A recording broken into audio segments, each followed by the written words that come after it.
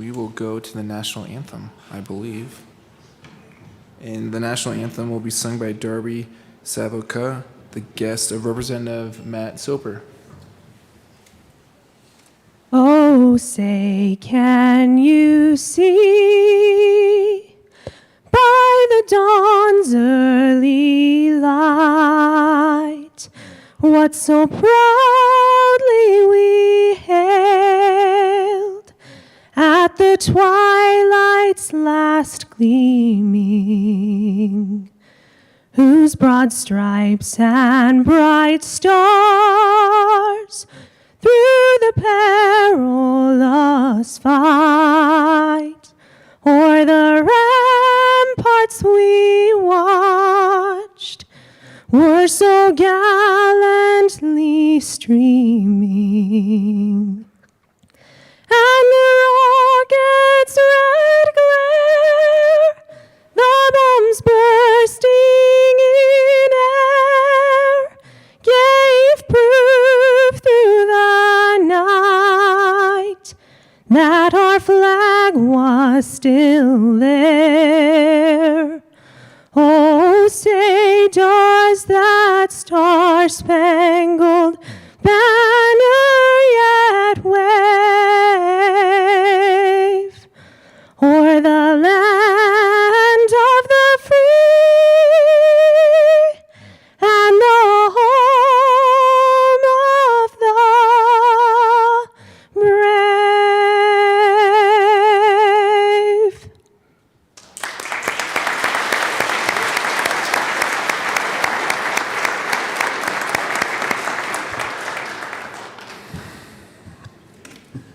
Darby, that was beautiful. Thank you very much.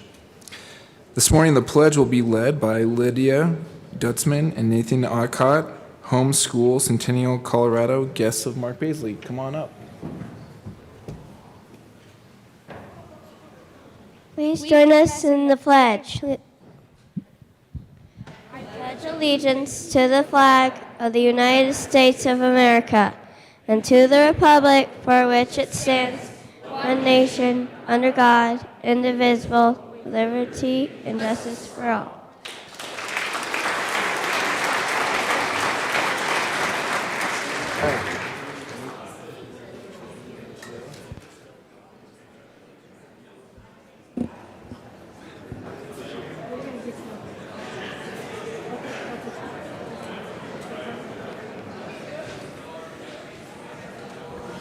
Mr. Shebel, please call the roll.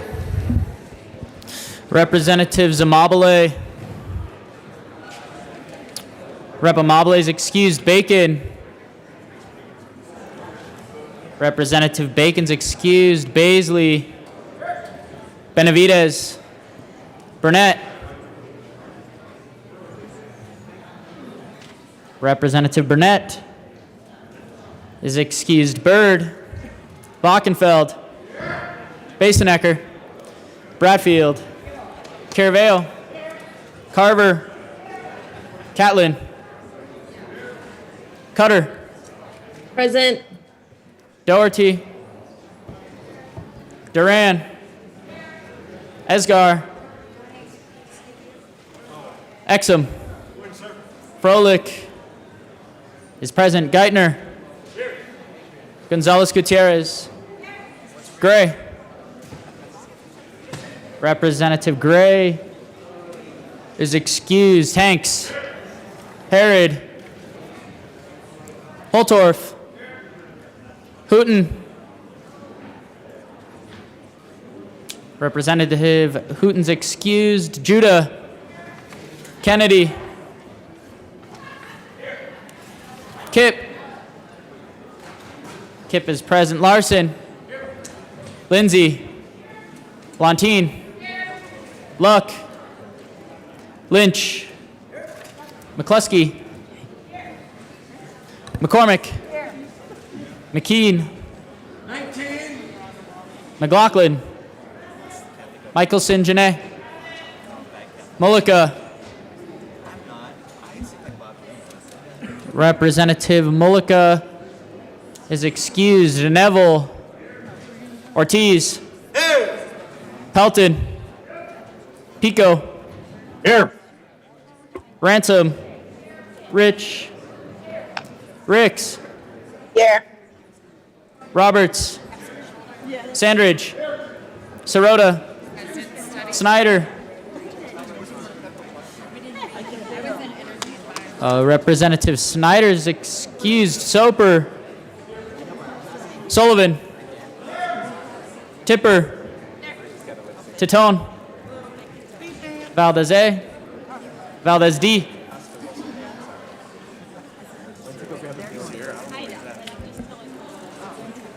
Representative Valdez D. is excused. Van Beber. Van Winkle. Weissman. Williams.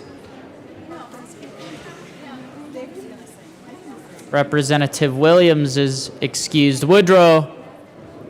Woog. Young. And Mr. Speaker.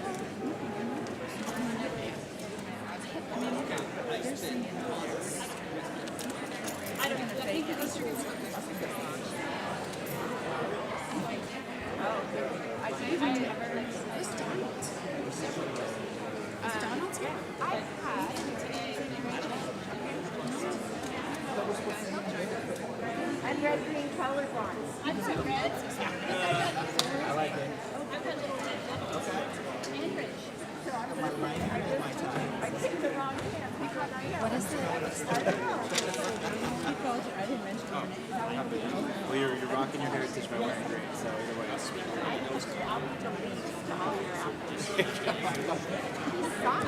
That's awesome. With 58 present, 7 excused, we have a quorum. Representative Burnett, who I don't believe is here. So, maybe we don't have to do this motion today. Wouldn't that be awesome? I'm going to choose Representative Tipper to do the motion.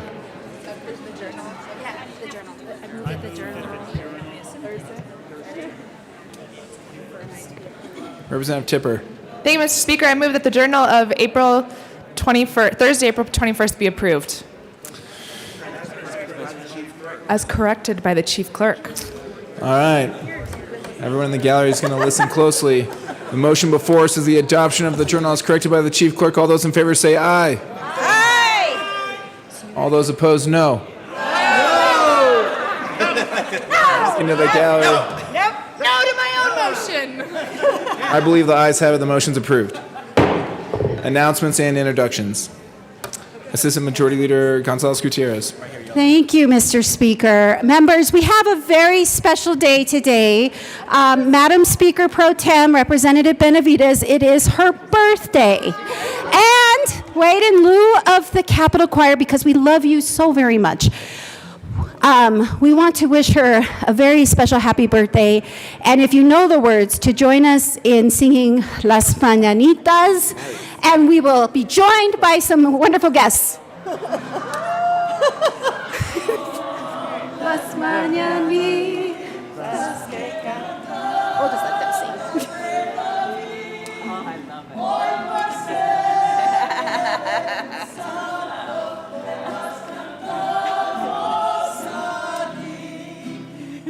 Despierta, Miguel, despierta.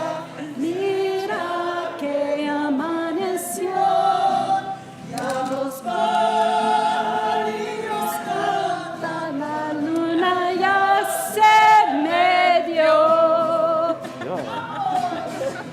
qué linda está la mañana en que vengo a saludarte. Venimos todos con gusto y placer a felicitarte. Qué alegría día que tú naciste, nacieron todas las flores. Y la de bautismo cantaron los reyes señores. Ya viene amaneciendo, ya la luz se nos dio.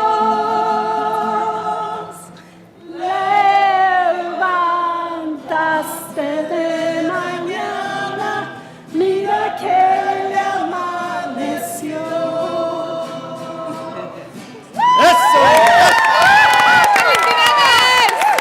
¡Feliz cumple!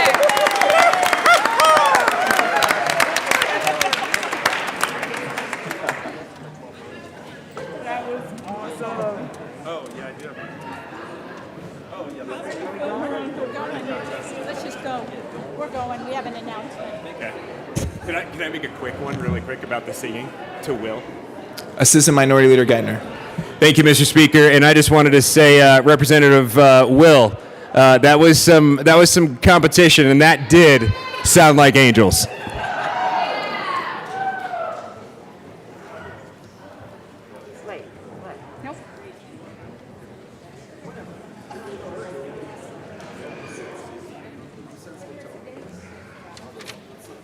Do this. Representative Beasley. Thank you, Mr. Speaker. Y Representante Benavides, feliz cumpleaños a ti. Hey, members, today marks the 29th annual Homeschool Day at the Capitol, sponsored by Christian Home Educators of Colorado. The Christian homeschoolers from all over Colorado assembled here today for a day of educational activities and an inspirational noon rally on the West Steps. These homeschoolers have come to publicly acknowledge God's presence and His sovereignty over all the affairs that are conducted here and to thank Him for the liberty that they have to teach their own children. Additionally, they are praying for you all today. Many families are here to meet and encourage their representatives, so please avail yourself of the opportunity to meet your constituents. Homeschool families have made the goodies that were delivered to your desk earlier this week, which included a cordial invitation to join us at 12:15 on the West Steps. Czech will give a hearty introduction to every representative who attends the rally. Two of Czech's representatives have joined us this morning in the chamber, George Seacrest, a board member, and John Arsenault, a committee member. They'd be happy to ensure that you're introduced at the rally. So please join me in commending the homeschool families here today and across the state of Colorado for their dedication to their children and exhorting them to continue to pursue educational excellence while raising the next generation of citizens and leaders for our great state and nation. Please welcome all these guests.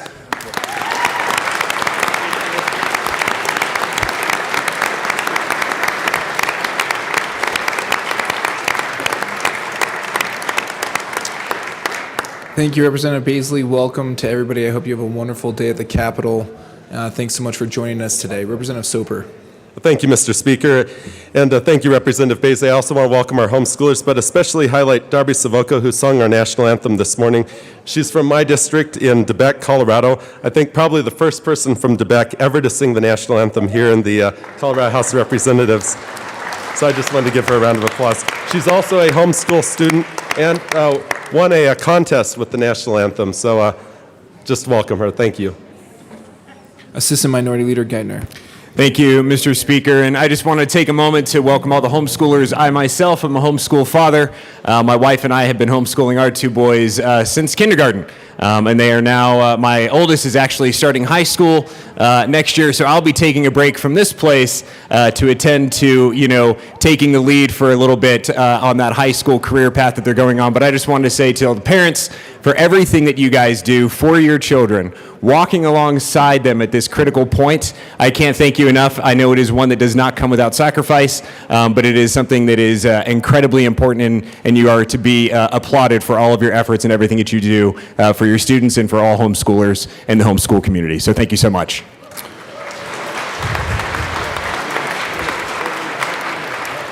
Representative Pelton. Thank you, Mr. Speaker. Welcome to the Capitol. My wife and I homeschooled our kids. Well, my wife homeschooled. I was in charge of field trips. which was a pretty good time for me. But what a wonderful way to raise your kids, give them the tools to cope with society, because we can't protect them, but we can give them the tools to cope that we want to give them, not that the government will give them. So thank you for doing what you do.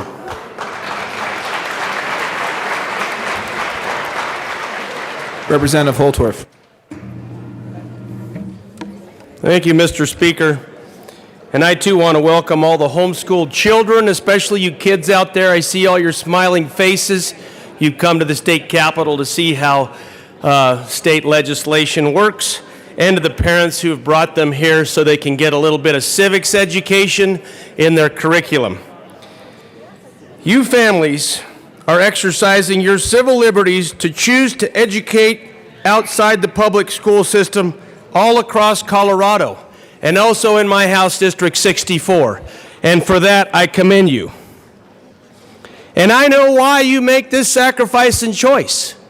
It is an important one. Number one, it's the curriculum. You get to choose, because parents and parents alone should have first position in what their children learn.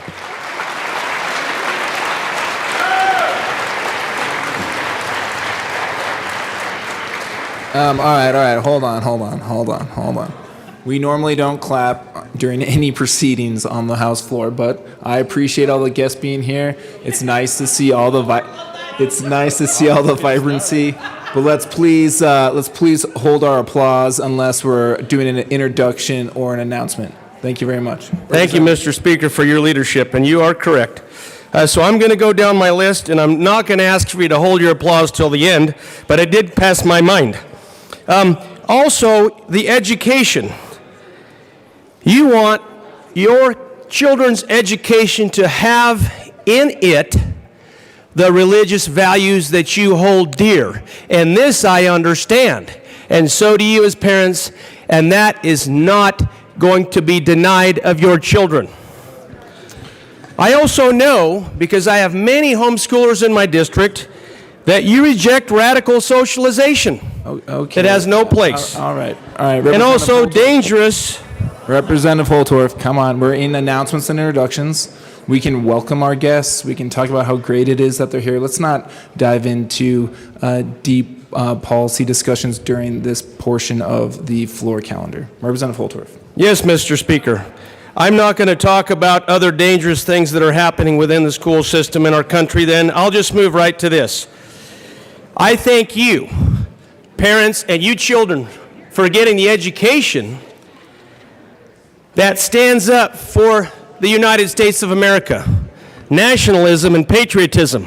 So you keep the United States of America, the greatest republic on the planet, by teaching these values to your children. Thank you, Mr. Speaker, and thank you for your leadership.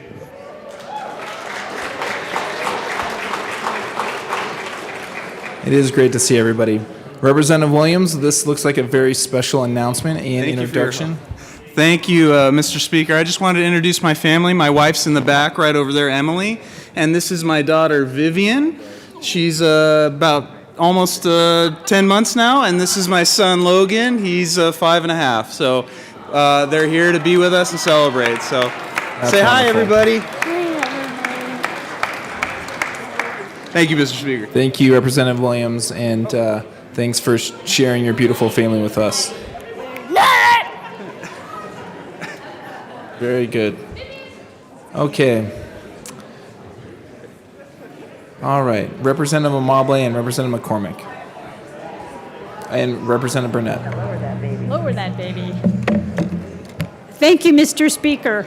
Members, today is Earth Day, and I'm so glad there's so many kids here to talk about Earth Day. Earth Day started 52 years ago. And on that first Earth Day, we committed ourselves to taking care of this place that we all call home. And the reason we need to do that is so that you all have a beautiful earth to live on and to thrive on and to call home. So I wanted to just draw your attention to the world's littlest book on climate, which you will find on your desks this morning.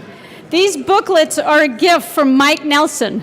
Mike is not only Colorado's most famous weatherman, he is also a passionate advocate for the environment.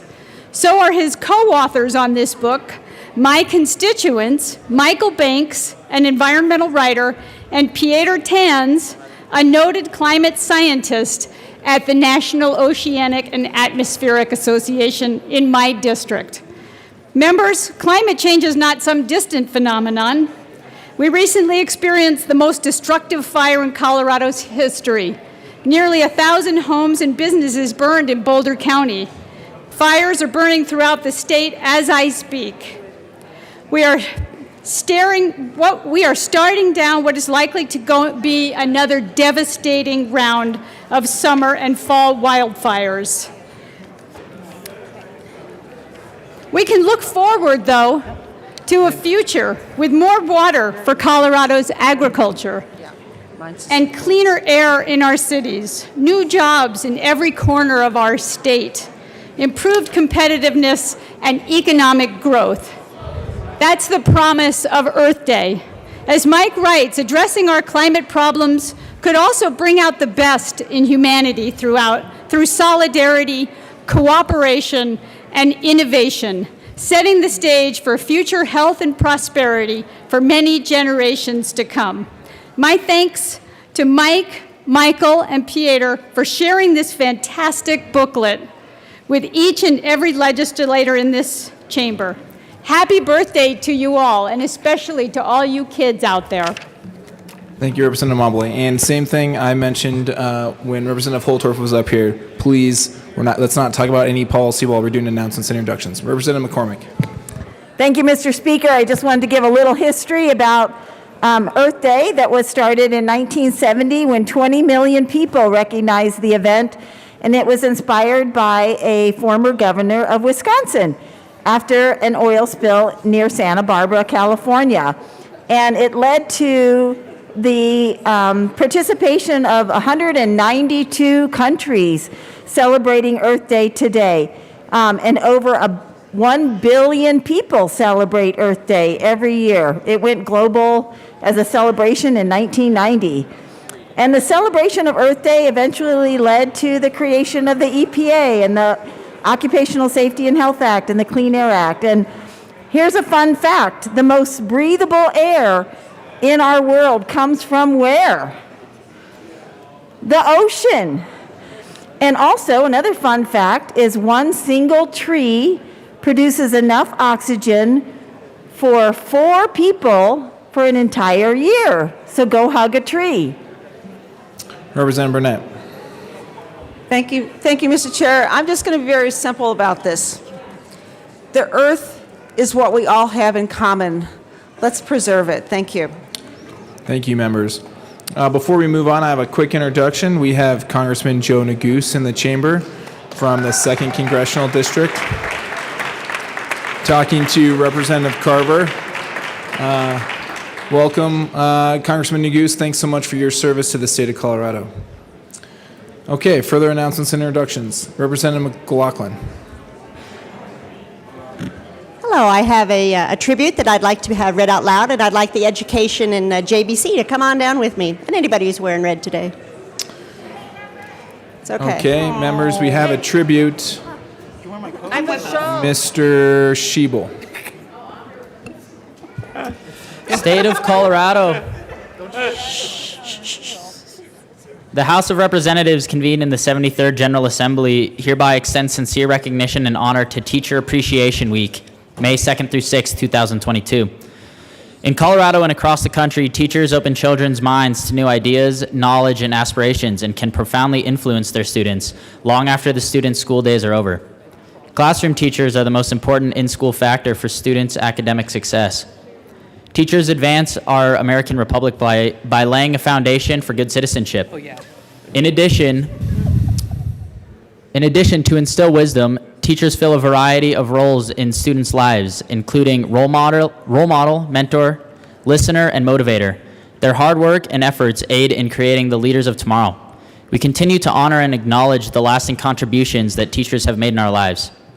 The House of Representatives recognizes and expresses our appreciation to Colorado teachers for their work and dedication and encourages all Coloradans to continue to support those who educate our state's future generation. On request of Representatives Barbara McLaughlin, Yadira Caraveo, Tony Exum, Leslie Herod, Kathy Kipp, Julie McCluskey, Daphna Michelson-Janae, Mary Young, Mark Baisley, Tim Geithner, Colin Larson, and Kim Ransom, given this 22nd day of April 2022, State Capitol, Denver. Representative McLaughlin. Thank you. I just want to give a big thank you to everyone who is a teacher, has had a teacher, knows a teacher, loves a teacher. You might just even live next door to a teacher. They make a tremendous difference in all of our lives. So thank you, thank you, thank you to all educators. Thanks. Thanks, everybody. It's nice to celebrate education today. Any further announcements or introductions? Gold Star families? No. Assistant Minority Leader. I'll wait till you're done. I'm introducing CCU. Oh, okay. Representative Herod. Thank you, Mr. Speaker. Members, I have a quick announcement to make. I hope you guys were able to all go out and see all of our fun zoo animals today. I'm sure they were very excited to see so many kids here, as well as teachers. Today is Zoo Day at the Capitol. And the zoo is conveniently and beautifully located in the heart of House District 8. As one of Colorado's oldest and most passionate wildlife conservation organizations, Denver Zoo's commitment to the care and protection of wildlife dates back more than 125 years. With the mission of inspiring communities to save wildlife for future generations, and through the support of its guests, members, donors, and partners, the zoo connects more than 2 million people to wild animals through immersive zoo habitats, which means some of you guys can go and play with the lions. We'll pick who. Engaging learning experiences and impactful local and global conservation programs. Dedicated staff and resources towards wildlife conservation, rescue and rehabilitation projects, and provides the 3,000 animals that call its 80-acre campus home with the highest level of physical, mental, emotional, and nutritional care. Today, the Colorado General Assembly is here to recognize Denver Zoo's tremendous contributions to Colorado's community and impact on wildlife conservation throughout the state and around the world. We also do have a tribute that was prepared in support of the zoo, but we won't read that today. What I do want to say is allow the members and our guests who are from the zoo to please stand and be recognized. And all of the animal handlers who are here today, and caretakers who brought the animals here for us to see at the zoo, I want to thank them too. I know that they're taking the animals back, but let's give them a round of applause too. Thank you, Denver Zoo, for all you do for Colorado.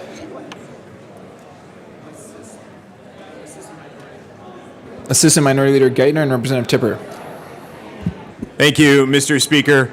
Members, today is Colorado Christian University Day at the Capitol. And joining us, we have students, board members, executive leadership, faculty, and staff. Please stand with us and recognize them for just one moment, if you will. They're standing over here and other places in the building.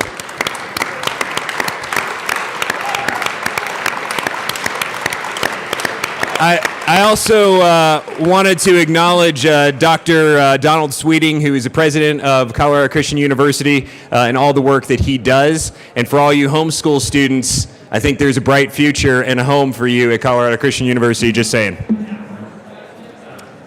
Representative Tipper. Thank you, Mr. Speaker, and thank you all for being here. I recognize Christian, my buddy from Orange Theory, as well. Colorado Christian University, the main campus, is in the center of my district in Lakewood. They produce incredible teachers and nurses. Those are the two programs I'm most familiar with. An incredible presence, a beautiful campus. Thank you for all that you do in our community. You make Lakewood a better, safer, and more loved place. Appreciate you being here. And then I also wanted to mention, in case the kids didn't get it, you've got zoo animals, not just the ones in this chamber, but real animals out in the building. So make sure you catch the zoo exhibit. Thank you all for being here.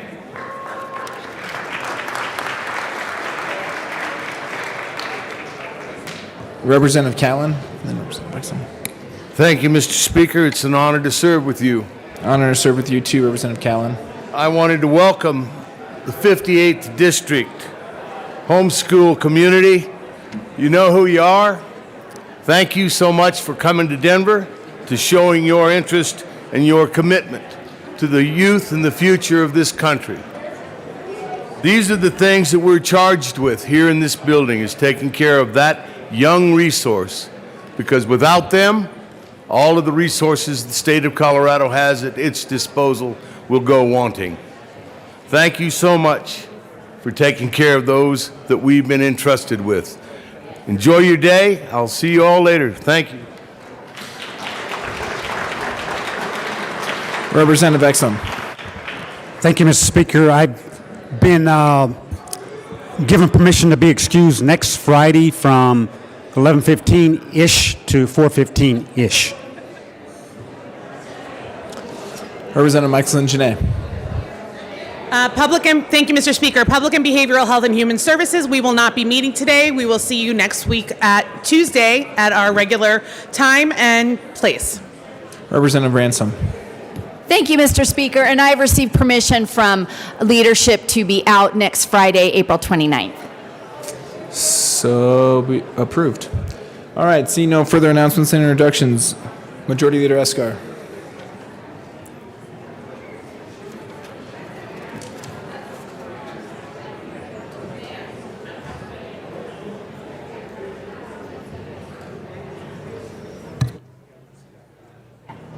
Majority Leader Escar.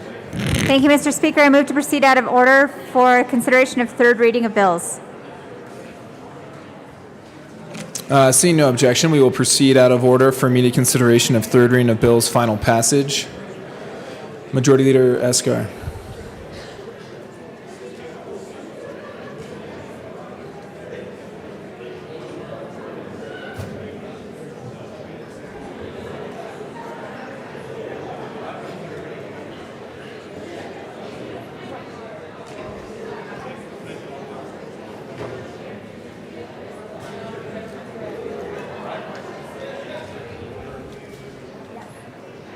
Majority Leader Escar.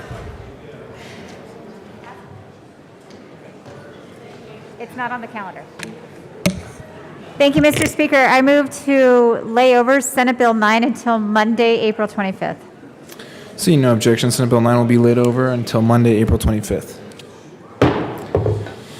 Mr. Schiebel, please read the title of House Bill 1122. House Bill 1122 by Representatives Will and Lindsay, also Senator Hawkes Lewis, concerning prohibiting certain practices by entities obligated to pay for prescription drug benefits and in connection therewith make an appropriation.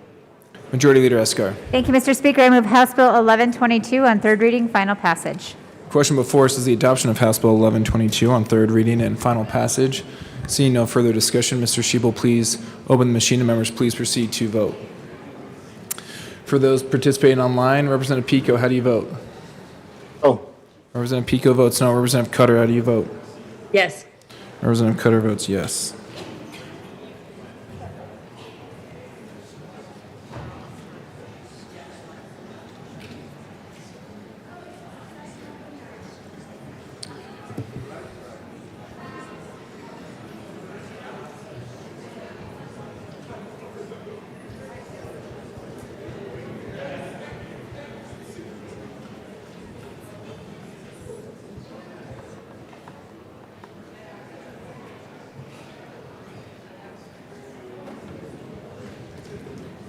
Please close the machine. With 44 aye votes, 20 no votes, and 1 excuse, House Bill 1122 is adopted. Co-sponsors.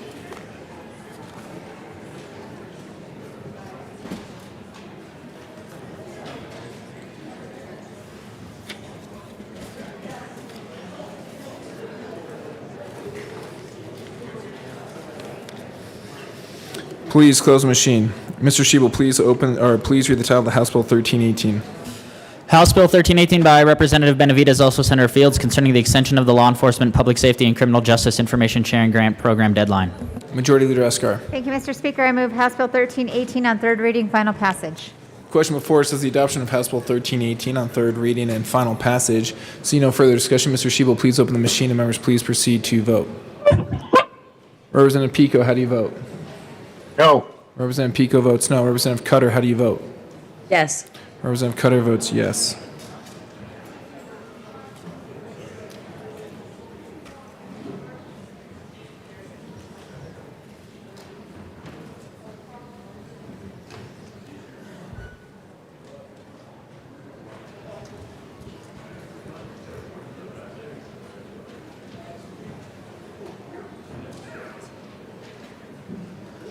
Please close the machine. With 45 aye votes, 19 no votes, and 1 excuse, House Bill 1318 is adopted. Co-sponsors.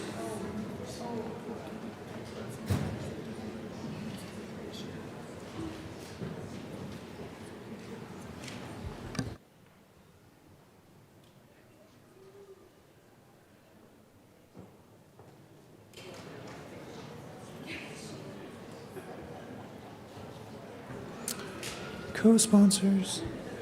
Please close the machine. Mr. Shebel, please read the title of House Bill 1349. House Bill 1349 by Representatives Duran and Will, also Senators Bridges and Priola, concerning improving decision-making to enhance post-secondary student success and in connection therewith making appropriation.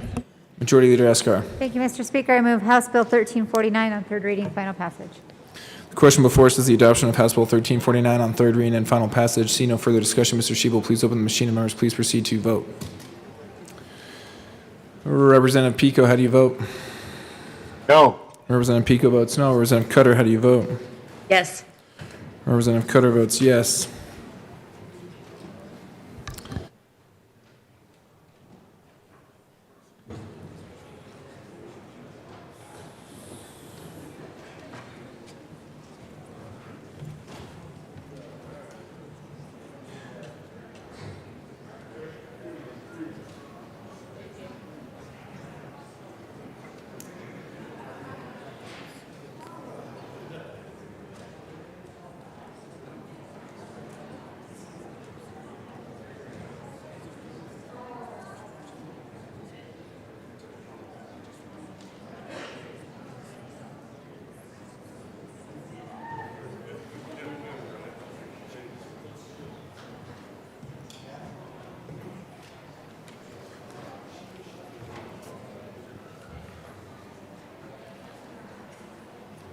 Please close the machine. With 48 aye votes, 16 no votes, and 1 excuse, House Bill 1349 is adopted. Co-sponsors.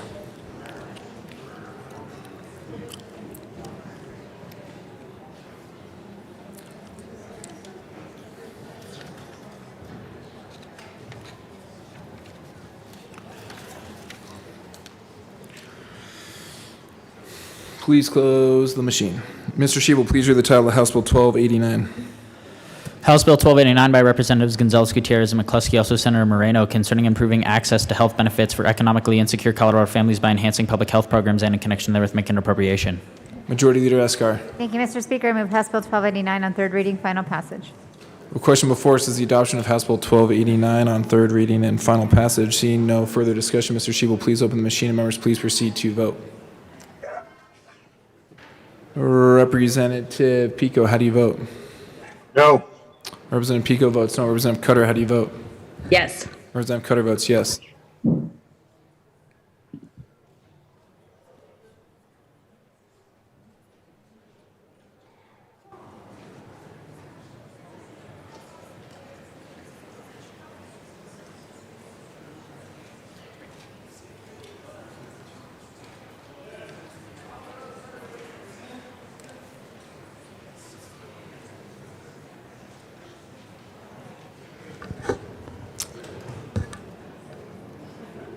Please close the machine.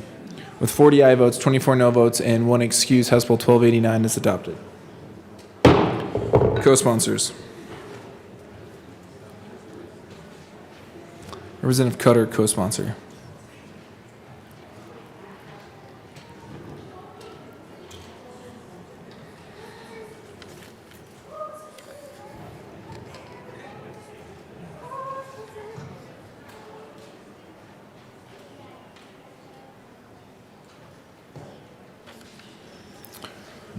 Please close the machine. Mr. Shebel, please read the title of the House Bill 1137.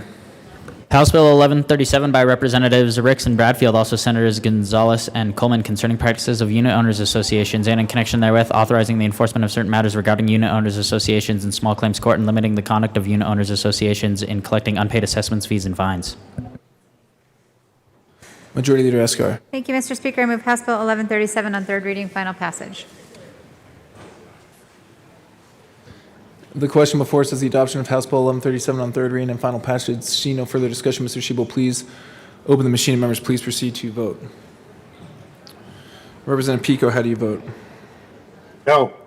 Representative Pico votes no. Representative Cutter, how do you vote? Yes. Representative Cutter votes yes.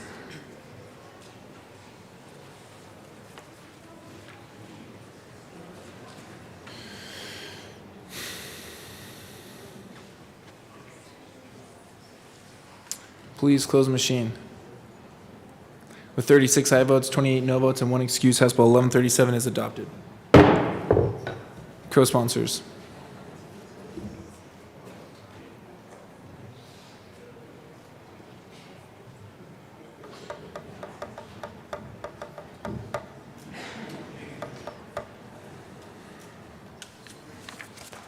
Please close the machine. Majority Leader Escar.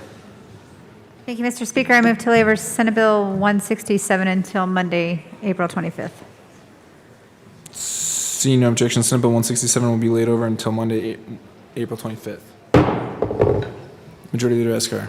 Thank you, Mr. Speaker. I move to lay over Senate Bill 58 until Monday, April 25th. Seeing no objection, Senate Bill 58 will be laid over until Monday, April 25th. Majority Leader Escar. Thank you, Mr. Speaker. I move to lay over Senate Bill 164 until Monday, April 25th. Seeing no objection, Senate Bill 164 will be laid over until Monday, April 25th. Mr. Shebel, please read the title of House Bill 1371.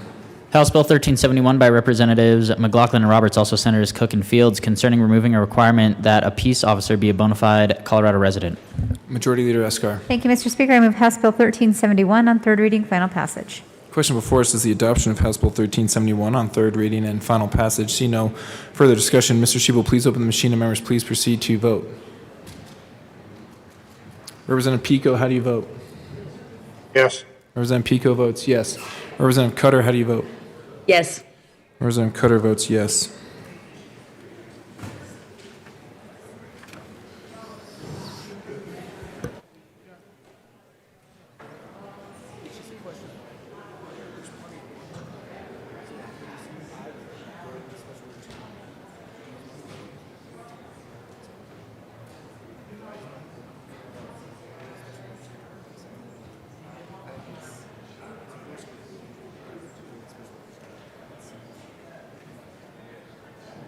Please close the machine. With 57 aye votes, 7 no votes, and 1 excuse, House Bill 1371 is adopted. Co-sponsors.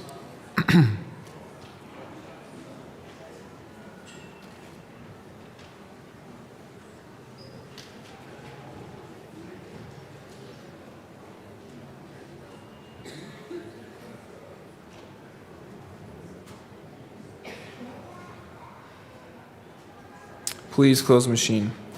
Mr. Shebel, please read the title of House Bill 1007. House Bill 1007 by Representatives Valdez D and Lynch, also Senators Simpson and Lee, concerning wildfire mitigation assistance for landowners. Majority Leader Escar. Thank you, Mr. Speaker. I move House Bill 1007 on third reading, final passage. Question before us is the adoption of House Bill 1007 on third reading and final passage. Seeing no further discussion, Mr. Shebel, please open the machine and members please proceed to vote. Representative Pico, how do you vote? Yes. Representative Pico votes yes. Representative Cutter, how do you vote? Yes. Representative Cutter votes yes.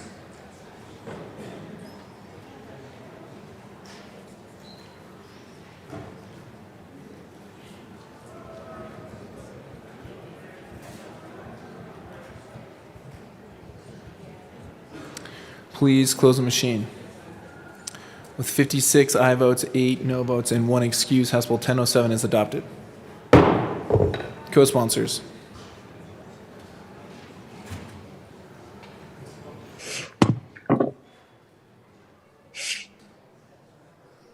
Representative Cutter, co-sponsor. Please close the machine. Mr. Shebel, please read the title of House Bill 1052. House Bill 1052 by Representatives McLaughlin and McKean, also Senators Priola and Moreno, concerning promoting behavioral health crisis services to school-age students and in connection therewith making an appropriation. Majority Leader Escar. Thank you, Mr. Speaker. I move House Bill 1052 on third reading, final passage. The question before us is the adoption of House Bill 1052 on third reading and final passage. See no further discussion. Mr. Shebel, please open the machine and members please proceed to vote. Representative Pico, how do you vote? Yes. Representative Pico votes yes. Representative Cutter, how do you vote? Yes. Representative Cutter votes yes.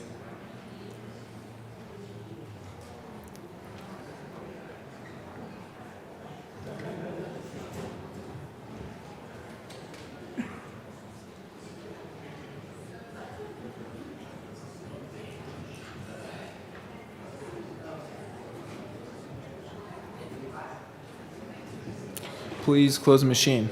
With 58 aye votes, 6 no votes, and 1 excuse, House Bill 1052 is adopted. Co-sponsors. Representative Cutter, co-sponsor.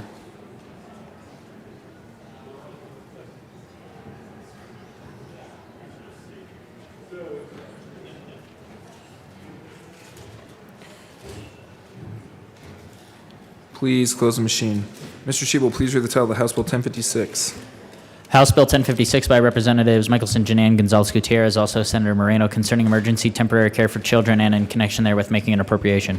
Majority Leader Escar. Thank you, Mr. Speaker. I move House Bill 1056 on third reading, final passage. Question before us is the adoption of House Bill 1056 on third reading and final passage. Seeing no further discussion, Mr. Shebel, please open the machine. Members, please proceed to vote. Representative Pico, how do you vote? No. Representative Pico votes no. Representative Cutter, how do you vote? Yes. Representative Cutter votes yes.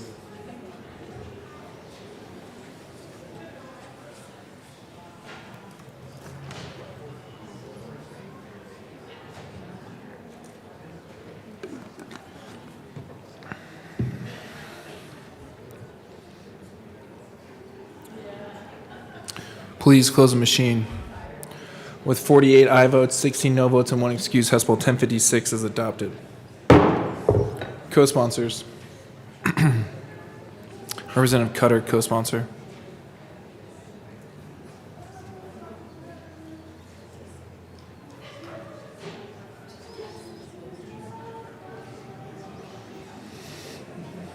Please close the machine.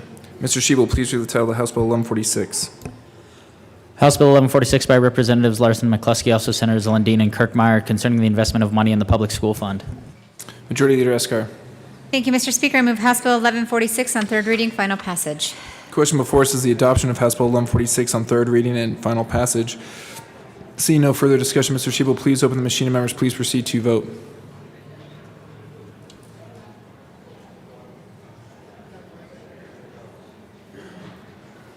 Representative Pico, how do you vote? Yes. Representative Pico votes yes. Representative Cutter, how do you vote? Yes. Representative Cutter votes yes.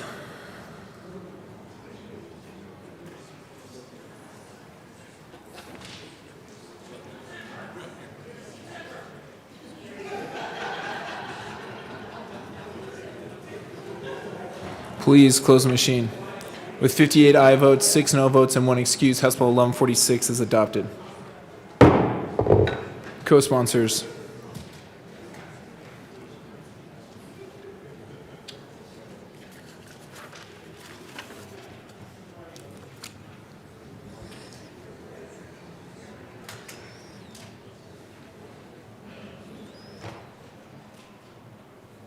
Please close the machine. Mr. Shebel, please read the title of House Bill 1220. House Bill 1220 by Representatives Kipp and McLaughlin, also Senators Enzinger and Quorum, concerning removing barriers in educator preparation to support educator candidates entering the educator workforce and in connection therewith making an appropriation. Majority Leader Escar. Thank you, Mr. Speaker. I move House Bill 1220 on third reading, final passage. Question before us is the adoption of House Bill 1220 on third reading and final passage. Seeing no further discussion, Mr. Shebel, please open the machine and members, please proceed to vote. Representative Pico, how do you vote? No. Representative Pico votes no. Representative Cutter, how do you vote? Yes. Representative Cutter votes yes.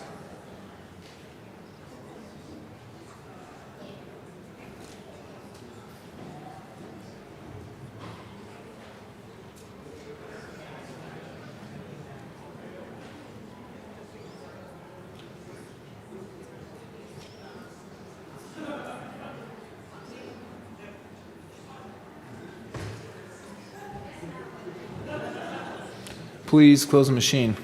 With 40 aye votes, 24 no votes, and 1 excuse, House Bill 1220 is adopted. Co-sponsors. Representative Cutter, co-sponsor.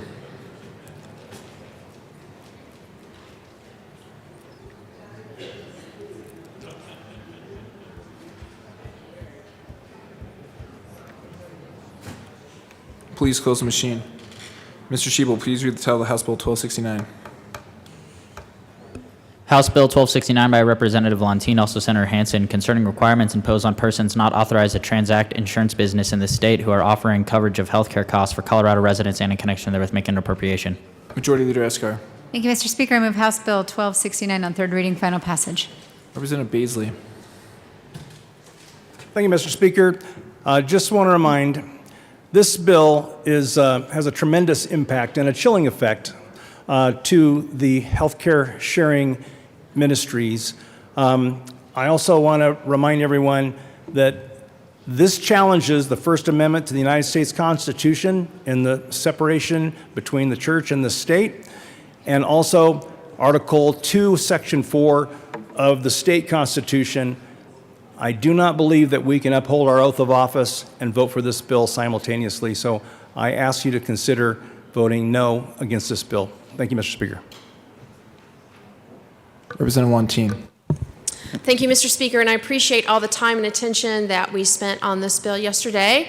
And after a thorough discussion, I hope we all realize that this is simply a reporting bill and does not alter in any way the way these healthcare cost-sharing arrangements work. It also does not interfere with any freedom of religion because it does not prevent anyone from free association or exercising their right to practice religion as they see it fit. So I would ask for a yes vote. Thank you for your time.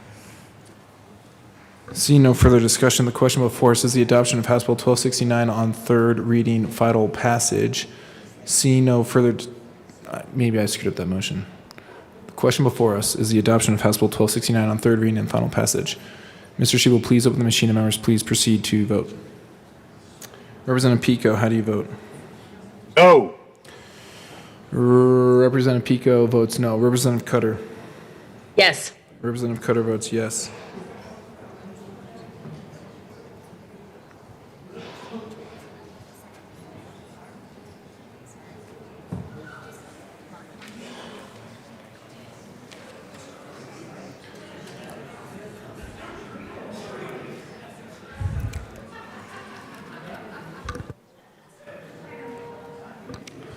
Please close the machine.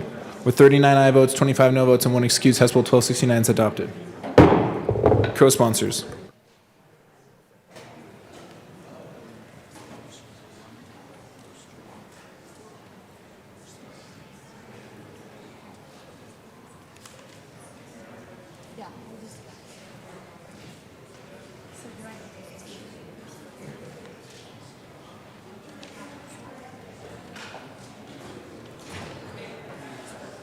Please close the machine. The House will stand in a brief recess.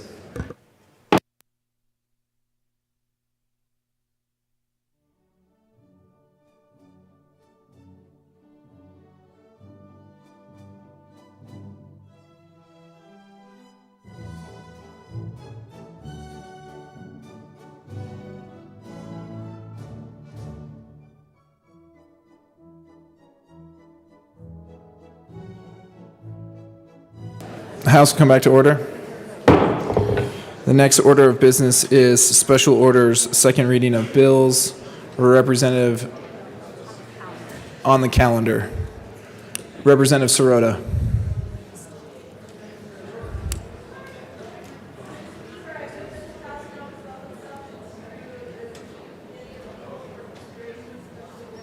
That is a proper motion. Seeing no objection, Representative Sirota will take the chair. Majority Leader Escar. Thank you, Mr. Speaker. And I just want to clarify for all of us, we're going off of the actual calendar, special orders calendar that's printed right now. Thank you.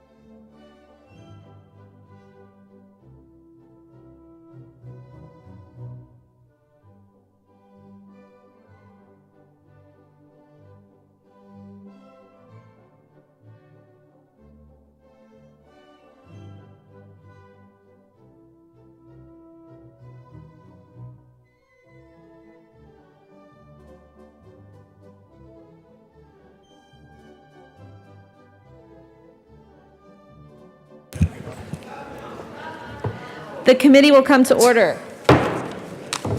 With your unanimous consent, the bills will be read by title unless there is a request for reading a bill at length. Committee reports are printed and in your bill folders. Floor amendments will be shown on the screen and on your iPads. Bills will be laid over upon motion of the majority leader, and the court rule is relaxed. Move the building. Mr. Schiebel, please read the title of House Bill 1290. House Bill 1290 by Representatives Titone and Ortiz, also Senators Zenzinger and Quorum, concerning changes to Medicaid to allow for expedited repairs to complex rehabilitation technology. Representative Ortiz. Madam Chair, I move House Bill 22-1290 and the committee reports. To the appropriations report.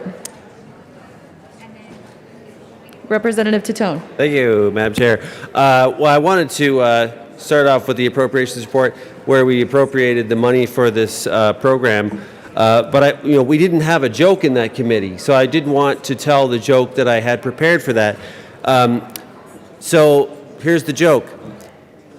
Someone in a wheelchair wanted to get their wheelchair repaired, and it took 3 months, and they still didn't get it repaired. It's not. I know, that's not funny, right? It's not funny. That's why this bill is here, and that's why we're running the bill. So I hope you vote yes on the appropriations report. Any further discussion on the appropriations report? Seeing none, the question before us is the adoption of the appropriations report. All those in favor say aye. Aye. Those opposed, no. The ayes have it. The report is adopted. To the bill, Representative Titone. Thank you, Madam Chair. So I'm just going to go start on the bill. This bill changes a few things with respect to wheelchair repair, and this is a companion bill to a bill we already heard here, 1031. And this bill focuses on the Medicaid portion of the problem. And we spent months and months and months talking to the repair folks, the disability community, and we came to this agreement. We do have one amendment that we will be running on the bill, just to clarify a couple things.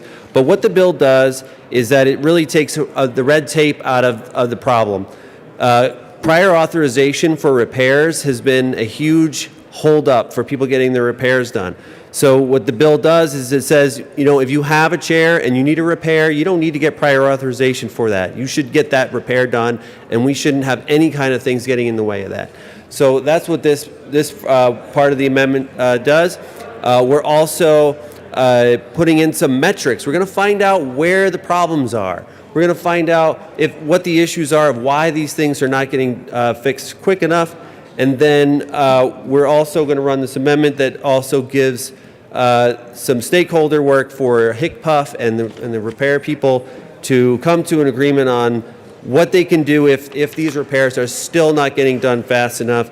And one more thing is that we're giving more money to the rural communities to get repair rates a little bit higher. Rural rates, all the rates that they're included here include travel time and all that other time. That's all built into this rate. So going out to rural areas, especially in the wintertime, is very time consuming. We wanted to compensate people for that. So this is a really good bill. It's going to solve a lot of problems for the disability community. And I will turn it over to my co-prime to add to the conversation. Representative Ortiz. Thank you, Madam Chair. I want to thank my co-prime for bringing me onto this bill. This is, I'm not going to kick a dead horse. Y'all have heard me say this. This is not just a way for us to get around. This is literally our lives and our health. We shouldn't be waiting 3 to 6 months for our chairs to get repaired. We're making it easier for providers by getting rid of prior authorization. I want to thank the JBC because they upped reimbursement for DME in general by 10%. And we always talk about closing the rural-urban divide here. Folks, we are increasing reimbursement in the rural areas by 25%. To make sure that those that live with a disability in rural areas will be able to still get timely service. We are going to bring an amendment forward that will bring the providers to a support position. It just clearly outlines what's going to happen around the stakeholdering process and what can happen at the end. So I urge an aye vote on the bill. Representative Ortiz, did you say you have an amendment or you... Do you want me to move it? Representative Ortiz. Yeah, I'll move L002 and ask that it properly be displayed. Or they already have it. You can speak to it. L002 has been moved and properly displayed. Representative Titone, would you like to tell us about it? Yeah, thank you, Madam Chair. So this was just another negotiation we did with the wheelchair repair folks, and it just kind of restates a little bit about what was in the bill already. We're giving them 3 years for HICPUF and the department and other stakeholders to look at repair metrics, what's going right, what's going wrong. And then after that 3-year period of the metrics being collected, this will give them an opportunity to come up with ways for accountability to be instantiated there. Because without accountability, we're just allowing people to just keep doing bad stuff and not accomplishing the work. So that's what this amendment does, and I ask for a yes vote on the amendment. Is there any further discussion on L002? Representative Soper. Thank you, Madam Chair, and I rise in full support of the amendment, and I'm very pleased to see you offering the amendment. This was something that in committee, when we talked about the bill, I was certainly encouraging the sponsors to really take a look at this, and I said, look, if you were to do something about this, I'd like to be able to get on board and be behind the bill, and I'm just proud of the work that you've done here. You honored your commitment that you made in committee, so I'm glad to see this and be a proud yes. Thank you. Any further discussion on L002? Seeing none, the question before us is the adoption of L002. All those in favor say aye. Aye. Those opposed, no. The ayes have it. The amendment is adopted. To the bill, any further discussion on Representative Baisley? Thank you, Madam Chair. This is exactly the kind of bill that we ought to be looking at in the legislature. These are tough matters that require wisdom. The owners of a wheelchair that has a problem that they could just fix with tools, knowledge, skills of their own, rather than waiting weeks, that's unfair. And there's also some real serious considerations for the manufacturer. So we had a split vote on the Republican side in committee. I was a yes then, I'm a yes now. I really appreciate the sponsors working with stakeholders to make it even more palatable for everyone. Anyway, this is a difficult decision, but balancing everything, I think the right decision is a yes vote on this bill. Thank you for bringing it. Thank you for bringing the conversation, and I encourage everyone to vote yes on this bill. Thank you. Any further discussion on House Bill 1290? Seeing none, the question before us is the passage of House Bill 1290 as amended. All those in favor say aye. Aye. Those opposed, no. The ayes have it. The bill passes. Mr. Schiebel, please read the title to House Bill 1310. House Bill 1310 by Representatives Larson and Kipp, also Senators Bridges and Woodward, concerning the alignment of the state income tax deduction for contributions to a 529 account with the changes in the federal Setting Every Community Up for Retirement Enhancement Act of 2019 that allows tax-free distribution for eligible apprenticeship programs. Representative Larson. Thank you, Madam Chair, and we're going to run a gauntlet of committee reports here. I'm going to move House Bill 22, 1320, and the Public and Behavioral Health Committee. You just hit the bottom, Oh, sorry, I move the Appropriations report. I don't think I see that either. No report. Oh, my apologies. Okay, never mind. Scratch what I said. Yep, members, we bring you House Bill 1310, the first of two 529 bills, so be excited for the next one. But for this one, we're going to start it out nice and easy.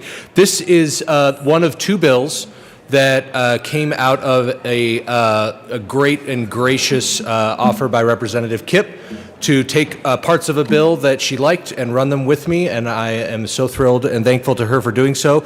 But this bill essentially aligns our current 529 statute. 529 accounts, for those of you that aren't familiar, are the accounts that parents use to save for higher education, and it doesn't necessarily have to be a parent. It can be a grandparent, an uncle, a friend, an aunt. But you're saving for college education. Due to some fairly recent federal tax changes, you're allowed to use these accounts now for apprenticeship programs and some of the costs associated with apprenticeship programs.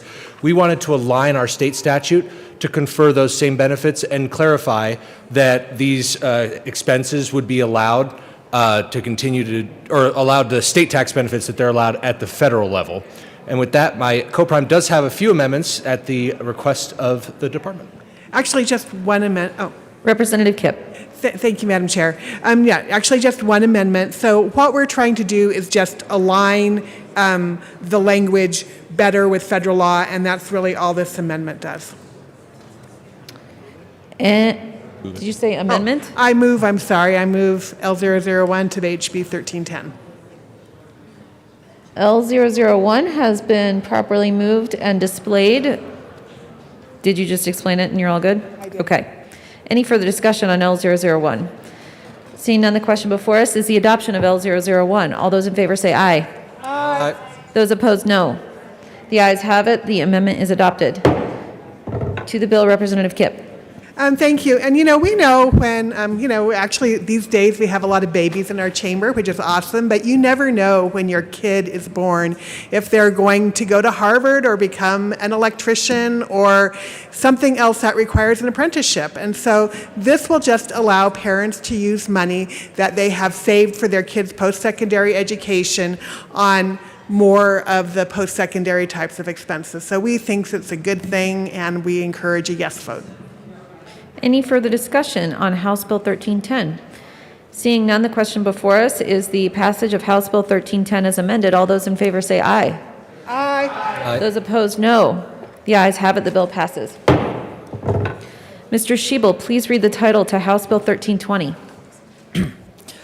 House Bill 1320 by Representatives Kipp and Larson, also Senators Zenzinger and Woodward, concerning the Achieving a Better Life Experience ABLE Savings Program for individuals with disabilities, and in connection therewith modifying who may create and control an ABLE program account, preventing the state from filing certain claims against an ABLE program account upon the death of a designated beneficiary, and allowing contributions to an ABLE program account that are withdrawn for qualified disability expenses to be deducted from a taxpayer's federal taxable income for purposes of determining the taxpayer's state taxable income. Representative Kipp. Thank you, Madam Chair. I move HB 1320. And the Appropriations Committee report. You go for the... And the Public and Behavioral Health and Human Services report? And Finance report. And Finance. Ooh, I missed that And one. Public Behavioral Health. in case I Okay, missed that. Yep. so 3 reports. All right. Representative Larson. All right, thank you, Madam Chair. Members, you saw the prequel. Now buckle up. Let's go for the ride. So, working through the committee report in well, actually, I'm going to speak to the bill first, and then we're going to run through the committee reports, because a lot of the committee reports are simply technical and conforming changes at the request of various departments. So, this is the second of the 529 bills. This one touches the ABLE account. ABLE accounts are for people, it's actually a little different from the traditional concept of a 529. It is something that came into being a little bit earlier in the decade. I believe it was 2014 when the state adopted ABLE accounts. And these are savings accounts for people with disabilities. Because of some of the way that some of the benefits for somebody on disability work, there are certain income thresholds that make it very difficult or frankly impossible for a person receiving some of these benefits to accrue any kind of assets. And this creates a difficult situation for them where, you have someone who maybe needs a Medicare benefit, maybe needs TANF or something like that, but can't save more than, it used to be a $2,000 threshold in cash assets without losing access to that. And it put them in this space where they essentially had to live in perpetual poverty with really no safety cushion if they wanted to be able to access some of these benefits. So the ABLE account was created, and it's a taxable, it's an account where people can make deposits, not have it count against the benefit in terms of determining eligibility. So it's a way for them to save money in case there's a rainy day, in case there's a life event, and that sort of thing. So we were making a couple of changes and updates here to those ABLE accounts to make them more accessible and work better. We did 3 fundamental things. The first thing that we did is that we changed the provision. Right now, the person who opens the account needs to be the person with a disability. Obviously, given the nature of that community, we thought it might be appropriate to allow other people to open an account for that individual. This could be a parent or guardian. This could be, again, similar to a 529 account, a relative. somebody who wants to open an account and make deposits. That was the first change. The second change is we ended a provision. Right now, if a person who has an ABLE account goes in, receives Medicaid services. I'm so sorry to interrupt you because you are doing such a beautiful job describing, except to make sure that everybody is really clear about which report and where we're talking about. You did move the approx report, so if you want to maybe speak to the changes in that one and then get to the next report, it might help folks follow which changes do what. Okay. Representative Larson. Thank you, Madam Chair. And as I referred to at the beginning, all of these committee reports, the amendments that were made were all essentially technical and conforming amendments at the request of the committee. Wanted to speak to what the bill was doing because rather than running through committee reports and say we made an appropriation, we made technical and conforming amendments, but I'm happy to run it that way. So if we want to go that way, we can just jump back. And I'll move the Appropriations Committee report, and in the Appropriations Committee report, we made an appropriation and asked for a yes vote. Any further discussion on the appropriations report? Seeing none, the question before us is the adoption of the appropriations report. All those in favor say aye. Aye. Those opposed, no. The report is adopted. To the finance report. Representative Larson. Thank you, Madam Chair. In the Finance report, we made an amendment at the request of the department. It was technical in nature, and I asked for a yes vote. Any further discussion on the finance report? Seeing none, the question before us is the adoption of the finance report. All those in favor say aye. Aye. Those opposed, no. The ayes have it, and the finance report is adopted. To the Public and Behavioral Health and Human Services report, Representative Larson. Thank you, Madam Chair. In the Public Behavioral Health and Services Committee, we made an amendment that was technical in nature at the request of the department. I asked for a yes vote. Any further discussion on the public health report? Seeing none, the question before us is the adoption of the Public and Behavioral Health and Human Services report. All those in favor say aye. Aye. Those opposed, no. The ayes have it. The report is adopted. Representative Kipp. Thank you, Madam Chair. And we do have one more conforming amendment on this. So I move L004 to 1320 and ask that it be displayed. Yep. L004 has been properly moved and displayed. Representative Kipp, would you like to describe it, or Representative Larson? Yes, thank you. This actually just brings us further into conformity with the federal law, so that's why we're doing it. Is there any further discussion on L004? Seeing none, the question before us is the adoption of L004. All those in favor say aye. Aye. Those opposed, no. The ayes have it. The amendment is adopted. Okay, to the bill, Representative Larson. Perfect. Thank you, Madam Chair. I'll pick up where I left off. We were in that second change that it made. It ended the clawback provision. Essentially, there was an ability for the state to come into these accounts, take costs from these accounts if there were any leftover funds in there after a beneficiary's death, which both Representative Kipp and I did not think that that was appropriate, so this ends that clawback provision. And then the third thing that we did is that we extended a tax benefit to contributions to this account in line with all of the other 529 contributions, conferring the same state taxable benefits that we extend to all other 529 contributions. And those are the three things that we did with this bill. And I just want to thank Representative Kipp again for running this with me. Representative Kipp. And thank you to Representative Larson for running this with me. So, people who have disabilities often have to take a vow of poverty in order because they have a disability, and that's just not acceptable. Imagine not being able to save more than $2,000, right? So this allows people with a disability to save more than $2,000 in one of these ABLE accounts for purposes that go towards their disability. The clawback position is especially egregious if you have a child who dies that you've been saving for them, and then the state takes away your money. How is that in any way acceptable?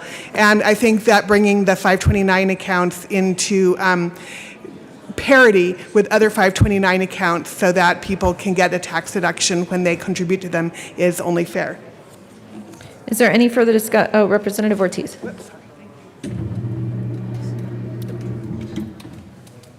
I want to thank both bill sponsors for the work on this bill, and I'm not going to reiterate what they said, but they hit the nail on the head. You essentially get condemned to a life of poverty if you are dependent on your benefits when it comes to this disability. I really love this work, and I look forward to more bills like this that give us the opportunity to work our way out of that. and work our way into more opportunities. There's a reason why we're 4 times likely to be below the poverty line, and it's about access. And we're not just talking about building access, it's access to building up equity, building up wealth, and pulling ourselves out of that situation. So I really want to thank the work of both bill sponsors, and I urge an aye vote. Any further discussion on House Bill 1320? Seeing none, the question before us is the passage of House Bill 1320 as amended. All those in favor say aye. Aye. Those opposed, no. The ayes have it. The bill passes. Mr. Schiebel, please read the title to House Bill 1325. House Bill 1325 by Representatives Kennedy and Caraveo concerning alternative payment methods for primary care services. Representative Kennedy. Thank you, Madam Chair. I move House Bill 1325 and the committee reports from Appropriations and Health and Insurance. To the Appropriations Report, Representative Kennedy. Thank you, Madam Chair. In Appropriations, we appropriated about $300,000. Actually, that's in the second year. The first year, it's only $70,000 for the administration of this program. We ask for an aye vote. Any further discussion on the Appropriations Report? Seeing none, the question before us is the adoption of the Appropriations Report. All those in favor say aye. Aye. Those opposed, no. The ayes have it. The report is adopted. To the Health and Insurance Report, Representative Kennedy. Thank you, Madam Chair. I move Amendment L12 and ask that it be displayed.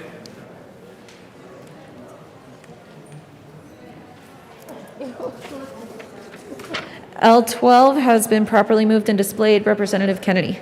Thank you, Madam Chair. This is an amendment that we worked on with a couple stakeholders, in particular recognizing that in some managed care organizations, their models are a little bit different, so that some of the provisions of the bill didn't necessarily apply to them. We also continued to work on helping protect certain proprietary information. We ask for an aye vote. Any further discussion on L12? Seeing none, the question before us is the adoption of L12. All those in favor say aye. Aye. Those opposed, no. The ayes have it. The amendment is adopted. To the Health and Insurance Report, Representative Kennedy. Thank you, Madam Chair. I move Amendment L13 and ask that it be displayed. L13 has been properly moved and displayed. Representative Kennedy. Thank you, Madam Chair. This amendment contains a couple provisions. One, bringing CDPHE into the conversation about alternative payment models. Secondly, making sure that there are carrots in addition to sticks built into this program. We ask for an aye vote. Any further discussion on L013? Seeing none, the question before us is the adoption of L013. All those in favor say aye. Aye. Those opposed, no. The ayes have it. The amendment is adopted. To the Health and Insurance Report, Representative Kennedy. Thank you, Madam Chair. In the Health and Insurance Committee, we made a number of changes based on a lot of stakeholder feedback, including kind of reorganizing and streamlining certain components of the bill. We ask for an aye vote. Any further discussion on the Health and Insurance Report? Seeing none, the question before us is the adoption of the Health and Insurance Report as amended. All those in favor say aye. Aye. Those opposed, no. The ayes have it. The report is adopted. To the bill, Representative Caraveo.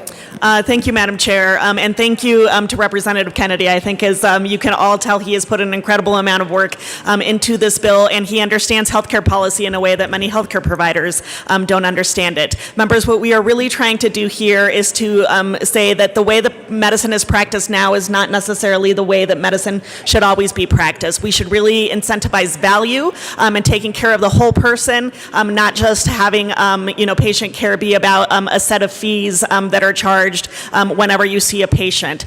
This is really a debate that has gone on for a long time in medicine, and I really thank Representative Kennedy for the conversations we've had over the last couple of years on how to really start changing the paradigm rather than just kind of taking little bites out of a very complicated system. So with that, I will turn it over to my co-prime to really get into the meat of the bill.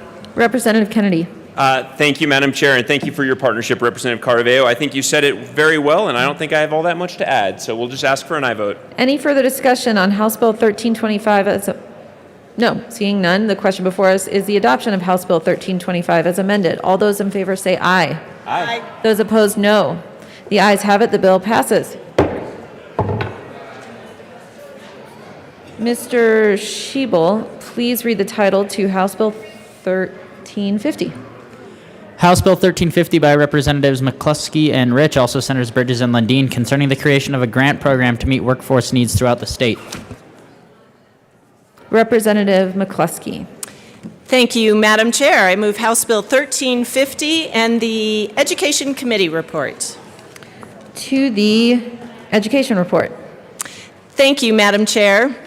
Members, in our Education Committee, we did bring several amendments to strengthen the representation of institutions of higher education in the language of the bill with the steering committee. We also focused on evidence-based practices to make sure that our programs, our proposed talent collaboratives, were based on proven strategies and other initiatives. And finally, we did a clarification, since this funding is coming from the ARPA funding that the state received. We added clarification about how those funds were to be used between OSPB and our controller.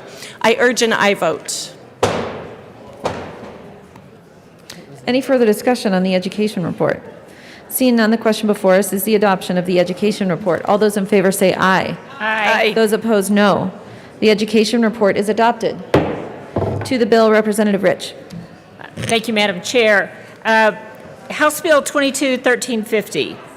This is developing a grant application process, and the office, which is OEDIT, in collaboration with the Department of Labor and Employment, Higher Education, and Education Department, along with the steering committee, is to identify regions throughout the state to inform the selection of grant applications. This is intended to respond to the negative economic impacts of the pandemic. This program is intended to meet workforce development initiatives in intended regions of the state, create pathways between K through 12, education, higher ed, employment, provide opportunities for regional learners to gain economic mobility and earn a living wage. I was happy to be on this bill with Representative McCluskey because this is going to be very helpful to rural Colorado. Actually, it's going to be helpful throughout the entire state. I ask for an aye vote. Representative McCluskey. Thank you, Madam Chair. As many of you remember, last year we brought forward House Bill 1330, which was a bill that established a task force to focus on student success and workforce revitalization. Over the course of the interim, we brought together industry leaders, organization leaders, labor leaders, and of course, many in the higher education and K-12 space. And we talked about strengthening our talent pipelines. How do we bring all of these groups together in a way that will help us drive more and better education for some of these high needs jobs? The bill before you is one of several that came out of that work, out of that task force effort. With this particular bill, we are providing $90 million to fuel innovative practices and partnerships, help drive that marriage between our colleges and universities and business and labor leaders, making sure that regionally, we're focused on the highest need jobs and the jobs that ultimately pay that living wage. I am very excited to bring forward House Bill 1350 and look forward to your support. I urge an aye vote. Any further discussion on House Bill 1350? Seeing none, the question before us is the adoption of House Bill 1350 as amended. All those in favor say aye. Aye. Those opposed, no. The ayes have it, and the bill is adopted. Mr. Schiebel, please read the title to House Bill 1354. House Bill 1354 by Representatives Lindsay and Michelson Janae, also Senator Winter, concerning mental health and workers' compensation cases. Representative Lindsay. Thank you, Madam Chair. I move House Bill 1354 and the Public and Behavioral Health Committee report. To the committee report, Representative Lindsay. Thank you, Madam Chair. We have an amendment. I move L005 and ask that it be displayed. L005 has been properly moved and displayed. Please describe the amendment, Representative Lindsay. Thank you, Madam Chair. This amendment makes some language consistent throughout the bill and also adds audio recordings as records that are to be protected. We ask for an aye vote. Is there any further discussion on L005? Seeing none, the question before us is the adoption of L005. All those in favor say aye. Aye. Those opposed, no. The ayes have it. The amendment is adopted. To the committee report.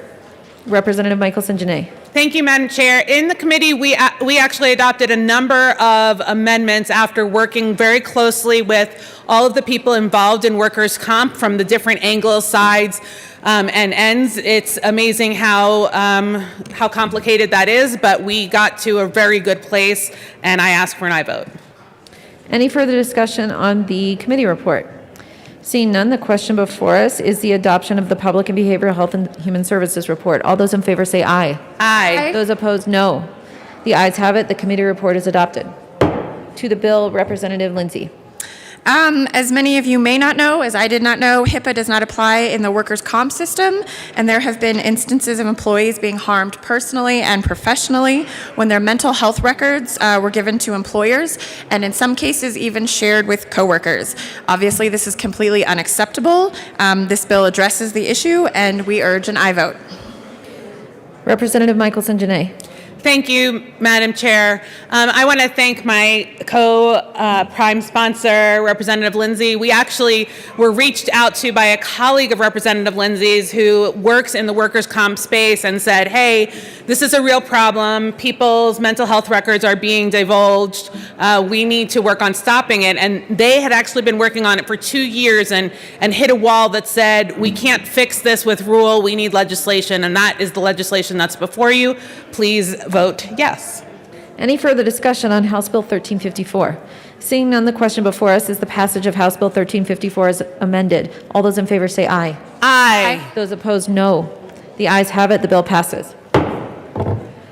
Mr. Schiebel, please read the title. Oh, Madam Majority Leader. Thank you, Madam Chair. I move to lay over House Bill 1293 until Monday, April 25th. Is there any objection? Seeing none, as moved by the Majority Leader, House Bill 1293 will be laid over until Monday. Mr. Schiebel, please read the title to House Bill 1368. House Bill 1368 by Representative Harrod, also Senator Rodriguez, concerning opportunities for persons to access community corrections programs. Representative Harrod. Thank you, Madam Chair. I move House Bill 1368 and the Judiciary Committee report. To the Judiciary report. Thank you, Madam Chair. The Judiciary Committee report struck the general fund clause. I ask for an aye vote. Any further discussion on the Judiciary report? Seeing none, the question before us is the adoption of the Judiciary report. All those in favor say aye. Aye. Those opposed, no. The ayes have it. The report is adopted. To the bill, Representative Harrod. Thank you, Madam Chair. This bill allows for CCJJ to study whether or not we could move folks who have low-level misdemeanor offenses to community corrections as requested by the offender, so they have opportunity for workforce programs, mental health programs, and others. I ask for an aye vote. Is there any further discussion on House Bill 1368? Seeing none, the question before us is the passage of House Bill 1368 as amended. All those in favor say aye. Aye. Those opposed, no. The ayes have it. The bill passes. Mr. Schiebel, please read the title to House Bill 1373. House Bill 1373 by Representative Gonzalez Gutierrez concerning prohibiting courts from ordering juveniles to pay restitution to insurance companies. Madam Assistant Majority Leader. Thank you, Madam Chair. I move House Bill 1373. To the bill. Thank you, Madam Chair. Members, this bill came to us from the community, specifically regarding youth and restitution when they have a juvenile delinquency case. This is very specific to insurance companies that also go after youth for restitution, even after a young person has paid restitution or is making payments to restitution to their victims, which is where the money should actually go to and not to insurance companies. I ask for your support on this bill. Any further discussion on House Bill 1373? Representative Luck. Thank you, Madam Chair. I understand why this is coming forth, and I would like to find ways in order to relieve some of this burden economically. I did just want to put forth a couple of things on the record for consideration. During the committee hearing, there was a conversation about the different opportunities of redress that the insurance companies themselves have. And it really boils down to two that we kind of talked around or talked directly to. The first one being that they could they could take those additional costs and they could raise the premiums for all of their clients in order to absorb that. The second being that they could actually contract out of their plans so that in the event that there is some sort of harm done as a result of some criminal behavior, that they would not cover those costs. And that is concerning to me because then that puts the onus and the cost onto the victims, and now you've exacerbated the problem because these youth are then not able to pay directly to the victim. And so my desire would be to see maybe those nonprofit entities do some fundraising. I'd be happy to donate to that cause so that they could help offset those costs. But I do think that this policy is going to create some unintended consequences that might actually be more detrimental to both the youth and the victims. And so for those reasons, I am a no vote. But I do, again, thank you for the conversation and the heart behind it. Any further discussion on House Bill 1373? Seeing none, the question before us is the passage of House Bill 1373. All those in favor say aye. Those opposed, no. The ayes have it. The bill passes.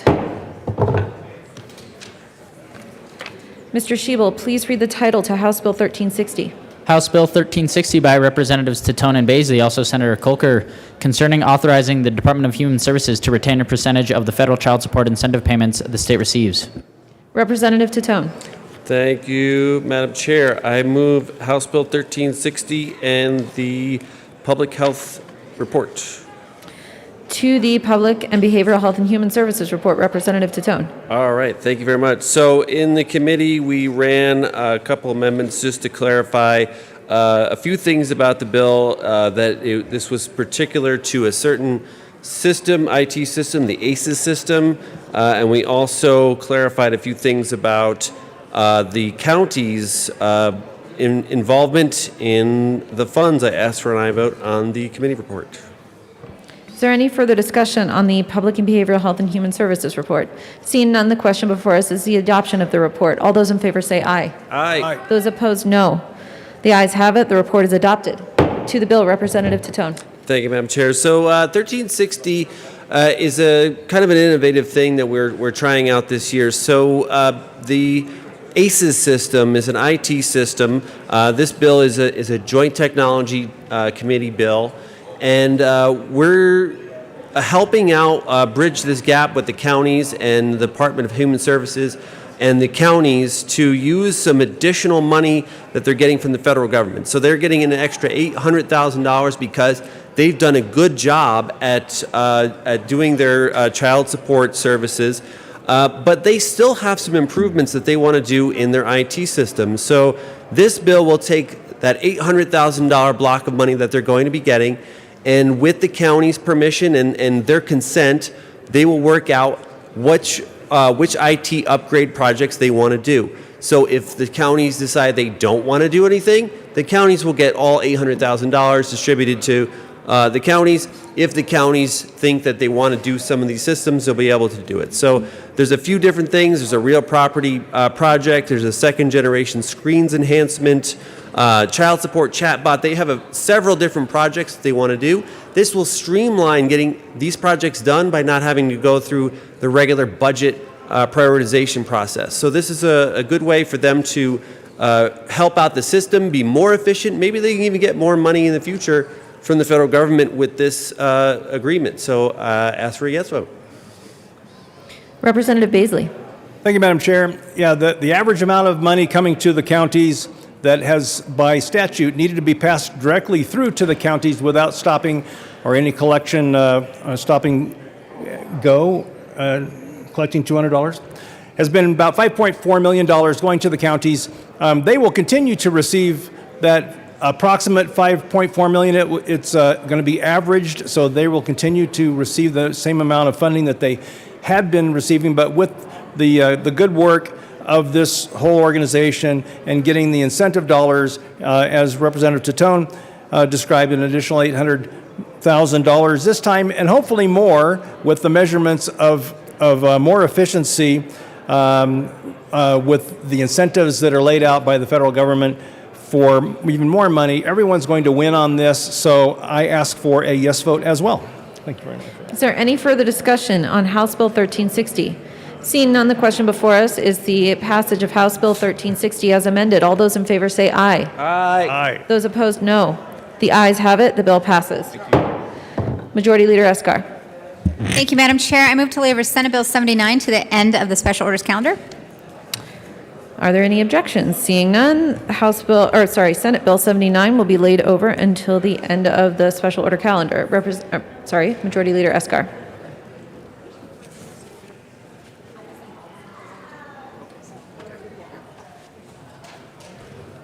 Thank you, Madam Chair. I move to lay over Senate Bill 110 to the end of the special orders calendar. Any objections? Seeing none, Senate Bill 110 will be laid over until the end of the special order calendar. Majority Leader Escar. Thank you, Madam Chair. I move to lay over Senate Bill 156 to the end of the third reading calendar. Seeing no objections, Senate Bill 156 will be laid over until the end of the special orders calendar. Majority Leader Escar. One more. I move to lay over House Bill 1281 to the end of the special reading calendar. Seeing no objections, House Bill 1281 will be laid over until the end of the special orders calendar. Mr. Schiebel, please read the title to House Bill 1233.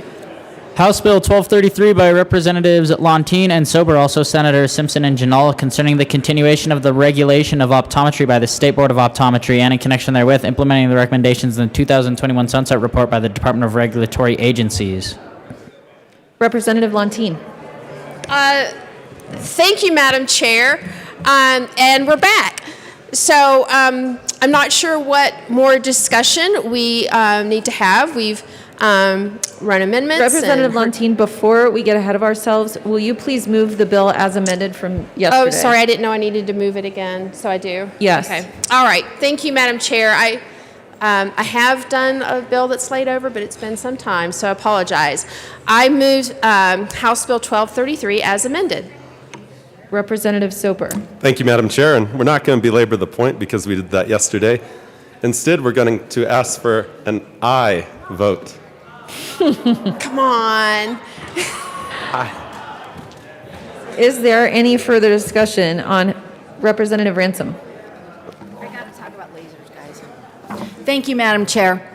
I know that yesterday I spoke some on this bill, and I had heard from ophthalmologists in my district that were very concerned about letting optometrists that have less training than the ophthalmologists actually use lasers on the human eye. And I know that we discussed this some, and I also know that it's been addressed to some extent in the committee reports. But at the same time, lasers cut. I want to make sure everybody knows that we think about how many people get ultrasounds, for example, but lasers are not those. Lasers actually cut. They alter tissue, and thermal or hot lasers can blind or permanently damage vision.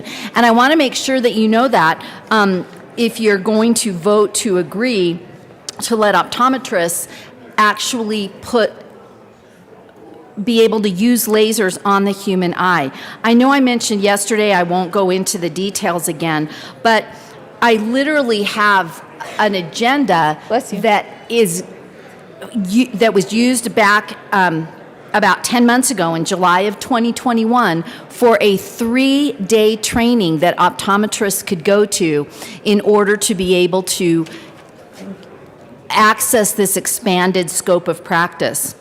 And so I just want to make sure you all know what you're voting for, that if optometrists that are trained to do a lot of things to measure your eyes and fit you for glasses and contacts. You might remember yesterday I was wearing my glasses. Today I'm wearing my contacts. My optometrist fitted me for both, and I can see better with my contacts, so I like wearing those better. I actually am at 20/20 or a little better when I put my hard contact lenses on.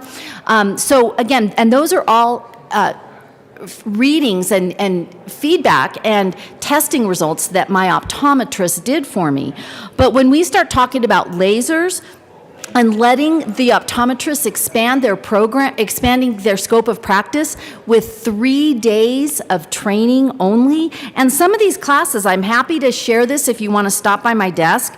There's literally a 1-hour class on a Saturday evening called Laser Therapy in Narrow Angles / Angle Closure, LPI and ALPI. So it's taught by a doctor, but it's 1-hour class that they're getting this laser therapy training. And I'm just saying that we are, in this bill, allowing optometrists to use lasers with this type of, as I see it, minimal training.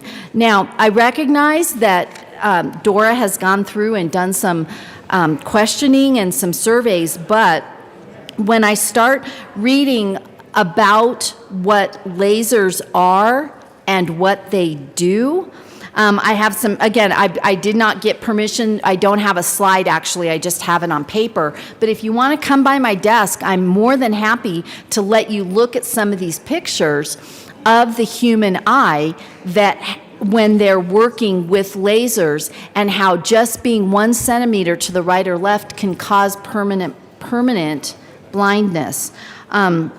These lasers, they form plasma.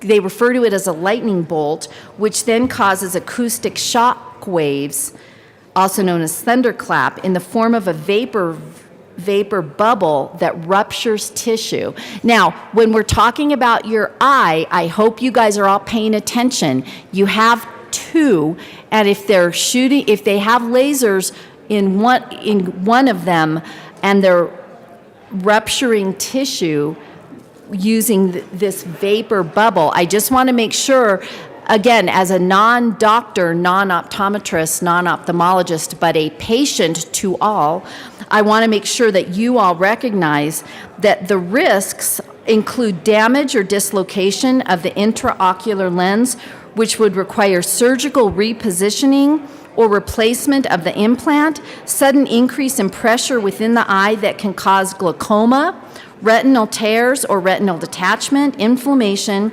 release of sequestered bacteria resulting in endophthalmitis, which is an infection within the eye. These are sight-threatening and potentially blinding conditions. We're not just talking about small, little laser-type repairs, folks. These are major internal cuts that are happening with these lasers. With peripheral iridotomy, this surgery blasts a hole through the iris. The iris is the colored part of your eye, the colored layer in the inside of the eye, which provides a channel for fluid to flow through the eye to treat glaucoma. Complications range from bleeding, as the iris is prone to, which can cause glaucoma and spikes in intraocular pressure, to damaging the natural lens, to making a hole in the wrong part of the iris that creates a double pupil, causing glares and double vision.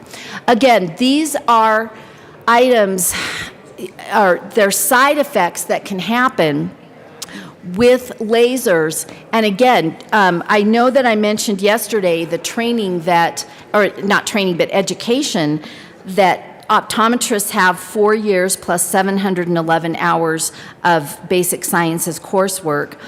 And then the ophthalmologists have 4 years plus 1,400 hours of the basic science coursework. But it's the postgraduate training that really, really makes a difference, guys. Optometrists, there is no mandatory postgraduate training, but the ophthalmology residency has an additional 4 years of training, 1 year of general medical or surgical internship, 3 years of an ophthalmology surgical residency training program, and additional ophthalmology instruction and lab on ocular disease and management of a minimum 626 hours during their residency. Again, folks, I just want to make sure that you know what you're voting for. I recognize that there is some training involved, but again, when I was handed the agenda of a 3-day training for the optometrists to be able to use lasers, I know it made me pretty nervous, and I know that there are ophthalmologists and eye surgeons that are very nervous about letting people with this much less training actually access the inside parts of your eyes with lasers. The one last piece that I want to describe here is the laser trabeculoplasty, which is a surgery that burns holes in the drainage angle of the eye to treat some forms of glaucoma. It is challenging given problems identifying proper landmarks and tissue you are supposed to treat versus those you don't want to treat. The space between those treat versus not treat tissues is the width of a hair. A hair, folks. Complications include pain, swelling inside the eye, corneal swelling, pressure spike causing worse glaucoma, necessitating emergent, more invasive glaucoma surgery in an operating room, lasered retina causing permanent vision loss. And please let me remind you that yesterday I mentioned that 42 other states do not let optometrists use lasers in the eye. Colorado would be one of only 8 states that would allow it. 42 states do not allow lasers by optometrists. Now, I also recognize that we were told that there was a list of procedures that would be allowed to do by optometrists versus those that would be prohibited, and that the bill was changed via amendment in committee. And by the way, I appreciate that piece. But there's also some allowance for the board to add procedures during the years that until the next sunset of the optometrists' DORA licensing. And so, again, folks, I really would like to encourage you to vote no on this. I would like for the current licensing to continue as is for optometrists, but the expansion of the scope of practice would add some real dangers to our Colorado citizens that might be either trying to save money or save time by letting somebody have access to their eyes with a laser if they're not properly educated to do so. So with that, once again, I urge a no vote on the bill, and I do thank the sponsors and Madam Chair for letting me speak to this. Representative Soper. Thank you, Madam Chair. And just to address a few points and to correct the record, I first want to talk about some of the changes that we've made in committee.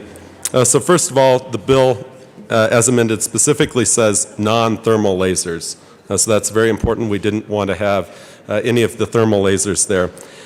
Second of all, we added language that specifically says that the board cannot expand the scope of practice of optometry. So if optometrists wanted to expand from what's currently in the bill as amended, they would need to come back to the legislature to do so. Then on training, yesterday we added an amendment. It was, I believe, Representative Caraveo who offered the amendment, and it was adopted, or is being adopted. Sorry, this carryover of a bill is slightly confusing. If we pass this, it will be included in the bill that clarifies the training element. And the training element is important to make sure that if our optometrists are going to be doing any sort of a non-thermal laser on an eye, that they will have actually had practice on an actual eyeball, human eyeball, where another doctor is there supervising, and that they have done that multiple times to be able to show proficiency. I also wanted to correct one additional thing, and that's optometrists can already remove foreign bodies from the eye. So that's nothing new. That's not an expansion here. And with that, I'd ask for a yes vote. Thank you. Is there any further discussion on House Bill 1233? Seeing none, the question before us is the passage of House Bill 1233 as amended. All those in favor say aye. Aye. Those opposed, no. The ayes have it, and the bill passes. Mr. Schiebel, please read the title to Senate Bill 79. Senate Bill 79 by Senators Kolker and Janal, also Representatives Young and McLaughlin, concerning required dementia training for direct care staff of specified facilities that provide service to clients living with dementia. Representative Young.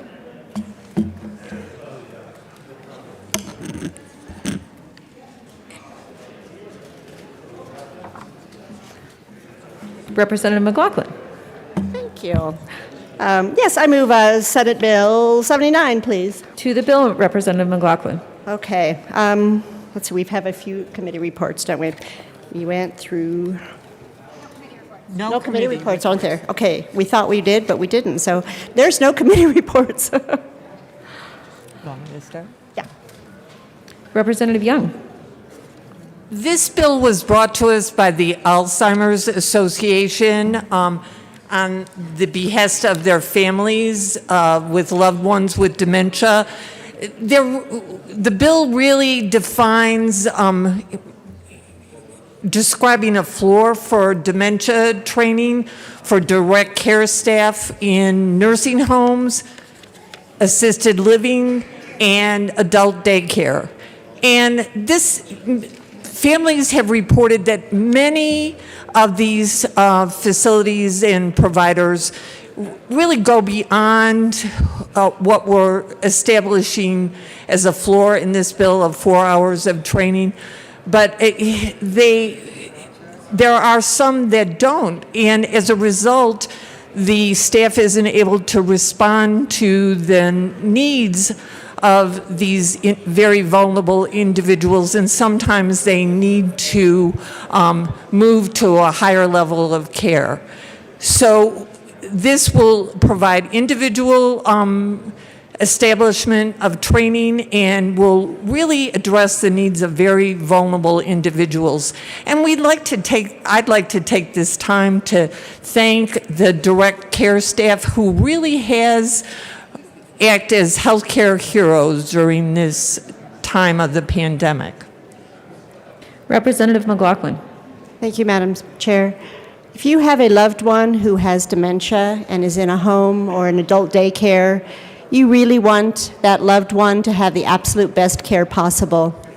This bill will add everybody who works with dementia patients to have really high quality training, and all we need, some people are already getting it, and we just need to make sure that they write it down, that they record, that everyone who is taking care of all of our loved ones is trained.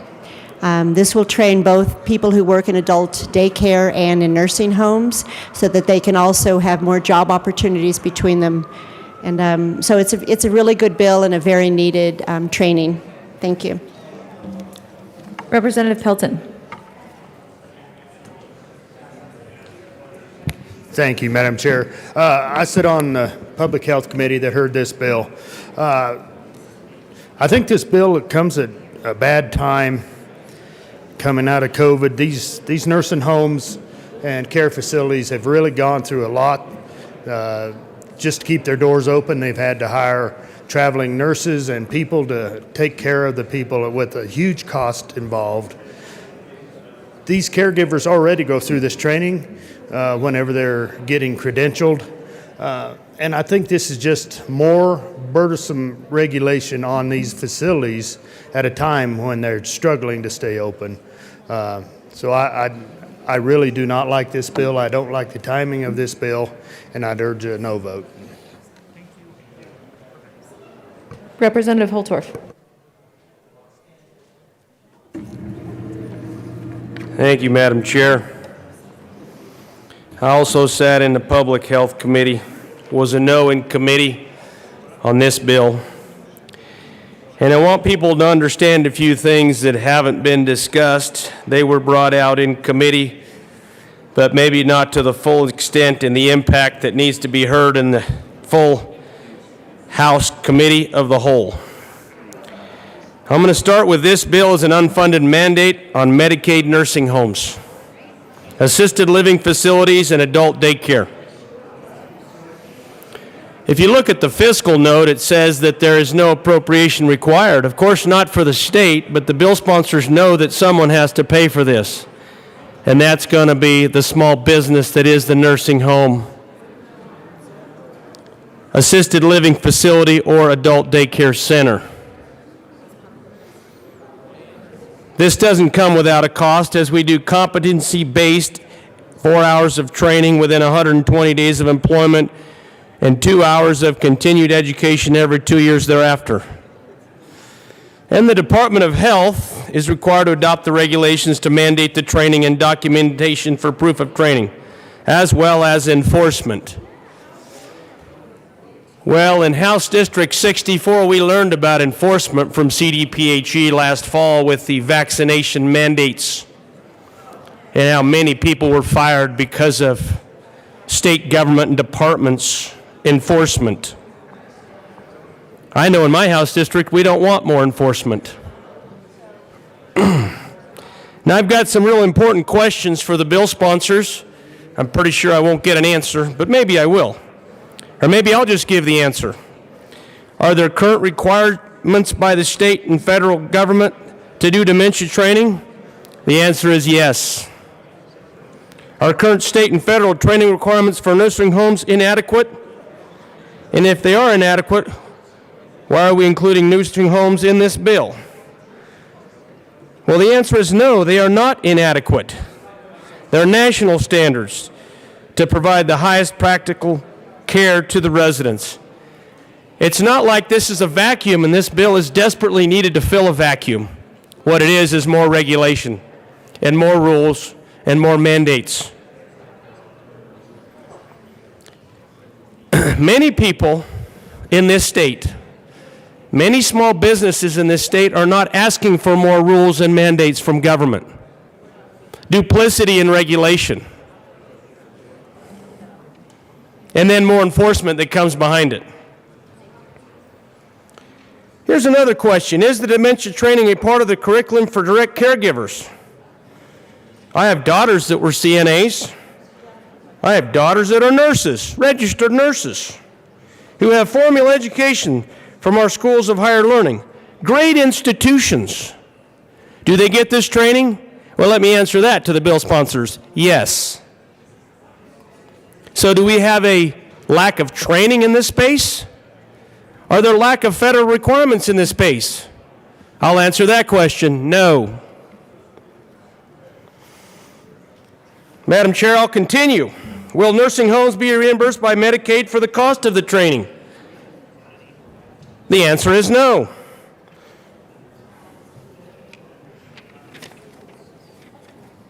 So these institutions are going to have to pay for this. Now, who's going to do this training? They're going to be contractors, contract agencies, I'm sure, because they won't have in-house training capacity. So what are those contracts going to cost? Have the bill sponsors even thought about the cost? Of course not. They're unfunded mandates. More unfunded mandates for Colorado. That's what this bill is. Representative Holtorf, please don't impugn our members' motives. Just please stick to the bill. Oh, ma'am, I am sticking to the bill because they are unfunded mandates. Clearly, somebody has to pay for this training. I don't know what the contract training is going to cost, Madam Chair, but I'm sure it's going to be hundreds of dollars an hour. People don't do this training for free. In fact, there is a cottage industry that's developed from all this training, and people standing in line waiting to do the training, waiting for these bills to pass so they can get on that train and make money off of government regulations. Not new to government at the federal level and not new to this state. A couple other more points, Madam Chair, and I'll try not to be so passionate about how I try to protect small businesses for more onerous regulations and more costs as they struggle to survive in this COVID/post-COVID environment. 30% of direct care staff in nursing homes are provided by temporary staffing agencies, and the turnover for staffing is really high. You see, it's hard to keep help when people don't want to work, and particularly if they're incentivized not to work. So who's going to make sure this high turnover, over 30%, that's 1 in 3 that turn over every 3-6 months, get the additional training? Because all the temporary staff are going to have this. Now they say, well, the training is portable.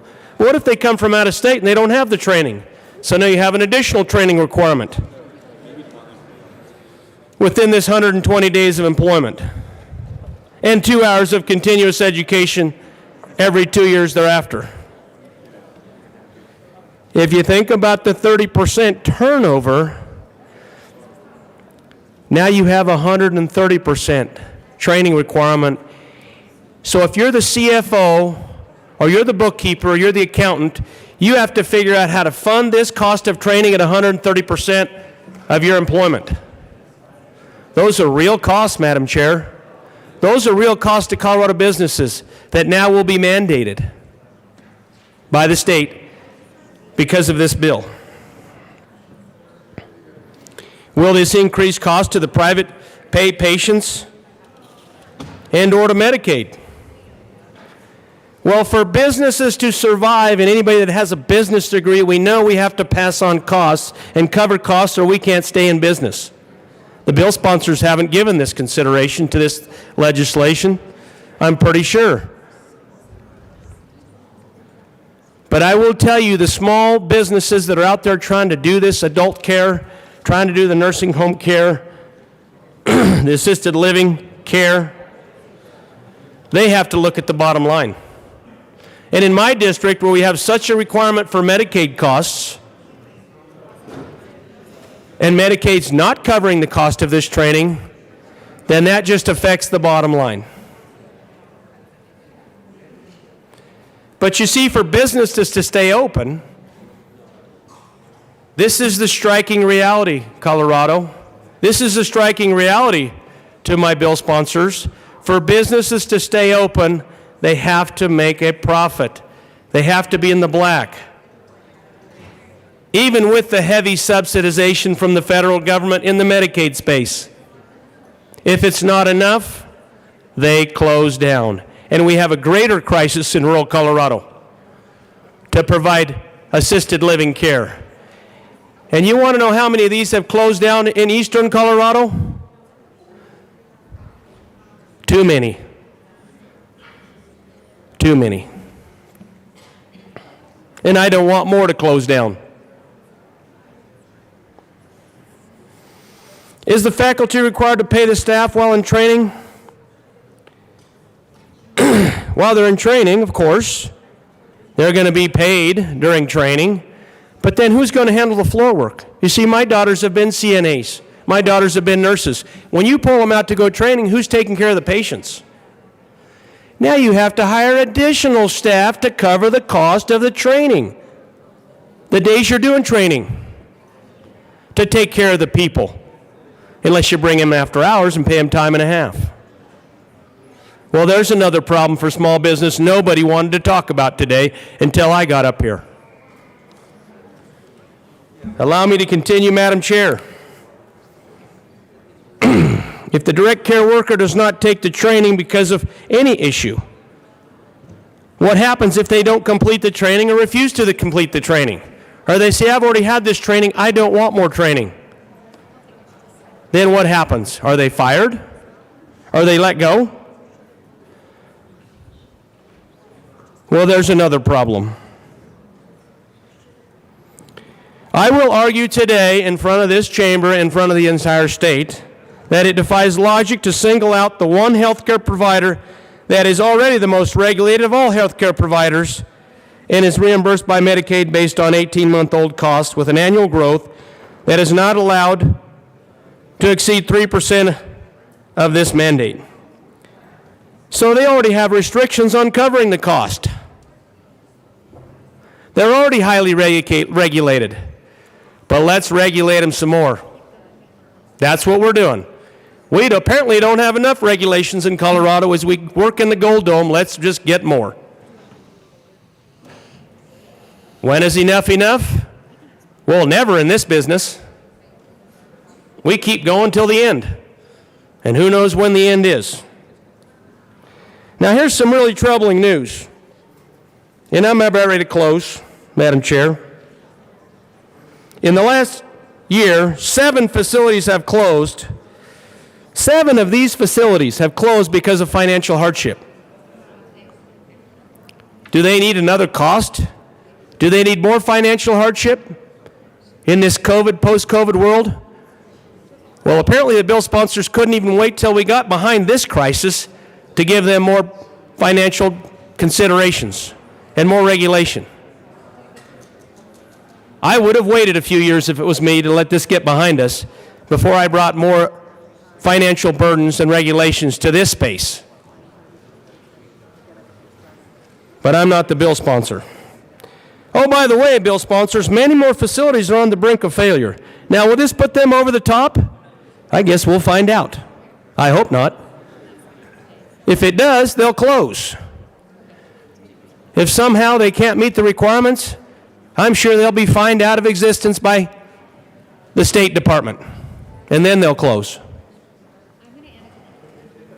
I hope not. Now is not the time for more mandates. Now is not the time for more additional expenses. Now is not to create more demands on the staff in this space. Now is not the time to increase oversight on these facilities already in crisis. This might be the most well-intended feel-good bill of the legislative session. But the implications of financial and staffing crisis in these facilities is significant and could create another crisis. I will vote no on this bill. I'm a strong no, and I encourage everybody to consider my points and be a no. Representative Williams. Thank you, Madam Chair. Members, I wanted to come down and just briefly explain my no vote concerning this bill. And before I do that, I do want to acknowledge the bill sponsor's good intentions. I absolutely understand what's trying to be done here. And I certainly commend you for your work and your thoughtful desire to help in this space. With that said, though, I simply can't get there because I think this is something that's better left to the market. So you certainly heard some opposition already at the well explain about the additional regulation, the additional cost to these healthcare facilities with respect to the training, and I do agree with that.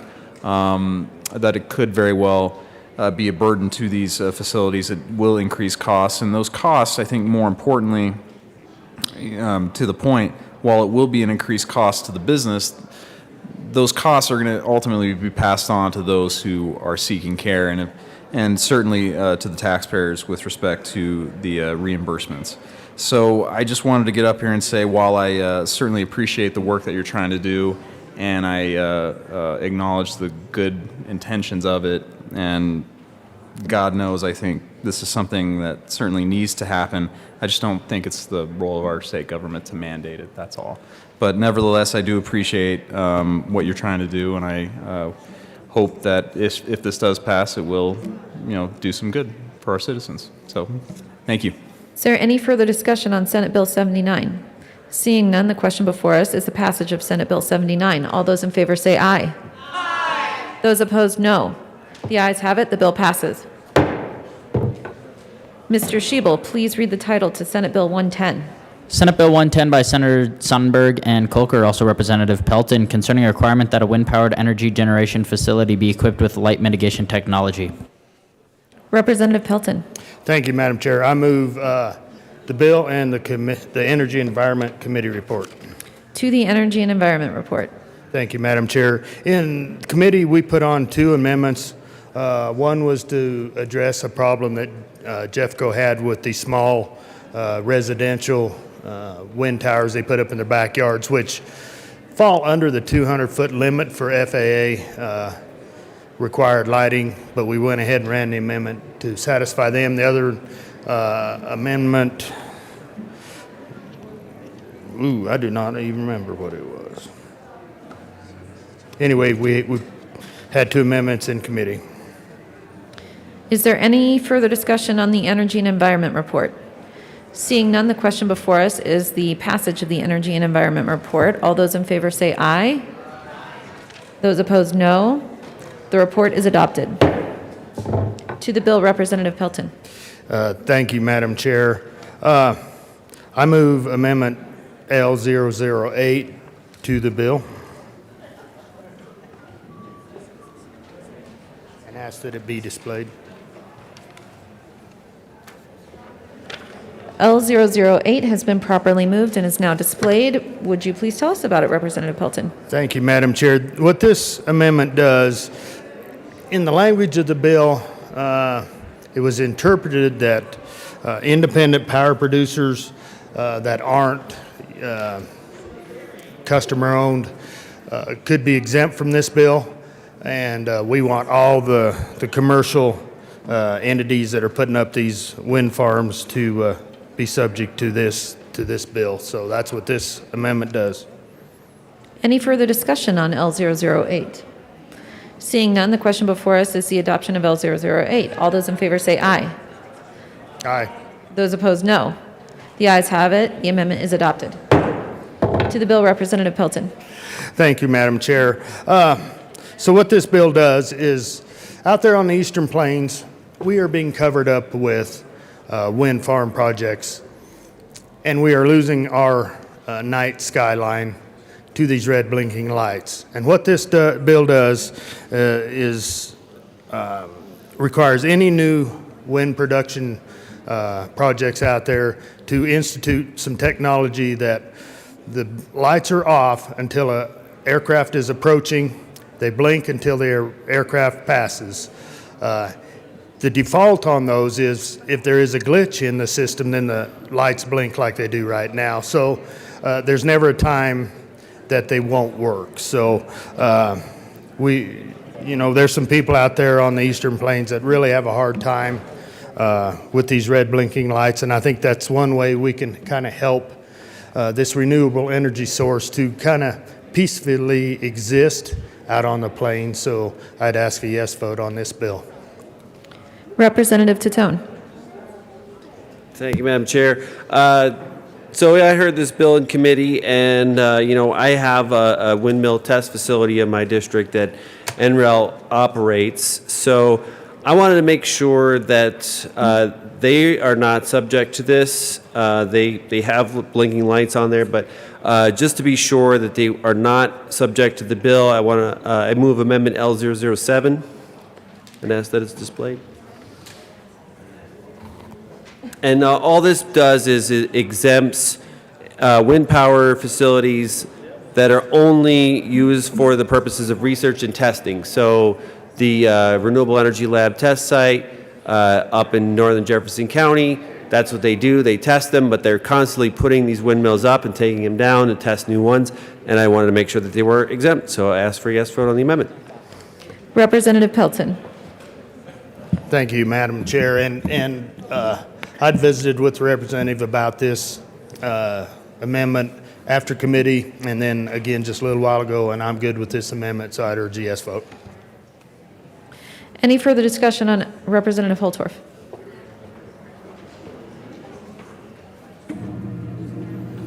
Thank you, Madam Chair. And these MET towers, the meteorological towers that are set up, are much smaller, they're shorter, and they don't really cause, or would very unlikely to cause, an incident with aircraft. But I will tell you, I'm in support of the amendment. There are very few of them that are set up to do the testing.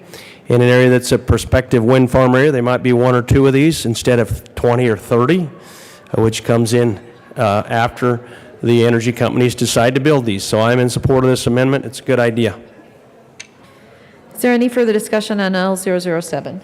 Seeing none, the question before us is the adoption of L007. All those in favor say aye. Those opposed, no. The ayes have it. The amendment is adopted. Is there any further discussion on Senate Bill 110? Representative Will.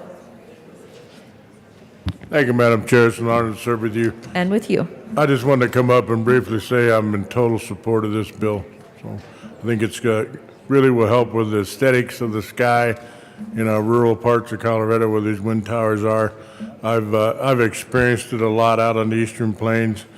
I understand what it is. I think it's sometimes these lights with the wind towers can actually probably be borderline takings of private property rights, I think, especially when you're talking about the aesthetics of being next door. So I totally support this. I understand the need for them to have the lights, but this bill takes care of it from the safety standpoint. So I think it's a good bill.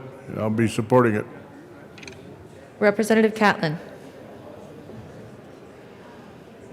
Thank you, Madam Chair. It's an honor to serve with you.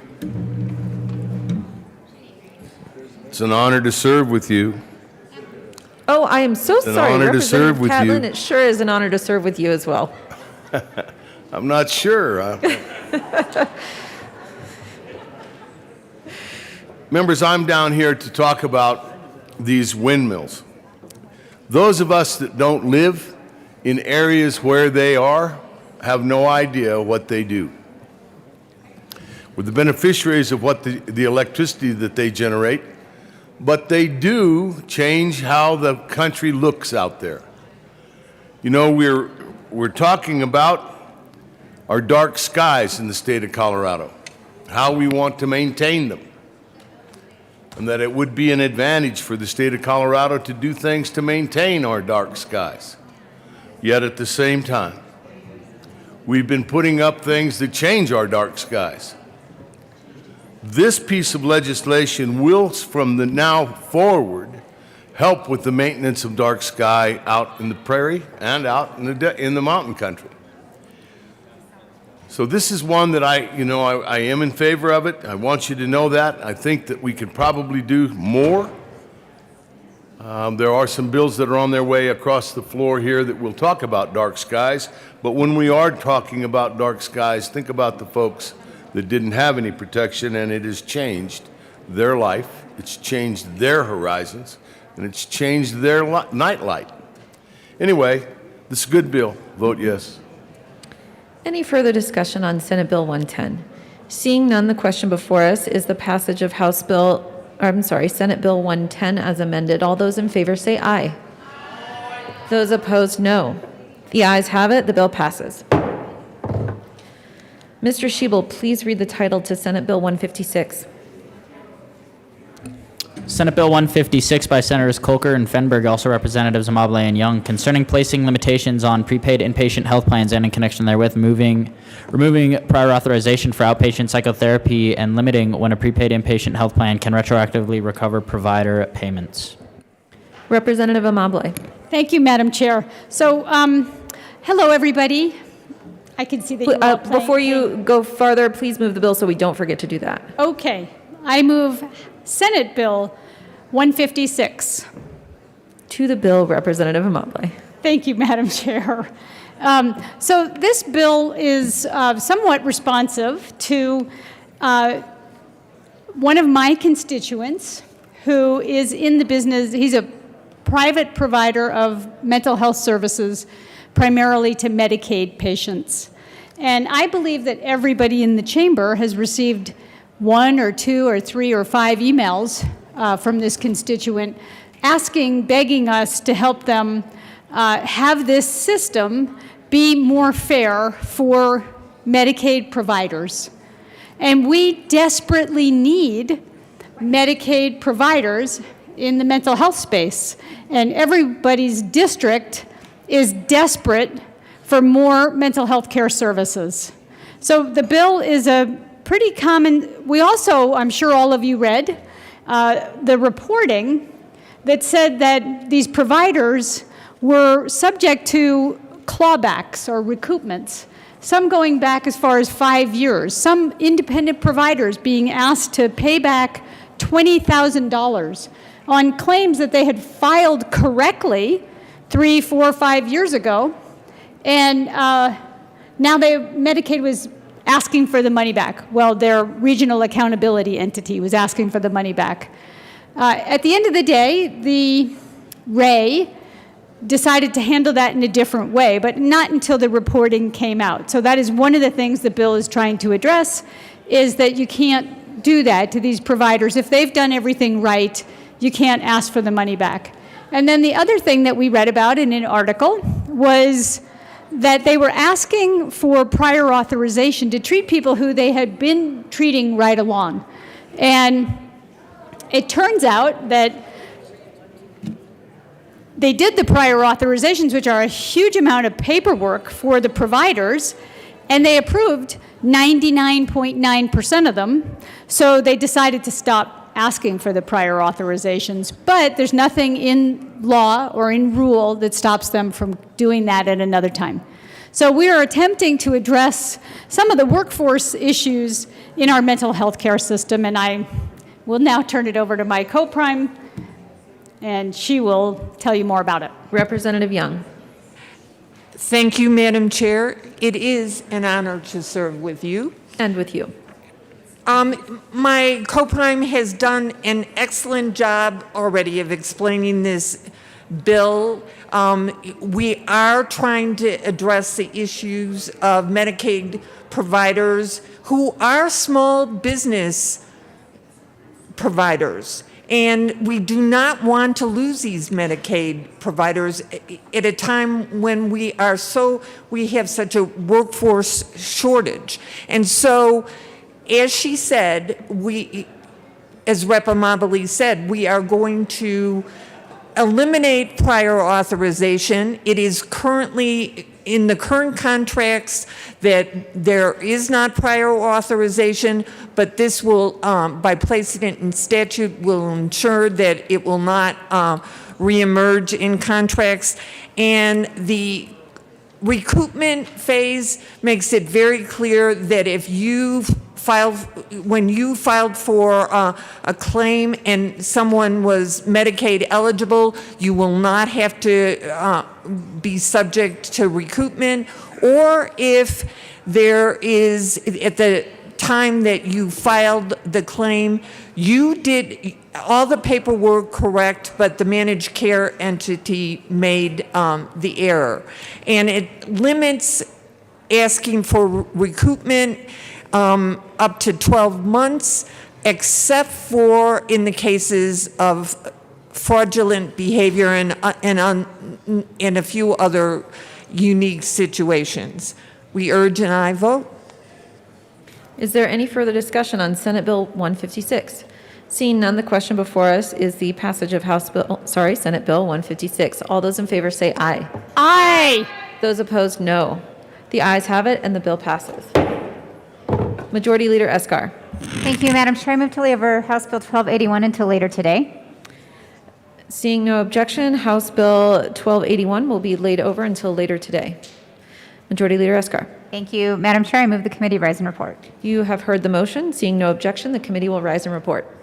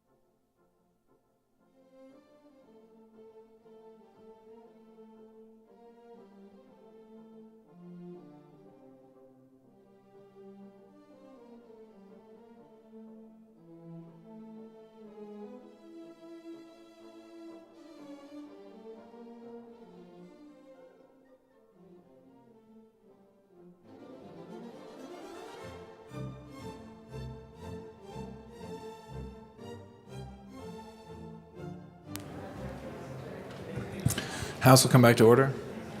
Mr. Shebel, please read the report of the Committee of the Whole. Mr. Speaker, your Committee of the Whole begs leave to report has under consideration the following attached bills, being the second reading thereof and making the following recommendations thereon. House Bill 1233 as amended, 1290 as amended, 1310 as amended, 1320 as amended, 1325 as amended, 1350 as amended, 1354 as amended, 1360 as amended, 1368 as amended, 1373 passed on second reading and ordered, engrossed, and placed on the calendar for third reading and final passage. Senate Bill 79, 110 as amended, 156 passed on second reading and ordered, revised, and placed on the calendar for third reading and final passage. House Bill 1281 laid over until April 22nd, 2022. House Bill 1293 laid over until April 25th, 2022. Representative Sirota. Members, you have heard the motion. There are no amendments to the desk. The motion before us is the adoption of the report of the Committee of the Whole. Mr. Shebel, please open the machine, and members, please proceed to vote. Representative Pico, how do you vote?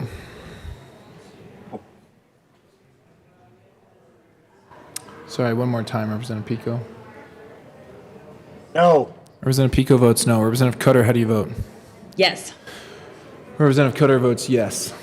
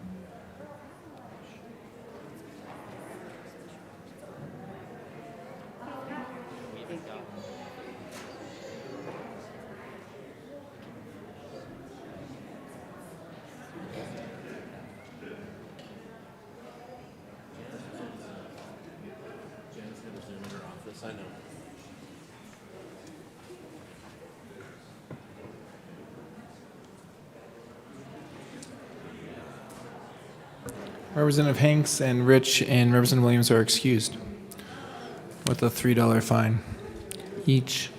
$9 to the kitty.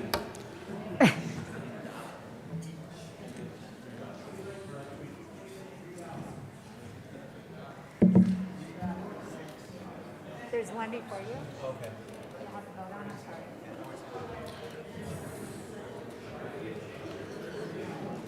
Please close the machine. With 40 aye votes, 22 no votes, and 3 excused, the report of the Committee of the Whole is adopted.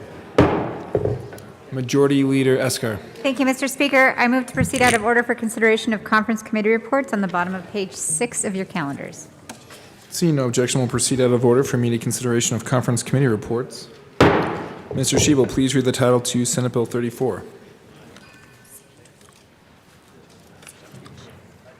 Senate Bill 34 by Senators Colker and Priola, also Representatives Burton Sandridge, concerning measures to counteract the filing of fraudulent business documents with the Secretary of State. Representative Byrd. Thank you, Mr. Speaker. I move for the adoption of the first report of the first conference committee on Senate Bill 34. Thank you, Representative Byrd. Would either you or Representative Sanders like to explain the committee report? Representative Byrd. Happy to. Yes, thank you, Mr. Speaker. Members, we had a great conference committee. The changes that we made were just to clarify some statutory references, also to ensure that the bill included a date whereby our working group must convene and when the working group's report must be submitted to the General Assembly. And also that there is a repeal of the working group that we have convened for purposes of Senate Bill 34, and that none of the members will receive compensation. We ask for an aye vote. Representative Sandridge. Thank you, Mr. Speaker. And again, I'd like to thank Representative Byrd for dealing with a bunch of nonsense with this bill. She's a true champion and a champion of being smart on crime. I ask for an aye vote. Thank you. Seeing no further discussion, the motion before the House is the adoption of the conference committee report, first conference committee report on Senate Bill 34. Mr. Shebel, please open the machine and members please proceed to vote. For those participating remotely, Representative Pico, how do you vote? Yes. Representative Pico votes yes. Representative Cutter, how do you vote? Yes. Representative Cutter votes yes.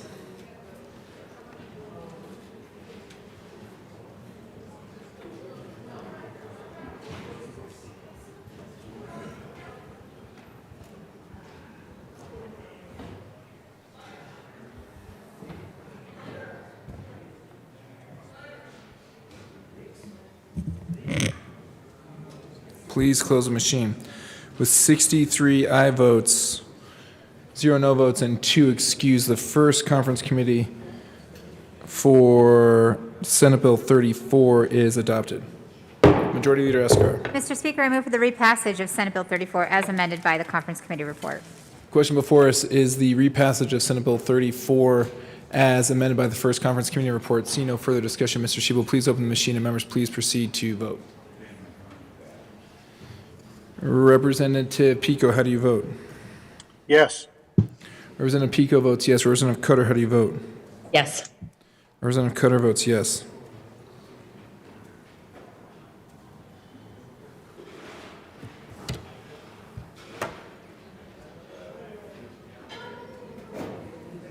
Please close the machine. With 63 aye votes, 0 no votes, and 2 excused, Senate Bill 34 is repassed as amended by the first conference committee report. Co-sponsors.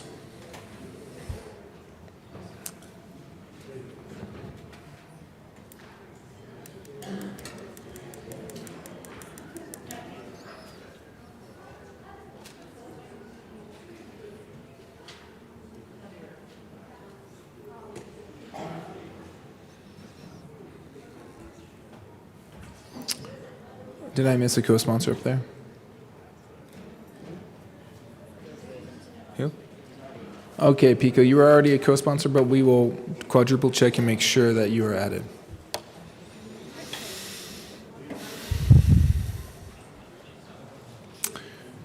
Please close the machine. Majority Leader Escar. Thank you, Mr. Speaker. I move to proceed out of order for consideration of Senate amendments to House bills on the top of page 8. Seeing no objection, we'll proceed out of order for immediate consideration of Senate amendments to House bills. Mr. Shebel, please read the title of House Bill 1253. House Bill 1253 by Representative Ortiz, also Senator Danielson, concerning the provision of adaptive equipment in rental motor vehicles. Representative Ortiz. Mr. Speaker, I move to concur with the Senate amendments to 1253. Okay, that is a proper motion. Would you like to explain? Yeah, so this was an oversight on my part. During the committee hearing, when we were discussing the car rental bills, a lot of my colleagues on the other side of the aisle brought up some good concerns around local mom and pop car rental companies. And so the compromise was to give them an extra year to implement this, so they get 4 years when the big car rental companies get 3 years to make their accessible options choosable on the website. And we define a small business or a small is a lessor that owns no more than 50 motor vehicles. And they will be getting an extra year to make sure that they get accessible options on their website. Thank you, Representative Ortiz. Is there any further discussion? Seeing none, the question before us is the motion to concur with Senate amendments to House Bill 1253. Mr. Shebel, please open the machine and members please proceed to vote. Representative Pico, how do you vote? Yes. Representative Pico votes yes. Representative Cutter, how do you vote? Yes. Also, my dog does. Representative Cutter votes yes.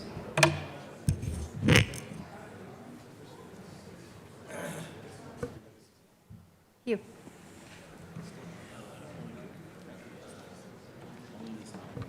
Please close the machine.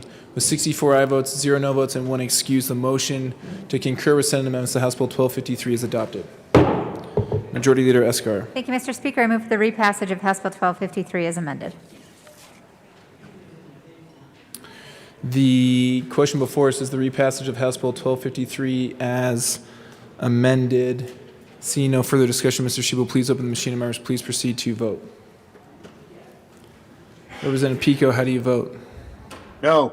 Representative Pico votes no. Representative Cutter, how do you vote? Yes. Representative Cutter votes yes.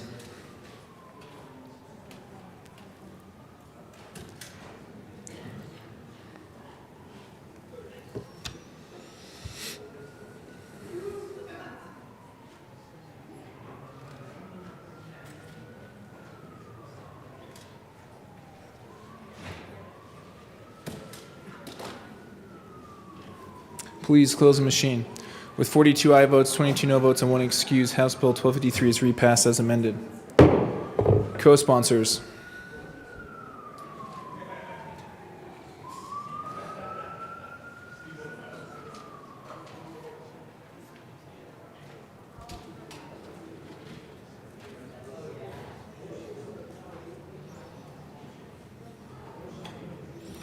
Please close the machine.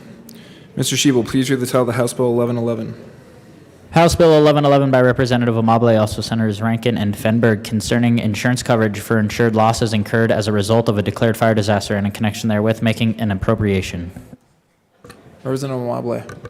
Thank you, Mr. Speaker. I move to concur with the Senate amendments.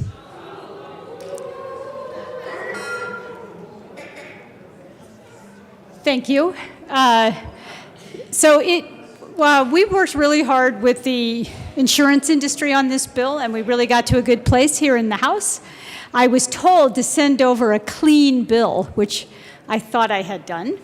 But there was one more language tweak that the insurance industry wanted and that the proponents were willing to agree to, and that was done in the Senate.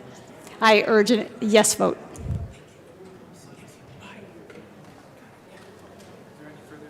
Is there any further discussion? Seeing none, the question before us is the motion to concur with Senate amendments to House Bill 1111.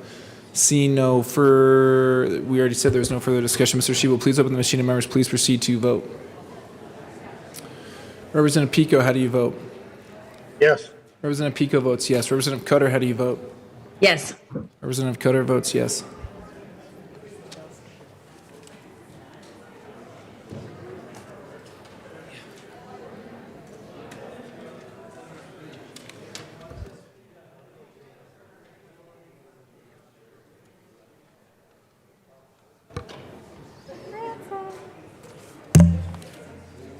Please close the machine. With 64 aye votes, 0 no votes, and 1 excuse, the motion to concur with Senate amendments to House Bill 1111 is adopted. Majority Leader Escar. Thank you, Mr. Speaker. I move for the repassage of House Bill 1111 as amended. The question before us is the repassage of House Bill 1111 as amended. Seeing no further discussion, Mr. Shebel, please open the machine and members, please proceed to vote. Representative Pico, how do you vote? Yes. Representative Pico votes yes. Representative Cutter, how do you vote? Yes. Representative Cutter votes yes.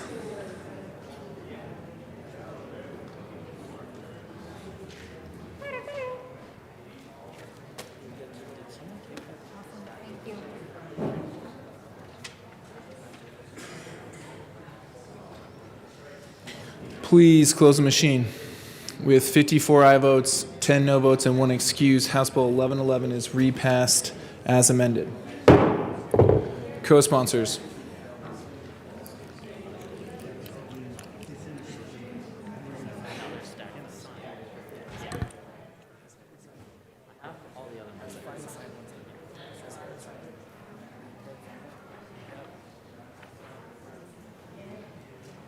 Wait, we got to do co-sponsors. Co-sponsors, I think I said it, but co-sponsors.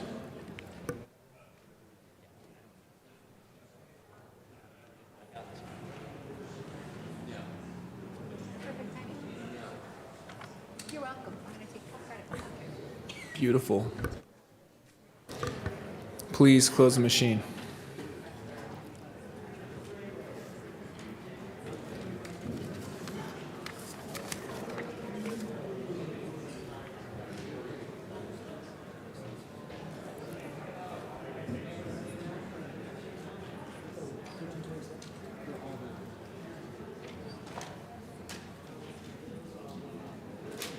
The House will stand in a brief recess.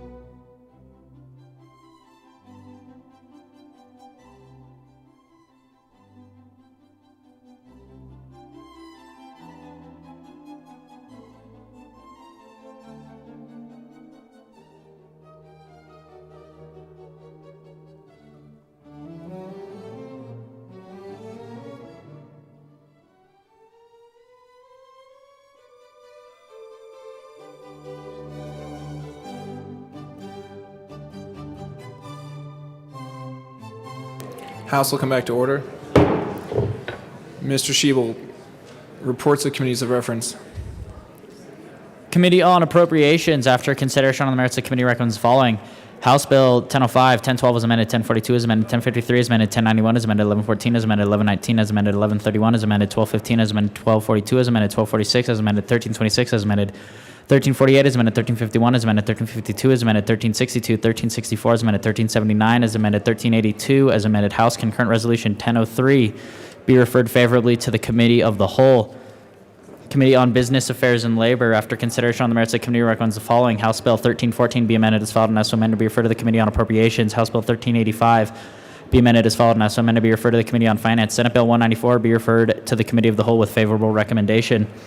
Committee on Education, after consideration on the merits, the committee recommends the following. House Bill 1260 as amended, 1365 as amended be referred favorably to the Committee of the Whole. House Bill 1366 as amended, 1376 as amended, 1398 as amended. Senate Bill 4 as amended be referred favorably to the Committee on Appropriations. Committee on Energy and Environment, after consideration on the merits, the committee recommends the following. House Bill 1381 as amended, Senate Bill 51 as amended be referred favorably to the Committee on Finance. Senate Bill 193 be amended as followed, and as so amended be referred favorably to the Committee on Appropriations. Committee on State, Civic, Military, and Veterans Affairs, after consideration on the merits, the committee recommends the following. Senate Bill 144 as amended, 184 be referred to the Committee of the Whole with favorable recommendation. Thank you, Mr. Shebel. Majority Leader Escar. Thank you, Mr. Speaker. I move the following bills be made special orders today at 11:47 a.m.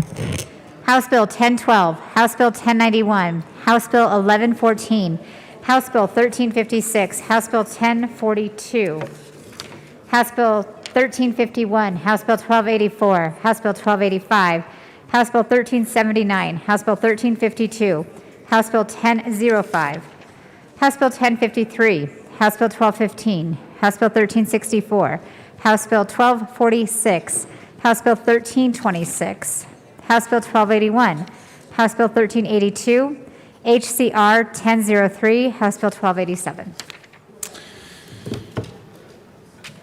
The bills laid out by the Majority Leader will be made special orders today, Friday, April 22nd at 11:47 a.m. Seeing no objection.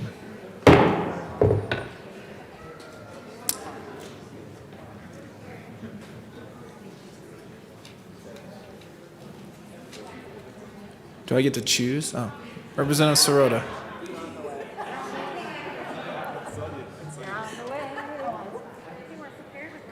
Members, you have heard the motion. Seeing no objection, Representative Sirota will take the chair.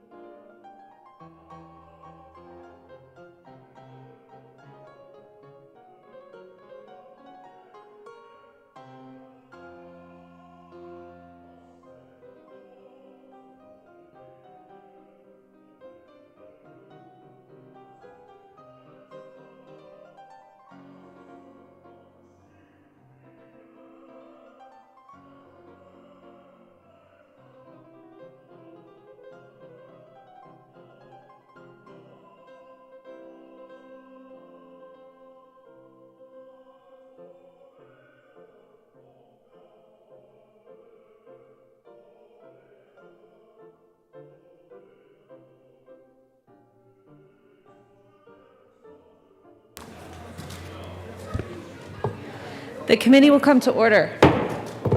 With your unanimous consent, the bills will be read by title unless there is a request for reading a bill at length.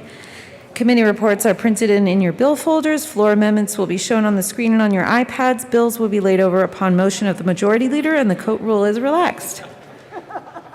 Mr. Schiebel, please read the title to House Bill 1012. House Bill 1012 by Representatives Cutter and Valdez D, also Senators Janal and Lee, concerning healthy forests and in connection therewith creating the Wildfire Mitigation and Recovery Grant Program. Representative Valdez D. Thank you, Madam Chair. I move House Bill 1012 and the Appropriations Committee report and the Energy and Environment Committee report. To the Appropriations report. Thank Representative Valdez. Thank you, Madam Chair. In the Appropriations Committee report, we move Amendment 002, which includes the State Forest Service and also adopting the Forest Carbon Co-Benefit Framework for project-level forest management practices, including wildfire mitigation, through the State Forest Service, to include forest management practices, but also including the wildfire mitigation to the landowners and carbon inventories and monument. With that, I ask your support on Appropriations Committee. Representative Larson. Oh, I'm so sorry. Let's let Representative Cutter speak to the Appropriations report, and then I will go to your Representative Larson. Representative Cutter. Thank you, Madam Chair. It's an honor to serve with you. And with I you. apologize. You're on the Appropriations report. It's okay. I'll speak to the bill. Okay. Representative Larson. Thank you, Madam Chair. I just wanted to bring to the awareness of the body something that happened in Appropriations Committee report that I think we should all be very much concerned about. There was a substantive amendment brought, strike below, in Appropriations, which isn't without precedent, certainly is sort of a breach of normalcy, but isn't without precedent. But I do want to bring your attention specifically to Amendment J002, which was adopted in the Appropriations Committee. Page 2, lines 22 through 24. And this is what we did here is we broadened the title, which I've been here 4 years, and I have been told numerous times, as I'm sure we all have, that we're not allowed to broaden titles on a bill. So these lines change the title to concerning healthy forest and in connection therewith in making an appropriation. The title before this amendment was adopted is concerning healthy forests and in connection therewith creating the Wildfire Mitigation and Recovery Grant Program. It's just a face value. I mean, I don't know how you don't call that a broadening of the title, which again is something that we are not allowed to do in this body. It was shocking to see in general. It was particularly shocking to see in an appropriations amendment. So with that, members, I'd like to move Amendment L006 to House Bill 1012 and ask that it be. Are you moving it to the Appropriations report? Yes, ma'am, to the Appropriations Committee report.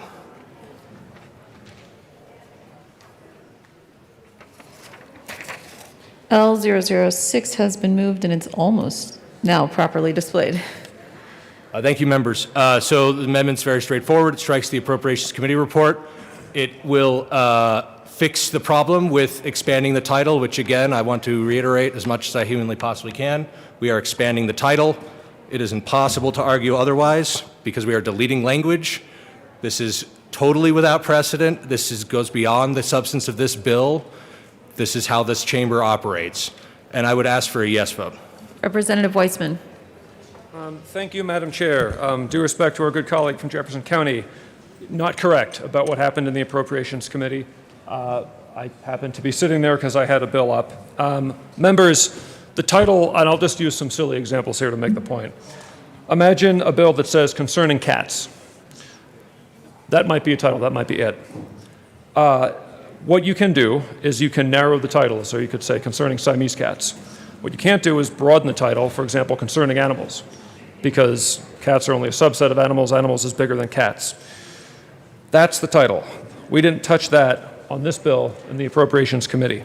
When you see, for example, I'm going to keep using a silly example here, concerning cats, comma, and in connection therewith, providing cat treats to all cats in Colorado, what comes after the comma is not title. It is not legally the title in the sense of the rules, in the sense of the single subject requirements in the Constitution. It is what is called a trailer. It is commonly added by our nonpartisan drafting staff to be helpful in an explanatory way. It is not legally part of the title. That is how this place works. I happened to be sitting there when this went down. There were some substantive changes made to the bill in connection with that. There was removal of the trailer from the title because I would infer that the trailer no longer related to the modified substance of the bill, net of the L amendment moved in Appropriations Committee.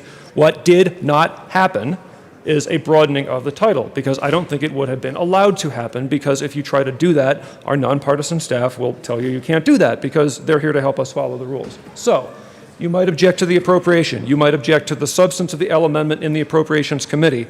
What did not happen is the title was broadened. The title was not broadened. That's a fact. Everything else can be up for debate. Vote no on the amendment. Any further discussion on Representative Larson? Thank you, Madam Chair, and I appreciate the comments from my colleague. Again, I would ask, if that is indeed the case, then why were we removing language from a title? And again, keeping in mind that the underlying bill here is a bill that originated from an interim committee on wildfire. So this is a bill that was heavily vetted through an interim committee. It then went through the normal process. And indeed, I would say, given this is a strike below, it does not pertain to creating the Wildfire Mitigation Recovery Grant Program, which is what the original bill was. So we're fundamentally changing what this bill is and was. I think that was why the title was broadened, is why you're removing this specific reference, because you fundamentally changed what the bill is about, and you have now, in my opinion, broadened the bill. Why else remove this language if it is no longer relevant to what we are trying to do in the bill, which is fundamentally changing the substance of the bill? And I appreciate that there may be a legal argument, but I still, and a semantic one, but I still stand by that we have fundamentally altered what this bill is. We have fundamentally altered the title of the bill to expand what it was originally done for. And I think the most compelling argument for that is the fact that they saw the need to remove language from the bill in the amendment. So, and again, I would also just draw attention to the fact that we're making a massive substantive strike below amendment change in appropriations. Members, we've all been to appropriations. We know how that process typically works. And again, not without precedent, but certainly a breach of how this House normally operates. If these amendments wanted to be added, if they wanted to be changed, I would suggest that probably doing that in the interim committee from which this bill originated would have been appropriate, or indeed the committee of reference. But to bring a substantive bill, a strike below indeed, to appropriations, I think we should all be questioning, why are we doing this? Why was it done like this? If we are not broadening title here, why are we taking away language, if not to make the bill more permissive for what we're changing it to? So please vote yes on the amendment. Representative Cutter. Thank you very much, Madam Chair. Perhaps now would be a good time to clarify that this obviously was an interim bill. We worked very closely with the Forest Service, and because they had some questions and some suggestions, we refined and changed the bill as we went along in direct response to the Colorado State Forest Service and their desire for the best approach to the problem we were trying to solve. So I just want to clarify that, obviously being an interim committee, it was not possible to go back to the committee, but we've been working very closely with them all along and feel that this amendment really gets to the problem in a much more efficient and reasonable way. Representative Ransom. Thank you, Madam Chair. And while I agree with, I appreciate the explanation from the bill sponsor, there's a couple points that I do want to make when I speak in support of this amendment. The first is, if you look, the title that's up on our board that we are looking at, it says Wildfire Mitigation and Recovery. That was in the original title. If you look at the original introduced version of the bill concerning healthy forests and in connection therewith creating the Wildfire Mitigation and Recovery Grant Program. However, in the strike below that we were presented with in Appropriations Committee, a strike below amendment, that meant it was basically a whole new bill. It took out that wildfire mitigation and recovery piece. That is no longer in the title. If you look at the Appropriations Committee report, which L006 would purport to strike the committee report, the last 3 lines of this committee report say that we would strike, on page 1, strike lines 101 through 103, that is the title, and substitute concerning healthy forests and in connection therewith making an appropriation. So the appropriation part is absolutely appropriate for us to hear in appropriations. However, getting a strike below that changes the entire focus of the bill, I would say is not what appropriations should be doing. And with that, I do feel that we should strike this committee report because we should not be doing strike belows in Appropriations Committee where we hear 20 or more amendments in less than 20 or more bills in less than an hour. That means the people that came in to testify, whether it was in support or opposition, or people that wrote you emails in support or opposition of the bill, that bill no longer exists. It was a strike below that we voted on in appropriations this morning, and I will add it was party line. So with that, I urge an aye vote on L006. Is there any further discussion on L006? Representative D. Valdez. Thank you, Madam Chair, and I ask for no vote on L006. Any further discussion on L006? Seeing none, the question before us is the adoption of L006. All those in favor say aye. Those opposed, no. No! The noes have it. The amendment fails. Any further discussion on the appropriations report? Representative Larson. Thank you, Madam Chair. And I appreciate this body's decision on the amendment, but I would like to move that the bill be referred back to the Energy and Environment Committee since it is substantively changed. So I think that's proper motion, right?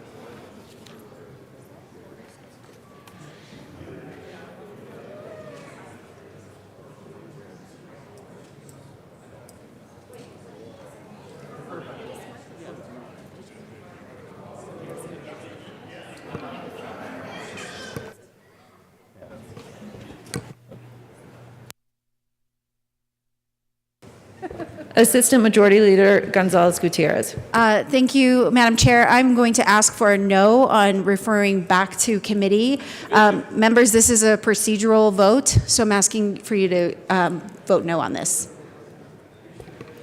A division has been called. We're going to stand in a brief.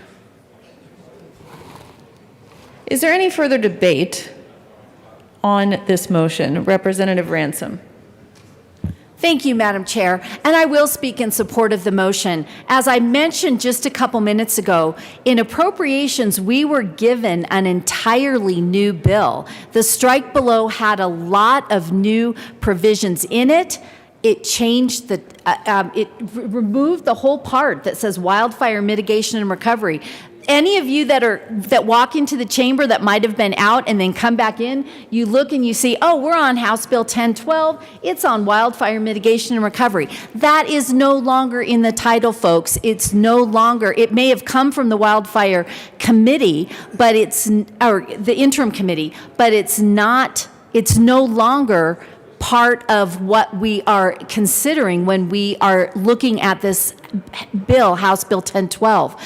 For that reason, sending it back to the committee of reference and letting our constituents and the public, the people of Colorado, know what we're doing and have the opportunity to weigh in, to send us emails, to come in and testify in support or in opposition, is what we do here. That is what we do. We let our constituents and the citizens of Colorado come in and let us know how they feel about these bills. The strike below that we received in appropriations this morning means that we are voting on an entirely new bill that the House Energy and Environment Committee didn't consider. So with that, I urge a yes vote on the motion to let this bill, it's still only 2 pages, one on each side. It probably won't be a long committee hearing. That being said, the fact that it is a new bill means that we should let the committee consider it once more, let them take that little bit of time it would take. If we're gonna have this bill, folks, let's do it right. Assistant Minority Leader Geithner. Thank you, Madam Chair. And so the sponsors of the bill, I was just wondering, I just heard from our colleague from Douglas County mention the idea of public testimony. I was wondering if the sponsors could speak to the amount of public comment that was offered on the strike below, rather specifically. Was there any public comment on the strike below? Representative Larson. Thank you, Madam Chair. For the time being, I will withdraw my call for a division at the request of the Assistant Majority Leader Gonzalez Gutierrez. Thank you, Madam Chair, and appreciate some of the conversation here, and thank you, Representative Larson, for your withdrawal. With that said, I move to lay over House Bill 1012 until the end of today's calendar. Is there any objection? Seeing none, House Bill 1012 will be laid over until the end of the special orders calendar. Mr. Schiebel, please read the title to... Mr. Schiebel, please read the title of House Bill 1091. House Bill 1091 by Representatives Soper and Weissman, also Senators Gardner and Bridges, concerning the online availability of opinions issued by Colorado courts. Representative Weissman. Thank you, Madam Chair. I move House Bill 1091 and the report from Appropriations. To the Appropriations report, Representative Weissman. We did 2 things in Appropriations. We ran a small substantive amendment to find a way to reduce the cost of what we're doing here, and then the committee was nice enough to appropriate funds to get it done. We ask for your support. Any further discussion on the Appropriations report? Seeing none, the question before us is the adoption of the Appropriations report. All those in favor say aye. Aye. Those opposed, no. The ayes have it. The report is adopted. To the bill, Representative Soper. Thank you, Madam Chair. And first of all, I want to thank Representative Weissman. He was kind enough to not only be on this bill this year, but back in 2020 when we first ran it. And unfortunately, it got caught up in the COVID pandemic taking off. And so we weren't able to get it across the finish line, so we're bringing it back. It did pass this chamber unanimously, but to remind you of what this bill does, it requires the Judicial Department to create a website to publish all of our case law or our opinions from the Court of Appeals and the Supreme Court. This is very important for multiple reasons. Number one, if case law is considered law, then citizens should have free and easy access to the law. Starting in the 1990s, when we began developing the internet and easier access, we began putting things like our Constitution online. We put our statutes online. We put then regulations online. And the next thing that follows the same sequence would be putting our case law online. I do want to note that there are cases that are publicly available, but there are major gaps in availability. So for example, if we were to look online, there's a major gap between 1876 and 1950, and then a gap between 1980 and 1998. Only private providers have these. That's because of how our Supreme Court was contracting back in the 1980s, so it made it very difficult to pull those back. So we found a creative way to be able to contract with a private company like Westlaw or LexisNexis, someone like that, and they would create then the website. So it's a cheaper way than going back and scanning all the cases and trying to recreate something that we just never were preparing for.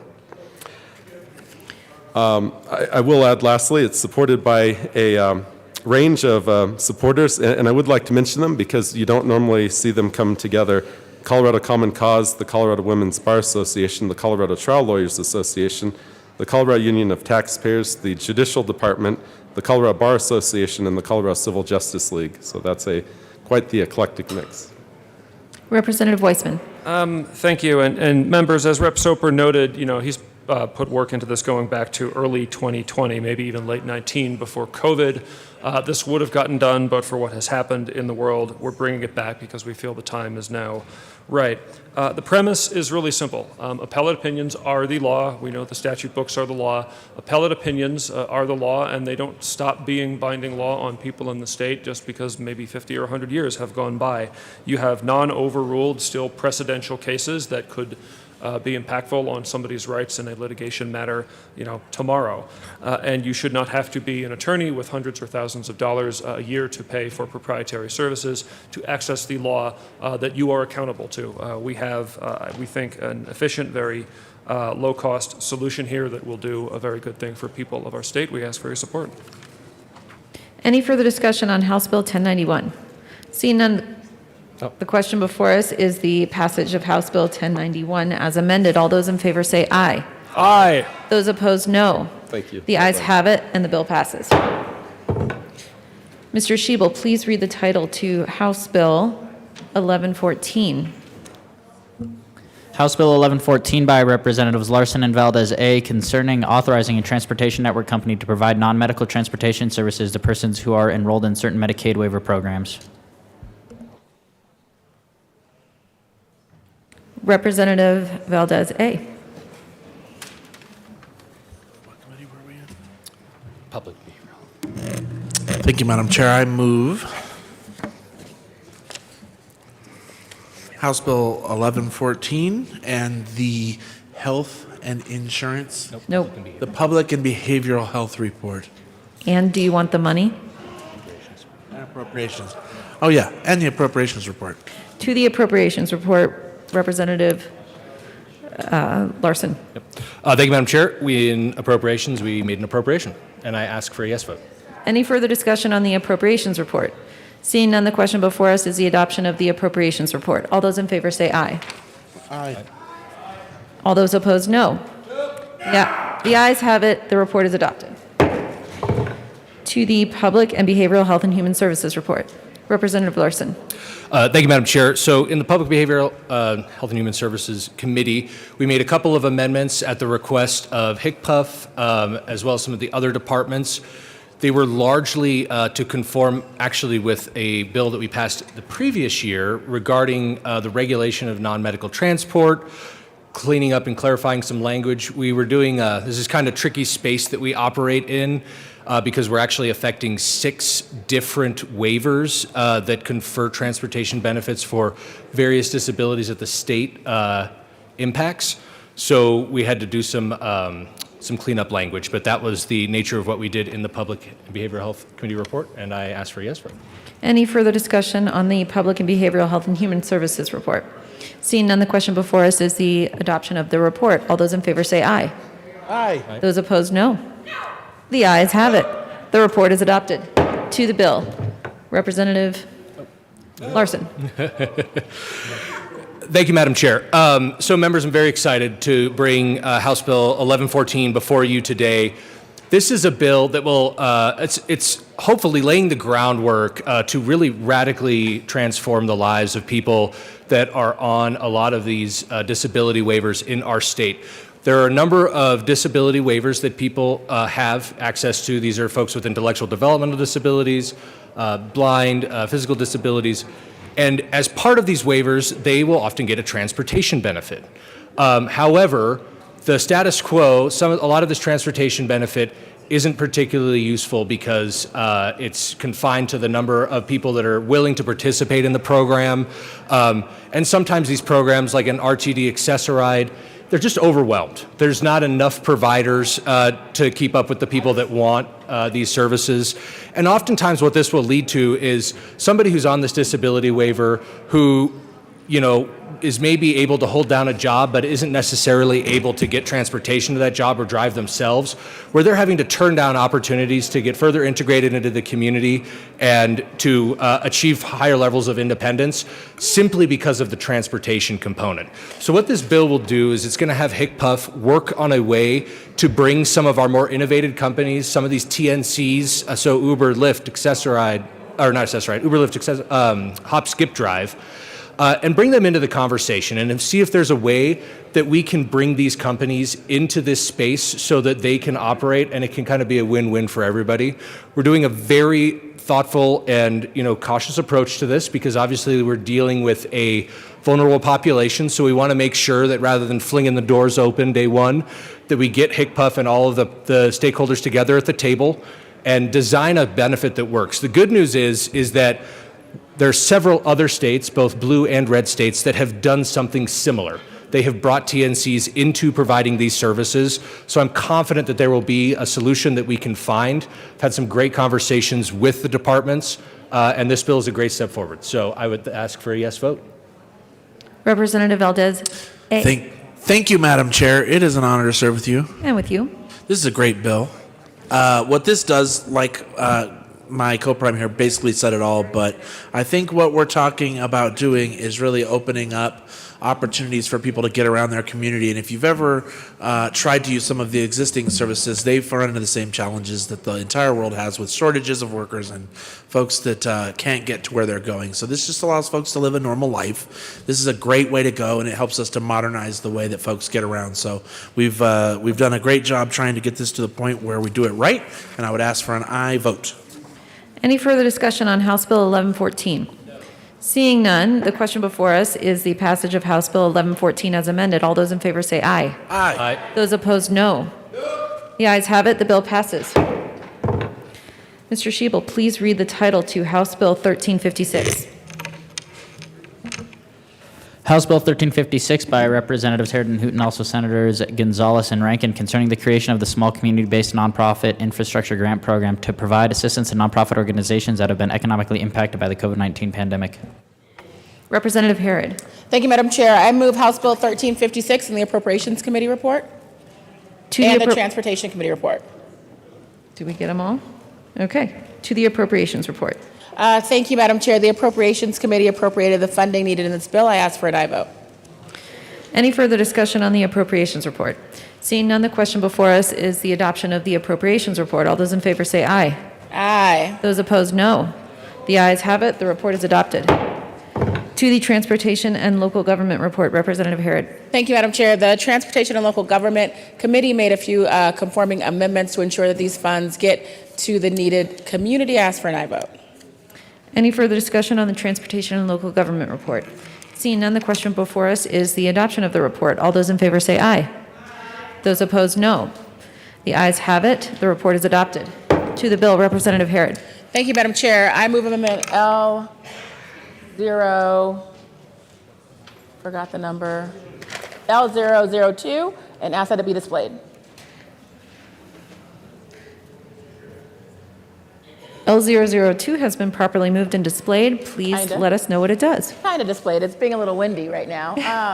Thank you, Madam Chair. This amendment actually just allows for going up to 10 regional access partners as opposed to 5 at the request of some of CCI. I ask for an aye vote. Any further discussion on L002?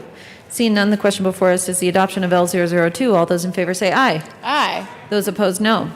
The ayes have it. L002 is adopted. To the bill, Representative Harrod. Thank you, Madam Chair. Members, this is a great bill that provides needed resources to our nonprofits who are struggling right now to ensure that they are able to provide the services that they need to provide. The RAPs are really interesting. I was working with Senator Rankin to create these regional access partners so that we don't add bigger government and positions that will just drop, and instead work with our local partners and foundations like the El Pomar Foundation to get this funding out to the communities they serve. I also want to give a shout out to my non-co-prime but partner in crime, Representative Duran, who worked really hard to bring this bill to fruition on behalf of the advocates who have done so much work to ensure that nonprofits get the resources they need and have that stability that they need to provide the services. I ask for an aye vote. Any further discussion on House Bill 1356? Seeing none, the question before us is the passage of House Bill 1356 as amended. All those in favor say aye. Aye. Those opposed, no. The ayes have it. The bill passes. Mr. Schiebel, please read the title to House Bill 1042. House Bill 1042 by Representatives Exman Van Winkle, also Senators Buckner and Heisey, concerning the ability of a teen parent to attend driving school without a cost. Representative Van Winkle. Thank you, Madam Chair. I move House Bill 1042, the Local Government Report and the Appropriations Committee Report. To the Appropriations Report, Representative Van Winkle. Thank you, Madam Chair. A very small amount of money was appropriated. If you're looking at the original fiscal note, you need to look at an updated one because the original one was almost $500,000. The updated one is just pennies compared to that. So I move for an adoption of the Appropriations Committee Report. Any further discussion on the Appropriations Report? Seeing none, the question before us is the adoption of the Appropriations Report. All those in favor say aye. Those opposed, no. The ayes have it. The report is adopted. To the Transportation and Local Government Report, Representative Exum. Thank you, Madam Chair. First of all, I want to thank Representative Van Winkle for working with me on this bill. We worked on a number of bills together and helping people do better in their lives. The Transportation and Local Government Committee report actually became the bill because there was a strike below amendment which changed the mechanism of how this program works. It does not alter the intent or effect of the program, only the mechanisms of how the program works by letting DHS contract with outside organizations who are already working with teen parents in need, letting those organizations pay for the cost of driver ed class and then having DHS reimburse them for the cost of having DHS report those reimbursements to the SMART Act hearings, which is a better way to run the program. As for I vote on the committee report. Any further discussion on the Transportation and Local Government Report? Seeing none, the question before us is the adoption of the committee report. All those in favor say aye. Aye. Those opposed, no. The ayes have it. The report is adopted. To the bill, Representative Van Winkle. Thank you, Madam Chair, and my sincere thanks to my co-prime sponsor, Representative Exum, for his diligent work on this bill. We actually passed somewhat of a similar bill last year for foster kids who were seeking to obtain their driver's licenses. The original bill that came out, it had almost $500,000 in programming costs for almost a built-from-nothing computer system, and that just wasn't something that was acceptable to either Representative Exum or I, and he found a terrific solution through many diligent meetings with lots of stakeholders, and so I very much appreciate it. This bill before us today will help teen parents achieve their driver's license and their dream of mobility. As we know, being a teen parent can be extremely challenging, especially when it comes to steady employment, education, future economic mobility. And what this bill means, and by helping these teen parents get their driver's licenses, it means freedom. It means the freedom to move, the freedom to work, and the freedom to achieve its true independence for teen parents who need their driver's licenses just to get through their day and take care of their families. Any further discussion on House Bill 1042? All right. Seeing none, the question before us is the passage of House Bill 1042 as amended. All those in favor say aye. Aye. Those opposed, no. The ayes have it. The bill passes. Majority Leader Escar. Thank you, Madam Chair. I move to lay over House Bill 1351, two bills. Seeing no objection, House Bill 1351 will be laid over two bills. Mr. Schiebel, please read the title to House Bill 1284. House Bill 1284 by Representatives Esgar and Catlin, also Senators Gardner and Pedersen, concerning updates to state surprise billing laws to facilitate the implementation of surprise billing protections and in connection therewith aligning state law with the Federal No Surprises Act. No, this is on our bill. Majority Leader Escar. Thank you, Madam Chair. I move House Bill 1284, the Appropriations Committee report, and the Health Insurance Committee report. To the Appropriations report. Thank you. In the Appropriations Committee, we appropriated the funds needed to continue to take care of this business. Any further discussion on the Appropriations report? Seeing none, the question before us is the adoption of the Appropriations report. All those in favor say aye. Those opposed, no. The ayes have it. The report is adopted. To the Health and Insurance report. Thank Majority you. Leader Escar. Thank you, Madam Chair. I move Amendment L017 to the Health Insurance Committee report.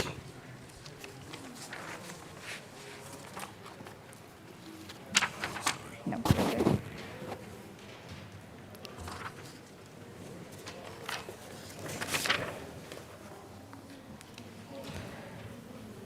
And ask that it be displayed. L017 has been moved and properly displayed. Would you like to explain it? Thank you, Madam Chair. This amendment fixes a small conflict with the committee report in L14, which is an amendment I will be asking for during the bill to make sure we're avoiding a settled question issue. I ask for an aye vote.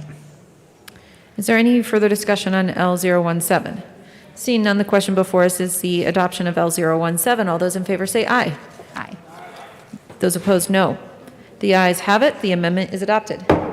To the committee report. Majority Leader Escar.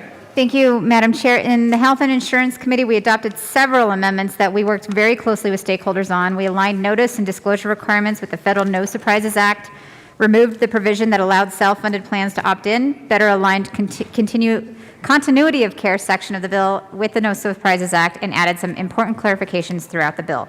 I ask for a yes vote on the H&I Committee report. Any further discussion on the Health and Insurance report? Seeing none, the question before us is the adoption of the committee report. All those in favor say aye. Those opposed, no. The ayes have it. The report is adopted. To the bill. Majority Leader Escar. Thank you, Madam Chair. I have two amendments to the bill, but maybe we'll talk a little bit about it before we move the amendments. Representative Catlin. Thank you, Madam Chair. It's an honor to serve with you. And with you. Thank you. Members, this is a bill that we've worked on before. Madam Majority Leader Escar and I worked on in, I think, 19, where we brought a bill that would help the citizens of Colorado not have to suffer surprise billings. With a lot of help in the House here, we passed that bill, and it's worked. It's made a big difference for people's lives here in the state of Colorado. So now what we're doing is running a bill to make us align with the federal law so that our surprise billing is tailored and fit into that one. This is a good bill, folks. Vote yes. Majority Leader Escar.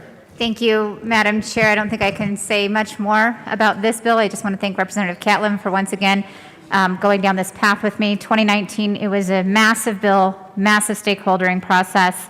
That was actually such a good bill after it passed out of this chamber and in the Senate that we believe the federal government actually took a look at it to help build their federal law. So now we just want to make sure that this bill brings in alignment the great work that we did, the work that the federal government has done to make sure providers, insurers, and consumers are all working by the same rules. So we appreciate your support. We have a bit more when you talk about the stakeholdering process. All those folks were still at the table when we talked about this bill as well. We have two amendments that I just need to make sure we run. I move Amendment L014 and ask that it be displayed. L014 has been properly moved and displayed. Would you like to tell us about it, Majority Leader Escar? Thank you, Madam Chair. This amendment changes the notice requirement for providers and facilities from 7 days in advance of a scheduled service to 72 hours in advance. And if a service is scheduled within those 72 hours, notice is required 3 hours in advance. These notice timelines now align with the federal law, the NSA. And this amendment also permits a person to use an out-of-network provider if notice is received within 10 days of a scheduled service at an in-network facility. Again, this is more conversations, more stakeholdering processes that we brought folks together to agree on. We ask for a yes vote. Any further discussion on Representative Catlin, please go ahead. Thank you, Madam Chair. One of the things I wanted to bring some of your attention to, if you weren't here at that time, one of the reasons that I got on this bill with Representative Esgar is that there was a man came to the offices over across the street was looking for his state representative, who was in committee, so he wasn't able to connect. So he stopped by my office, and I asked him what he was doing here in Denver, because he's a farmer out on the Eastern Plains. And he said, well, I'm here to go to Federal Land Bank. I need to put a mortgage on my farm. Because I had a procedure 6 months ago that I thought was in network, and come to find out some of the folks that worked on me were not. So he had to come to Denver to borrow $90,000 against a farm and ranch that was already paid for and had been paid for years. Yet he went through all the system, had an estimate of what it was going to cost. He knew what he was going to be able to do. He was shown exactly what was going to happen. But one of the individuals, or two or three of the individuals someplace, were not in that bid, and they were not in his network. So he got the bid. He got the bill. He was here to mortgage his farm. Folks, we should not have to mortgage our farms, our houses, or our lives because we went to the hospital, we went to the doctor, we did all the things we're supposed to do, and then all of a sudden someone says, sorry, you were out of network when you were in your own community. Those things really don't work. And this body passed a bill that said that's right. It does not work. And she was not being bragging enough because her bill is the one that the federales decided that they were going to do something with. So please vote yes on this. Is there any further discussion on L014? I'm out of whack. Seeing none, the question before us is the adoption of L014. All those in favor say aye. Aye. Aye. Those opposed, no. The ayes have it. The amendment is adopted. Majority Leader Escar. Thank you, Madam Chair. I move Amendment L016 and ask that it be displayed, and it should have been distributed to your desks yesterday because it's over a page. Good. I love that. Thank you, Madam Majority Leader. The amendment has been properly moved and displayed and was distributed yesterday to members' desks. Would you like to share? Go ahead, Madam Majority Leader. Thank you, Madam Chair. This amendment aligns the definition of emergency services with the definition in the NSA, which is the federal law, which includes requirements related to balance building protections for post-stabilization services. We ask for your support. Any further discussion on L016? Seeing none, the question before us is the adoption of L016. All those in favor say aye. Aye. Those opposed, no. The ayes have it. The amendment is adopted. To the bill, Majority Leader Escar. Thank you, Madam Chair. And members, thank you for your time and patience listening to not only this bill, but the hard work that those of you who were here in 19 did on the original bill. It truly is something I think this entire body should be proud of. We protect a number of consumers across our state. Before we enacted 2019's bill, there were folks actually getting liens put on their homes for medical debt that they didn't even know that they had accumulated. They assumed that they had gone to a hospital for emergency treatment and assumed because they were at that facility that may have been in their network that their insurance would cover the pieces that they are intended to cover. They didn't know that maybe the anesthesiologist or the emergency surgeon wasn't in their network. We said here in Colorado that payment conversation should be between your provider and your insurance company. The consumer should be kept out of the conversation. That's what the 2019 bill did. We know that it worked well. We know that the federal government's law is going to work well as well. This bill simply puts these together to make sure we're all playing by the same rules and nobody is confused. So we appreciate your time again and your support for this bill. We ask for a yes vote. Any further discussion on House Bill 1284? Seeing none, the question before us is the passage of House Bill 1284 as amended. All those in favor say aye. Those opposed, no. The ayes have it. The bill passes. Mr. Schiebel, please read the title to House Bill 1285. House Bill 1285 by Representatives Neville and Esgar, also Senators Moreno and Cook, concerning a prohibition against a hospital taking certain debt collection actions against a patient if the hospital is not in compliance with hospital price transparency laws. Representative Neville. Thank you, Madam Chair. I move House Bill 1285 and the committee report. To the Health and Insurance Report, Representative Neville. Thank you, Madam Chair. In the committee, we made some amendments after doing some stakeholdering work with different groups, including the Hospital Association. Continue to work on that, but you'll see that next. So in the committee, we made some brief changes kind of explaining that instead of just compliance. It could be material compliance. We also got rid of the ability to revoke a licensing, the licensing from the hospital because of this. And we continue to have more amendments that we'll have here next. Is there any further discussion on the health and insurance report? Seeing none, the question before us is the adoption of the health and insurance report. All those in favor say aye. Those opposed, no. The ayes have it. The report is adopted. To the bill, Representative Neville.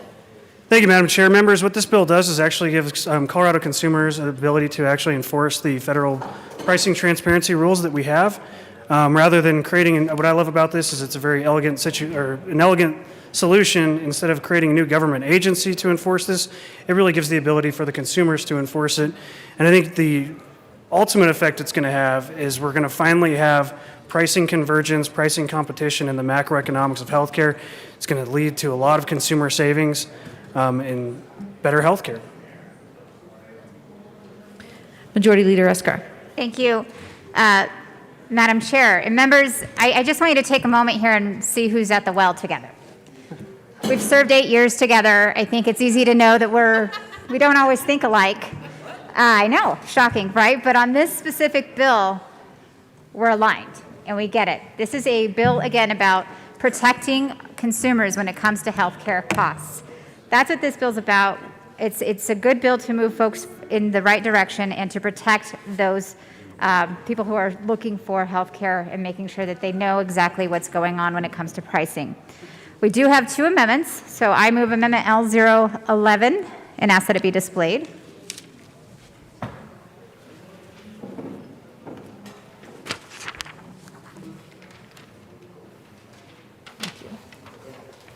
Okay, Amendment L011 has been properly moved and displayed. Please tell us about it, Majority Leader Eskar. Thank you, Madam Chair. L011 accomplishes a number of things for us to ensure clarity in the bill all around. It further clarifies that we are not intending to impact whatsoever a hospital's ability to conduct traditional billing practices. This makes clear it's the patient who may pursue the private right of action only after a debt has been sent to collections. And lastly, it clarifies that the courts are to consider whether or not a hospital was not in material compliance with federal hospital pricing transparency laws and standards put forward by the Centers on Medicare and Medicaid Services, CMS, when reviewing the cases and passing judgment. This amendment comes after extensive conversations with the Hospital Association. We think it makes a good bill even better by providing additional clarity to all parties involved, and we ask for an aye vote. Any further discussion on L011? Seeing none, the question before us is the adoption of L011. All those in favor say aye. Aye. Those opposed, no. The ayes have it. The amendment is adopted. Majority Leader Eskar. Thank you, Madam Chair. I move Amendment L015 and ask that it be displayed.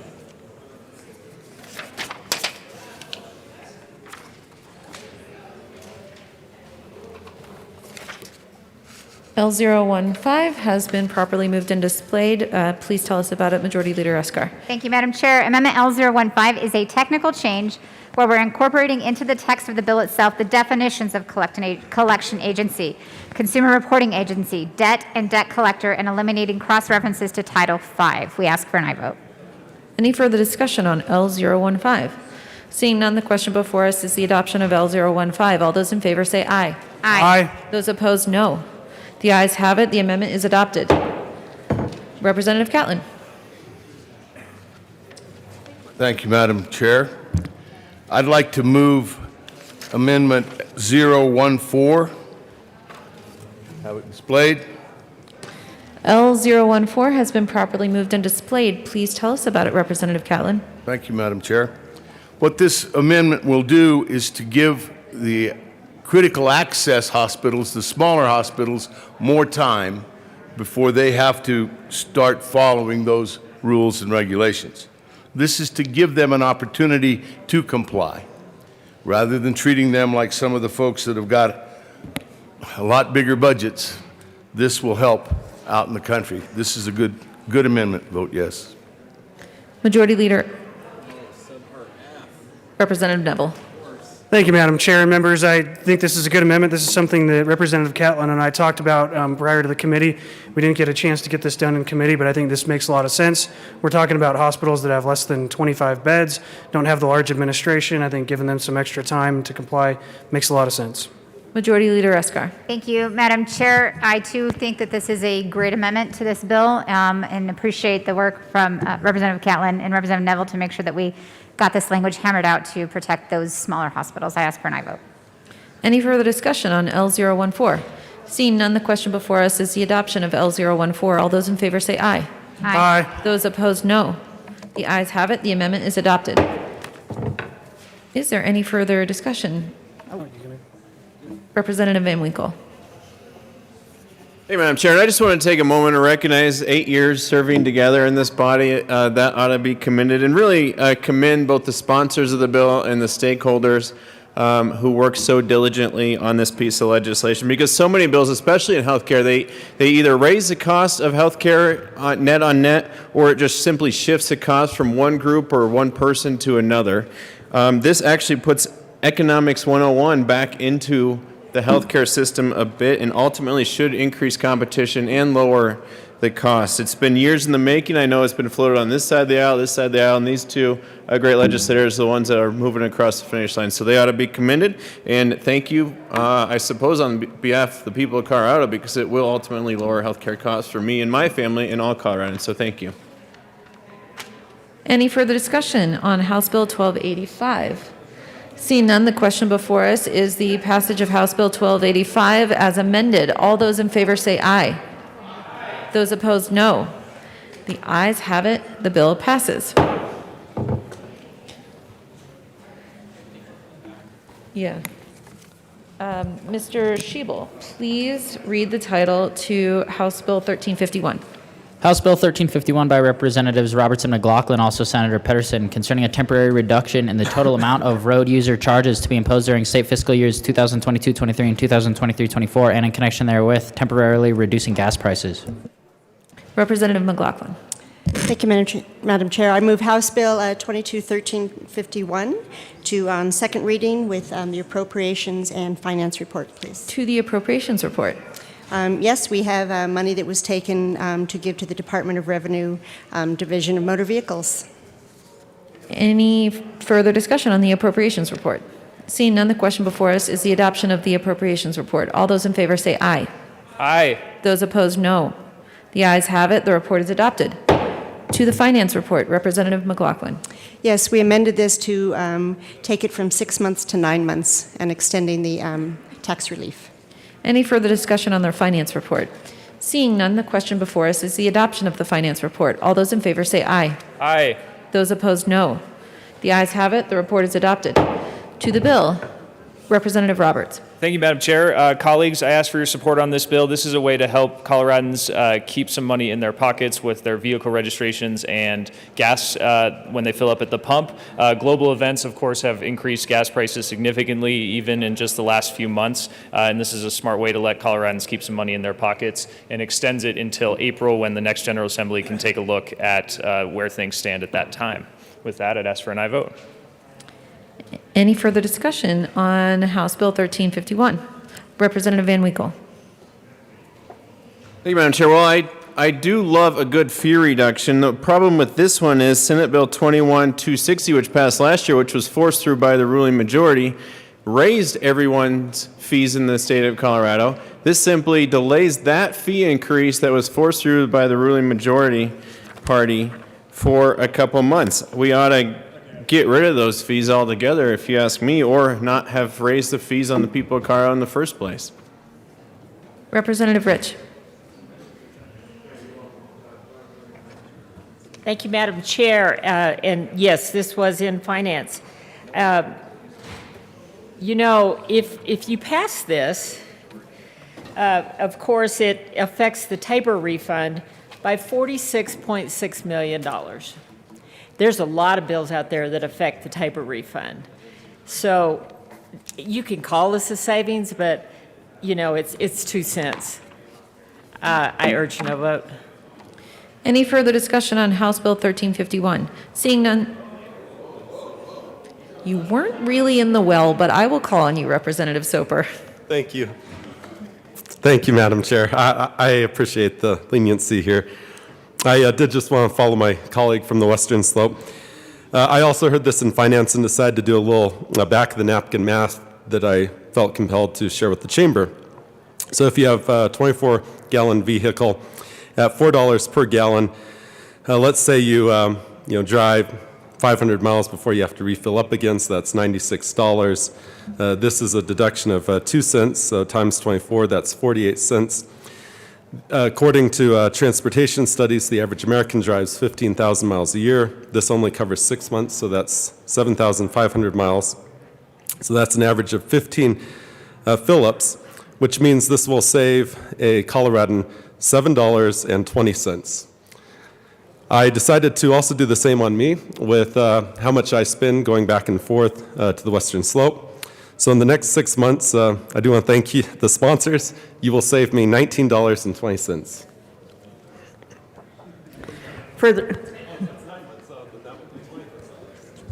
Further discussion on House Bill 1351. Seeing none, the question before us is passage of House Bill 1351. All those in favor, please say aye. Aye.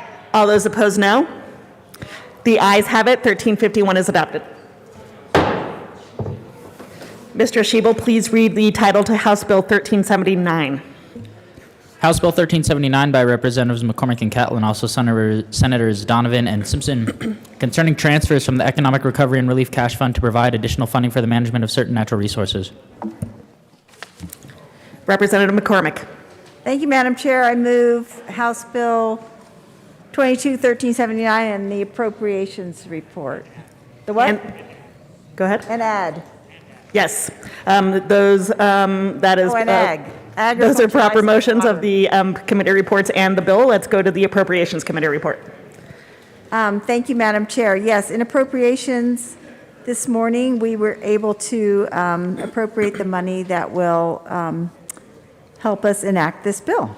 I urge an aye vote. Any further discussion on the committee report? Seeing none, the question before us is adoption of the Appropriations Committee report. All those in favor, please say aye. All those opposed, no. The ayes have it. The Appropriations Committee report is adopted. To the Agriculture, Livestock, and Water report, Representative McCormick. Thank you, Madam Chair. Yes, in the Agriculture, Livestock, and Water Committee, we did pass one amendment that just clarified the programs that we are describing in this bill, as well as made sure that we were including nonprofit entities to be eligible for these funds. I urge an aye vote. Any further discussion on the committee report? Seeing none, the question before us is adoption of the Agriculture, Livestock, and Water Committee report. All those in favor say aye. Aye. Aye. All those opposed, no. The ayes have it. The committee report is adopted. To the bill, Representative McCormick. Thank you, Madam Chair. Yes, House Bill 1379 will provide much needed investment in resources to secure a resilient water future for our state. We all know that persistent droughts, record fires, and deadly floods we have experienced the last few years are really pushing Colorado into one disaster after another, and our resources are just not enough. Colorado is just one of many states suffering under the pressures of climate change, and our watersheds and aquifers are depleted across the state. And the decline of the health of our streams, our forests, undermines the reliability of our water and our water supply for cities, farms, ranches, and the entire environment of our state. Our landscapes, our homes, our livelihoods will be at risk if we as Coloradans simply wait for the next disaster. House Bill 1379 includes $20 million of investment from the Economic Recovery and Relief Cash Fund in order to make progress on the health of our watersheds and forests and to seize on the unprecedented availability of federal funds through the bipartisan infrastructure bill.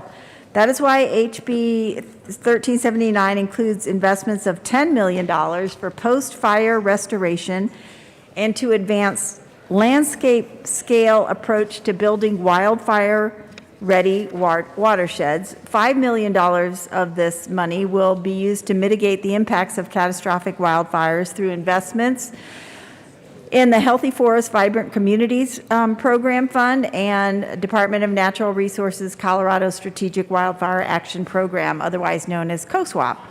These investments will go towards fuel treatment projects with a specific focus on watershed health and towards wildfire mitigation workforce development that will expand Colorado's capacity to conduct this work into the future.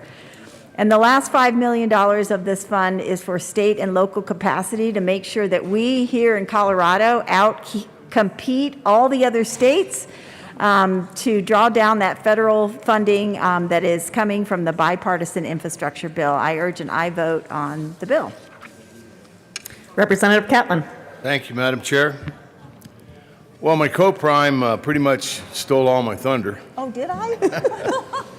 No. You have more thunder. Members, I want to try and impress upon you today that the state of Colorado is in a situation where in this world that we live in today, a dollar of mitigation will save us tens of dollars in repairs. We can see that with what's happened in the fires that we've suffered. We can see that that's where we need to be headed. And I think Colorado has decided that that's one of the places we're going. Stakeholders across Colorado agree that significant resource barriers often prevent rural and disadvantaged communities from accessing federal funds. This bill will allow us to put money up so that we can match federal funds. As you know, the only thing that's holding us back is money. That's a lot of things that we do here is holding us back. But here's an opportunity for us to take special funds, put them out, and we can then start to bring more funding to the state of Colorado. This is important. It doesn't matter if you live in town, or if you live out in the country, or if you live in the mountains. Mitigation is going to get to be one of the bigger things that this state's got to take care of. This extraordinary availability of federal funds, we have a once-in-a-lifetime generation, a once-in-a-generation opportunity to secure our water future. This is important, folks. The way they trained me, don't talk too much. Good bill. Vote yes. Good job. Further discussion on House Bill 1379. Seeing none, the question before us is adoption of House Bill 1379. All those in favor say aye. Aye. All those opposed, no. The ayes have it. 1379 passes. Mr. Schiebel, please read the title of House Bill 1352. House Bill 1352 by Representative Mullica, also Senator Hawkins Lewis, concerning a stockpile of essential materials that may be utilized in the event of a declared disaster emergency. Representative Mullica. Thank you, Madam Chair. Madam Chair, it's an honor to serve with you. It is an honor to serve with you, Representative. Thank you. Madam Chair, I move House Bill 1352 and the Appropriations Committee report. To the Appropriations Committee report. Thank you, Madam Chair. The Appropriations Committee report is that they appropriated the money. I ask for a yes vote. Any further discussion? Seeing none, the question before us is adoption of the Appropriations Committee report. All those in favor say aye. Aye. All those opposed, no. The ayes have it. The Appropriations Committee report is adopted. To the bill, Representative Mullica. Thank you, Madam Chair. Members, this bill is about Colorado being a leader. This bill is about Colorado being prepared. It's a bill to make sure that we're going to try to turn what has been a negative over the last couple of years into a positive and learn lessons from that. This bill is making sure that Colorado has a PPE stockpile. And that we are prepared that if we see another emergency, that we're prepared that if we see another pandemic, that we can have that PPE to provide to those who are taking care of us, to provide to those in our state that need it the most until the supply chain can catch up. We all saw, and I lived it firsthand early on in this pandemic when we saw nurses and healthcare workers having to reuse N95 masks, and those aren't meant to happen. When we saw healthcare workers having to wear trash bags to protect themselves. We have to be better, and that's what this bill does. This bill makes sure that Colorado is prepared, that we have that stockpile, and that we're not in the situation that we were early on in this pandemic ever again. And for that reason, I ask for a yes vote. Any further discussion? Oh, sorry. Thank you. Representative Mullica. Thank you, and thank you to our staff. Members, I do have one minor amendment as well. I ask for it to be displayed. I move Amendment L001. It has to be Ask for it to be displayed. That has been properly moved and is now displayed. Please continue, Representative. Thank you, Madam Chair. All this amendment does, members, is we worked with the primary care providers. It just inserts primary care providers in there along with hospitals to make sure that they are a piece of it and can not only distribute it but receive some of these PPE materials. I ask for a yes vote. Any further discussion on L001? Seeing none, the question before us is adoption of amendment to L001 to House Bill 1352. All those in favor say aye. Aye. All those opposed, no. The ayes have it. Amendment L001 is adopted. Back to the bill, Representative Mullica. Thank you, Madam Chair. I ask for a yes vote on House Bill 1352. Further discussion on the bill, Representative Van Winkle. Thank you, Madam Chair. And my apologies to the bill sponsor. This did not come before any of my committees, and I haven't had time to examine this until just this morning. So one of the questions I had when I was looking through it is, it's taking the $1.88 million from the Revenue Loss Restoration Cash Fund, and I have not come across that cash fund in my lifetime. So what is a cash fund? What money goes into it that's being now taken out and moved somewhere else? I can ask a different question if you want. Representative Mullica. Thank you, Madam Chair. I appreciate the question, Representative Van Winkle. I will have to do maybe a little more research on that, exactly where it's coming from. The administration, this has worked on the bill. Obviously, this is where they identified some available funds until and maybe I'll let Representative Neville come up. But Representative Neville, hopefully to the rescue. Yes, thank you, Madam Chair. And I just, I think this bill is not quite thorough enough. So I move Amendment L002 and ask for it to be properly displayed. That has been properly moved and is now displayed. Thank you, Please Madam continue, Chair, members. Representative. This is just, making sure we've got some extra details in this and, add some extra detail about what kind of PPE we should actually be stockpiling for. And I urge a yes vote on this amendment. That does make it thorough. Representative Mullica. Thank you, Madam Chair. And Representative Neville, I really appreciate this amendment. I wish that it would have referenced maybe Mad Max or something along those lines to make sure. But and for that reason, I think being that it doesn't, I don't know if I can support this amendment. But definitely appreciate the thought process behind it. Representative Neville. Thank you, Madam Chair. Yeah, I do agree. I was thinking about even we get it more detailed, so maybe some spiky shoulder pads, even some haircuts. I do agree, but it's probably not detailed enough. So because of that, I withdraw the amendment. All right, that amendment is withdrawn. Representative Van Winkle, do you want to talk about the bill? And I'll be generous. You can kind of talk about the amendment Thank you, Madam Chair. No, I will leave it be. And I wanted to ask why the amendment included senators, but I'll leave that be. So thank you, Madam Chair. Any further discussion on House Bill 1352? Seeing none, the question before us is adoption of House Bill 1352. All those as amended. All those in favor, please say aye. All those opposed, no. 1352 is passed. Mr. Schiebel, please read the title to House Bill 1005. House Bill 1005 by Representatives McCluskey and Will, also Senator Rankin, concerning modifications to the existing tax credit for rural and frontier healthcare preceptors. You want to move it? Okay. Representative McCluskey. Thank you, Madam Chair. I move House Bill 1005 and the committee report from Health and Insurance. To the Health and Insurance report. Thank you, Madam Chair. In Health Insurance Committee, folks, we added a couple of additional healthcare professional titles for positions that would qualify for preceptorships, and we also clarified not graduate but health professional in a couple of the lines, a technical change. I encourage an aye vote. Any further discussion on the Health and Insurance Committee report? Seeing none, the question before us is adoption of the Health and Insurance Committee report. All those in favor say aye. Aye. Aye. All those opposed, no. The ayes have it. The committee report is adopted. To the bill, Representative Will. Thank you, Madam Chair. It's an honor to serve with you. It's an honor to serve with you, my friend. This is a great bill, and this preceptors that we're offering is for a new generation of healthcare providers, an inside look at providing care in a rural community, building a direct pathway for our future rural healthcare workforce. And you know, in our rural and frontier counties, this preceptor tax credit provides incentives for healthcare professionals in rural Colorado who provide uncompensated personalized instruction, training, and supervision to medical physicians, assistants, advanced practice nursing, dental students. We heard a lot about the dental students in the San Luis Valley and those people that love this bill. And it helps, its credit shows that this credit really helps in the training.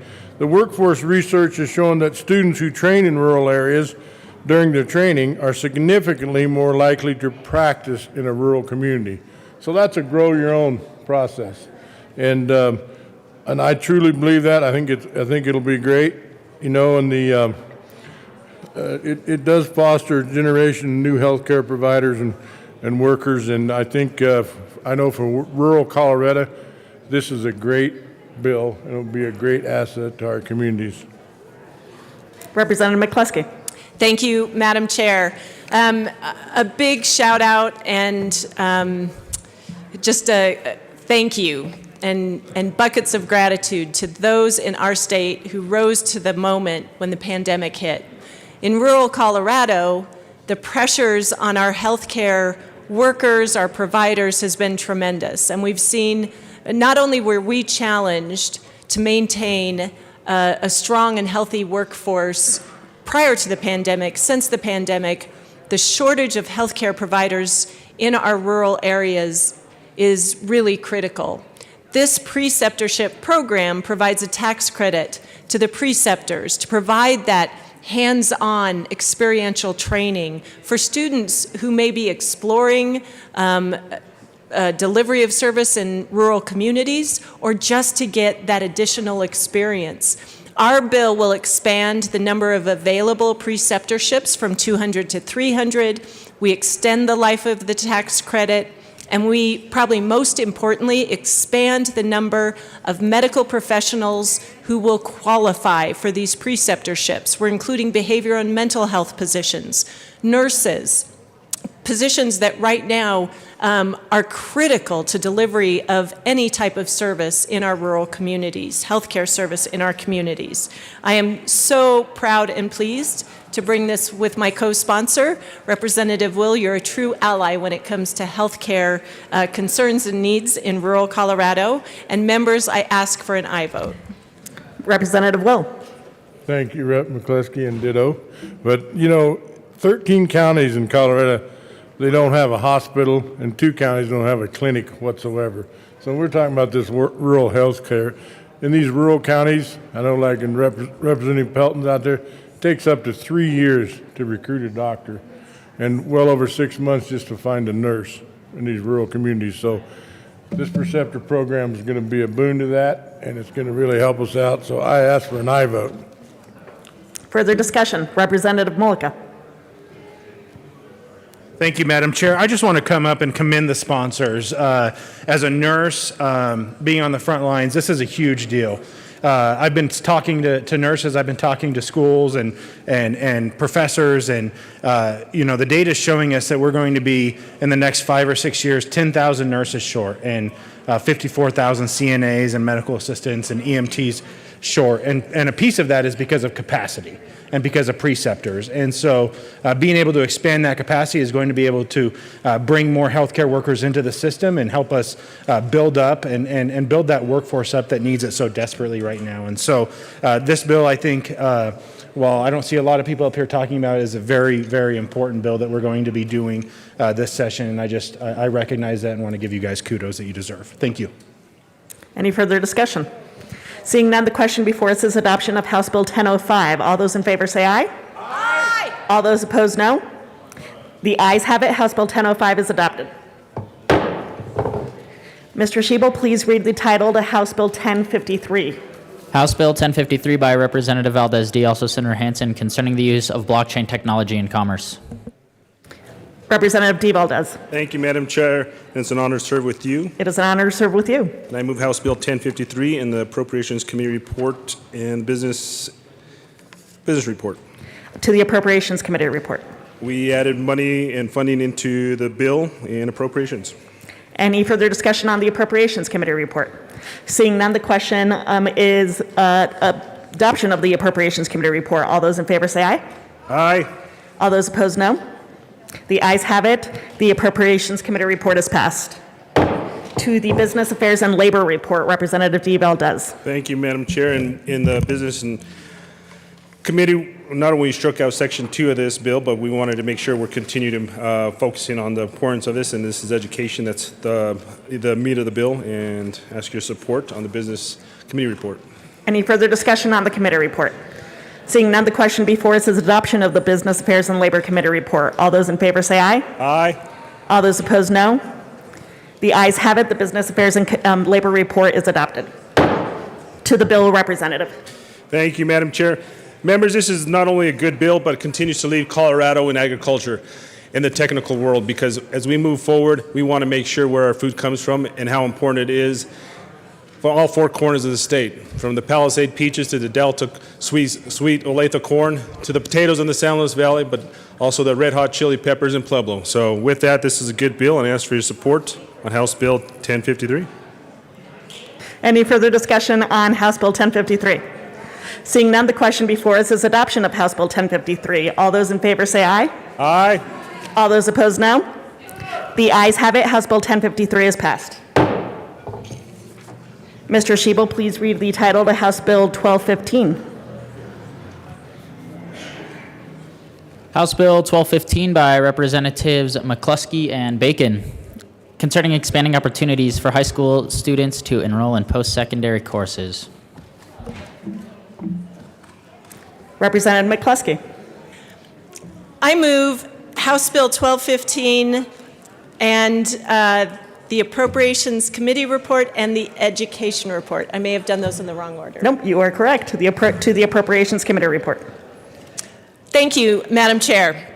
In appropriations, we did fund 1215 to make sure that we could successfully resource this workforce group, this group that is going to be looking at post-secondary and work-based learning opportunities for our K-12 and higher ed students, and I urge an aye vote.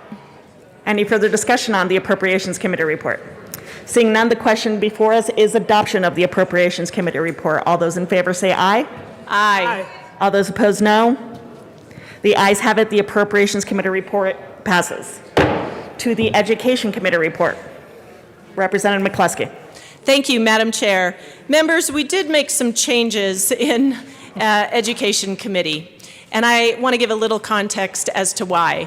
This bill actually started in 2019, when in my district we had two early college programs that had been had changed and were no longer receiving funding from the state for their 5th and 6th year of programming for students who were moving through those programs to get their associate's degree. When that happened, I began working on an effort to review how Ascent early colleges, our P-TECH programs, we now have new programs in this space like TREP, but how we were trying to help students leave high school with both a diploma in one hand and a credential in the other. So, as that bill moved through in 2019 and then 2020, the pandemic got in the way, we paused our work. We came back to it this year. And when we came back to it this year, we also realized that House Bill 1330 had created a task force. And from that task force, the Student Success and Workforce Revitalization Committee working group, there were recommendations about programs in this space, these 5th and 6th year programs that were providing these tremendous opportunities for students, not only to build college-going confidence, but also earn credits and even get a credential. So in the Education Committee, after looking at some of the past work from those bills in 2019 and 20, we decided to rewrite 1215, and we brought a strike below that changed our focus, broadened our focus to make sure that we were looking at all post-secondary programs and opportunities, as well as work-based learning opportunities. So we're really excited with this shift, and pleased that the Education Committee was so supportive. I urge an aye vote. Further discussion on the committee report. Seeing none, the question before us is adoption of the Education Committee report. All those in favor say aye. Aye. All those opposed, no. The ayes have it. The Education Committee report is adopted. To the bill, Representative Bacon. Yes, I want to thank my co-sponsor, Representative McCluskey, for all of her diligence on this. And again, members, what we just really wanted to accomplish here is to definitively say we know that in the state we provide incredible opportunities to students with being able to pursue credentials as well as college credits, if not an associate degree, while they are in the space of K-12 and in high school. This space is what we've all affectionately called the blur, and that is, again, blurring the lines between perhaps a junior and senior year and a first year in college. Colorado has been a leader in being able to provide these opportunities to our students. However, unfortunately, we feel as if we have not been able to equitably provide these opportunities across the state, primarily to our rural communities, our communities on the western slope. We have heard from students far and wide that they really appreciate this, especially through the pandemic. We heard from students who could take classes online and courses that they might not even have access to in their own schools. And so in the spirit of being able to home grow our own talent, to get our young people and those seeking credentials into our own workforce, we need to take a look at all the programs that we offer and be sure that we can more effectively and efficiently offer them. And so on behalf of students across the state, we are encouraging a vote for this bill. And even though we have a lot of local partnerships between school districts and community colleges or other credential issuing organizations, unfortunately, the only way to fix this problem is at the state level, which is why we are pushing for this task force to tell us what we need to do so that we are not being wasteful in our dollars, but that we can spend it more equitably, efficiently, and appropriately across the state for all of our young people. So again, thank you so much for hearing this bill. Thank you for an aye vote, and we hope that all of you vote in support of it. Any further discussion on House Bill 1215? Seeing none, the question before us is adoption of House Bill 1215. All those in favor say aye. Aye. All those opposed, no. The ayes have it. House Bill 1215 passes. Mr. Schiebel, please read the title to House Bill 1364. House Bill 1364 by Representatives Cutter and Soper, concerning extension of the Food Pantry Assistance Grant Program. Representative Soper. Thank you, Madam Chair. I move House Bill 1364 and the Appropriations Committee report. To the Appropriations Committee report. Well, we were in appropriations today, and they appropriated $5 million for the program. Further discussion on the committee report. Seeing none, the question before us is adoption of the Appropriations Committee report. All those in favor say aye. Aye. All those opposed, no. The ayes have it. The committee report is adopted. To the bill. Representative Soper.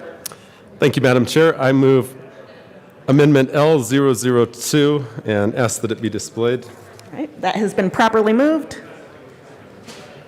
And I believe Representative Cutter. And has been displayed now. Representative Cutter. Thank you. Thank you, Madam Chair. It's an honor to serve with you. It's an honor to serve with you. Thank you. This amendment, both Representative Soper and I think, are really happy to bring this amendment. It was in response to some discussion in committee. We wanted to be sure that we, in the bill, that we left room for Indigenous people and people requiring culturally appropriate food to be able to get that, but we still wanted to protect Colorado farmers. So we just removed some language that made that, that had left some doubt in there. So our goal with this amendment is to protect Colorado farmers as the primary source of fresh food in this bill. So we ask for an aye vote. Further discussion on the amendment. Representative Soper. Thank you, Madam Chair, and thank you, Representative Cutter.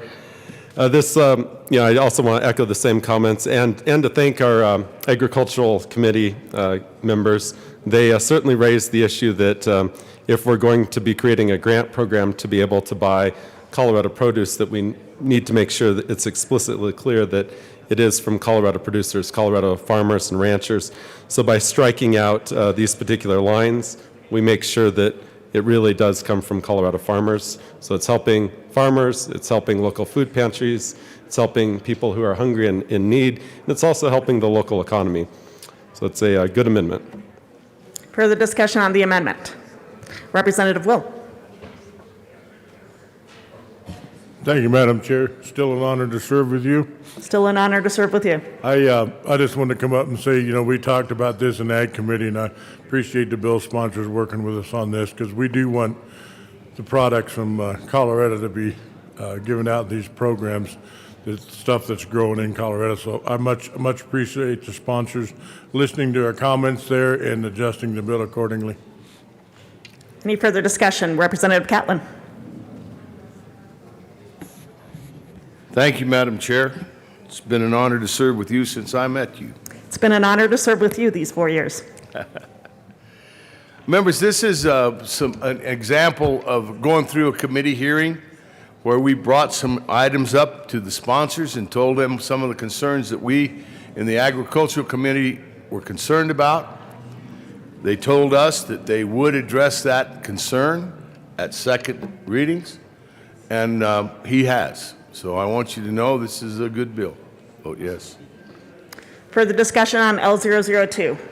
Seeing none, the question before us is adoption of Amendment L002 to House Bill 1364. All those in favor say aye. Aye. All those opposed, no. The ayes have it. Amendment L002 is passed. To the bill, Representative Cutter. Thank you. Thank you, Representative Soper, and thank you, Madam Chair. So I'm really happy to be here today sponsoring this legislation. And I had the privilege of running this program a few years ago as well with Madam Majority Leader. But I want to be really clear that there was absolutely never any intention to not support Colorado farmers. And it was just a question about the language in the bill. So I'm really, really happy that we're able to address that and really bring forward the intention, which was to support local agriculture while helping thousands of Coloradans. This program has helped just thousands of people over the last few years. And the pandemic has really impacted, as we all know, a lot of families' economic situations. Thousands of people lost their jobs and they're still digging out, even though the future is much rosier. But our food pantries, this is important, our food pantries to continue to report double the number of clients. And so that's why this program is still incredibly necessary to support food pantries throughout the state. The local small pantries that reach smaller communities throughout every corner of Colorado. We've helped over 150 community pantries, community-based food pantries buy food, and it's local, mostly local and healthy food for their community. And it's been a source of income for over 60 Colorado producers. So this has been a great partnership between the food community and the ag community, people feeding people, food pantries in the ag community. So we know it has permanent impacts in the food system by providing funding for these local food pantries going forward. And I'm really excited to sponsor this program, this innovative and successful program. And I hope we can earn your support today as well. Representative Soper. Thank you, Madam Chair. And without completely repeating everything Representative Cutter said, this is a good bill to help those in need in our state, but also be able to help our farmers and to ensure that Coloradans who are in need and hungry are able to have locally grown or raised Colorado beef or Colorado produce as part of their diet. So I'd ask for a yes vote. Thank you. Further discussion on the bill. Representative Will. Thank you, Madam Chair. I just want to come up and say I support this bill. One of my constituents and ranchers over in the Carbondale area testified on this bill and talked about the benefits to them as a producer and how this ties into the program and locally growing. So 100% behind this bill. Ask for an aye vote. Further discussion on the bill. Seeing none, the question before us is adoption of House Bill 1364. All of those in favor say aye. Aye. All those opposed, no. The ayes have it. House Bill 1364 passes. Representative Froelich. Thank you very much, Madam Chair, and thank you, Mr. Speaker and Assistant Majority Leader, for a brief break in tradition. I just wanted to announce that we have in the balcony 2 champion swimmers and folks from USA Swimming, Missy Franklin and Rowdy Gaines, who are here to talk to the legislature. Welcome. Well, welcome to the House of Representatives. I guess we won't fine you since the Speaker gave you permission. Mr. Schiebel.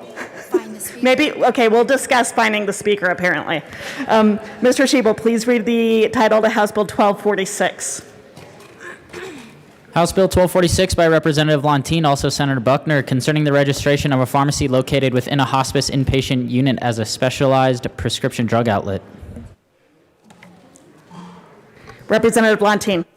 Thank you, Madam Chair. So I move House Bill 1246 and the Appropriations Committee report. To the Appropriations Committee report. The Appropriations Committee appropriated some money. I ask for an aye vote. Representative, that has been properly moved. The question before us is adoption of the Appropriations Committee report. All those in favor say aye. Aye. All those opposed, no. The ayes have it. The Appropriations Committee report is adopted. To the bill, Representative Lontine. Thank you, Madam Chair. So this is a technical fix, in my opinion, that allows the use of a automated dispensing cabinet in inpatient hospice care. Currently, it is being able to be used in long-term care facilities, but it is not available for the use of inpatient hospice. These automated dispensing cabinets are really useful for making sure that patients get the accurate medication that they need. Also, when you are dealing with people at end of life, they are using a lot of controlled substances to manage their pain, and this does help with diversion. And so I ask for an aye vote. Further discussion on House Bill 1246. Seeing none, the question before us is adoption of House Bill 1246. All those in favor say aye. Aye. All those opposed, no. The ayes have it. House Bill 1246 is adopted. Madam Assistant Majority Leader. Thank you, Madam Chair. I move House Bill 1326. I move to lay over House Bill 1326 until after House Concurrent Resolution 1003. At the request of the Majority Leader, House Bill 1326 will be laid over until after HCR 1003. Madam Assistant Majority Leader. Thank you, Madam Chair. I move to lay over House Bill 1281 until after House Bill 1326. At the request of the Assistant Majority Leader, House Bill 1281 will be laid over until after House Bill 1326. Mr. Schiebel, please read the title to House Bill 1382. House Bill 1382 by Representative McCluskey, also Senator Donovan, concerning the designation and promotion of dark sky locations in Colorado. Representative McCluskey. Thank you, Madam Chair. I move House Bill 1382 and the committee report from Agriculture. To the Agriculture Committee report. Members, in committee, we clarified some of the language we were using that was not in line with what IDA, International Dark Skies Association, uses. So the amendment simply moved from designations, dark sky designations, to dark sky certifications. I ask for an aye vote. Any further discussion on the committee report? Seeing none, the question before us is adoption of the Agriculture, Livestock, and Water Committee report. All those in favor say aye. Aye. All those opposed, no. The ayes have it. The committee report is adopted. To the bill, Representative McCluskey. Thank you, Madam Chair. Members, there is nothing quite as magical as being in the high country during a summer night and standing looking up at our magnificent stars. Dark skies are as much a natural resource in this state as our majestic mountains, our beautiful riverways, and forests. Dark skies are also a driver for astrotourism, cultural tourism, and outdoor recreation. I am very excited to note that several communities in this state, as well as parks, have received the International Dark Skies Association designation. Places like the Black Canyon of the Gunnison National Park, Dinosaur National Monument, Mesa Verde National Park, and as of yesterday, Rep. Catlin's own backyard. I've lost him somewhere, unfortunately. Dark skies, in all seriousness, are truly a gem and an attraction when it comes to tourism, but there is a significant impact to our health, both as humans, the importance to ecosystems, and the impacts on energy. When we look at energy consumption, some communities have already adopted dark skies ordinances by changing light fixtures, changing wattage of lights, changing types of lights. The savings are significant. More importantly, it helps promote health for both animals and humans. We know that bright lights can distort bird migration in particular, and for humans, light pollution can be devastating to our health. It impacts sleep, creates obesity, sleep disorders, diabetes, and much more. I am excited to say with this very small effort, we will be providing grant programs to communities interested in attaining a dark sky certification. And the process can be challenging. So these grants will provide that technical assistance through the Colorado Tourism Office so that we can see more communities secure a dark sky certification, ultimately bringing more visitors, more tourists, and promoting wildlife health as well as human health. I encourage an aye vote. Further discussion, Representative Will.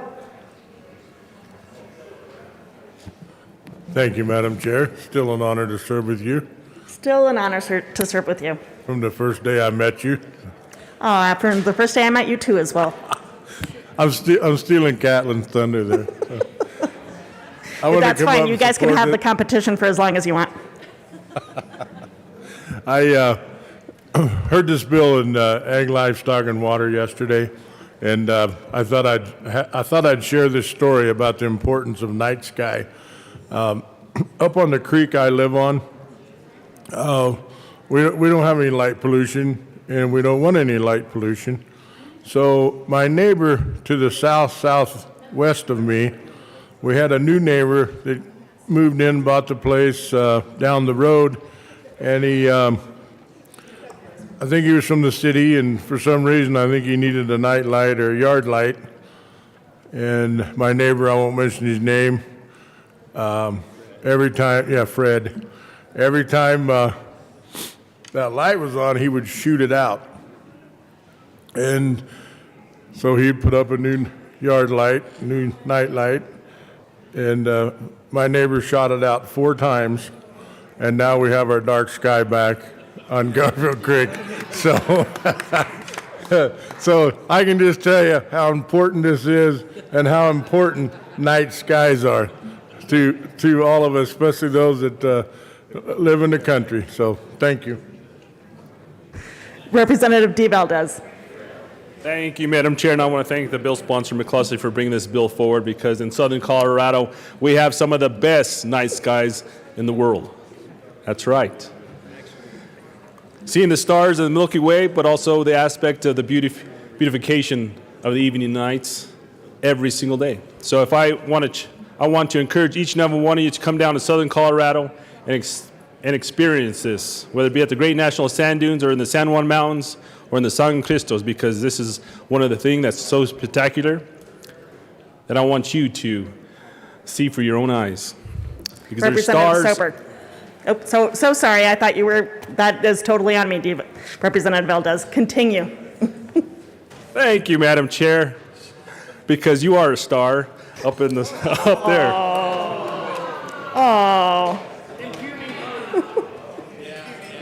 Now I feel really bad for interrupting you.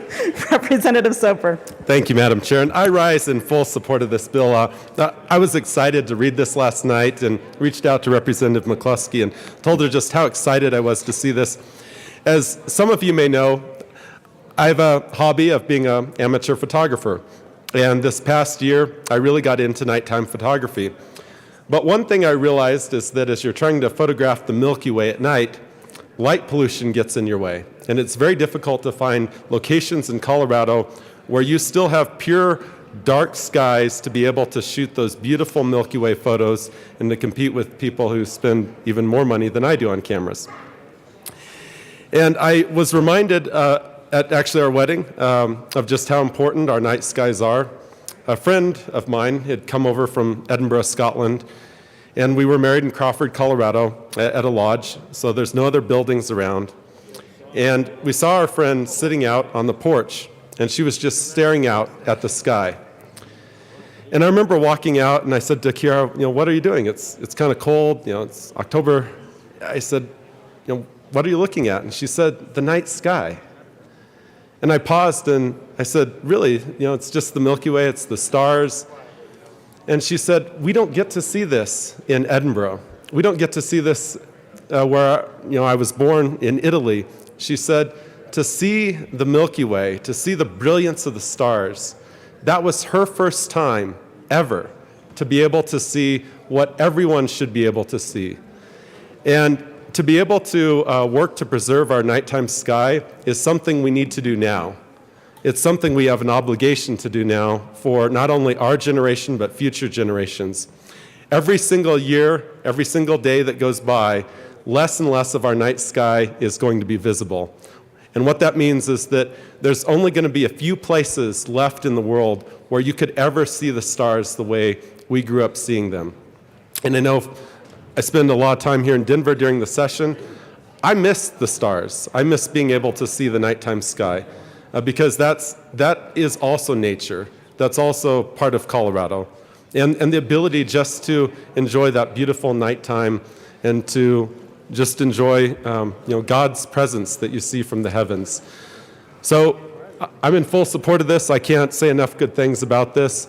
We definitely need to work incredibly hard right now to try to not only stop light pollution, but to try to take back more of our nighttime. Thank you. Representative Pelton.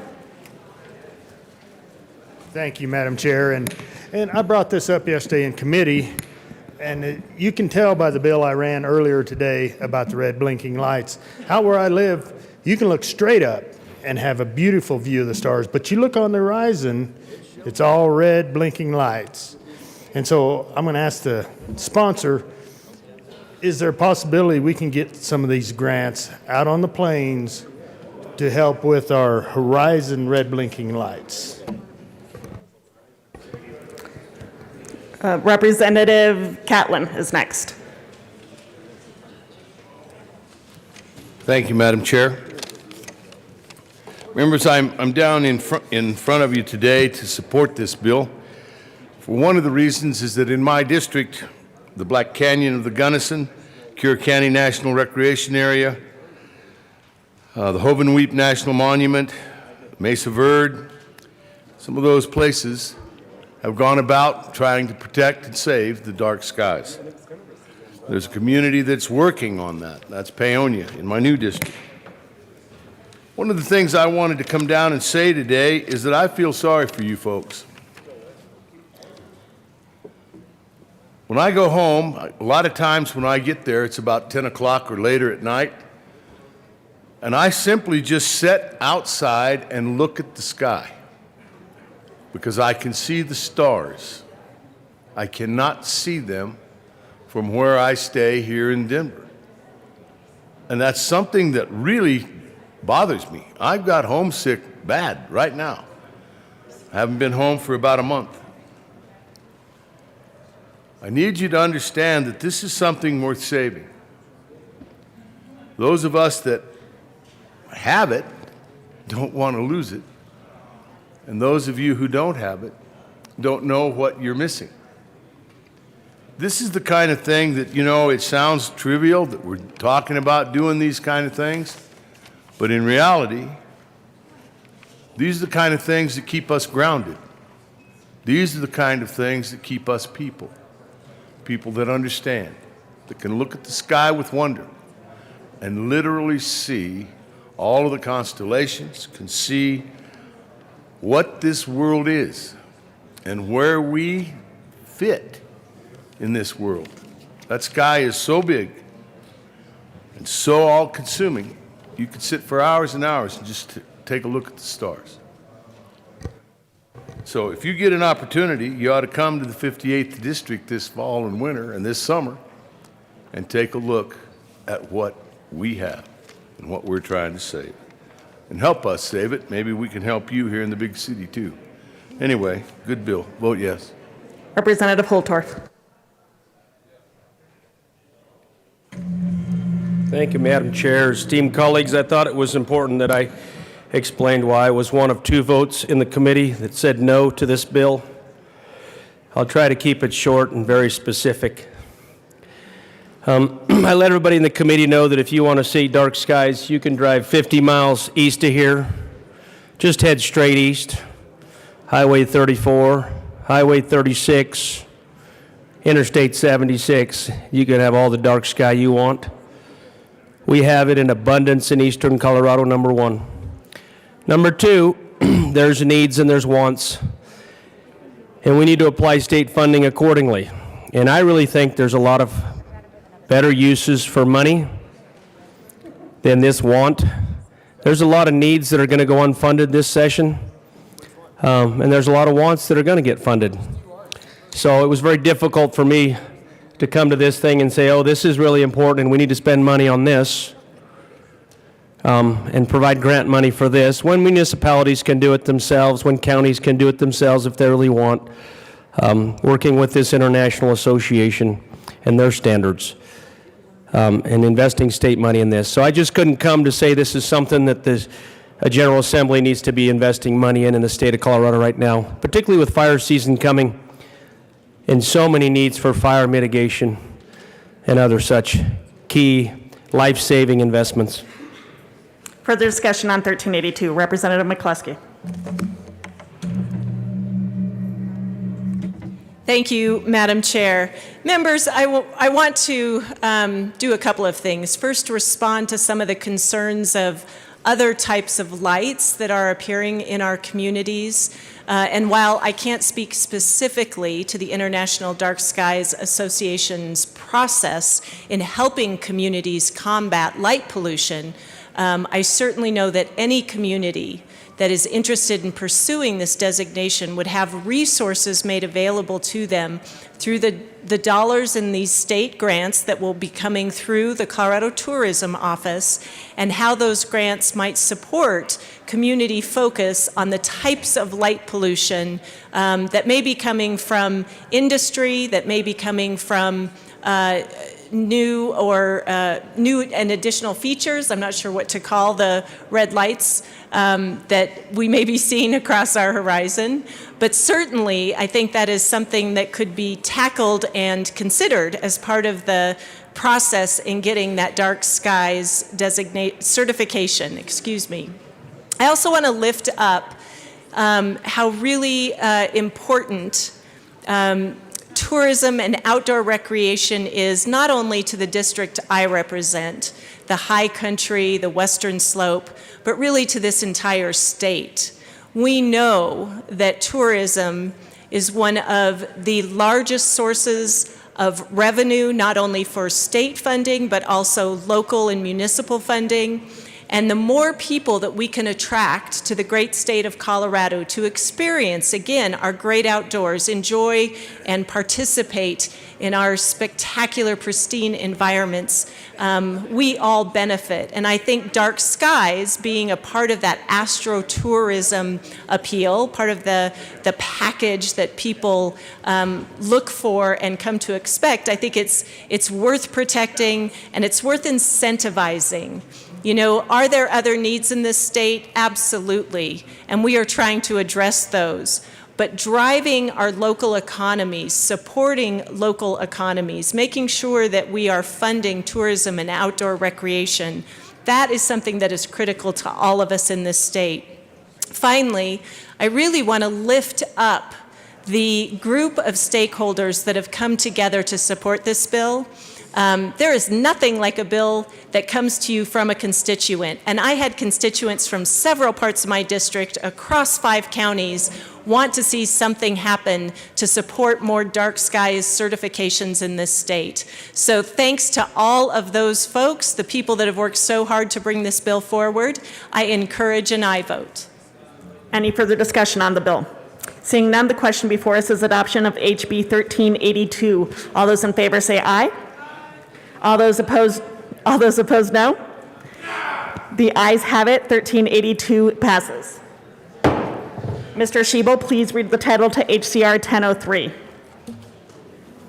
House Concurrent Resolution 1003 by Representatives Geithner and Kipp, also Senators Bridges and Lundin, submitting to the registered electors of the state of Colorado an amendment to the Colorado Constitution concerning the extension of the property tax exemption for qualifying seniors and disabled veterans to the surviving spouse of a United States Armed Forces service member who died in the line of duty or veteran whose death resulted from a service-related injury or disease. Representative Geithner. Thank you, Mr. Chair. I move House Concurrent Resolution 1003. To the resolution. Thank you, Mr. Chair. Members, this went through appropriations, but there is no appropriations report because, well, there is no appropriation required. It's been a little while since this bill was in committee, but just a short little acknowledgement to some of the organizations and entities that are in support of the bill. Department of Military and Veteran Affairs has come into support.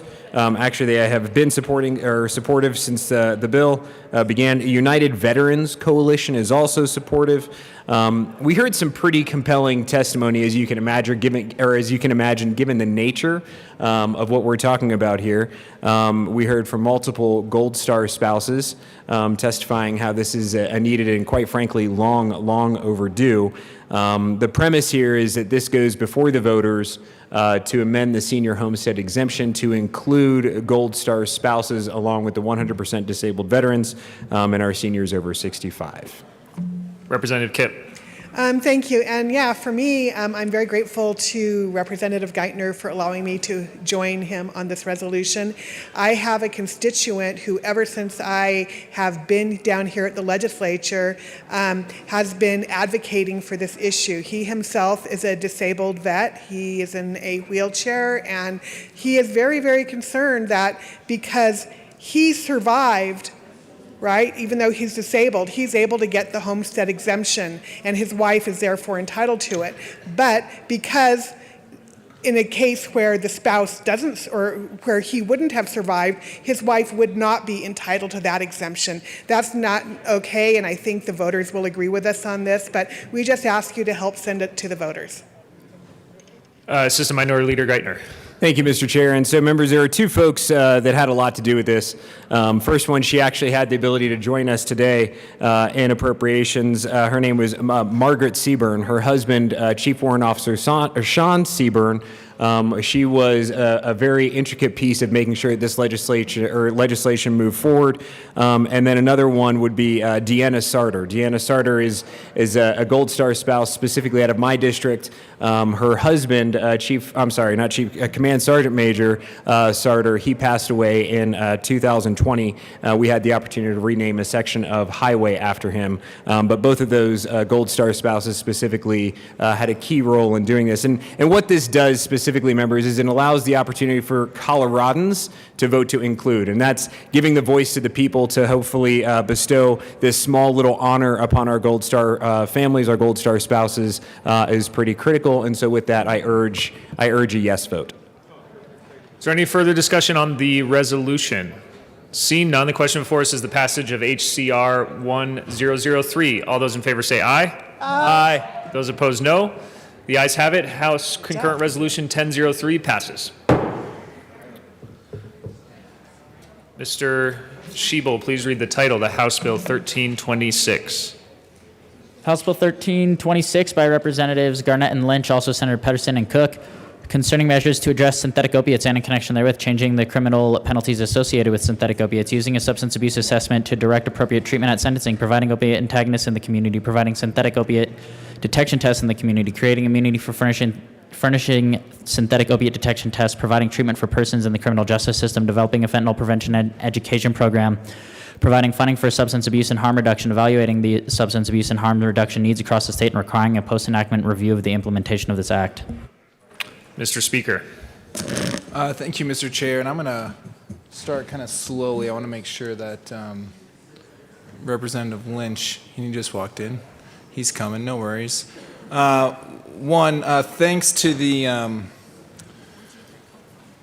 I just want to kind of lay out how I think this is going to go a little bit just to help the members. I think there's going to be a lot of debate on the committee reports, both the Appropriations Committee report and the Judiciary Committee report, which is very appropriate for the discussion now. But sometimes what that does is it prevents us from kind of laying out a foundation. We sometimes dig very deep into those committee reports. And so I just wanted to, first thank Representative Lynch. Representative Lynch and I have been working very hard on House Bill 1326. I think you're going to hear there's going to be places where we agree today. There might be a few places where we disagree today, but that's okay. I think what we do agree on is passing House Bill 1326 is very, very important. 1326 is a very comprehensive approach to helping Colorado tackle the fentanyl crisis that is impacting our state right now. And so I hope that we can debate this in a very respectful way. I believe that we can. I know that there's some very passionate parts of this bill, and I look forward to that discussion. So thanks to the chamber, thanks to all the members of the committees that have heard testimony on this and that have worked on this. I look forward to this debate. And with that, Mr. Chair, I move the Appropriations Committee report. Mr. Speaker, could you move the bill and all the reports? Yeah, Get us sure, started. no Thank problem, you. Mr. Chair. I move the Judiciary Committee report as well, and I move House Bill 1326. Thank you. To the Appropriations Committee report. Mr. Speaker. I'll be brief. I think it's important to, before we jump into amendments on the Appropriations Committee report, to just lay out some of the work that we did in appropriations. There's going to be a lot of talk around the new drug felony 4 that was created for simple possession of fentanyl, compound mixture of fentanyl, or an analog. We made sure in appropriations that it's not DOC eligible. Law enforcement, public defenders, everyone agrees that sending people to the Department of Corrections is not a good result when it comes to people suffering from substance use disorders. We also made sure that the new DF4 repeals after a certain amount of time by 2025. That's going to give the legislature an opportunity to have further discussion on how best to move forward as a body, which I think is appropriate. We made sure that we aligned the education and the treatment after the evaluation of somebody who is picked up on possession of fentanyl to make sure that they have the resources for that. And so I would urge an aye vote on the Judiciary Committee report. I'm sorry, Approps Committee report. Sorry about Representative Herod.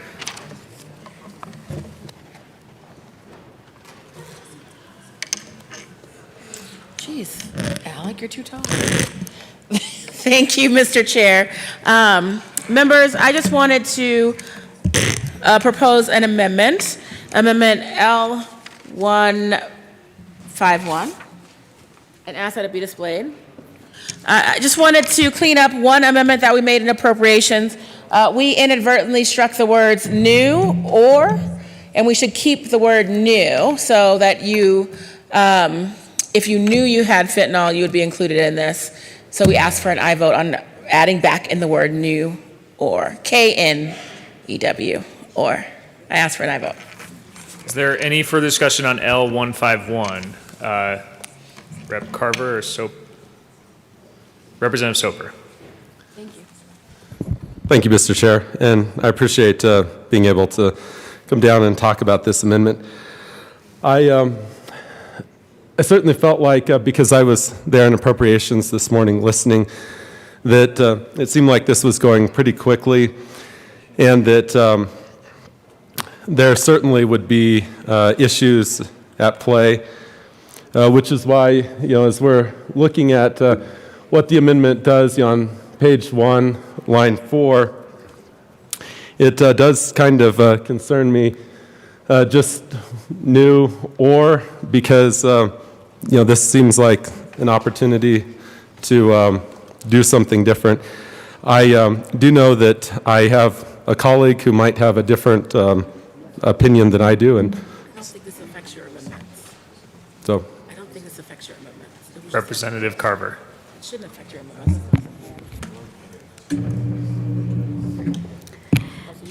Thank you, Mr. Chair. And out of concern for a settled question, I offer Amendment L134 and ask that it be displayed. Oh, you want to strike the whole thing? I think that's.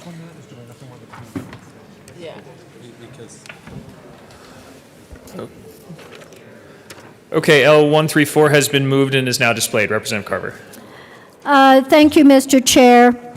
This is an amendment to the Appropriations Committee report that would strike lines 1 through 10 and provide substitute language.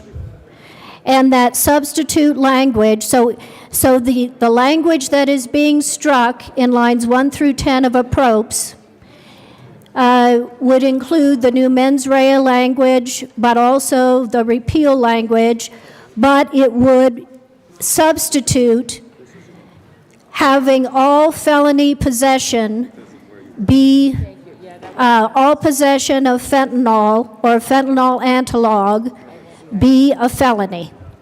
And with that, I would ask for division. Mr. Speaker.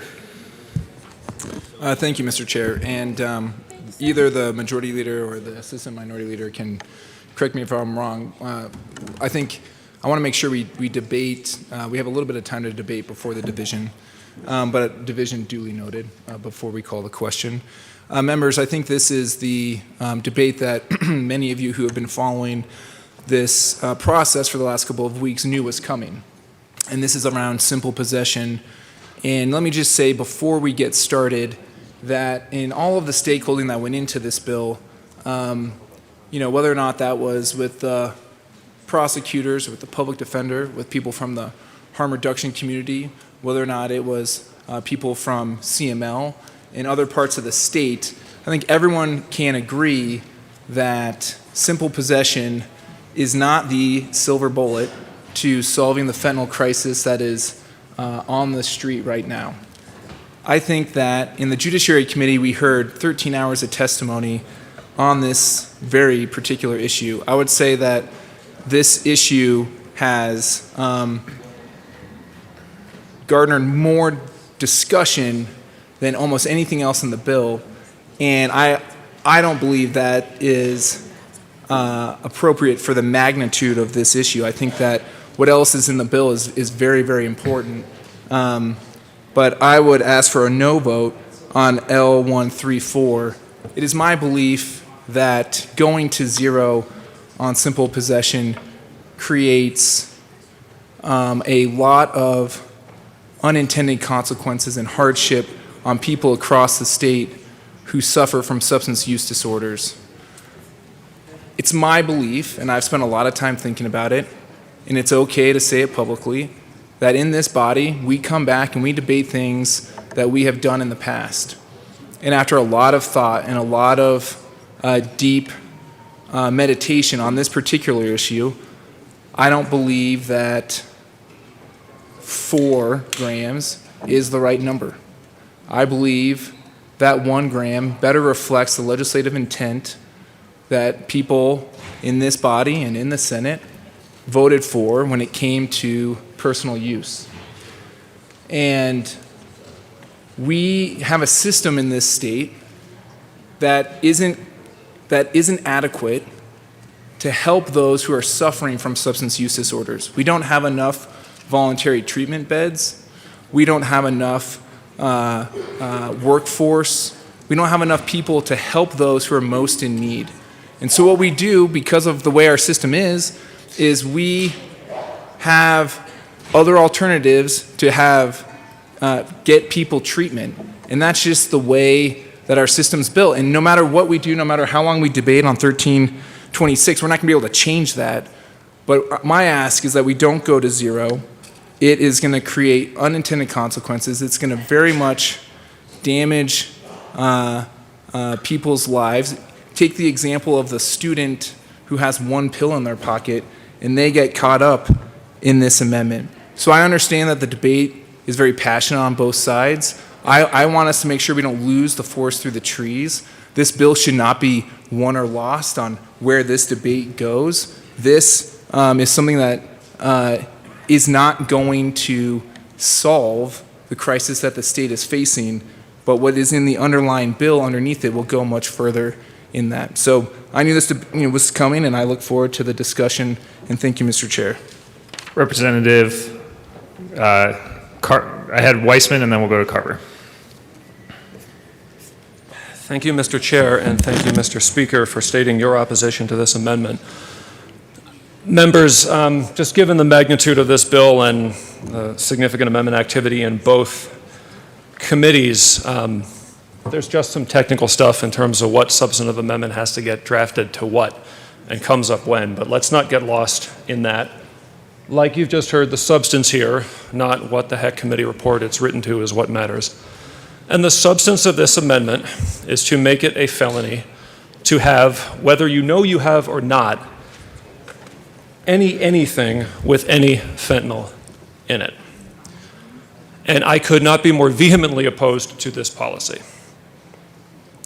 Having sat through 13 and a half hours of committee testimony until 3 in the morning, having then debated amendments the next day for 3.5 hours maybe, having been studying this issue since at least last fall, having been here in 2019 when we debated and passed in a bipartisan way House Bill 1263, the substance of which is somewhat being revisited in this discussion and by this amendment in particular. A couple of things have floated to the top of my mind in terms of why maybe we would entertain a policy like this. I disagree with all of them, and I'll say why in turn in a sec. But I think before that, I'm going to restate before this House kind of the theme that I ended on in committee last week, which is just to acknowledge for everybody involved coming at this debate from whatever perspective you're coming from, the substantial amounts of pain and trauma that are wrapped up in this issue. Pain and trauma if you have a loved one who has overdosed and just barely survived. The greater pain and trauma if you have a loved one who overdosed and did not survive. The pain and trauma of physical injury from sports or work or any of a number of things that might get you prescribed things that then lead to other things like we're talking about now. The pain and trauma of surviving, frankly, horrible crimes that happen to people sometimes, and when help can't be had, through official systems, sometimes people find their way to things that dull the pain. And by way of example, members, I shared the story in committee, and I've shared this story in committee previously of a good friend of mine who suffered a gang rape in college and found herself mixed up in drugs and alcohol to deal with that pain and trauma. Wasn't fentanyl, but she picked up a felony. And it was everything that she could do to put her life back together. She was not an offender. She was not a criminal. She was a victim of a hideous thing. And yet the law called her a felon because of the pain that she was in. That is what this amendment will do. I think of another close friend who in her later teenage years suffered not one, but 2 sexual assaults, and there were drugs and there were alcohol. She never got arrested on anything. But this kind of thing could have made her a felon too, whether or not she knew there was any fentanyl in anything that she had. I don't know why we would do that in the state of Colorado. I really don't.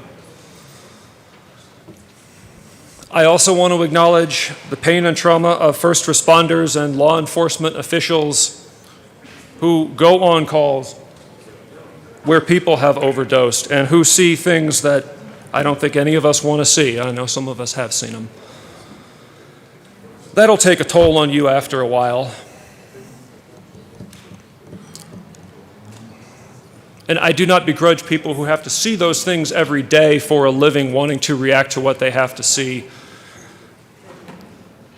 by trying to change the conditions in our state so it stops happening as much and they don't have to see it as much. I know that there are first responders who passionately have argued for 0 grams. For this, I disagree. So, when we talk about this kind of amendment, when we talk about the idea that any amount of anything with fentanyl in it or an analog, whether you know it or not, should cause the law to label you a felon. Here are 3 things I think that I have gleaned about why those arguments are advanced. One is that possession of anything, and you know, I will respect the rules and the norms of the House by not using an example. But imagine your fingernail. Look at your pinky fingernail. That's roughly 1 tablet of aspirin or allergy medicine or whatever. Or in this case, blues, pills that are made and go around on the street. One of those weighing 100 milligrams. You may or may not know it even has any fentanyl in it. One of those in your pocket, no intent to distribute having been proven. Maybe you are just feeding an addiction that you have not managed to get a hold of. One of those, and this text in the statute books, makes you a felon. I disagree.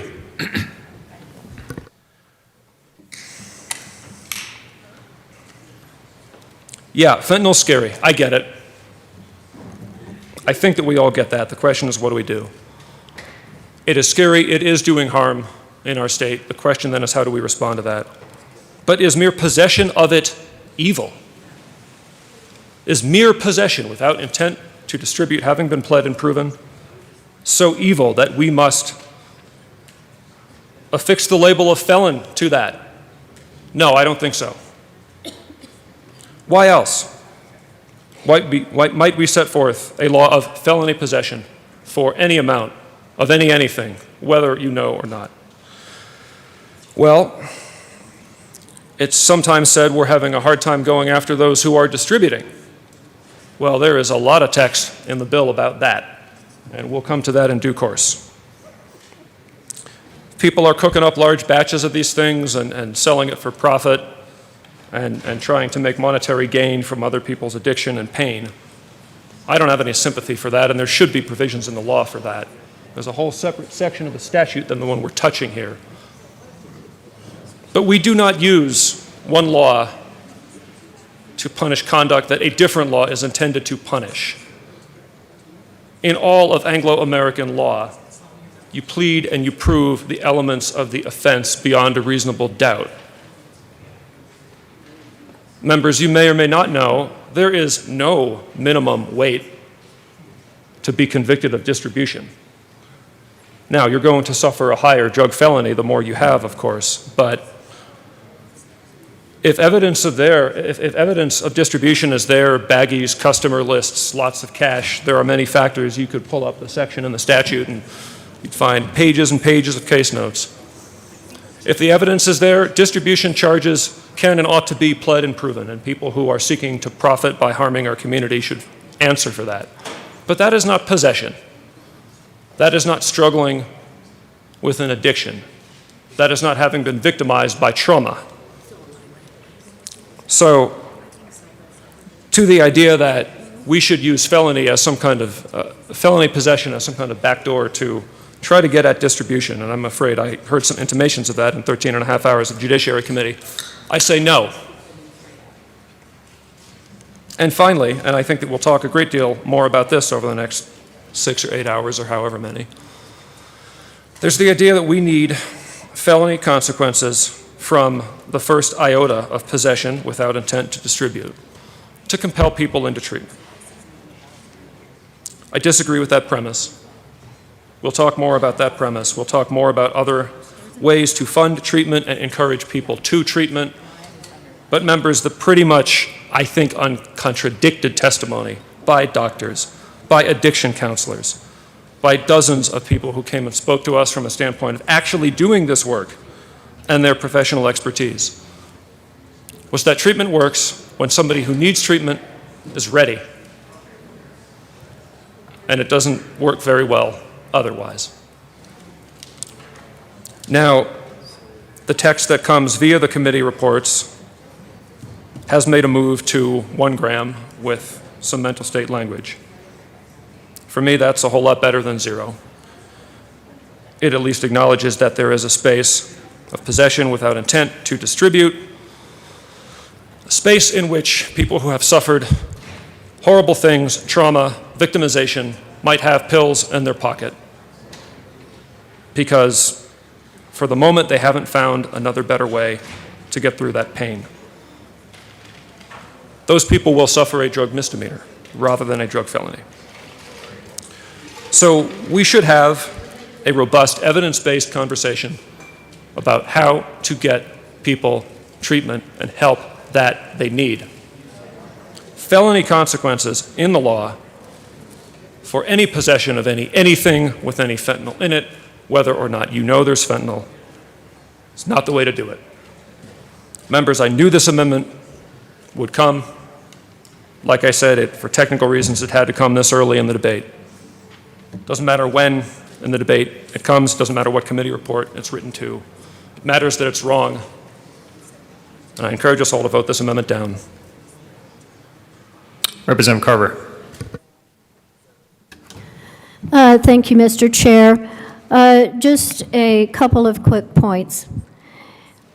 Members, for those of you who were here in 2019, you may recall that 1263 specifically exempted ketamine. Why? Because of its volatility, its dangerous nature. We heard a bill just on ketamine and how it could impact individuals in a very dangerous way. I would submit to you that fentanyl is as dangerous, if not more dangerous, than ketamine. With a few milligrams, fraction of a gram, being ingested and people dropping dead. A high school student in Colorado Springs ingested a pill and died immediately at her desk.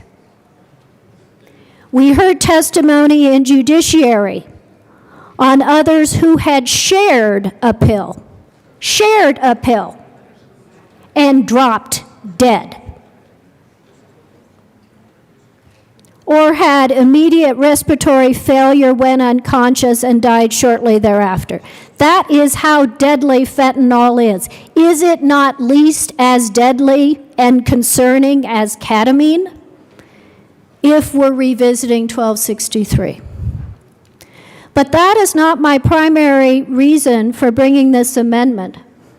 It is based not upon what we did 3 years ago, it's what we know now in 2022 about fentanyl and how it is becoming more and more widespread in its distribution. We have seen in the space of 3 years death rates go from 100 to 200 to over 500 to over 800 in the last year. And members, the death rate will keep going like this. My DA just faxed me information about more and more ways that fentanyl is showing up in illegal drugs. And so I agree with Governor Polis that fentanyl is as deadly as anthrax. and we need to make all possession a felony. Yes, Governor Polis, you're absolutely right. We do need to make all felony possession of fentanyl and fentanyl analogs a felony. Why have law enforcement, without exception, doesn't matter what county, what community, what the political leanings are of any particular community across this state? Denver, Boulder, Adams County, name the wide diversity across our state of where we lean politically. And law enforcement, police chiefs, and county sheriffs are unanimous that we must make possession a felony for them to be able to disrupt and deal with this fentanyl drug crisis. And that is what it is, members. It is a crisis. Our death rate is through the roof and going higher. They need this to deal with this crisis. It is also the case that in the past, under current law or with this amendment, if you are purely a drug user and you just happen to be one of those that survives using fentanyl, none of those cases result in those folks being convicted. They are diverted to treatment. They have been in the past. They were diverted for treatment before 1263. They are diverted for treatment now. They will be diverted for treatment under this. Members, this is what we need to do to protect public health. This is what we need to do to give law enforcement the tools they need. I ask for an aye vote. And, Mr. Chair, renew my call for division.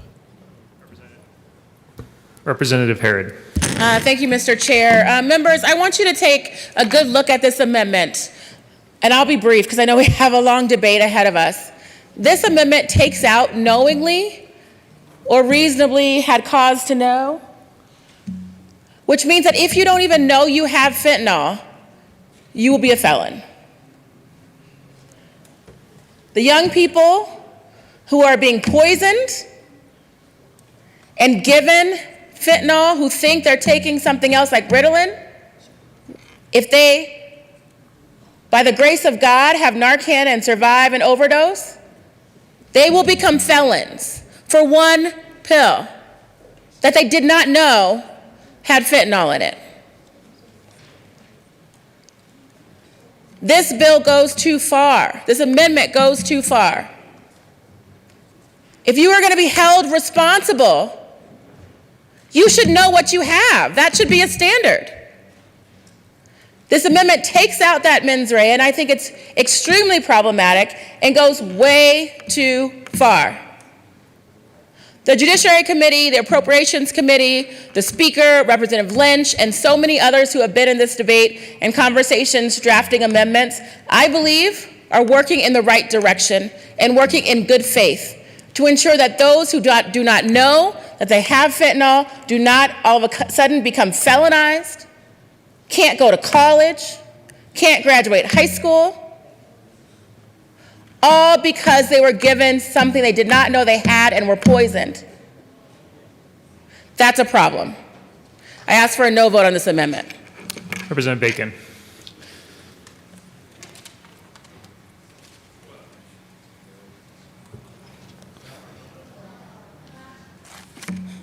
Thank you. I want to do a few things. I want to respond to what we heard from the proponents of this amendment, as well as build upon what Representative Herod just shared. So first of all, I want us all to be clear that there are two conversations when we are referring to the criminality around this issue. First, we're talking about those who deal and distribute, and then we're talking about those who are in possession. And this amendment refers to those who are in possession.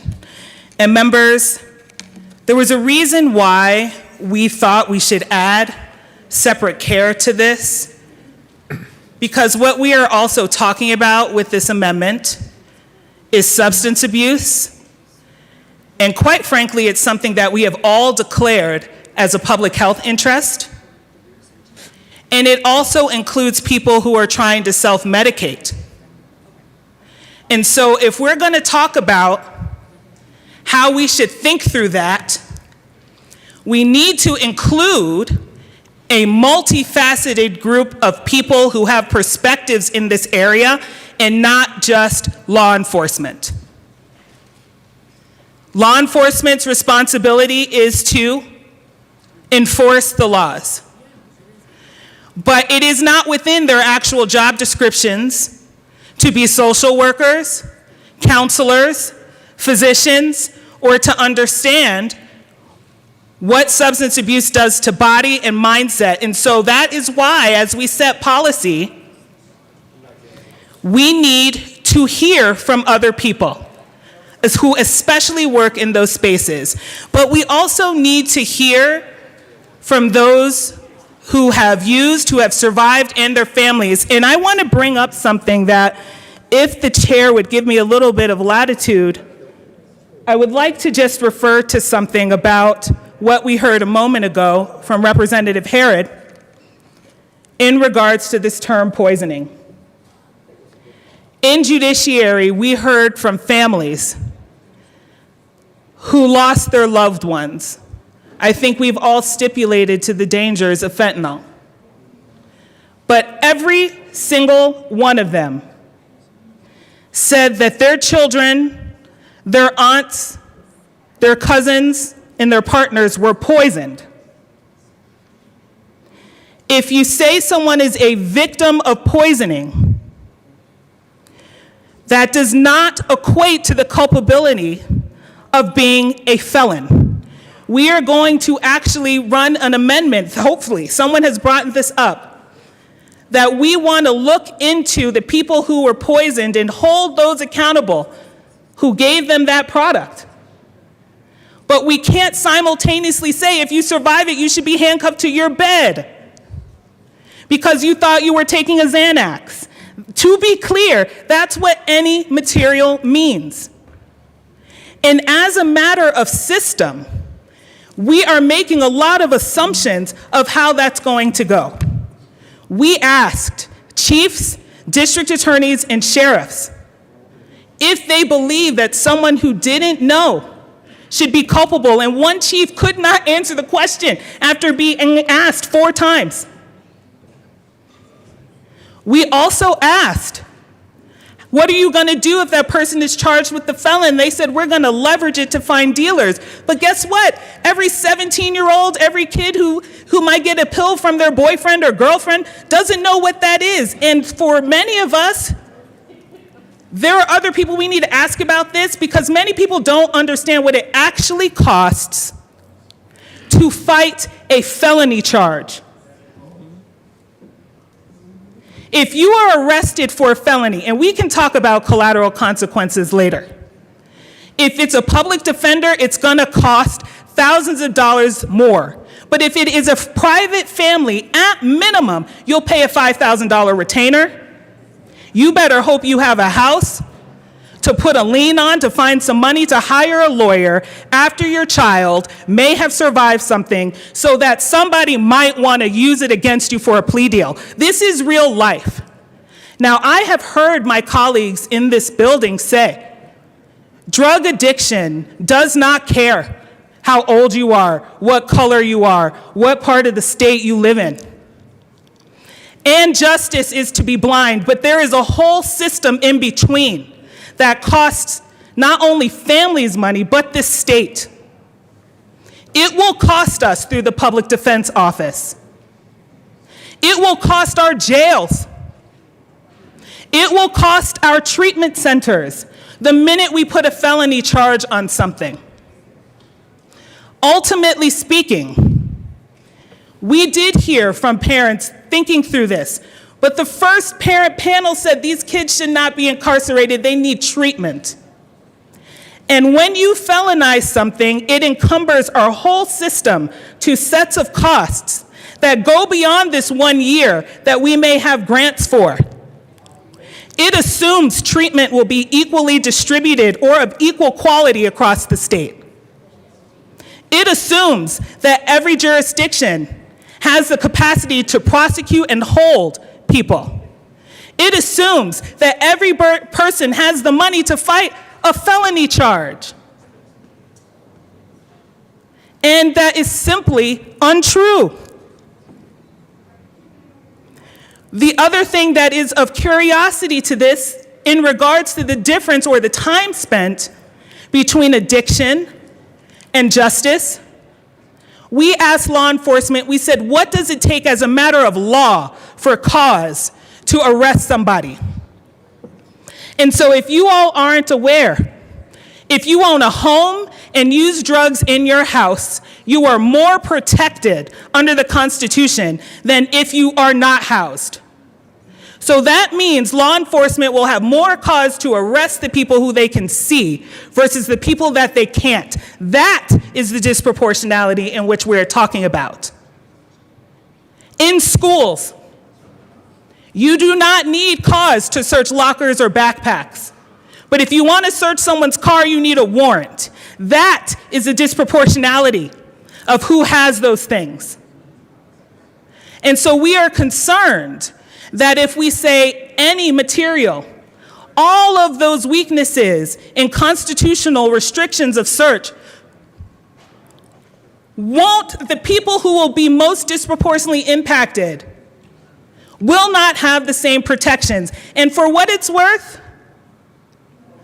for law enforcement to enter a home if someone is using, well, who's going to want to call even the person who might have given someone that pill, not 20, because that is what a distributor is in statute?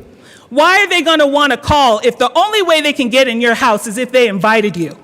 And now, if they survive it, if first responders come, they can also be put in handcuffs for a felony. And so I'm bringing this here today because there is more of a perspective in which we need to understand, and that is just through the legal system. We haven't even begun to talk about substance abuse and use. And there are people in law enforcement who have said, we do all the treatment because we don't have resources otherwise. And if they had to ask, they would say, we would love to have a detox center. We would love to have voluntary beds so we don't have to do it. So that is also an assumption of what law enforcement, all of law enforcement is saying about this. They are also aware that people need help, but we have only provided it in one place. And we, as this body, don't have to limit them to it. I want to read a portion of a letter submitted from the Law Enforcement Action Partnership. And these are members of law enforcement from across the country who oppose a 0-gram amendment. They said, when it comes to drug addiction, police are not effectively equipped to help. Very few people who conquered their addiction did so because they were arrested and incarcerated for a drug offense. Incarceration is not a pathway to making our society safer. The fact is backed up by research and data. For example, a 2019 study by the Pew Charitable Trust found that drug imprisonment and rates of drug arrests do not decrease overdose threats or otherwise alleviate the societal toll of drug addiction. If anything, the arrests we make for low-level drug possession are likely making things worse. Having a felony record negatively impacts a person's ability to succeed in life. The stigma that accompanies a past conviction makes it harder to find a job, rent an apartment, receive student aid, and invite hundreds of statutory restrictions, including prohibitions on certain occupational licenses in the fields of work. What they are saying is, if you get a felony charge, it's going to make you harder to go legit, which means we are going to have to arrest them later. Criminalizing fentanyl will prevent people from calling for help in an overdose situation. Criminalization also encourages people to take the drug as quickly as possible after buying it, because in this state, there is less of a consequence for use of a drug than it would be possessing it if this passes. Because we are not looking through all of our statutes. Ultimately, as well, we will have time to talk about drug use and treatment. There is no one who came to us that provides treatment who said they have the capacity to do work that has been statistically proven as better through voluntary beds if everybody's going to be in jail for any presence. And all of our data shows that the most effective tool in helping people quit is that voluntary treatment. The last thing I will say is, in addition to this letter from Law Enforcement Action Partnerships, there are states who have felonized possession. In fact, dozens more than us, and there is no data to support that use will come down. In fact, they have higher overdose rates than we do. So unfortunately, all I'm asking us is to consider, is what we are saying true and provable? And do we understand everything that happens after an arrest and what it will cost every single one of us? To say that a child was poisoned and then handcuff them to a bed and then say figure out how to find the money to defend yourself is cruel. And that's what we're potentially putting on this table. So please consider, and I hope we can think through and understand what our system creates as we make a decision on this. Representative Carver. No. Representative Larson.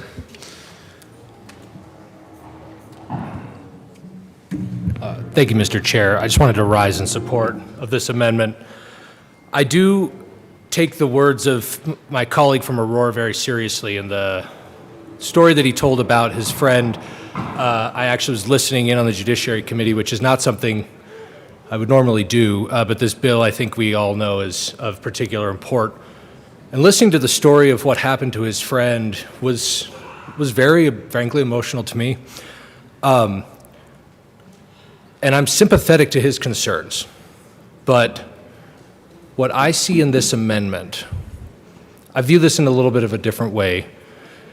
For whatever reason, and I think the reason is just pure economics, the street drug economy and the people that are in charge of distribution and production of these substances have decided that the lives of the people that they are selling these drugs to are an expendable cost of doing business, and that the cost-effective way of mixing fentanyl into these other drugs, despite the dangers, despite the lethality, and despite the havoc that it's been wreaking, for whatever reason, they don't care. And I think the data from the last couple of years bears that out. They clearly don't care about the deaths. They don't care about the people that they're buying these drugs and using them. And I think what we are trying to do in this amendment is to disrupt that system, that callousness, that total disregard for human life in this supply chain. I don't think the sponsor of this amendment and my support of it certainly isn't because I want to put that 17-year-old kid who goes and buys something that they think is Adderall off the streets and then ends up overdosing and ends up in the hospital. I don't think anybody wants that kid to go to jail. I don't think if we pass that, that's what's going to happen. But I think what it is going to do is eventually it will work its way up that supply chain. And they will know that if you are a low-level street dealer, and I don't frankly know how these distribution things work really, but if you're a low-level street dealer and you're caught even with a tiny little amount, it doesn't matter what workaround your boss or your handler tells you, doesn't matter if you stash the pills down the street, doesn't matter if you've got that story to tell the police that you know is going to give a reasonable doubt when you're arrested. If you have any amount of fentanyl in what you're distributing, you're going to be slapped with a felony. Hopefully that will be disruptive enough to the supply chain where if the cost of human life isn't enough to motivate these people to stop mixing it into these street drugs, maybe the idea of their entire business being thrown in jail because now their distributors are going to be incarcerated if they get caught. Maybe that person who's a street level dealer will decide they don't want to do it, they don't want to run the risk because they know the consequences will be so high. And that's why I'm urging you colleagues to take a serious look at this amendment. I completely appreciate and am sympathetic to the idea of not wanting to throw low-level offenders in jail day one when there are better alternatives and treatments out there. But this amendment is more than that simple transaction at that level. This amendment is about sending a message to the entire system. Our law enforcement has come down as the representative from El Paso County came. Our law enforcement on both sides of the aisle is coming down in a unified voice and speaking to this. I think, regardless of how you came down on the defelonization of drug use bill from 3 years ago, I think we can agree that this is a unique problem that has grown up out of it, and we need to do something. I think that this amendment is going to be a real step forward. I think it's going to give law enforcement the tools that they need to leverage the people to give up those mid-level dealers, to give those mid-level dealers pause, to maybe get to the people who are distributing and making these drugs. And if the loss of human life isn't enough for them to pause and think, maybe I shouldn't do this, then maybe the loss of their economic well-being will be. So members, that's how I view this amendment. That's why I ask you to please support it. Madam Assistant Majority Leader. Thank you, Mr. Chair. And I want to address a couple of things that I've heard so far in this debate. And first off, I'm going to say by asking members to please vote no on this amendment. And the reason being is I think that my colleague up here a minute ago might have been conflating distribution and possession.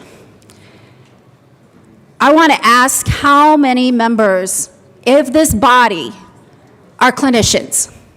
How many of you have substance use disorder treatment licenses? Have ever treated somebody with substance use disorders? Because that's what we're talking about right now. We're talking about felonizing, further felonizing, people that have a disease, people that need treatment. And the research shows, and it is clear, that forced treatment is unsuccessful and will in fact cause more overdoses. And if we're talking about extracting information from folks who are being picked up on this low level of felony offense, by further putting those folks into the system as a means of, in the name of treatment, I think we're wrong.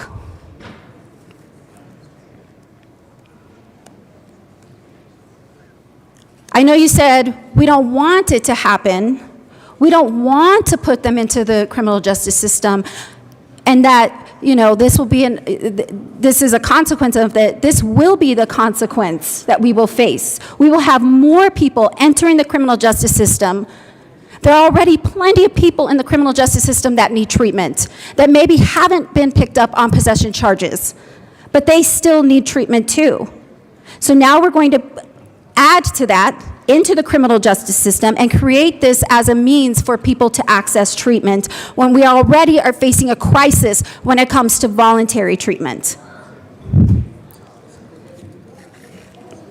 So again, members, I ask, how many of us are clinicians? How many of us are experts when it comes to substance use disorders? I know I have spent weeks, months, and in fact, most of my career working with young people who do have substance use disorder. I have worked to ensure that they get the treatment that they need, whether or not they are involved in the juvenile justice system.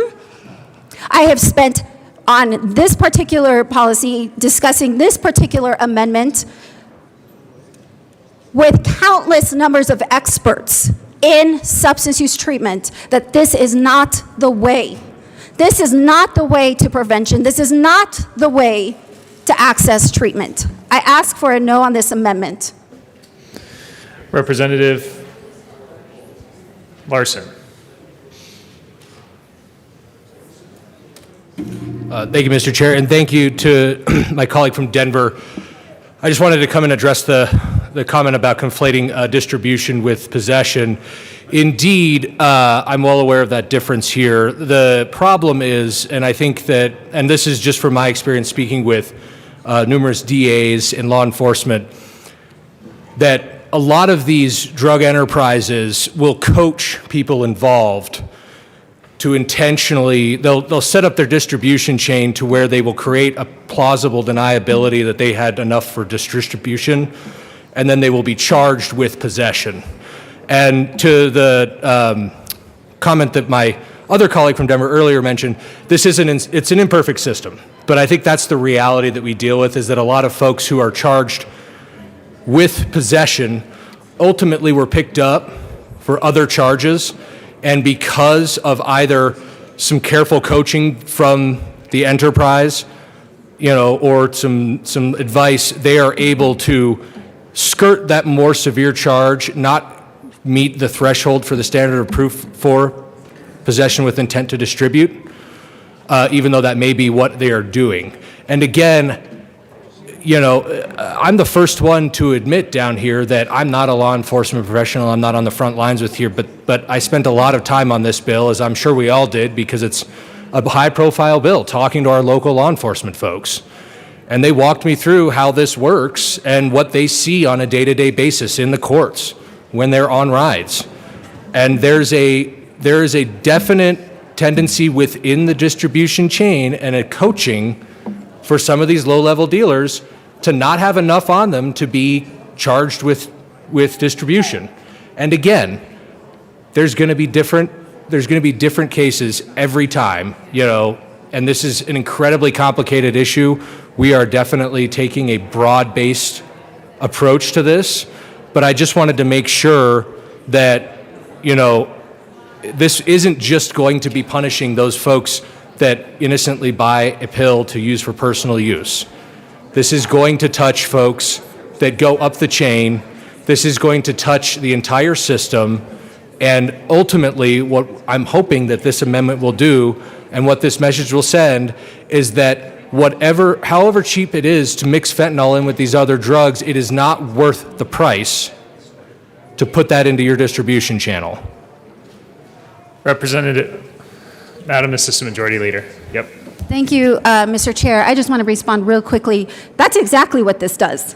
That's exactly what this does. This punishes people for using. That's exactly what this does. It's exactly what you just said that this doesn't do. It's exactly what this does, this amendment. Representative Kennedy. Representative Herod. Thank you, Mr. Chair. I just want to note that I think a lot of people don't understand how dealers are prosecuted as dealers. It doesn't matter how much drugs they have on them. In fact, the 19 bill clearly says that the amount does not relate to distribution or intent to distribute. There is other evidence that is present to determine if someone is dealing, like a lot of cash with no job, like baggies to break up the drugs and sell and pass them out. So that's how they determine whether or not, and they have to prove it in the court of law, someone is dealing. So to just say that we want to automatically make everyone pay the same consequences of someone who is committing a different crime like dealing, it's not the way that America works. It's not the way that our criminal laws work. You have to actually prove that someone is dealing. And there are ways to do that. And it's happened for generations. And if you don't believe me, look through the court reports that tell you how many folks have been prosecuted under distribution for having less than 4 grams of anything. Happens every single day. So I just want to make sure we're on the same page about that. Thank you. All right, seeing no further discussion on the amendment, a division has been requested.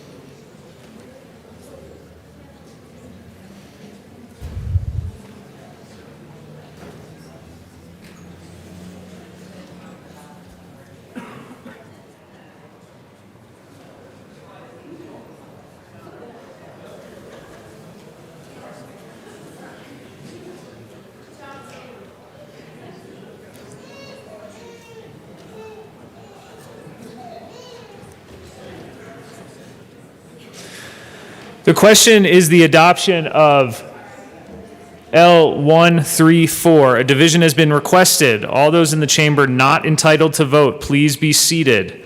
All those in favor of the amendment L134, please stand and remain standing or raise your hand and keep it raised until the count is taken.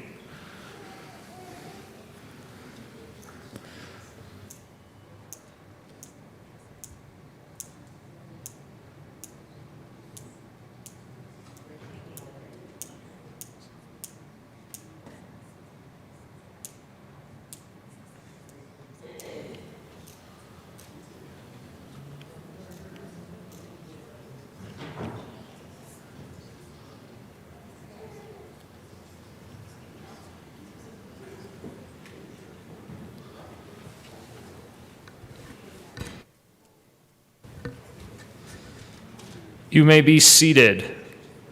All those opposed, please stand and remain standing in one place until the count is taken.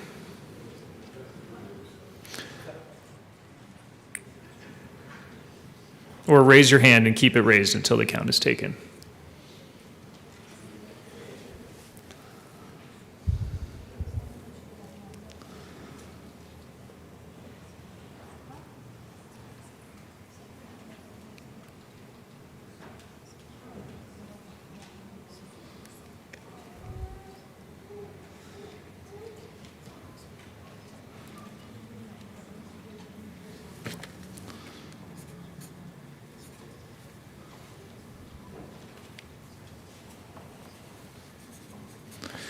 You may be seated. L134 is lost.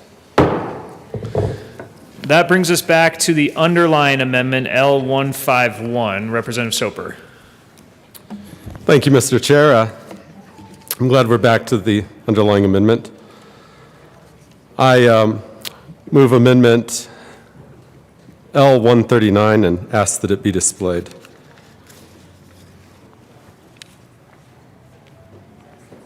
As a substitute amendment. L139 has been moved as a substitute amendment to L151 and is now displayed. Representative Soper.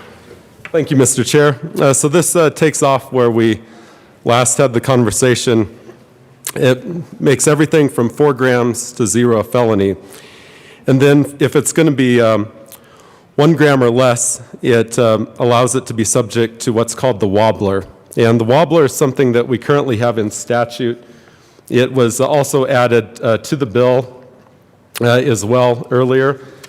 And this is one where if the defendant goes into a community-based treatment program or to probation, upon successful completion, it goes from a drug felony 4 to a misdemeanor level 1, so that it has that incentive to be able to encourage the individual to get the help that they need with that hanging over them. It was known to the Colorado law. It's something that we've had since 2013 and has been quite effective in encouraging people to go through treatment who need treatment. 83% of Coloradans who entered the wobbler actually went ahead and were successful. So it is a motivator. Sometimes when you reach this point in your life, you do need to have a little bit stronger of a motivator. And with that, we'll probably have a little bit of debate. Mr. Speaker. Thank you, Mr. Chair, and thank you to my colleague for bringing this amendment. I am opposed to L139. This again brings up all the debate points that you've heard on the previous amendment about 0. We did add the wobbler in to where moving from 4 down to 1, because though it's an imprecise tool that this legislative body created in 2013 to help recognize the fact that our system is not perfect and wants to incentivize treatment and wants to make sure that upon completion of that treatment, people don't face as harsh a penalty. However, again, I don't want anyone to mistake the fact that this drops simple possession down to 0. So I would urge a no vote. Mr. Minority Leader. Mr. Chair, thank you so much. And to the bill sponsors, thank you for wrestling with this as much as you have. I appreciate that very much, and to all the testimony we've heard so far. Not only do I support this amendment, I think it calls out the compassionate type of approach that we need to take to dealing with fentanyl. Fentanyl is like no other drug that we have seen. And I grew up in the late 60s and 70s, and people who did hard drugs were not really a part of my group in northern Missouri. But when I moved to Kansas City, I found out there was this whole life that I didn't really know.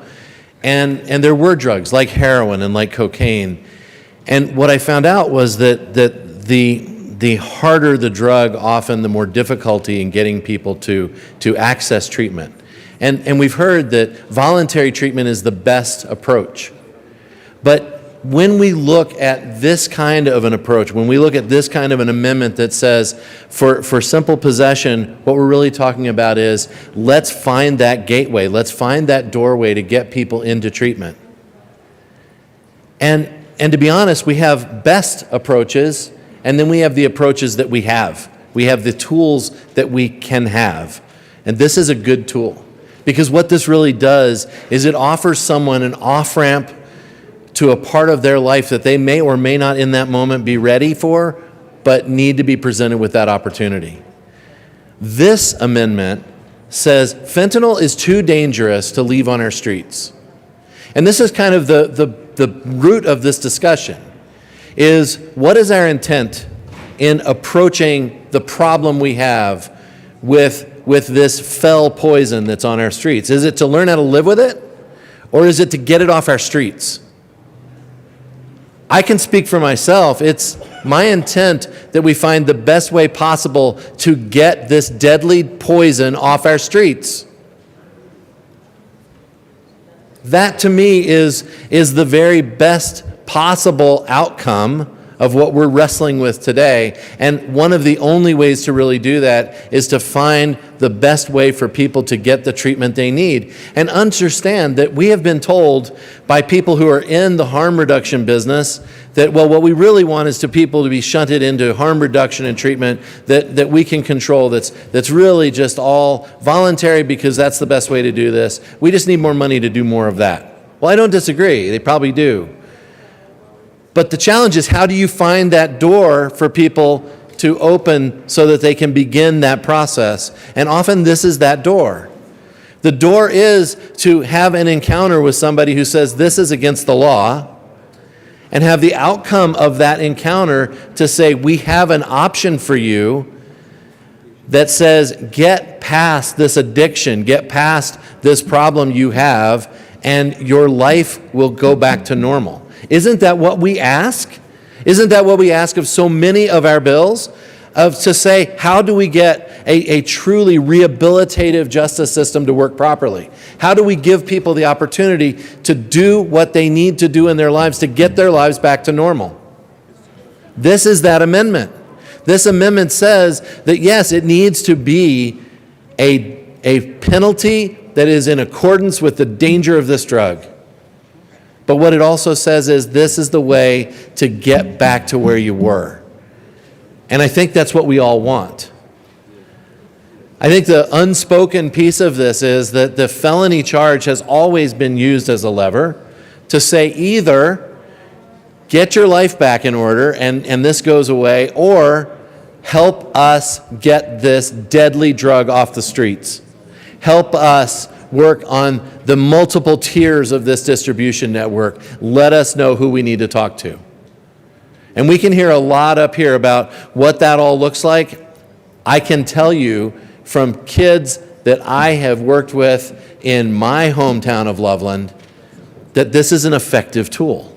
It's an effective tool to say, look, we don't want your life to end here. What we want to do is make sure we solve this problem. Please support this amendment. Representative Weissman. Thank you, Mr. Chair. Members, just to be clear, and I won't restate everything I said several moments ago, what we have here at the top part of the amendment is what I just spoke about, what my colleagues from Denver spoke about, is the proposal to make it a felony for anything, whether you know it or not. Then at the bottom we have the mention of the wobbler. I could not be more strongly opposed to the policy to create felony consequences for possession from the first microgram, whether or not you even know what you have. I will speak a little bit to the wobbler and why I think this fails to depart from the severe issues that we saw in the previous amendment. The wobbler is kind of a novel thing in our criminal law. It went onto the books before most of our time, I think, in SB 13-250, which made sweeping changes to our drug laws. You may know we have felonies and we have DF, drug felony, drug misdemeanor, all that thing came in 250. 250 also created the wobbler, which critically is already coming into the bill via the appropriations report. Wobbler basically says you are charged with a possession felony, and if you successfully complete community corrections or probation in the judgment of the court as to what successful completion is, then the DF4 kind of goes away and you have a drug misdemeanor instead. I was here when we debated the 2019 bill. I think that what motivated that in substantial part was a judgment that the wobbler, having then been on the books for many years, was not doing enough to keep people with addictions out of criminal justice system entanglement. I am for the wobbler, of course. It is not enough. And what's going on here is, in my view, a big step back from what's already in the bill, plus the committee reports that we'll come back to eventually. This creates felony possession from the first microgram, nanogram, the first whatever can even be detected in the lab. And it is a weaker version of the wobbler than we already have proposed in the Appropriations Committee report, which we will come back to in due time. So, members, this does not solve the flaws of the prior amendment. It contains all of those flaws. I am opposed to this amendment for all of those same reasons. We can do better than this. We desperately need to do a lot better than this. Representative Lynch. Thank you, Mr. Chair. So, one of the really neat parts about this bill is there was tons of compromise. Tons of compromise on both sides of the table. This amendment is another extension of that. And so, just to clarify, you can't get drug treatment help unless you have a felony. We want people to get better. We want people to heal. This bill, as we'll discuss later on, goes into further detail of how we have put systems in place with disregard for budget, because we know how important this is, to allow those folks to get the help they need. And if they do that, we've not screwed up their life with a felony. So we are achieving the objective of healing these folks. That's what this does, and it doesn't hang a felony over their head. But what I really want you to think about, and we kind of got stuck in this paradigm of applying the rules applied to what we've done in the past for drugs. And quite frankly, I hate when we use the term drug. This is a poison. Unfortunately, it's in almost everything. But at the end of the day, this is different because this is a poison. And so we have a job to protect the citizens of this state, especially when they're being poisoned and killed. This amendment helps with that. And maybe this is a good time to share with you, those of you who were not in committee, I want to share some stories that came out of committee and illustrated the lethality of this. So I'd like to talk about Christina Kaufman, who was a single mom who obtained what she thought was prescription pain pills over social media. She died from a fake oxy that was laced with fentanyl, and her daughter was denied her mother's life insurance because her death certificate called it an overdose instead of a poisoning.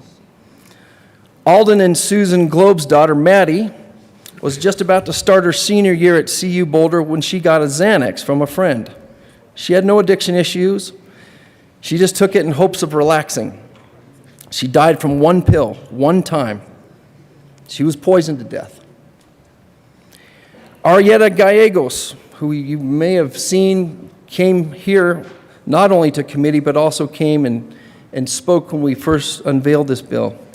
Her daughter, Brianna, took what she thought was a Percocet to numb the pain of a sexual assault by someone she trusted.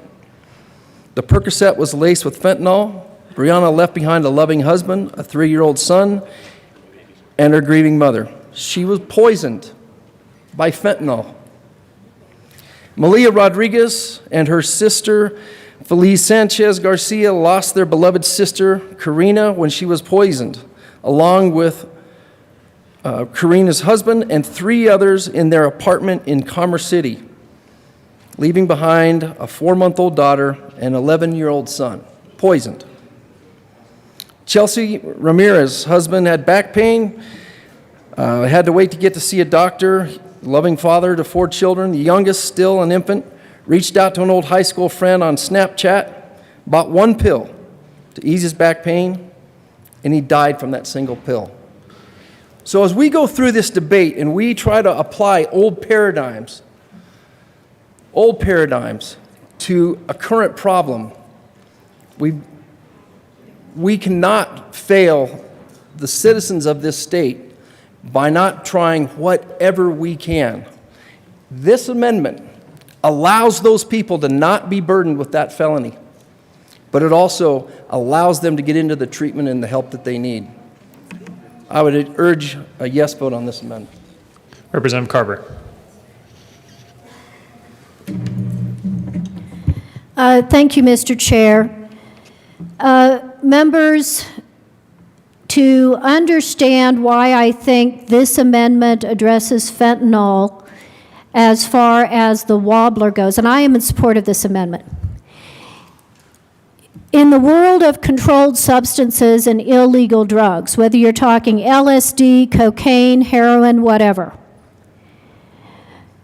4 grams or in that universe was an amount that over time became associated with kind of the top level for personal use. That is emphatically not the case with fentanyl.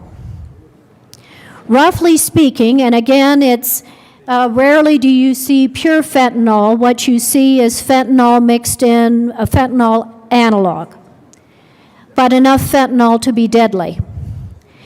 And what we heard in judiciary was if you are 4 grams isn't even close to the amount that is acquired for personal use. It is a gram or less. So roughly speaking, what we heard over and over and again in committee is that 4 grams is going to be roughly 40 pills. Sometimes, like my high school student who died at her desk, she consumed a pill and died instantly. We heard testimony about a girlfriend and a boyfriend. He had purchased a pill. They shared the pill. She died. They both went unconscious. She died. He was unconscious, survived, and then committed suicide 2 weeks later. So when you're talking personal use for fentanyl and substance abuse and that type of thing, it is not 4 grams. It is at most a gram or less. 1 gram is 10 pills. In most of these settings where we see individuals buying pills, this is based on what came out in judiciary, it would be anywhere from a pill to 4 or 5 pills. And sometimes that much if it was going to be shared in a social setting. So now let's move to what makes sense when you are talking about a wobbler. An amendment that was put on the current bill would say, well, first of all, what is a wobbler? Just to be absolutely clear. A wobbler was created in 2013 in this legislature. It came out of CCJJ to do a comprehensive review of our drug criminal offenses. And as part of that reform that occurred in 2013, they created the wobbler. And the wobbler was directed at the typical amount of illegal drugs associated with personal use, where it would be a felony, but if you went to treatment and completed treatment, the felony would be dismissed if you completed treatment, and it would be a misdemeanor. That's, without getting down into all the technicalities, that's generally how the wobbler worked. And Representative Soper will go into that in more detail. So now let's get to this horrible world we're in with fentanyl becoming more and more present and ubiquitous throughout illegal drugs. Respectfully, members, this amendment would say possession of fentanyl above a gram is a felony. Why? Because without fail, everybody in Judiciary Committee, and I don't know if you've heard from your DAs or law enforcement, anything above 1 gram is absolutely not possession for personal use. If you've got more than 1 gram, if you've got more than 10 pills, it just means you haven't gotten around to selling it to somebody yet. And we heard a lot in committee that sometimes when pills are acquired, some for personal use, some for reselling, if you've got 10 pills or more, you're not using that, you're possessing, you just haven't gotten around to giving it to somebody else. Now that's the reality in the world of fentanyl and pills that have fentanyl. That's why doing a wobbler for up to 4 grams, which is what the current bill has in it, makes no sense. Because 4 grams is hugely more than you're ever going to use for personal use. Yeah. This amendment would say If it is 1 gram or less, and you are initially charged with a felony, you go through treatment, and then the felony charge is vacated and it becomes a misdemeanor if you complete treatment. Because fentanyl is unique, unlike any other drug. And we shouldn't take the same approach to wobblers for fentanyl that we, thinking that it's LSD or cocaine or heroin. It is simply a different drug. The lethality and the way it is utilized and circulated is different. That's why this amendment makes sense. It fits with what we are actually seeing for possession with ultimately intent to consume or for personal use versus possession of a much larger amount, over a gram, which just means they haven't made the active move to sell it or transfer it someplace else. So I would urge a yes vote on this amendment. This absolutely provides that treatment route. The treatment route for the addict, those with substance abuse that have acquired those drugs because they're addicted, with an incentive for treatment to get them into treatment, and would urge an aye vote.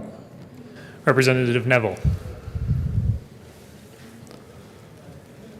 Thank you, Mr. Chair. And members, I can't support this either. We just heard a lot of really sad stories about people who unknowingly took this and eventually ended up deceased. They unknowingly took it and were deceased. And so now the solution we're saying is, well, those people should have just been felons.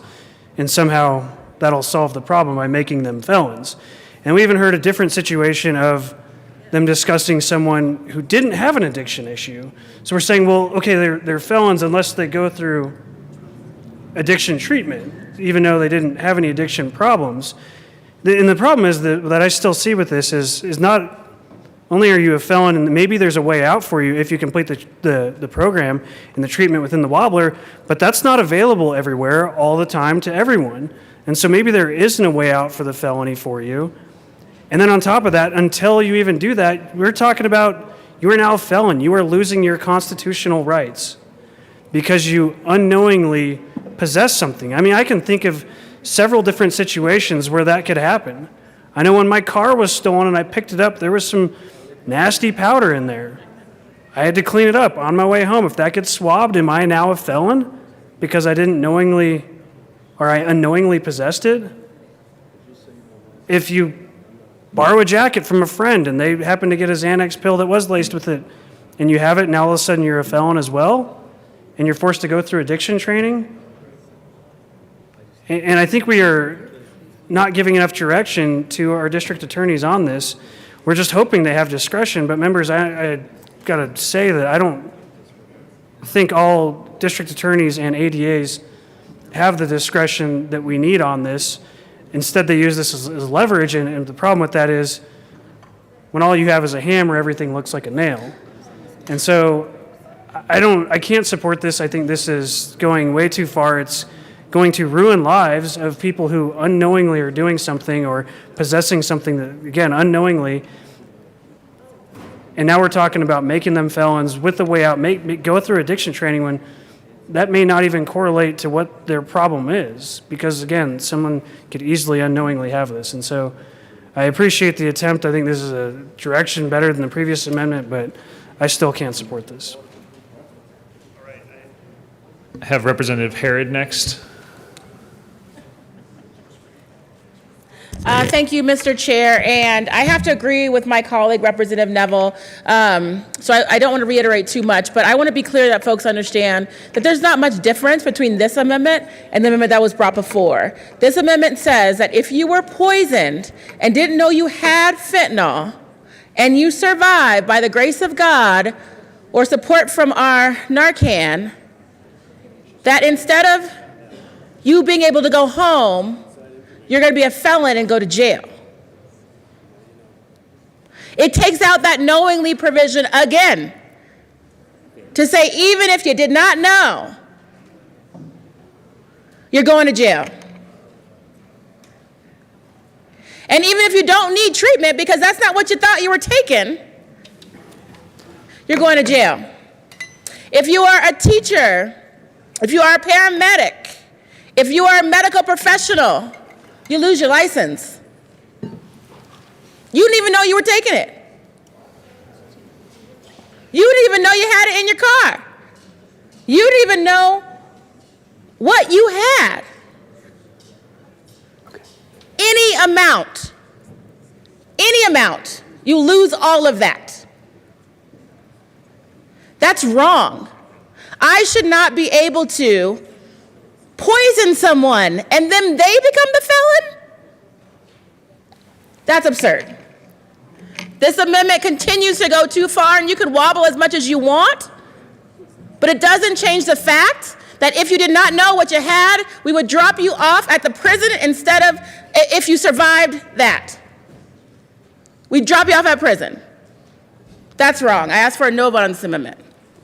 Representative Kennedy. Thank you, Mr. Chair. Members, I'm also rising in opposition to this amendment today, and I want to speak to the complete disconnect between the criminal charges and what actually happens in public health. Now, to be clear, many of us who've served on the opioid and other substance use disorders committees have been talking about this fentanyl problem for years. We have been fighting with all the Democrats in this chamber and a small handful of Republicans to increase our investment in prevention, treatment, harm reduction, and recovery infrastructure in Colorado to get ahead of this problem now. But I want to make really clear that the criminal charges do not have a connection to solving this problem. Do you know that there are 28 states with higher overdose death rates than Colorado? Guess how many of those have a felony? 16 of the 28 have a felony. You think that that is what is bringing down overdose rates? It's the opposite. There is no connection.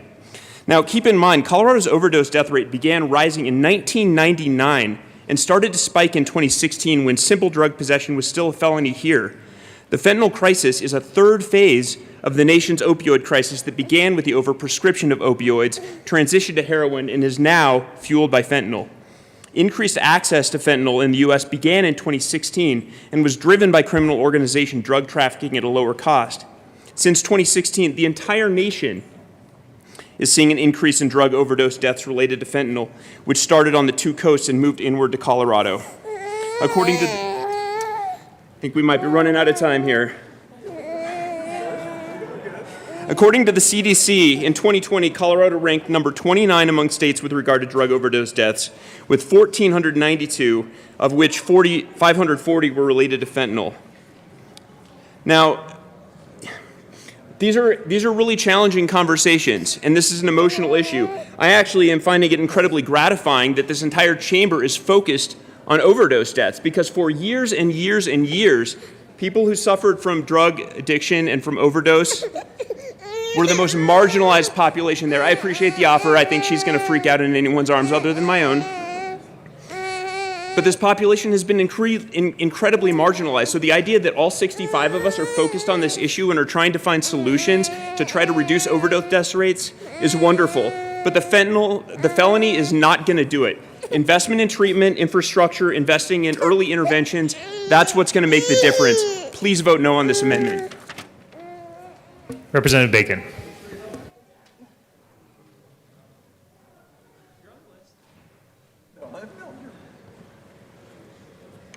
Thank you. I wanted to respond to some of the things that we heard earlier as well, having sat in judiciary, to which that committee space was referenced. And I'm going to say it again, just like other people have before. In reading this amendment, it still notes that having any quantity of fentanyl is a level 4 drug. And so what I want to share with you is actually what we did talk about in judiciary. First of all, we had to regularly differentiate the difference between a gram of pure fentanyl in a gram of any material that has a presence of fentanyl. We heard from plenty of people in law enforcement who said we are struggling to determine the amount of fentanyl in anything. The tools that we have just determines presence. And so the reason why this is also important is, from the people we heard from in law enforcement, to be clear, they also said we should make all substances illegal, including marijuana. Denver voters approved mushrooms and psilocybin. Voters decided that should be legal. But we're saying that any materials that are otherwise legalized, if people didn't know may have presence of fentanyl, counts as a felony as well. Not a gram of pure fentanyl. That means if you take one regular dose of mushrooms, guess how much that weighs? More than a gram. And the same with marijuana. So we are also opening this door for the things that communities and voters have said should be legal, but we're changing the standard to saying regardless of that knowledge, you should go to jail, when otherwise, if simply you just didn't know, you wouldn't even be arrested. So I too want to reiterate that here. If we're going to talk about grams and fentanyl, we need to be, because we are the policymakers, we need to be clear when we are differentiating between any presence and pure. Our constituents deserve that. They deserve for us not to be confusing them. The other thing that I want to say, I want to respond to what we heard, because I mentioned this earlier from families, and everyone in judiciary was moved by the stories that were shared. And to my colleague who shared their names here in the well, thank you for that. Their light needs to be remembered. But I just want to point out as well, there was something to be said earlier about old paradigms. And we have an opportunity to actually shift that, because right now we're talking about an old paradigm. We are talking about using the criminal justice system to compel change. When there have been people, our neighbors and constituents, who have been asking for help, where we have wait lists, where we have people in months of backlog who want help, we have put it to ourselves to figure out how to be transformational with dollars that we have. And so if we want to shift paradigms, let's say, let's get you the treatment you need. Let's say to the counties that are smaller than Denver or are the smallest, let's get you a provider instead of one nurse that has to drive around 5 counties. And all we're doing here is reiterating that any presence, regardless if it was legal or not, regardless if you were just trying to take a half a pill to go to sleep, we're going to use the criminal justice system and not push ourselves to be more innovative or imaginative on how we can support our neighbors who need help. Because there has, to be clear, been a call for that from everybody. From everybody. Sheriffs, police chiefs, teachers, moms, aunties, uncles.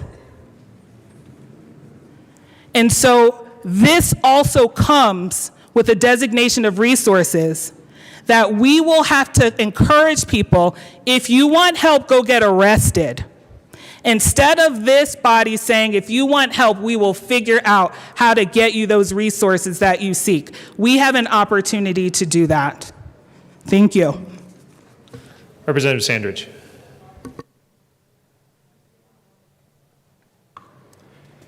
Thank you, Mr. Chair. I want to thank everybody for the great conversation today. In reference to this amendment, now I go back to some stats that Representative Kennedy articulated, and actually the ones that I read are a little bit different. The ones I've read said we're 30th for overdoses and deaths, 30th state out of 50 per 100,000 people. 30th. So half the nation is doing worse than us. And if you look at the stats about felonization, most of those states that are doing worse than us felonize. So if you're going to look at if felonization hurts or helps, which it's really neutral if you're going to look at the data, then you'd have to say that it actually hurts the situation. Just the data. What's the definition? And I'm still on this amendment as I look at it. What's the definition of doing the same thing over and over and expecting a different result? This has been tried. Didn't work. Data's clear on that. I mean, it's not where it's 30% of the data says this and 70% says this. It's just clear. Doesn't work. So I go back and say, why do we keep on doing the same things or trying to go back to the same things? Maybe it's what somebody discussed earlier was just different conversations of who you ask for advice. I mean, we're all not experts on addiction. So we have to go get advice from people. Now, you all know that I love police officers. I love the DAs, and I'm really overly biased in favor of them. That bond is still there. The police are experts in law enforcement and police procedures. Experts. DAs are experts in law and prosecution. If you have questions about those, you go to the DA. So I'm proud of their expertise in those areas. But one thing those two areas are not experts in is the behavior and social sciences of addiction. If you look at the experts who are actually licensed, trained in addiction, it's clear what the answers are, and it's clear what the answers are not. Law enforcement and DAs, I look at them very much like going to a brake shop. When you go to a brake shop, they only have one solution: brakes. Right? They're not doing all these other solutions. One solution: brakes. Well, when you have somebody trained in just one solution, jail. That's going to be the answer. And if they're not trained in transmissions or engines, they're not going to bring up, hey, maybe your transmission's messed up. Maybe your engine's messed up. They're going to bring up brakes. So we need to keep experts in a certain realm when we're discussing felonization, because I know with these amendments we bring this up. And we bring up associations. Just because police see a lot of dead bodies doesn't make them an MD coroner. Just because they drive cars all the time doesn't make them a licensed mechanic. We got to go to experts for our answers that show clear data of what's going on. Data. And we have data. The failed attempt of the war on drugs is failure. I mean, we have the data. If you don't want to read it, don't read it. But it's clear. If you want to spend a bunch of tax money, see, one thing about me, I'm a conservative. I don't like wasting money. But felonization and increasing the in and out jail population is a government program that's very expensive, it doesn't work very well. So I don't like government programs that are extremely expensive and don't work very well. So I say, everybody, look at the evidence of what we're dealing with. We all, I think everybody in this room wants to help this situation. But some people have an answer, one answer that's showed hasn't worked, and we want to keep on going to that answer and trying to fit that square block in that circle hole.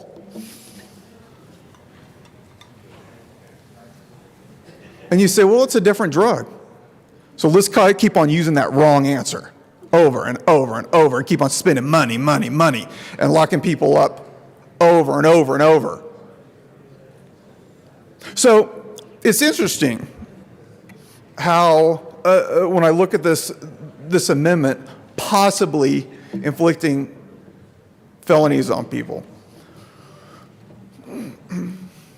So you go to jail or prison, then you get out, and they say, what do they say?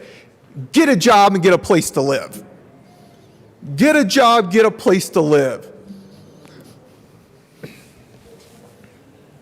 Well, the government, your record's ruined now. So how are you supposed to get a job and get a place to live? So what if you ask a therapist, if you ask a clinician, somebody who's trained and licensed, an expert in this field, what is a recipe for recidivism and relapse? Not having a place to live and not having consistent employment. But we're going to ruin their record to make sure they don't get that.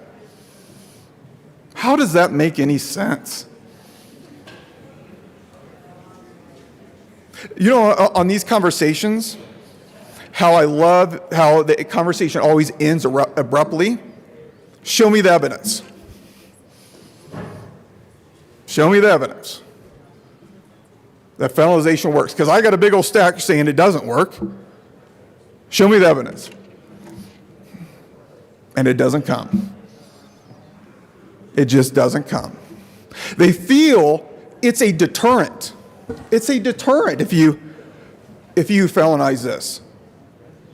I've dealt with people that sell their kids for prostitution, their own body for prostitution,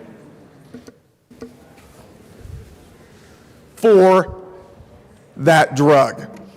And you think a felon, let me ask you this. If somebody's on a synthetic opiate and they're overdosing, and if you go, hey, you know that's a felony? You think they're going to jump and go, okay, I'm stopping now. I'm done. That's a felony. These people, when you're addicted to an opiate, it changes your brain chemistry, and it may take even 2 years to even recover. They'll give up their whole life. People will take the chance of dying to get the next hit. They may know this cocaine, this crystal meth may have fentanyl in it, but they will take the chance of dying to get the next hit. But you think a felony is a deterrent? When they'll sell their kids their own body and take a chance of death for the next hit? But you think if you tell them that there's a felony, they'll just stop. So what I want to just add is let's add some common sense to this. Let's add some research to it. Let's ask the people who are experts, who are licensed, who are educated in this. And move forward and get past this and move forward in actually finding some solutions. And one thing I do want to say is we're limited. Fentanyl's mostly made in China. We're not making it in this state. We're not smuggling it in. Even the southern, the fentanyl coming in from the southern border is made from China. We can do little. But there are things we can do to help, or we can do things to just ruin the record and make it more difficult for them to prosper in the future. I ask for a no vote. Representative Soper. Thank you, Mr. Chair. At the appropriate time, I also call for division on this amendment. But back to the amendment, I also want to correct a few things that I've heard up here that are definitely factually inaccurate. Number one, it was brought up several times that possession is somehow a strict liability offense. That is absolutely not true. So both in Colorado and at the federal level, you must know that you have some sort of a controlled substance. So I'll just read, for example, from statute. Except as authorized in this subchapter, it shall be unlawful for any person knowingly or intentionally to manufacture, distribute, or dispense or possess with intent to manufacture, distribute, or dispense a controlled substance, or to create, distribute, dispense, or possess with intent to distribute or dispense a counterfeit substance. In other words, under federal law and under Colorado law, the person has to, or first the prosecution has to prove that the person knew that what they possessed was a controlled substance. So I want to clear that up. So you, under this amendment, you'd still, if you're a DA, you would still have to prove that the person knew that this was a controlled substance. Second of all, as Representative Carver pointed out, this is a highly addictive substance, but it's also a highly dangerous substance. Our own governor even likened it to anthrax. I've read some articles that actually likened it more to a weapon of mass destruction because a kilo could kill 500,000 people. 2 milligrams is a lethal dose to kill an individual. As a matter of fact, 1 gram, so 1 gram in this amendment allows you to wobble it down to a misdemeanor. 1 gram is enough to kill everyone in this room. I want you to think about that for a moment. 1 gram is enough to kill everyone in the Colorado House of Representatives. That's why we want to make sure that you have a provision to wobble that down to a misdemeanor. Over that, it should continue to stay a felony. The wobbler has been in statute since 2013. It's been very effective. 83% of Coloradans who have gone through the wobbler went ahead and completed whatever the court ordered them to do, whether it was drug rehab or whether it was just simple probation. I also heard up here someone talk about, well, what if you didn't know? Well, if you didn't know it was a controlled substance, you wouldn't be charged with an offense. Someone else raised the point that, what if this is your first offense? And what if you are just there recreationally, just trying a pill at a party? Well, what's going to happen is you're going to get either a deferred sentence or you're going to get diversion. And that's the reality of how things work. By the way, according to the DA's counsel, 97% of all drug charges are pled down, including fentanyl charges. So this is what we already know. Law enforcement loves this amendment. It gives them the most latitude. And, quite frankly, what we do know is that when we're talking about someone who's carrying like 2, 3, 4 grams of fentanyl, it's pretty clear that their intent is not a recreational use, that there's more to that as well. We also really want to look out for families. Recently, I was changing clothes in the locker room of the Delta Rec Center after having gone swimming. And hang with me. Yeah. And it is to the amendment.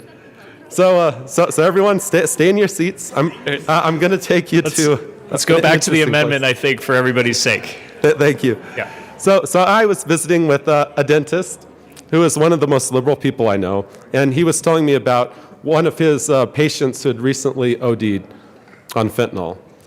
And next to him was a prison guard at the Delta Correctional Facility who talked about how now letters are being sent to inmates. They're coated in fentanyl dust, and they'll tear off a postage stamp size piece It sells for $60, but it's enough to get high.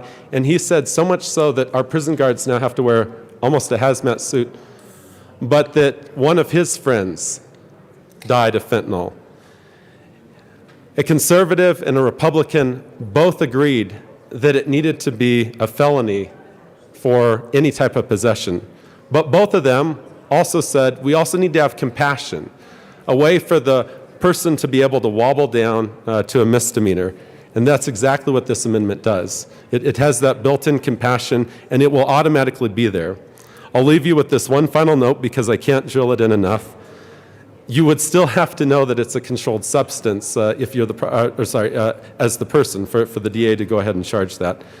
So members, this is a really good amendment. It's a very thoughtful amendment. It's one law enforcement supports, and it's one that will greatly improve this bill and the outcomes in Colorado. I ask for your support. Thank you. Representative Amabile.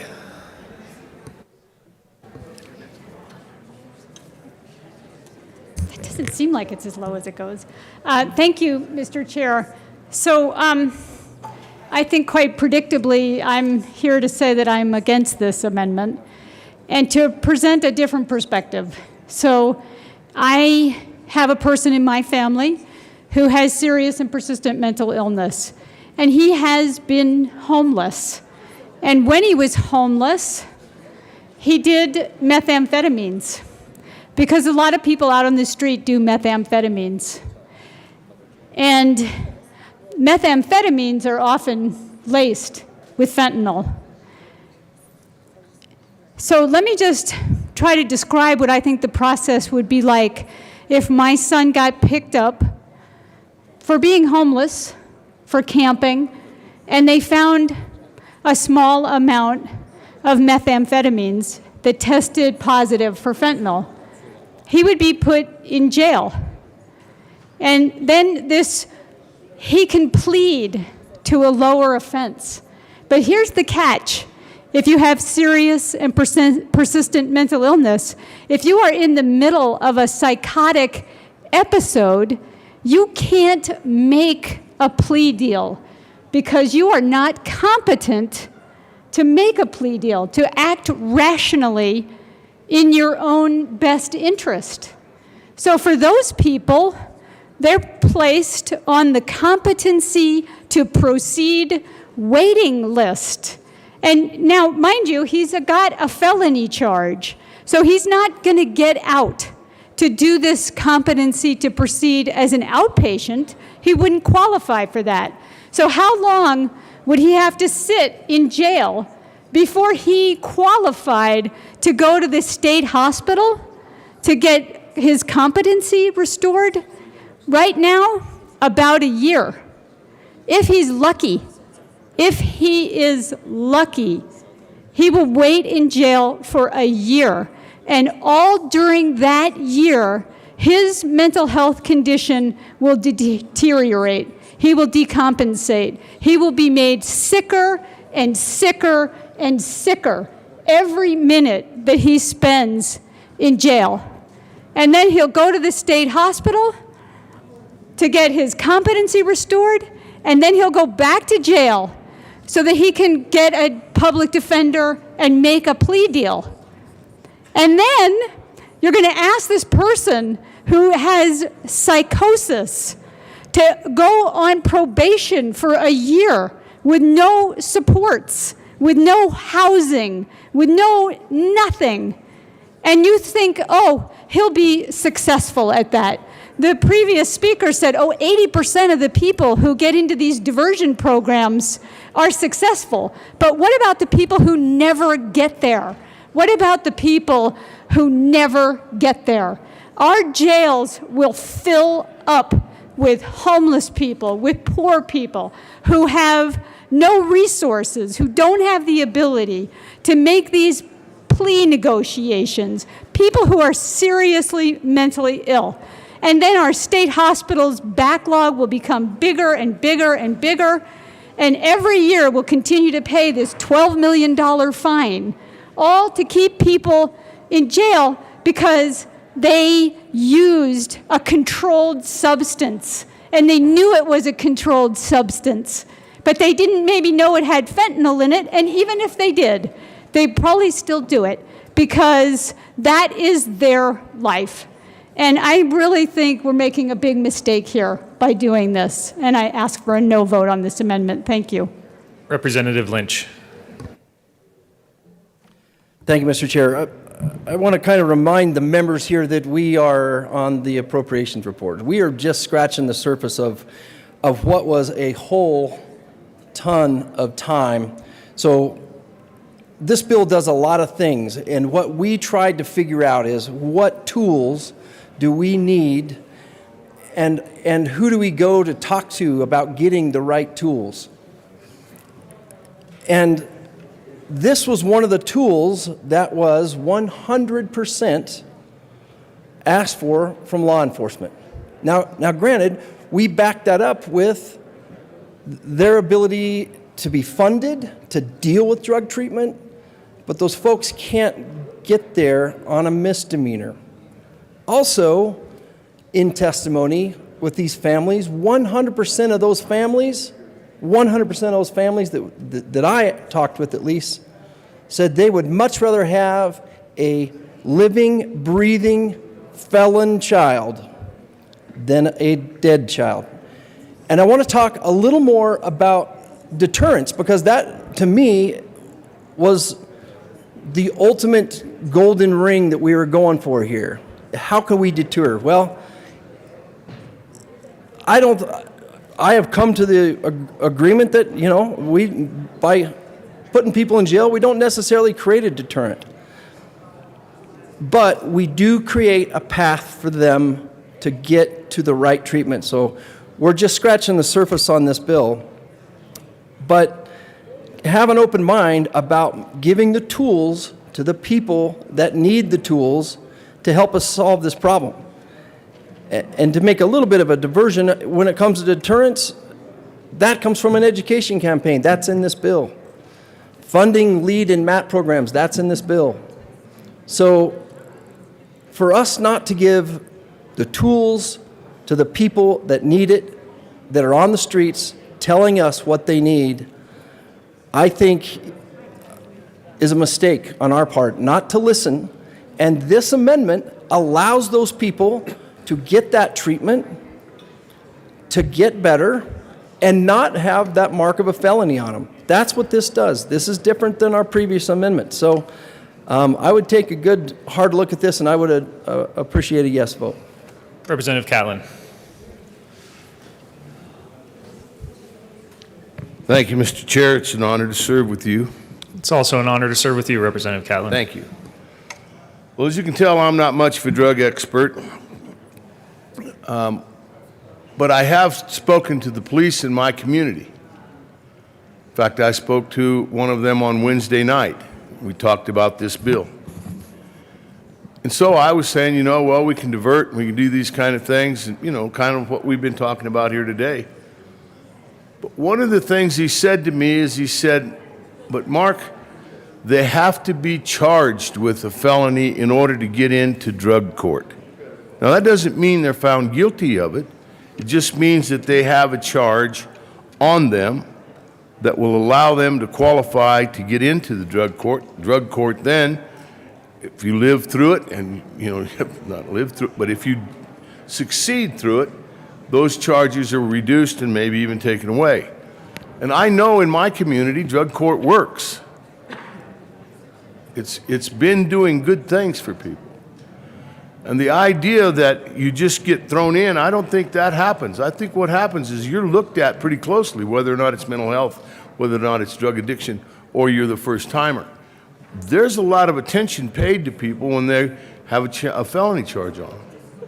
And the other thing is, this body is in the process of putting something like $450 million into the mental health systems of the state of Colorado. Surely, some of that investment is going to help with people getting them the help they need. So it seems to me like if the system says we need to have a felony charge, that's different than coming down here and saying you now have a felon. Because there's a difference between charged with a felony or found guilty in one. So I want to keep those in mind. I'm in favor of this amendment. I'd like to give us as many opportunities as we can to help people. I'm not in favor of just ruining people's lives. But this fentanyl is something I really don't know what all it'll do, other than I know that it'll kill you quick with not much. So anyway, hopefully those will make you feel like you have some feeling of what's going on in the 58th District. Thank you. Madam Assistant Majority Leader. Thank you, Mr. Chair. Members, I just want to recount a couple things. I think we've been asked to have an open mind. We've also talked about compassion. Is it not compassion to invest in our voluntary and civil treatment? I do agree that if you find yourself involved in the criminal justice system and you have a substance use disorder, that you should have access to treatment. Absolutely. Compassion is investing in voluntary and civil treatment. And I know we're trying to do that right now this session. We had a whole task force on behavioral health. And we talked about these issues. We talked about these issues for kids, for adults. And it doesn't have to be through the criminal justice system. If drug courts are doing a fantastic job, good for them. If that's what they're set up to do for folks that need that type of service, drug courts can be very successful. But I ask you, if we're here to have an open mind, why can't we still do those things without criminalizing substance use? I want to ask the body, how many of us know how many relapses it can take someone before they actually internalize their treatment? And I can say with this type of amendment, which I am opposed to, that it doesn't account for relapse. It is punitive. And I know this firsthand. We've talked, I think a lot of us are probably going to come up here and talk about family members that we have that are currently going through some of these systems and know that they faced punitive sanctions for relapse. So tell me how this is going to be different. Relapse is deemed as unsuccessful. Anybody that is using any of the drugs that have been discussed today, relapse is inevitable. It is part of the healing process. It is part of going through treatment. It's not a one shot. It's not a one shot that you go into treatment or you're forced to go into treatment and you are successful at that first shot. There will be relapse and potentially can and unfortunately can be overdose. And when you're forcing people to go into treatment, which is what some of these amendments are doing, and in fact, even just the pure felonization in general, what you're doing in forcing people to go into treatment. Treatment that potentially people can leave from and go use and potentially overdose. So I ask us to have compassion. I ask us to have an open mind, to see that there is a path to providing services to people without criminalizing their disease. I ask for a no on this amendment. Representative Carver. Thank you, members. Why has law enforcement unanimously said that just dealing with distribution is enough to help them confront this ubiquitous presence of fentanyl in the drugs, illegal drugs that are circulating in Colorado and causing death rates to spike? They have said that the provisions in the bill that increase the penalties for distribution, yes, are very important. And yes, there is deterrence value. Go out and talk to a cop or a DA on the difference in both deterrence but also in being able to prosecute and shut down people who decide to deal in fentanyl as part of their business. And why are they doing fentanyl? Because it is cheap, because it is synthetic. You can put a little bit of it in with other stuff, sometimes just pure filler, and get a quick high. And the fact that it is uncertain to cause death or not, they are not concerned because this is their profit. That's why they're using fentanyl. That's what's driving this, is money. And they don't care who dies. Maybe it goes into the hands of an addict. Maybe it goes into the hands of somebody who's not an addict. The law enforcement people, if they've talked to you, say that it is both. It is both addicts looking for a high, but it is also people that are out buying other drugs, and it's not part of drug addiction. It is a social using of drugs. Why are they saying, which you've heard in media, and I assume you've been contacted by your local law enforcement, why do they want us to deal with possession? Especially possession of 1 gram to 4 grams. And that they need this to disrupt fentanyl. They need this as an enforcement tool to get fentanyl off the streets.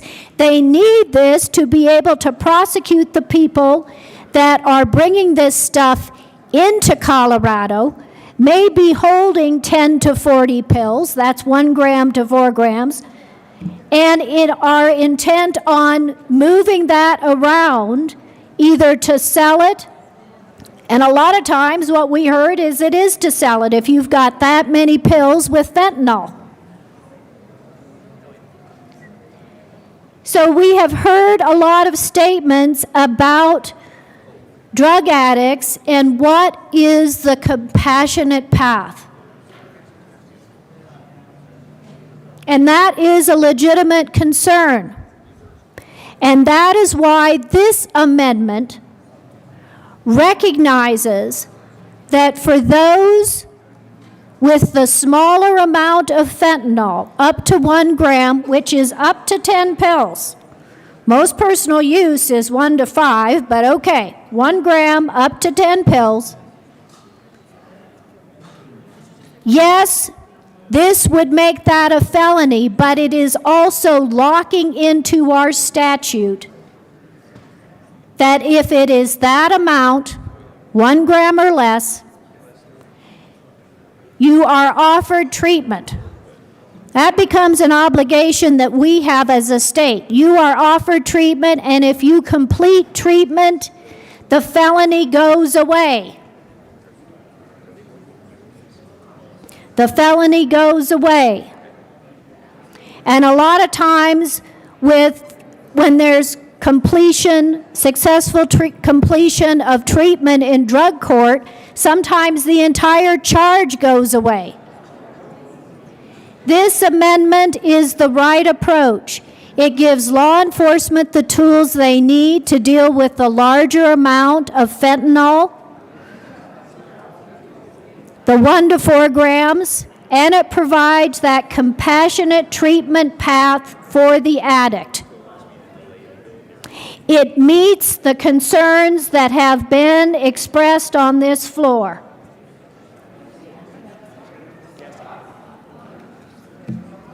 So let's give law enforcement the tools they need to turn around this scourge on the streets.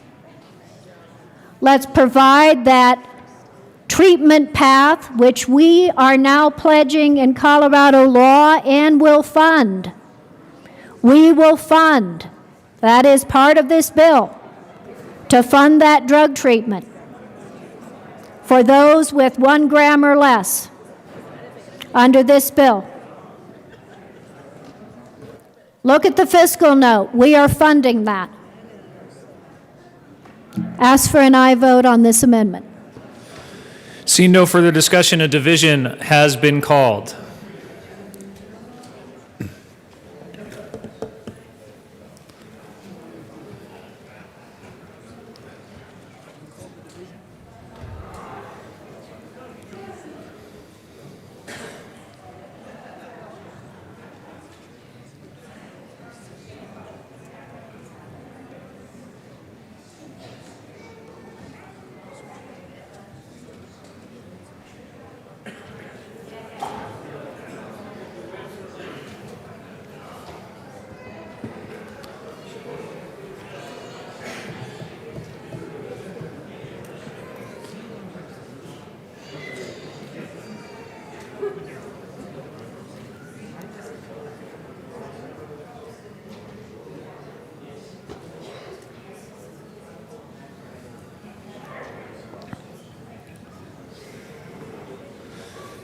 The question before the body is the adoption of Amendment 139. A division has been requested. All those in the chamber not entitled to vote, please be seated.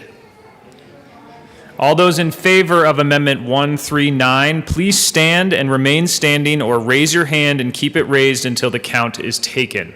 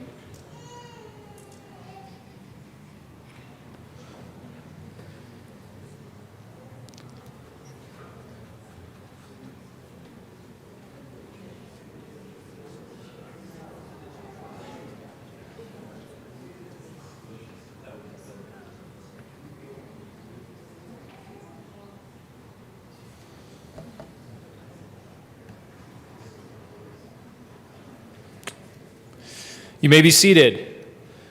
All those opposed, please stand and remain standing or raise your hand and keep it raised in one place until the count is taken.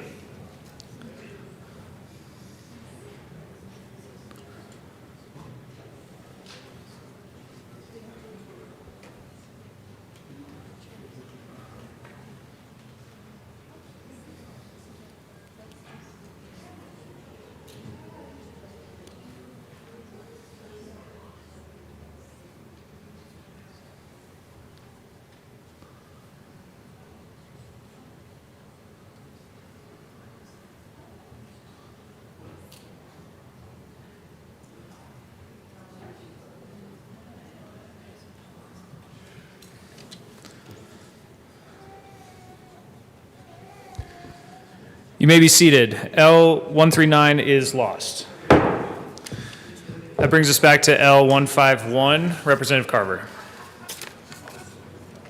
Thank you, Mr. Chair. I offer a substitute amendment, L153, and ask that it be displayed.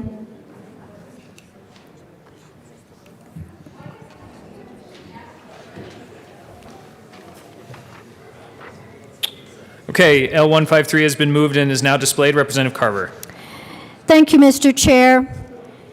Members, let me just lay a little groundwork on what the current law is in Colorado, which is also how federal drug crimes law works when it comes to what the knowing aspect is as far as drug crimes, whether it's distribution or possession. It is knowing that you have a controlled substance.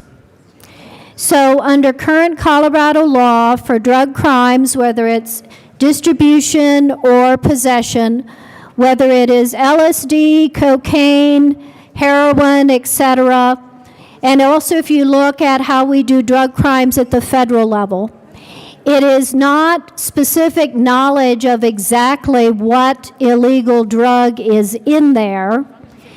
It is with an exception for meth precursor manufacturing precursors. That's one exception, but that's the only one that has belief. Everything else is that you know it's a controlled substance or an illegal drug. That's current state law, and that is federal law. This bill, as introduced, in judiciary, the bill sponsors put on a felony possession amendment for 1 to 4 grams. But it would only be a felony if the individual had specific knowledge that it contained fentanyl, which is not a knowledge requirement that we require in any other drug possession crime, or frankly, distribution.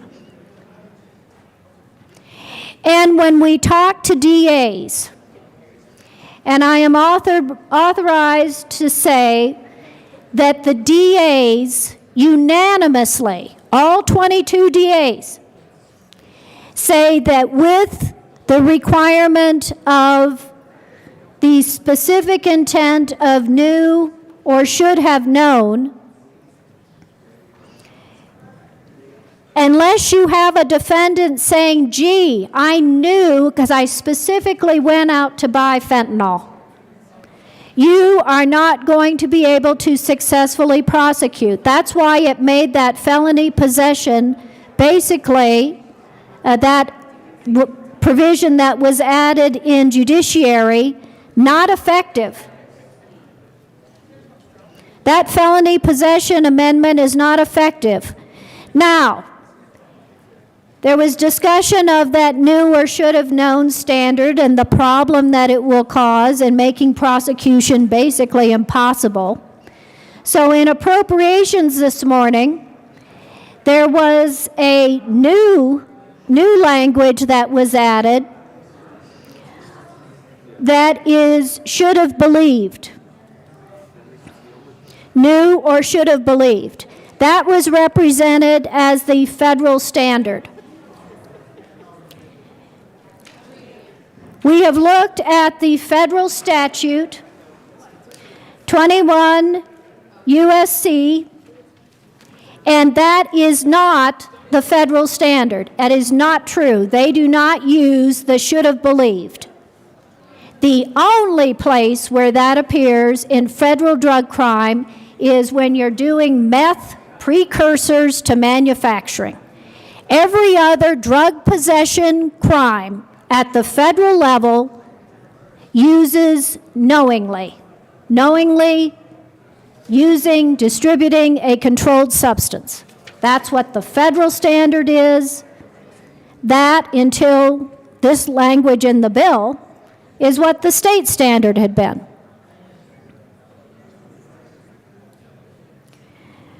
And so what does this amendment do?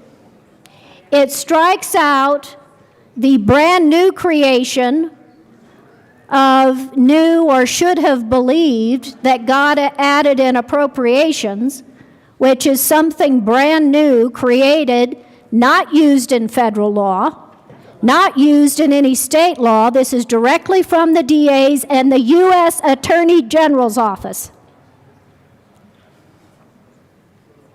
And I have the statute, which I am glad to read, that deals with federal drug crimes for distribution and possession. And I'm glad to read it into the record. So this amendment would strike this new and interesting should have believed or should believe, and it also strikes the underlying language that was added in the Judiciary Committee. It keeps the felony possession structure of the bill's sponsors for felony possession of 1 to 4 grams, but it strikes the specific intent language which every DA, folks, every DA has said will make prosecuting felony possession of fentanyl almost impossible. So that's what this amendment does. I ask for an aye vote and division. Mr. Speaker. Thank you, Mr. Chair. It is an honor to serve with you. It's an honor to serve with you as well. Members, this is a very important discussion, and so I thank my colleague for bringing this amendment and starting this conversation. It's important for us to all know that the synthetic opioid of fentanyl is different than anything we've ever seen on the street. And it is, and just so we can all start to better understand the challenges that Colorado faces when it comes to fentanyl, I want to help kind of paint a picture that's directly related to why I'm in opposition to this particular amendment. Right now, CBI cannot test, if there was a pile of compound mixture in front of me, CBI cannot test how much fentanyl is in that compound mixture. They cannot say that there is 20% fentanyl and 80% baking soda because the testing doesn't exist yet. And this is important to this discussion because everyone talks about pure fentanyl. Yes, fentanyl is deadly. Pure fentanyl, it's kind of hard to understand what pure fentanyl is because you can't test a percentage of a compound mixture. And again, that's why in the underlying bill, there are increased penalties for people who have pill presses, who are making the blue pills that are the deadly poison, and for people who are importing fentanyl. But it's important to understand here that because you cannot test the percentage of fentanyl in the compound mixture, all you can do is test whether or not fentanyl is in the compound mixture. We, as a state legislature and as a state overall, are required to look at fentanyl differently than we've ever looked at anything else. My colleague is right that when it comes to simple drug possession, just knowing that you have an illegal substance but not knowing what your illegal substance is the standard. But because fentanyl is so different, because it's being found in street drugs, not just in the blue pills, but in the cocaine bag and in the methamphetamine and in other substances, if you don't have a mens rea standard, then what happens is you're pulling down the cut point on all of those other substances, changing the way that we as a state, law enforcement and prosecutors go about prosecuting simple drug possession. It is important that I think most people agree that fentanyl is showing up in these other compound mixtures. Most people agree that we shouldn't be bringing down the other cut points of those other drugs. And so making sure that it's knowingly or reasonably should have known or believe or whatever, that you have some standard in there to make sure that the person who thought they had a Percocet in their pocket and didn't know that it was fentanyl isn't being charged with this new DF4. Now, people say that it's impossible to charge. I don't believe that this is going to be impossible. Ohio, other states have gone in this direction. Reasonably should have known or believe or whatever it is means that if you are buying blue pills on the street, you are buying pills that you know have fentanyl in them and are going to be prosecuted. And when you go through all the affidavits from across the state that include simple drug possession, it is not the cut points for these other drugs. It's not fentanyl in cocaine. It is the blue pills. So, and what we're finding on the street is a lot of blue pills. However, this is important to keep in there just because we know, because fentanyl is the most addictive substance, drug dealers are cutting it into other substances to make sure that the user gets more addicted, and it's showing up all over the place. So because we know where this is going, making sure that you build in a mens rea just for that new DF4 between 1 gram and 4 grams is important, because fentanyl is different than anything we've interacted with before, and I believe in our ability to move forward with this new recognition because we have to, because fentanyl is different than anything else we've seen. So I would urge a no vote here, but I think it's an important discussion. Representative Bockenfeld. Thank you very much, Mr. Chair. It's an honor to serve with you. It's an honor to serve with you, Representative. I rise in support of this amendment. Folks, here's where we're at. We have drug users going out on the street, and they're buying their drugs, illicit drugs, on the street that they know more than likely has fentanyl in it. And they're indifferent. Because they're buying enough drugs, and we heard plenty of testimony. They're buying enough drugs so they can sell a portion of that to support their habit, knowing that there's fentanyl in it. 3 grains of salt is enough fentanyl to kill someone. But they're indifferent. We keep worrying about this drug user and getting them rehabilitated when they're on the street, passing off their illicit drug, knowing that they can kill another person, and that's okay. In these folks' mind, that's okay. They don't want law enforcement to have the ability to make sure that this person doesn't continue. You know, I sat there and listened to the tear-jerk, heartbreaking stories of parents who didn't know that their child was doing any drug whatsoever. And you know when they found out? They found out when a friend gave them a pill. An illicit drug bought on the street, given to them by a friend, and they walked in, and one of the kids dropped dead to his knees, rigor mortis set in, and the parents found him that way. And you know what the parents said? The parents said, you know, if it boils down to my kid having a felony and me having my kid back, I'll take that felony any day. I can work through that felony. That's what we're dealing with here. So enough of these stories about, oh, the poor drug user. Why don't we let the elected district attorney that we elected do their job? Those elected district attorneys don't want drug users in their jails. They want them in rehab. And we heard plenty of testimony that drug users did not end up in prison. It was drug dealers. So I'm tired of hearing this, well, we don't want them to have a felony because we don't want them in prison. Baloney. That just simply doesn't happen.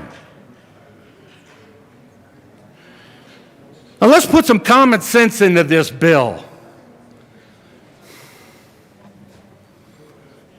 This is a common sense amendment. Give our elected district attorneys, who we as citizens elected to address these issues, at least for now. You want to come back in a couple years and you want to try to tighten things up, fine. But this isn't happening right now. We have a crisis on our hands. We have opened our borders over the past couple years and created this problem. China has funneled all this fentanyl into our country. Look at a chart. It started as soon as we flew our borders wide open. I'm going to tell you something. Representative, if you could just go It's back to the amendment, okay. sir. Thank you. It's absolutely to the amendment. Now, let me tell you something. Fentanyl was a manageable problem until 2019. It was a problem, but it was a manageable problem. When they threw open the borders and China funneled all this fentanyl into the country and declared war on us, which we still haven't come to realize, we have to do something drastic to address it. And that boils down to giving our law enforcement officers and our elected district attorneys the ability to put a check on this issue. Buy us some time so that we can try to address it. And this amendment does that. Members, this is a good amendment. We need this amendment to start addressing the issues that we heard in our testimony. Please pass this amendment. Representative Soper. Well, thank you, Mr. Chair. I wanted to come down here and just talk about one issue that was raised, and that was about why only in this particular issue we're going to have a specific standard of knew or should have known, and why we're removing it here. Proving that somebody knows what drug something is not current law and never was the law here in Colorado. I know, that there has been this concerted effort to put it here, but this is not consistent with other areas of drug laws here in Colorado. It definitely will handcuff our district attorneys to make it to where at least 75% or more, it was one estimate, will not actually end up with charges, because this is incredibly difficult to go ahead and charge here. And it's important to understand that currently for the drug crimes, a prosecutor just has to understand general intent of controlled substance. So we do not need this know or should have known or whatever standard we want to place there. We actually already have something in law, and that's what DAs are using every single day when they're looking at drug offenses. And it's important to be consistent with other areas of drug crimes here in Colorado.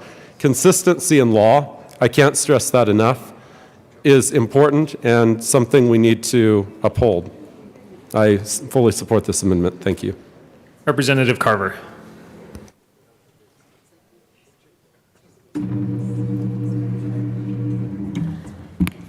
Thank you, Mr. Chair. And I just wanted to put on the record the federal statute that deals with possession and distribution and what the intent language is. And this is 21 U.S.C. 841A. Except as authorized by this subchapter, it should be unlawful for any person to knowingly or intentionally manufacture, distribute, or dispense, or possess, with the intent to manufacture, distribute, or possess a controlled substance. So the knowing is on controlled substance. Then the next subsection, which deals with possession. To create, distribute, or dispense, or possess, with the intent to distribute or dispense a counterfeit substance. But then to go further down, again, it is knowing or intentional with regard to controlled substance. This is an issue that we checked with the DA's counsel to check and see if there was any aspect of federal law that dealt with belief or reasonable belief, and only if meth manufacturing precursors is that used.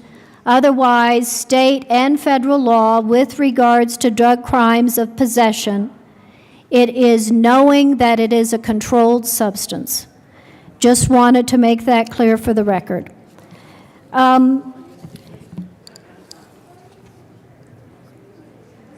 what is the reason why the bill sponsors put an amendment on possession in the bill in judiciary? It was to address the ongoing debate and the unanimous position of law enforcement, chiefs and sheriffs from every jurisdiction, regardless of political leaning, that they needed a stronger felony possession tool to deal with the disaster that is fentanyl. Fine. And in this case, while I don't agree with it, they made the felony possession be 1 to 4 grams. But then they put this specific intent in the language that every DA, and I am authorized, I got an email, in consultation with every DA, they say, with this specific intent language, and it's not going to be any different with this reasonable belief or should have believed, whatever was put on in approx, some brand new standard that hasn't been tested with regards to possession in any place that those with expertise in this area have found, that it will make prosecution of felony possession almost impossible. Isn't the whole point of this bill on the distribution crimes and or felony possession to actually give effective tools to law enforcement and the DAs to deal with this fentanyl crisis? To turn around this tsunami of death. I don't have much of a drama gene, but I don't need it when I'm talking about the disaster that is fentanyl. 800 deaths last year, it will be more this year. What tools are we giving law enforcement and DAs to deal with this disaster? This is what they're asking for, an effective felony possession on fentanyl. This takes out the language that makes the felony possession piece almost useless. Ask for an aye vote. Representative Herod. Thank you, Mr. Chair. I just want to be real clear that this standard that we put on in appropriations is not some made-up standard. It is case law. It is 21 U.S. Code 841 that says reasonable cause to believe standard. That is what we are talking about here. We align this with federal case law. No, it has not been applied to fentanyl because we are doing that now. That's what we're doing with this bill. And so to strike any language and to pass this amendment, again, as we've said before, says that those who did not know that they were given poison are felons. And to my colleague's very passionate statement, the pointing to the dealers, dealer, we are dealing with the dealers in the underlying bill. We are giving higher penalties to those dealers who deal fentanyl. This is not that. This is saying that if you possess it and you did not know you possessed it, you will still be a felon. So, I ask for a no vote on this amendment. The amendment that was put on in the Appropriations Committee is a legal standard. It is a legal standard. I ask for a no. Representative Carver. Thank you, Mr. Chair. The specific reference 21 USC 841 C2 that has the reasonable cause to believe is specific to listed chemical will be used to manufacture a controlled substance. It is, as in discussing how that subsection is actually charged, it is utilized primarily for precursors used in the manufacture of meth. But it is, that specific phrase is for when you are manufacturing and it's your knowledge of the precursors used in the manufacture of the controlled substance. Every other part of federal law dealing with distribution and possession is that it is a knowing that you have a controlled substance, period. Ask for an aye vote. Madam Speaker Pro Tem. Thank you, Mr. Chair.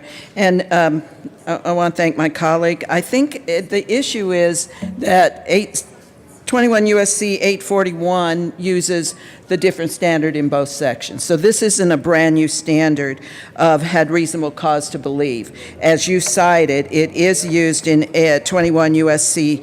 841C2, which talks about possesses or distributes. And I'm just saying it is a standard that is being used. It's also a standard that has been used in a 10th Circuit case. The U.S. v. Sappho case from 2000 had used that standard. And I just want to bring it back to what the speaker said, in that this is a completely new standard that we will be using for the first time in the state. And it is not, though, out of the clear blue sky. It is a standard that has been used, and there's case law in the 10th Circuit that has used this standard. It is used in not only 21 U.S.C. 841C2, but it's also a standard that's used in 21 U.S.C. 843A6 and A7. So it's not a new standard, but it is in the state a new standard. And the reason it's being applied in this case is because I will tell you, the people who came to speak, and it was more than one family, about the deaths in Commerce City, they spoke about their family members thinking they had purchased cocaine, not thinking they went out and bought fentanyl. So they did not know it was there. And so using what we put on before, a reasonably should have known, is more of an objective standard, where the standard we're putting in, had reasonable cause to believe, is more subjective. It isn't as far as knowing, but it is something that will have to be proved. And I think what the speaker said, this isn't the same as knowing. And I know it's a new standard, and I know DAs will have a difficult time to do it.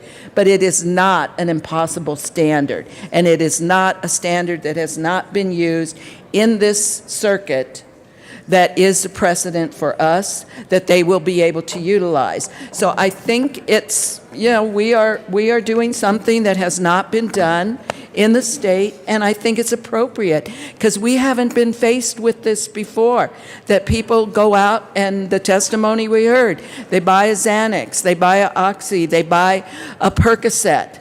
They don't know it's fentanyl, and that's the difference. And this new standard will allow us to look at that reality.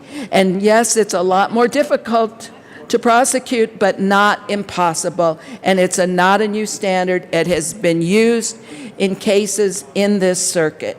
So I urge a yes vote, a no vote on the amendment. Further discussion, Representative Carver. Members, I just want to remind you where we are and what this amendment actually applies to. So this is the language that the bill sponsors put on to deal with felony possession, which by its terms is limited to 1 to 4 grams. With all respect to my colleague, Representative Benavides, this provision wouldn't apply to the individual who goes out and purchases a pill or two. That's less than 1 gram. The felony possession language in the bill, added by the bill sponsors, that makes felony possession only for 1 to 4 grams, the whole point of that is to do what?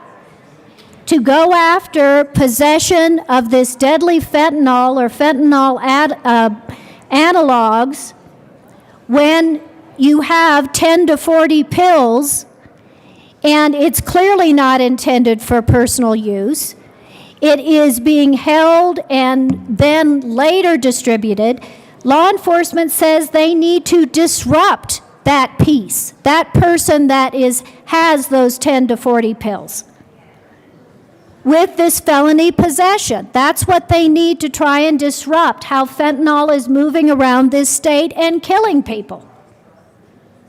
And it is that context, 10 to 40 pills, felony possession, that the specific intent language has been put in the bill in a way that the DAs and law enforcement say render the felony possession piece almost useless because it's almost impossible to prove. And if we take this language out, then what do they have to prove? They have to prove knowing that it's a controlled substance of 1 to 4 grams, not your user, not the individual that is buying, that is addicted to drugs and has gone out and bought a pill or two, or even those that a group of friends is going to have a pill party as part of their social gathering. That's 10 pills or less. That's usually 3 to 5. That's what we're hearing. So let's remember the context of this. Do you want a felony possession of fentanyl of 1 to 4 grams that is actually effective for law enforcement and the DAs or not? Yes or no? Yes or no? Do you want it to be a tool they can use to disrupt how fentanyl is moving around this state? Yes or no? That's what this amendment is about.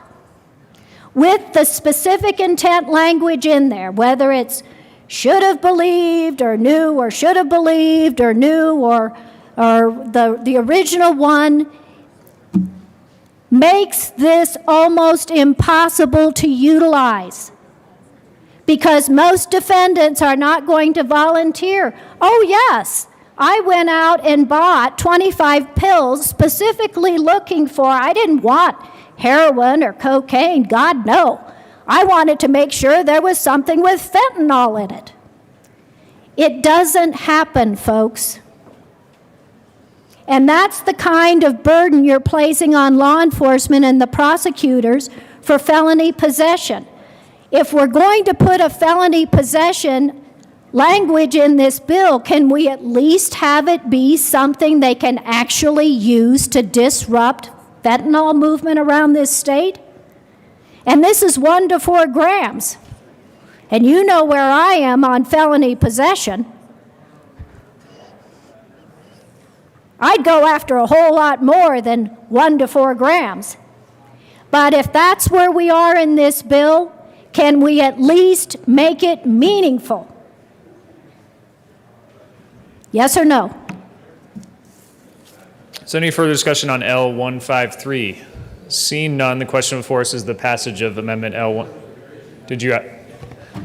Division. Thank you, Representative Carver. A division has been called.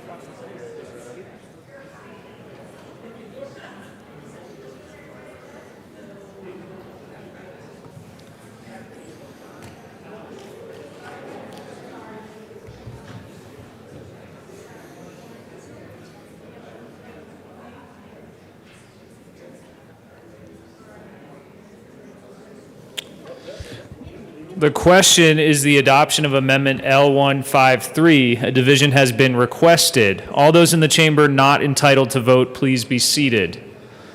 All those in favor of Amendment L153, please stand and remain standing or raise your hand and keep it raised until the count is taken.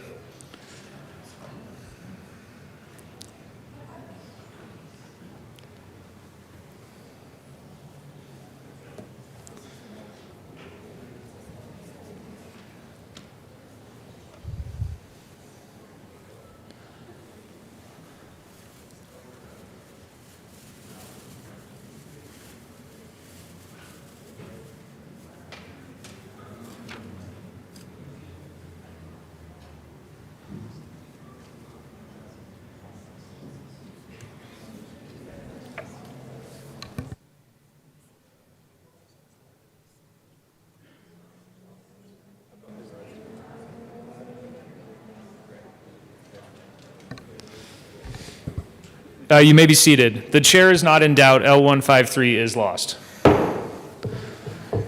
Is there any further discussion on the underlying amendment L151? Representative Carver. Why, yes, Mr. Chair. One more substitute amendment. I move L154 and ask that it be displayed.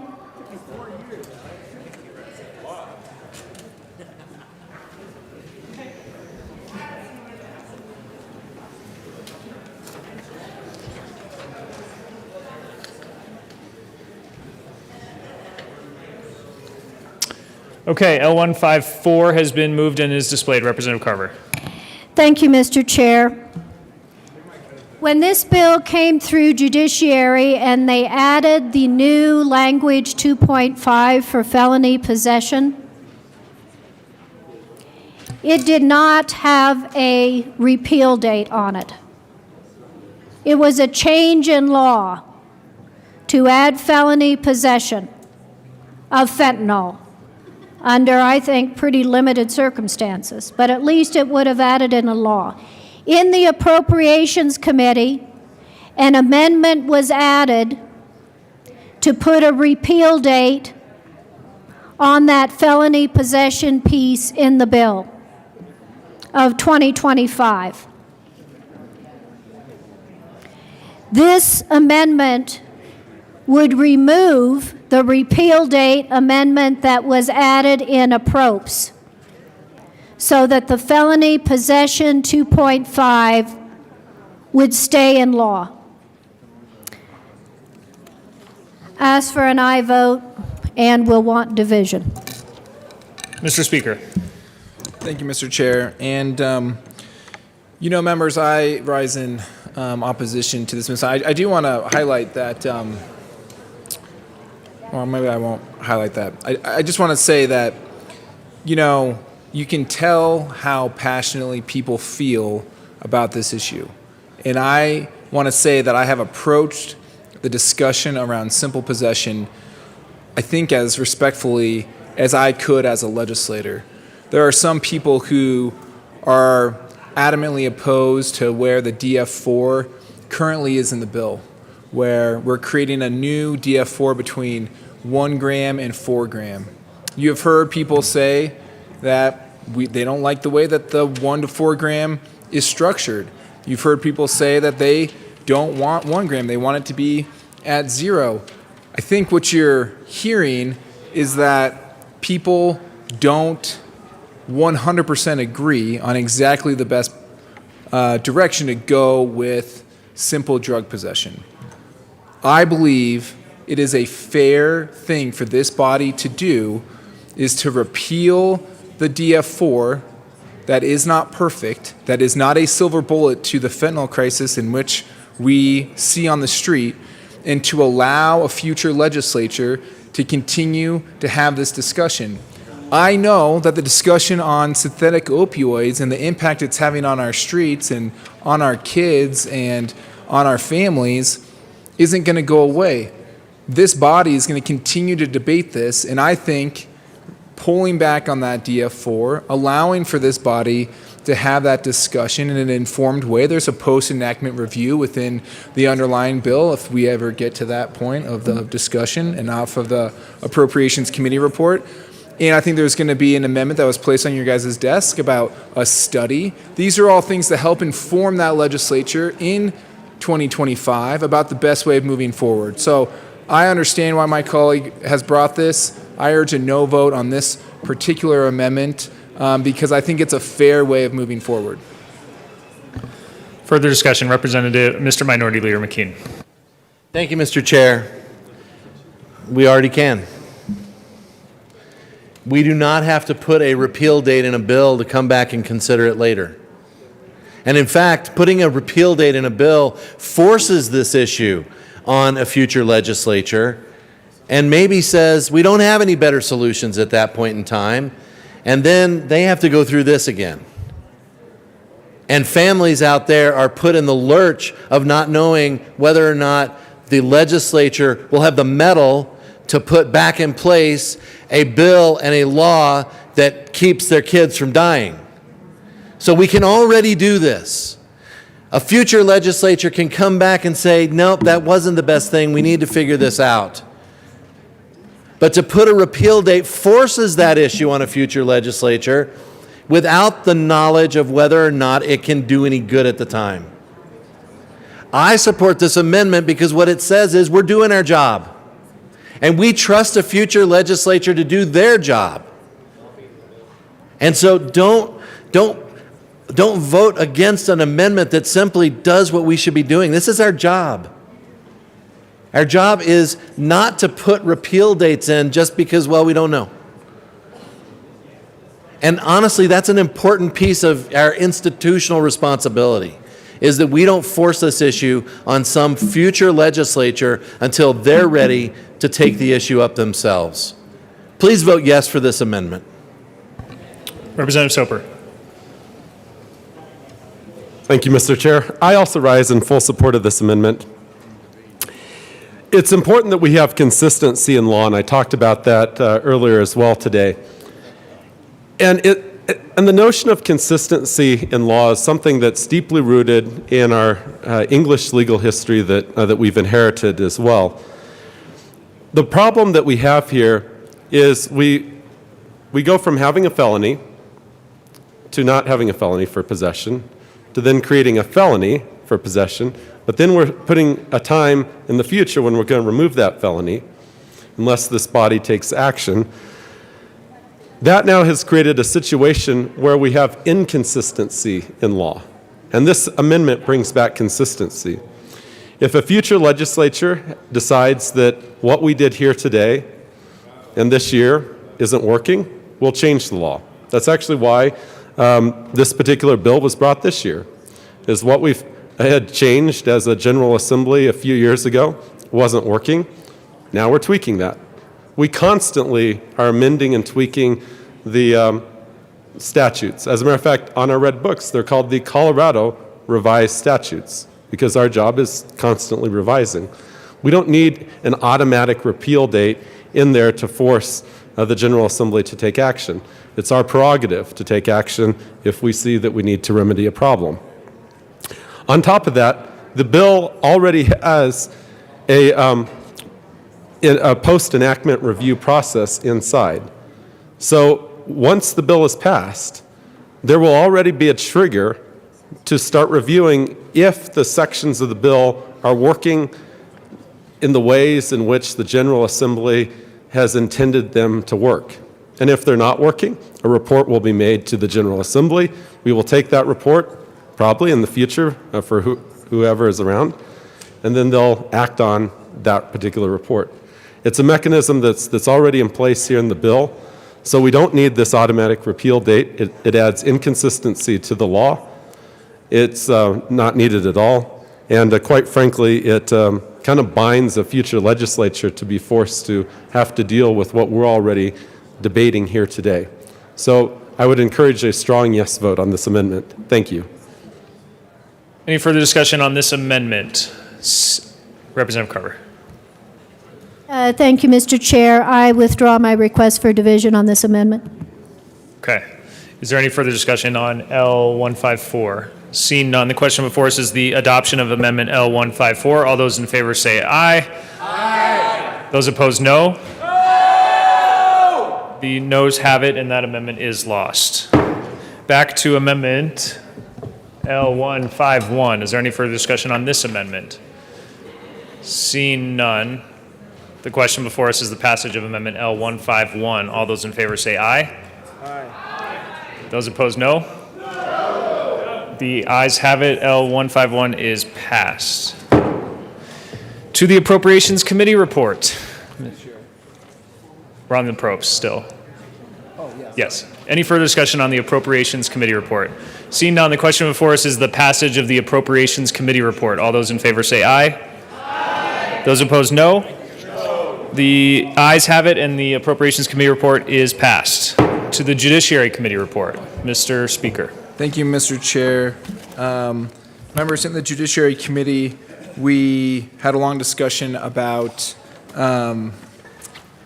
possession, as you can tell, and we also made sure that one thing that I think most people, and you've heard this in a bipartisan way up here today, is nobody wants a felony to ruin anyone's life. And so there was an amendment to help seal those records as that individual moves forward. So those were the two big things that we debated in the Judiciary Committee report, and I would urge an aye vote. Further discussion on the Judiciary report. Representative Larson, then Soper. Or Representative Larson. Thank you, Mr. Chair. It is an honor to serve with you. It's an honor to serve with you as well. Members, I, again, like I said, uncharacteristically was listening to the Judiciary report while this was going through. And there was a policy question that was added into the bill as an amendment that I think maybe merits separate discussion. I don't think necessarily fits under the title of the bill. It was a provision that dealt with voting for people who are incarcerated and people who have felonies. And I have an amendment to remove that section. Again, I think there's a legitimate place for the debate on that underlying policy. I just don't think that this bill is the appropriate venue for it. So with that, I'd like to move Amendment L141 to the Judiciary Committee report and ask that it be displayed.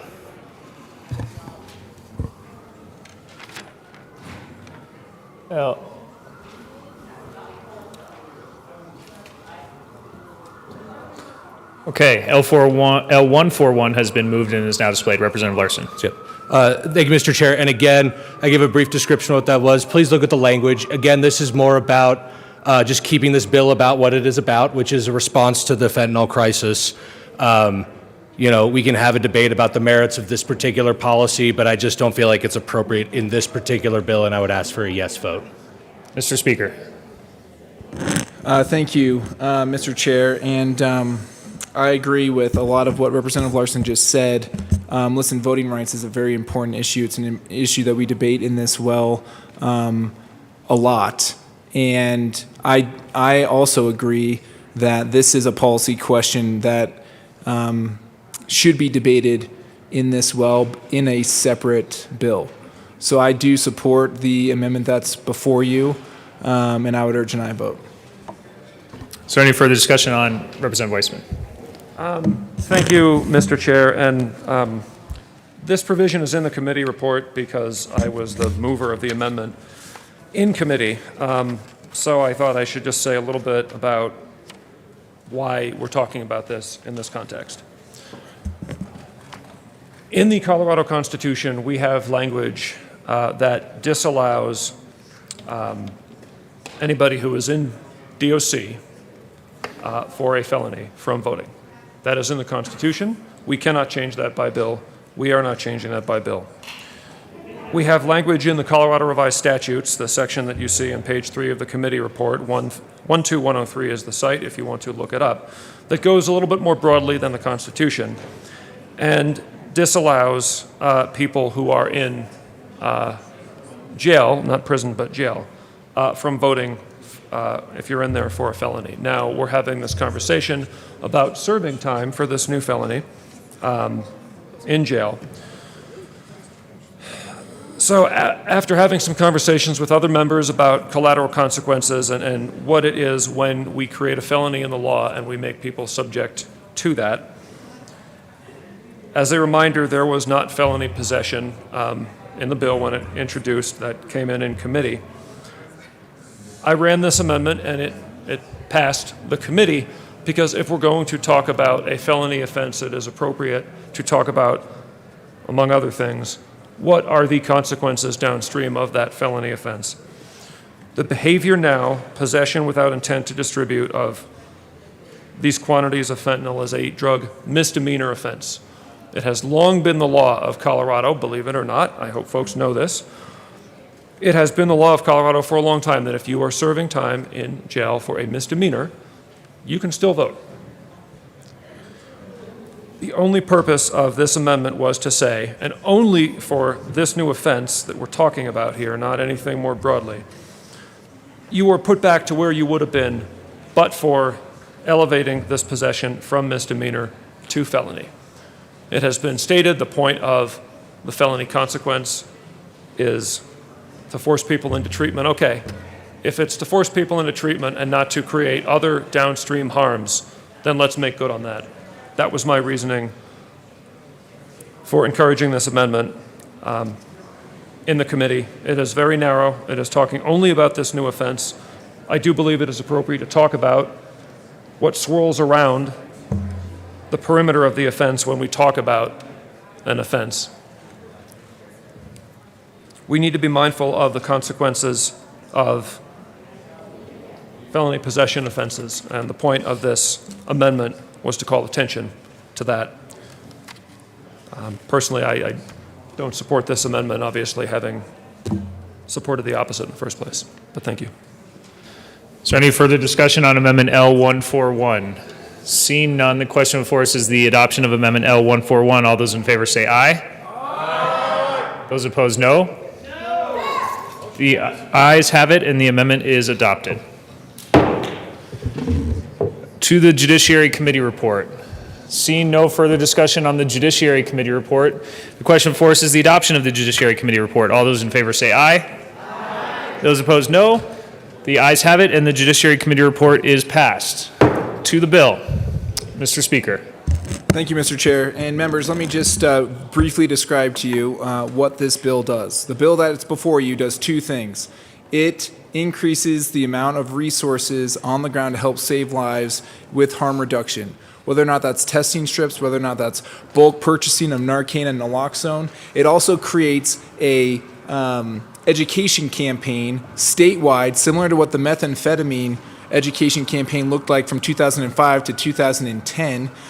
We create a community-based education campaign because as we all get caught up with the realities of the fentanyl crisis, many Coloradans aren't up to speed on that. And these resources and that education campaign are very important. Another thing we do is two things. One, we realign the cut points in Colorado statute when it comes to possession with intent to distribute to better represent the deadliness of fentanyl. Right now, 0 to 14 grams is a DF3. 14 grams to 225 grams is a DF2. Anything over 225 grams, which is half a pound of fentanyl, is a DF1. In the bill, it's now 0 to 4 for the DF3, 4 to 50 for the DF2, and anything over 50 being that DF1. That's really important. That's going to enable law enforcement the tools on the ground and our prosecutors to make sure that the stories you're hearing of people who are dealing this poison, who are going through a revolving door in our judicial districts across the state, it's going to help prevent that. The last thing it does is it creates a DF1 for distribution that leads to death. Right now, we just have reckless manslaughter and the really high standard, that's essentially like where you lose all faith in humanity and like poison the water. Extreme indifference. Thank you very much. You know, I don't serve on the Judiciary Committee, and I'm not even a lawyer. I just play one for 120 days a year down here. And what it does is it creates a tool to help those families, and we heard from so many families, to make sure that the tool is there to help go after the dealers who are dealing these deadly drugs, and then somebody is dying because of it. This is a very important bill. I hope to earn your support. I know there's going to be debate on amendments and other things, but I want to make sure we laid out the fundamentals of it before we got into debate on amendments. Representative Lynch. Thank you, Mr. Chair. And I didn't get to thank my co-sponsor earlier, but it's been a real pleasure. We've got a whole bunch of knowledge that we never thought we wanted to have. And I will tell you, I can't imagine there being much more work done on any bill. And everybody in this state was reached out to. We got all the input from everybody we possibly could. You know, this bill is I think us really doing our job here. We've got a serious issue that's plaguing our communities, and we came at it with an answer of some sort. This is not the silver bullet. This isn't going to fix everything. But I will tell you, the Speaker and I turned over every rock we could in this state to try to find answers and things that would help out in this war against fentanyl that we've got going on. And so a whole lot of work has gone into this. Rest assured in that this is not optional legislation in my mind. This is something, if we don't do something now about this, we truly are derelict in our duties. And so I'd appreciate your support. One of the things that I'm super excited about in this is when we talk about the deterrence issue, I actually dug into it, and I want us to see some sort of steps so that innocent kid never takes that first pill, and something that we can do to make sure that truly innocent folks are not harmed. I believe that the education component of this is very crucial, because in my research, that's what we've got to let everybody know. Every third grader needs to have a flyer in their backpack telling them not to get anywhere near this stuff. We looked at every angle, whether it's through MAT and LEAD programs or through education, and this is a comprehensive bill that I would appreciate your support on. All right, Representative Carver.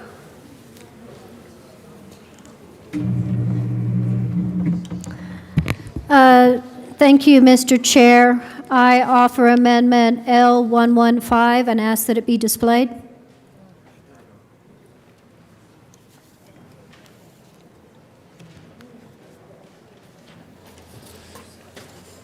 All right, L115 has been moved and is displayed. Go ahead, Representative Carver. Thank you, Mr. Chair. Members, you heard the bill sponsors talk about the bill and how it is increasing the punishments for distribution of fentanyl. And in particular, if you have a distribution of fentanyl and the individual dies, there is a sentence enhancer where now you will punish that at what is called a DF1, which is a drug felony 1. Now, this is where it gets a little complicated. Under current law, if you are convicted of a DF1, you are not probation eligible, okay? Because you've distributed drugs and somebody's died. Probably not a good idea to sentence that person to probation. Well, that would be fine, members, if the DF1 applied equally to all distribution and denied probation eligibility. But the bill provides that if you're distributing 4 grams or less and the person dies, that you're still eligible for probation as part of your sentence. I think that is not appropriate. Now again, we are talking about being convicted of distributing fentanyl. We are no longer talking about felony possession. And this amendment also does not touch the Good Samaritan piece, which provides that if you distribute fentanyl and it is at a low threshold, and the person then takes it and ingests it, and they're in distress, but you call, under the Good Samaritan, you call and get help, you are going to have immunity from being charged with the DF1, okay, with the sentence enhancer. So this amendment does not touch the Good Sam. The Good Sam provision is still in the bill. It still provides an out for those that distribute drugs, who call for help, who do the right thing, that they're not going to get charged with the higher DF1. So what does this amendment do? The top lines 1 through 6 say we are going to take away probation as a possible sentence if you are convicted of distributing 4 grams or less and somebody dies. What is the theme? You distribute fentanyl and somebody dies, and you're not within Good Sam, then your sentence should not include eligibility for probation. You should get some jail time. Somebody has a dead kid because you distributed fentanyl. You should not, probation should not be authorized as part of your sentence for distributing this deadly drug that killed somebody. So that's what lines 1 through 6 do. It takes away probation as a possibility for distributing fentanyl 4 grams or less and somebody dies. What does the bottom part of the amendment do? It clarifies that for the intent to distribute crime, or you distributed, not just intent to distribute, you distributed, that's what you've been convicted of, distributing fentanyl, and somebody dies, the lines 20 through 21 clarify that the sentencing range for that in the DF1 is 12 to 32 years.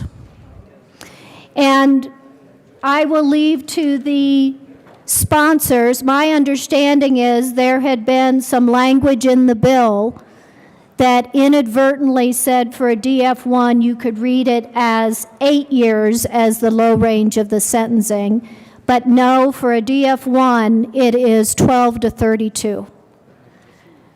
So that's what the amendment does, members. You distribute, somebody dies, you don't get probation. You distribute, somebody dies, you get the sentencing range of a DF1, 12 to 32. Ask for an aye vote. Madam Speaker Pro Tem. Thank you. Thank you, Mr. Chair. And I move as a substitute amendment L 146 and ask that it be displayed. L146 has been moved and is now displayed. Please go ahead, Representative Benavides. And I'm not going to explain everything of it because I think my colleague explained a lot of this. This is very similar to the underlying amendment. This came from the DA's council. And what it does is that it puts everything that is under 405 to a Roman numeral 3A and puts it under the special offender statute for aggravated if you have over 50 grams. So it's basically over 500 pills. And it puts it in there. And this is what the DAs have asked for, and this actually was from Tom Raines as his amendment. So I urge a yes vote on the substitute amendment. Is there any further discussion on L146? Representative Carver. Thank you, Mr. Chair. And, you know, the bill as written, there are 3 tiers of distribution. There's 4 grams or less, there's 4 grams to 50 grams, and then there's 50 grams up. And those 3 tiers of distribution, obviously you have higher penalties for the larger volume.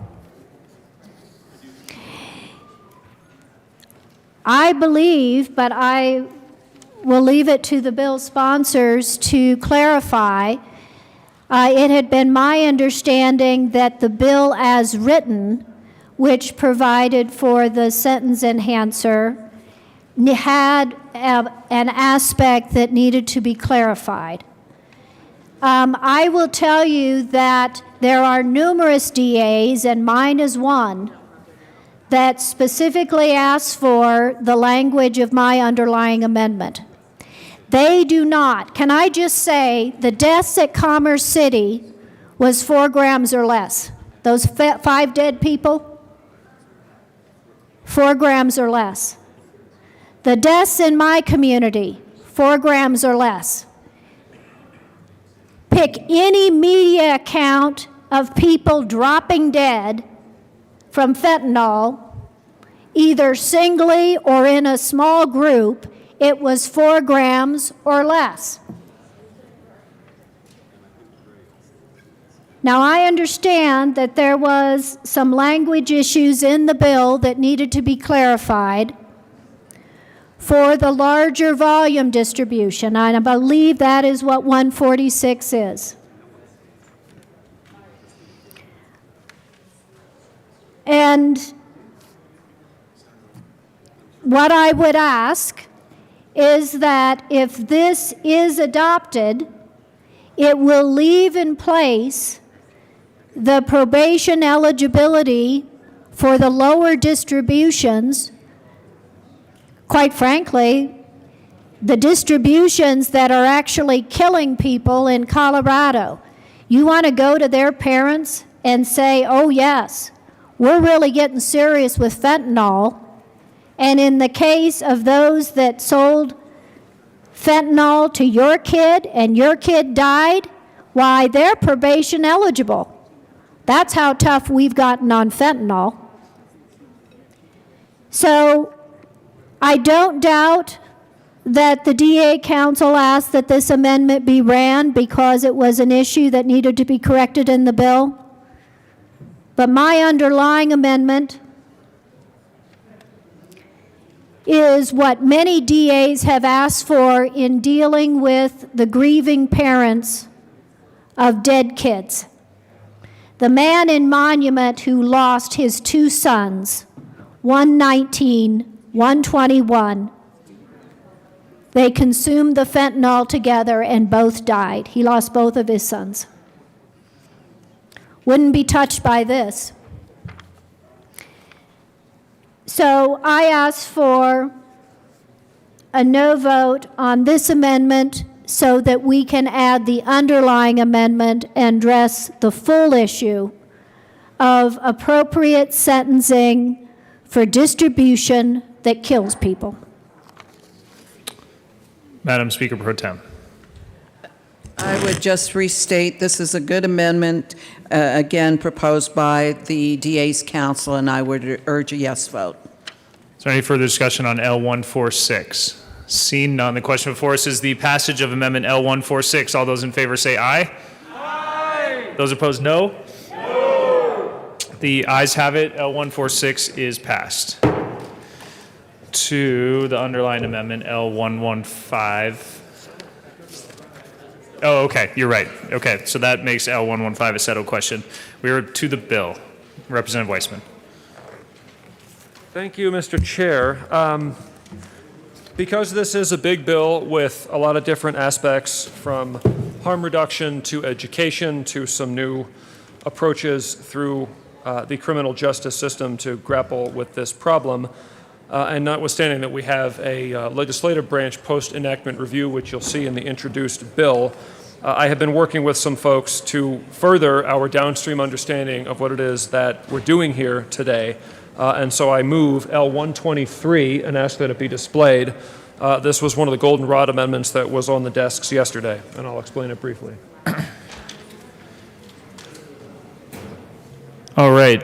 Thank you, Representative Weissman. L123 has been moved and is displayed. As the representative noted, this was distributed to everyone's desks yesterday. Please go ahead, Representative Weissman. All right. Thank you, Mr. Chair. I'm not going to go through line by line, but members, what we're doing here is pretty big. The issue that we're grappling with is pretty big. Our future selves or our successors should be suitably informed. So what this amendment does is sets forth a new part in which we frame the elements of a detailed study that will be undertaken by an independent entity. We set forth some of the timelines and gathering of baseline data in sub 2, that's about line 16. First half, or the bottom half rather, of the first page of the amendment is a lot of data that we want about the criminal felony possession aspect. Onto the second page, we also say that we want data about the prevention and education campaign, about MAT, medication-assisted treatment, about how purchase and use and deployment of opiate antagonists is going, about test strips, about harm reduction. I very much believe in data-informed policy. This amendment is in furtherance of data-informed policy. I hope that whatever else we disagree on, we can agree on this. I ask for your support on 123. Is there any further discussion on this amendment, L123? Representative Sandridge. Thank you, Mr. Chair, and I stand in strong support of this amendment. We have to look at data to figure out what works and what doesn't work. We kind of already know, but we need to track what's going on. We need to track to have real life information so we're not just swaying off and thinking something works when it really doesn't. So I think this is a great amendment. I ask for an aye vote. Further discussion, Representative Hanks. Thank you, Mr. Chair. I'm in opposition to this amendment because we have a national security issue here. I don't think we need to be studying a problem. We need to be addressing a problem. When I say we have a national security issue, what I'm talking about is this fentanyl we know is coming from China. We know China is a country that has essentially declared war on us, both in an economic sense and in a militaristic sense. Representative Hanks, studying. If we could keep it to the amendment regarding the study that would be added to this bill, please. Thank you, Mr. Chair. The reason this is to the bill is because a study takes us away from the threat. There is a threat. We should address the threat, not study what the threat may be. We know what the threat is. I'm explaining the threat now and why a study is antithetical to the effort of fighting this threat. We know this fentanyl is coming from over the border, an open border, as Representative Bockenfeld made the point. We can chart where this is coming from and when it started coming. We don't need a study for that. We have a distribution net in place that is throughout the state, throughout the nation. We don't need a study for that. Should China choose to do so, they can open this net up and we can end up with situations similar to The anthrax scare, it's a hypothetical now, but it's a national security threat that doesn't need to be studied. If you all remember the anthrax scare from 9/11, everything that was in the mail was suddenly suspect. With fentanyl, if China, which is where this fentanyl is coming from, decides that they want to poison our restaurants, our food supplies, we got a problem. If anybody remembers the Tylenol scare of the 1980s, very same thing, where we had a drug that had impurities in it that killed people. We don't need a study. We need to address the problem. We need to get this down to a 0 gram, zero tolerance policy. Studies put us at a national security risk. I'm in strong opposition to this. Let's get on with the bill and get it down to 0 grams. Thank you. Is there any further discussion on L123? Seeing none, the question before us is the passage of Amendment L123. All those in favor say aye. Aye. Those opposed, no. No. The ayes have it. L123 is passed. Representative Bacon. Thank you, members. Thank you, Mr. Chair. We have talked a lot about needing to support municipalities, law enforcement with being able to provide treatment in this bill. We've also been talking about, quite frankly, just the shortages in which we've been seeing. Since we're moving into a place where people may face felony charges, we want to also support the work of diverting people from the criminal justice system through access to the ability to detox or the ability to be met with something in immediacy to intervene when they're in crisis. Given that, I'd like to move Amendment L119 and have it displayed. Okay, L119 is also a multi-page amendment that was distributed to everyone's desks yesterday. It's now displayed and has been moved. Representative Bacon. Thank you. I'd like to focus everyone's attentions to the section headers, primarily section 33, where we would like to provide funding for crisis service expansion. And so what we are doing here is appropriating funds, up to $10 million, for local governments and law enforcement to be able to apply for money for crisis intervention beds. And so what this means is if they come across someone who is having an episode or in the middle of an event for use, that they be able to be taken someplace to be able to be immediately seen rather than introduced into the criminal justice system.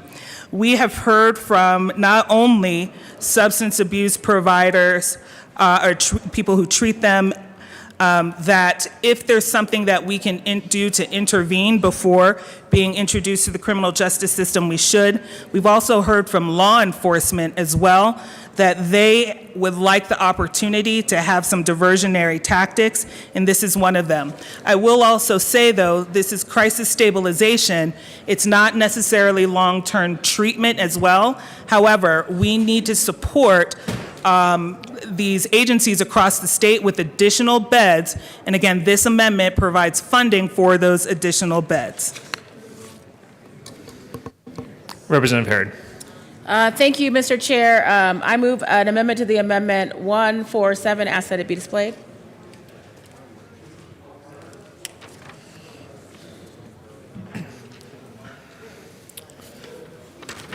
L147 has been moved. This is an amendment to Amendment L119. Representative Herod. Thank you, Mr. Chair. This amendment basically ensures that we are providing the crisis stabilization beds. It's $10 million, and it conforms with what Representative Bacon just said. I asked, and it's friendly. I ask for an aye vote. Mr. Speaker. Any further discussion on Amendment L147? Seeing none, the question before us is the passage of Amendment L147. All those in favor say aye. Aye. Those opposed, no. The ayes have it. L147 is passed. To the amendment L119, Mr. Speaker. Thank you, Mr. Chair. And I just want to thank my colleague for bringing this amendment. We have heard from everybody. All the law enforcement agencies that we have met with have said, we have no place to take anyone experiencing crisis. This helps make sure that there's resources for more crisis stabilization services. I think this is a great amendment. Thanks so much for bringing it. I urge an aye vote. Is there any further discussion on L119 as amended? Seeing none, the question before us is the passage of amendment L119 as amended. All those in favor say aye. Aye. Those opposed, no. The ayes have it. Amendment L119 as amended is passed. To the bill, Representative Carver. Thank you, Mr. Chair. I offer amendment L088 and ask that it be displayed.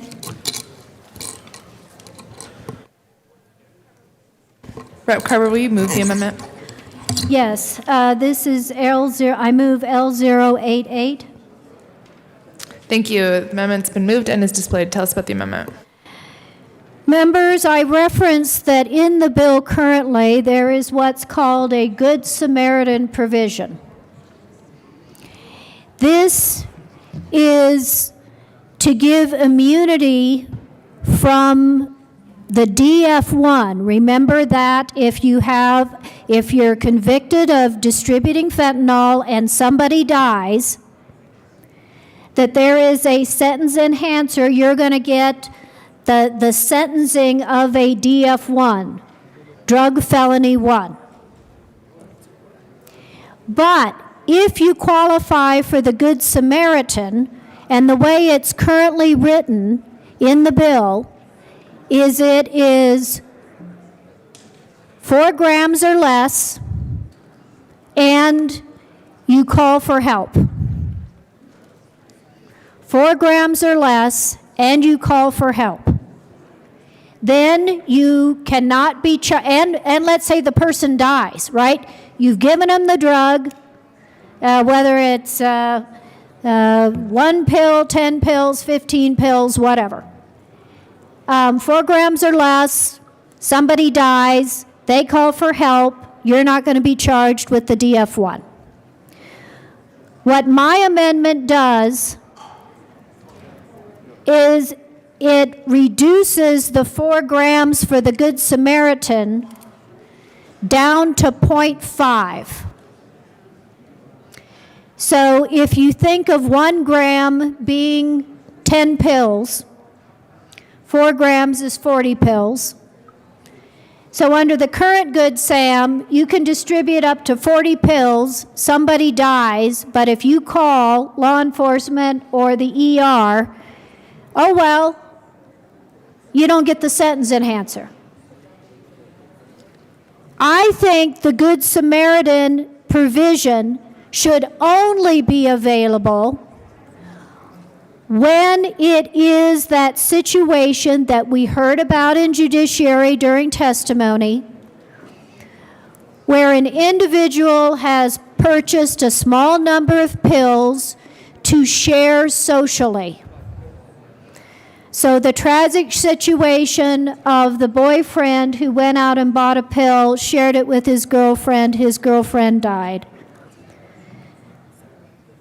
That, or we've heard others, the 2 brothers that were sharing pills, both of them died. Now, if one of them would have survived and it was one brother who purchased the 4 pills, and that he could claim Good Sam.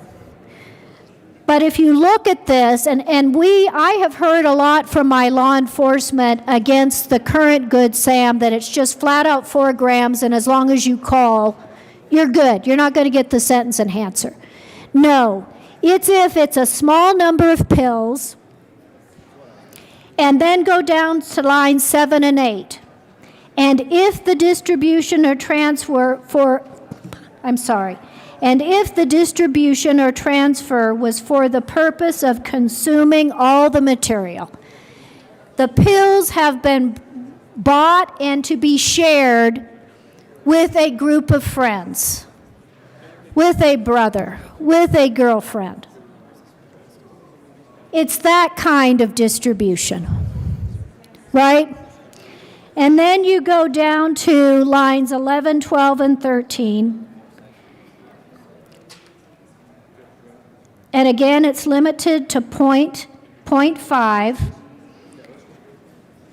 And they're consuming it with the person who died at a time substantially contemporaneous with the distribution or transfer. So I'm not trying to eliminate the Good Sam, although I will tell you, I have heard from lots and lots of law enforcement across this state to delete out Good Sam. That if you distributed those drugs of fentanyl and somebody died, that you don't get an out from the DF1 just because, oh my God, they fell down on the floor and they're unconscious and I'm going to call the ER. I'm not deleting Good Sam. But I am saying that the current Good Sam, which is just a flat out 4 grams or less with no other qualifiers, and now the drug dealer calls for the first responder or law enforcement and now says, oh, I get immunity from DF1.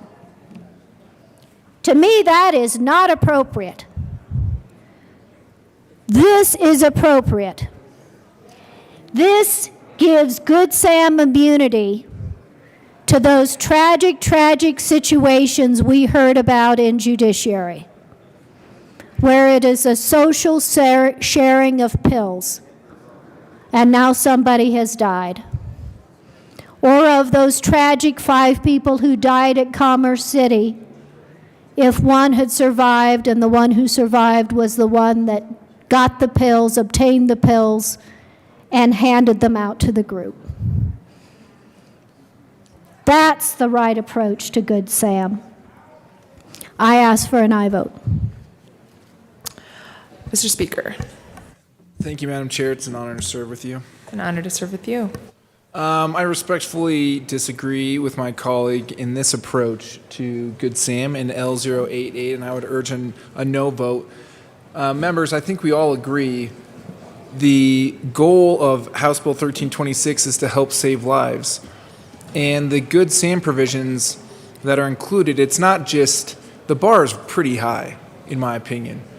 You have to be on the scene, you have to call the first responders, you have to remain on the scene, you have to cooperate with the first responders, and everything has to have happened all in that one setting. This was something that was carefully negotiated between the district attorneys and the public defenders, and whether or not it's exactly right, I believe that it will, we want people to call the first responders when somebody has OD'd on the scene. We want them to do everything that they can to help save that life. I think narrowing it is not the best approach, and so I would urge a no vote on this amendment and would hope that we can get support for Good Sam to help save those lives of those individuals who are going to be confronted with an OD, and instead of running because they fear the new DF1 with distribution leading to death that's in the underlying bill, they remain on the scene and do everything they can to help save that loved one. Representative Holtorf.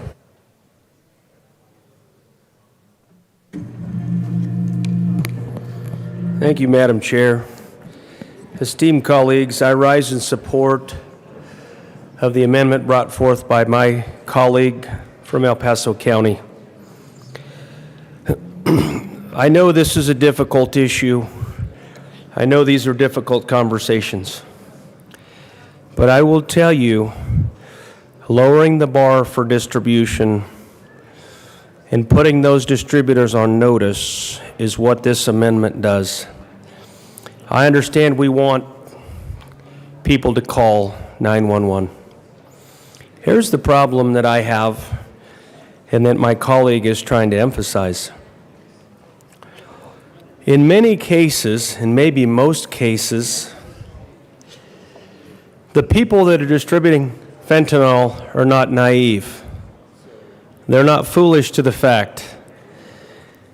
They're not unknown to the fact that fentanyl is either in their possession or they have laced whatever Dr. Feel-Good drug they're peddling with fentanyl. Now the end user, who unfortunately recently becomes the fatality,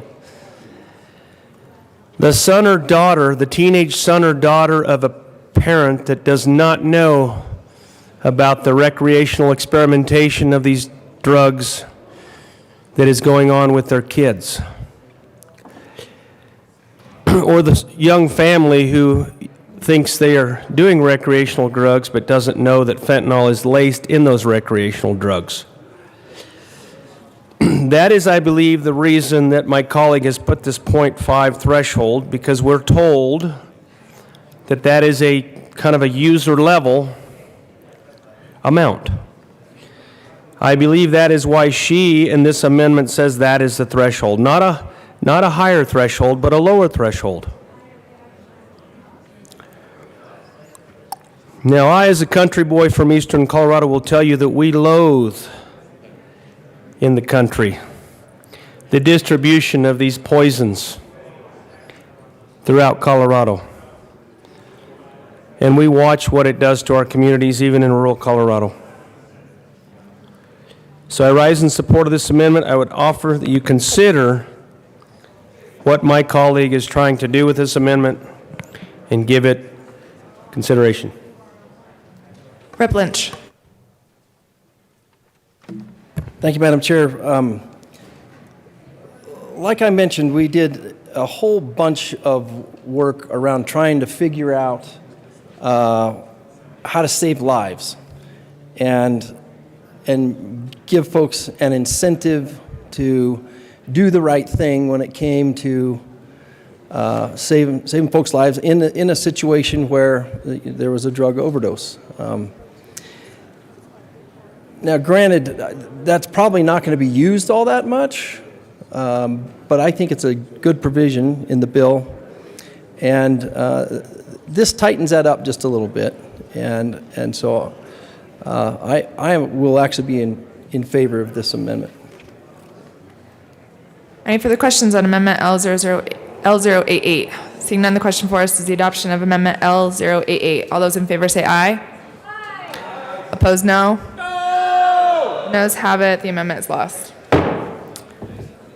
Any further discussion? Representative Lynch.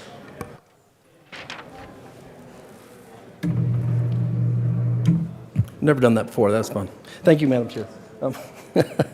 So once again, we turned over every single rock we could to try to get to the bottom of this this problem in putting any kind of creative solution behind it.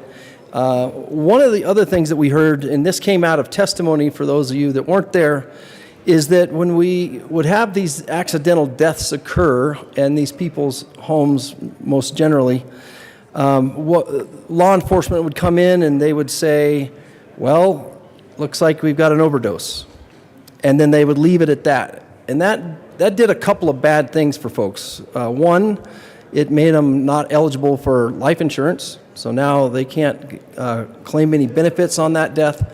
But also, it didn't go after, at that, what is a crime scene, did not go after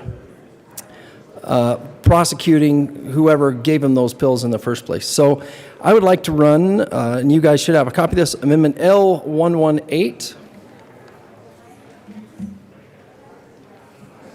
And Rep. Lynch, just move it and yes, it's displayed. Right. Thank you, Madam Chair. I move Amendment L118 and ask that it be displayed. Thank you. So basically what this does is this funds and kind of establishes, if you will, within our law enforcement, the ability for them to go after and go to that next level and not leave that family in the lurch about what happened to their loved one. We're going to expect the Senate to do a little bit of work on this as well, but this gets us going in the right direction, and I would encourage a yes vote. Mr. Speaker. Thank you, Madam Chair, and I want to thank my co-prime sponsor, Representative Lynch, for bringing this amendment. I can't tell you how many times we heard in committee family after family coming in and saying, law enforcement didn't investigate my child's death. And I think it is critically important that we set up this fund, not only to do what we know is important, which is breaking up some of the distribution networks that are peddling fentanyl across our state, but to make sure that the families who are watching, the families who have experienced something that I can't imagine experiencing, that they know that this legislature is going to make sure the resources are there so that they can find answers to the questions surrounding the death of a child. So I would urge an aye vote. I think this is one of the most important amendments we've seen all day, and thanks so much to Representative Lynch for bringing it. Representative Sandridge. Thank you, Madam Chair, and I also stand in favor of this amendment. This is something that really needs to be funded properly. We've had more than one, too many victims, families of victims say that, there's a cell phone with numbers on it from the teenager who died, and the police didn't collect and investigate it.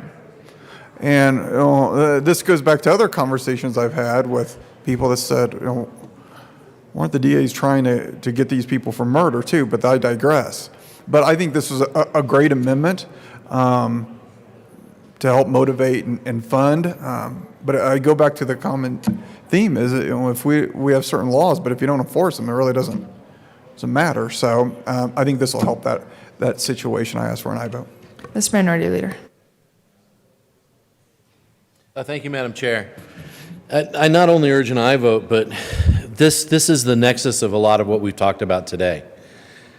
We have heard that we can't test for pure fentanyl, right? That there's no ready test for that. We've heard that it's difficult to investigate a lot of these deaths because the evidence was either consumed or you don't know everything about where that individual was leading up to the time of their death. And that because of what technology we have, it's hard to get into cell phones and figure out exactly who was talking to who and where this occurred.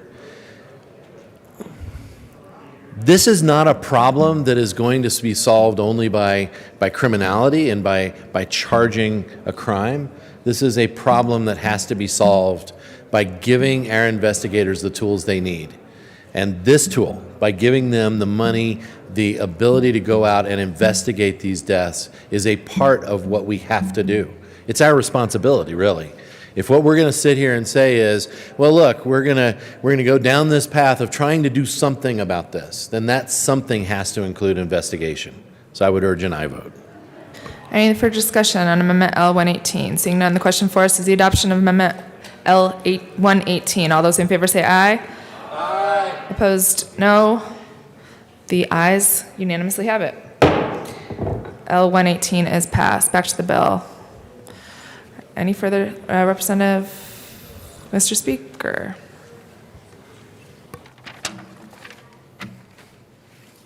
Thank you, Madam Chair. This is the last amendment. One thing that we heard a lot about was we want to educate, we want to help protect, we want to help make sure that people have that are testing their recreational drugs or carrying around Narcan. So all this does is make sure that that can't be used against them. We want to incentivize this behavior, so I would urge an aye vote on L016, but I didn't move it, Madam Chair. So I move L160 and ask for an aye vote.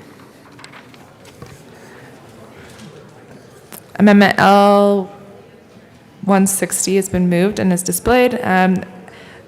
Any further discussion on Amendment L160? Seeing none, the question for us is the adoption of Amendment L160. All those in favor say aye.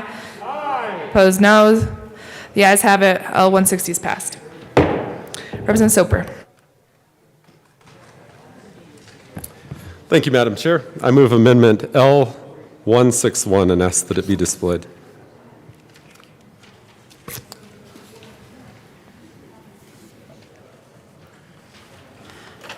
All right, Rep. Soper, it's displayed. Tell us about the amendment.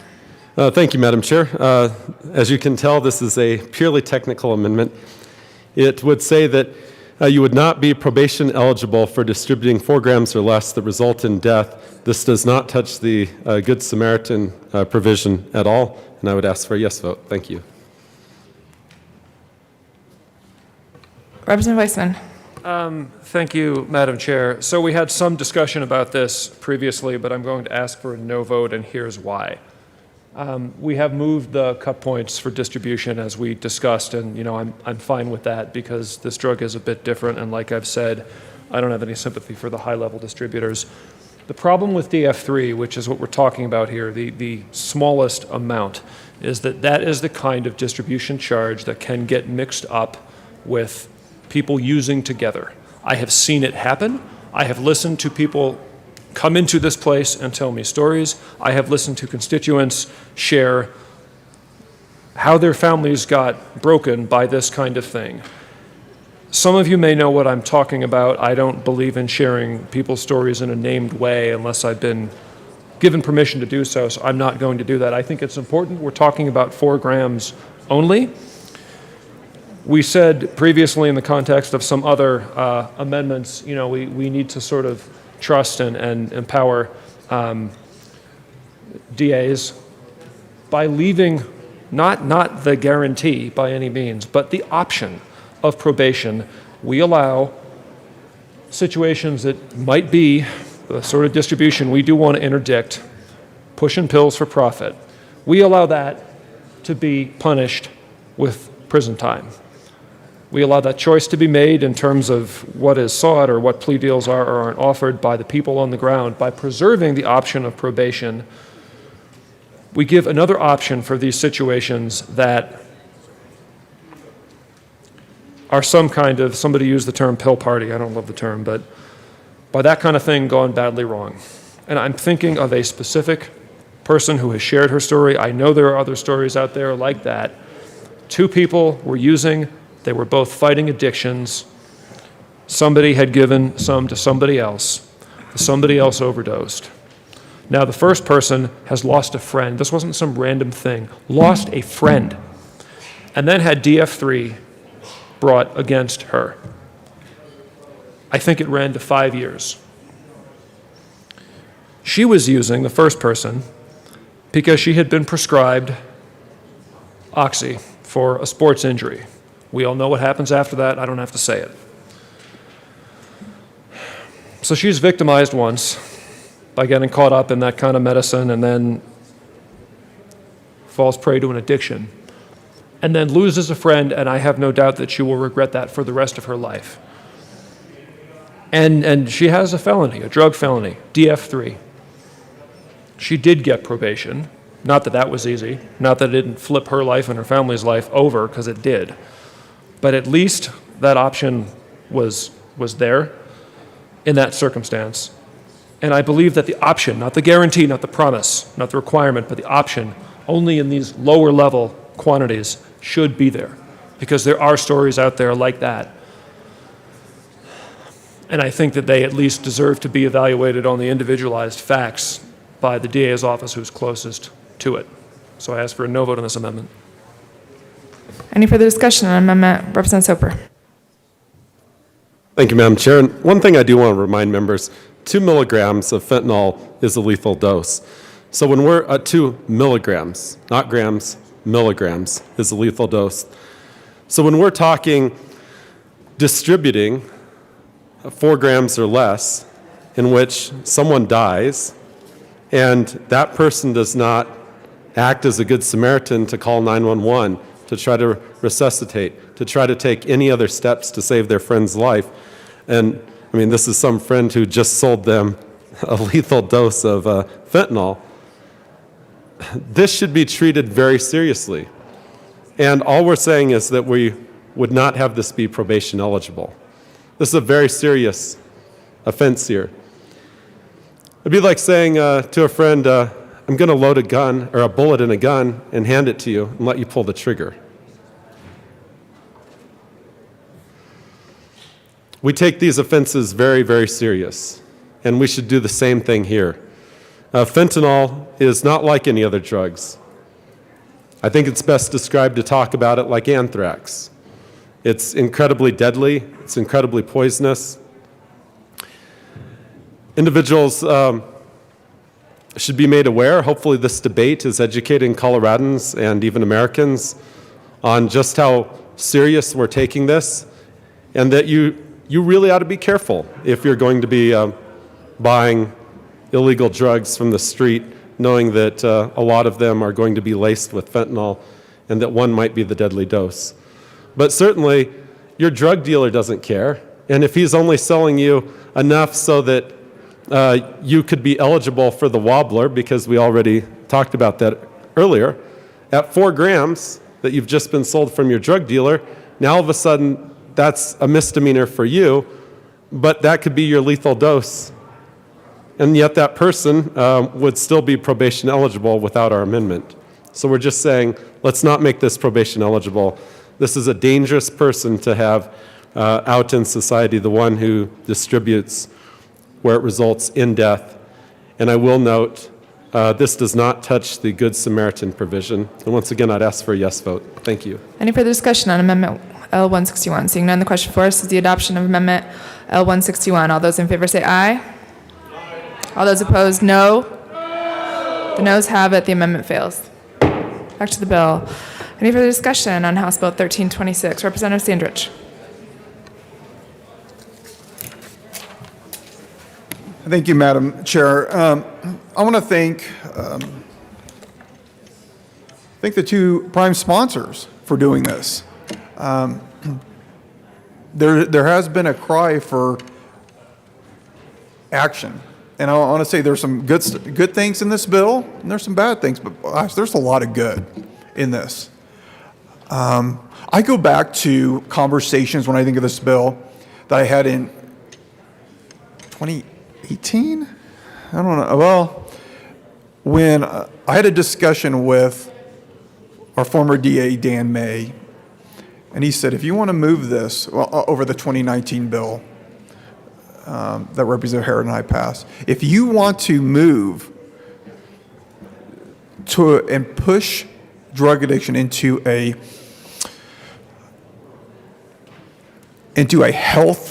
community health issue, you need to fund addiction more. These programs. And gosh, we have been, as a General Assembly, have been focused on bills that help the behavioral health and addiction. We're moving that way, where our conversations are going to be more about what's in this bill associated with treatment and education and less criminality. There's a lot of good things, but I think education within this bill is key. Unfortunately, the government can't come in and save the day with drug addiction. It can't swoop in with a magic potion to cure addiction. At some point, we're going to have to fund education programs like in this bill to teach our young people not to snort poison. And the reason I like that part of this bill is because I'm a realist. Can't even keep drugs out of our prison, out of our high schools. So we're going to have to educate people more, make it more of our priority, and that's what parts of this bill does. It focuses on treatment that is shown to be beneficial.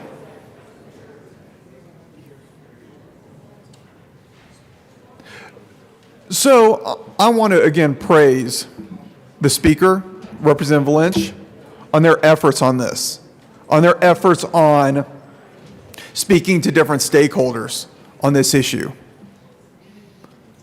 But again, as a state legislator, we're limited. Again, we're not the ones making this in China. We're not the ones smuggling it in.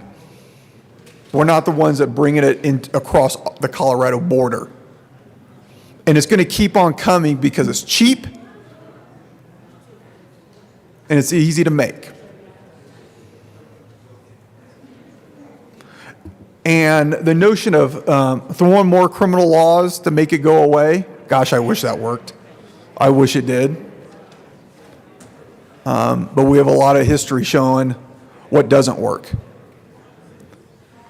So thank you all for bringing this bill forward. Not saying I'm still deciding how I'm going to vote, but I want to say there's a lot of good in this bill, and I respect you both for working hard. Thank you. Representative Carver. Thank you, Madam Chair. I wish that I could say that this bill meets the challenge. You know, one of the facts that hasn't yet come out, they talked about the number of fentanyl pills that they have seized in the last year. And they talked about how it started out as hundreds of thousands, and then the latest total was over 1 million. And if you're watching the media, you'll see that, you know, it's 77,000 pills that were seized in this raid and another 100,000 there. This stuff is flooding into Colorado.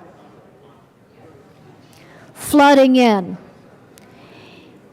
and then permeating out.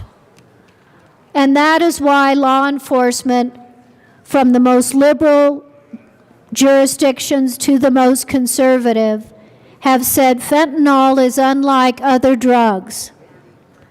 Not just in its lethality, not just in how it is coming up in these other combinations, but here's what we need in order to disrupt and address this crisis. This bill does not meet that challenge. It has some good provisions in it, but quite frankly, the felony possession piece is not effective. It's not going to have much effect. And the other aspects of distribution where we have little or no punishment potentially for 4 grams or less and the person dies, this bill does not meet the challenge of the tsunami of death. And if you think 800 deaths is a lot from the last calendar year, just watch and see what it's going to be this year. Much higher than 800. And a lot of those deaths will be in the smaller distributions or somebody with 10 to 40 pills that is then turning around and reselling. And we heard that in committee. A significant number of these folks purchasing larger amounts than what they intend to use and then selling the excess. You know, I want to touch upon the families because it was really the families' testimony that was so heartbreaking. And they called their children's death murder, and it was. And we had testimony in the committee about some who were in opposition to felony possession and some of the others saying that it was revenge. I heard later from parents who were outraged at that testimony. No, it is not revenge. Our child is dead. It is justice. We want justice.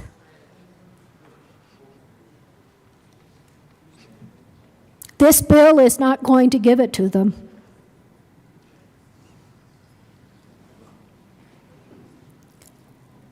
I appreciate the hard work of the sponsors who have been diligent in their efforts, but this bill quite frankly, simply does not meet the disaster we are facing.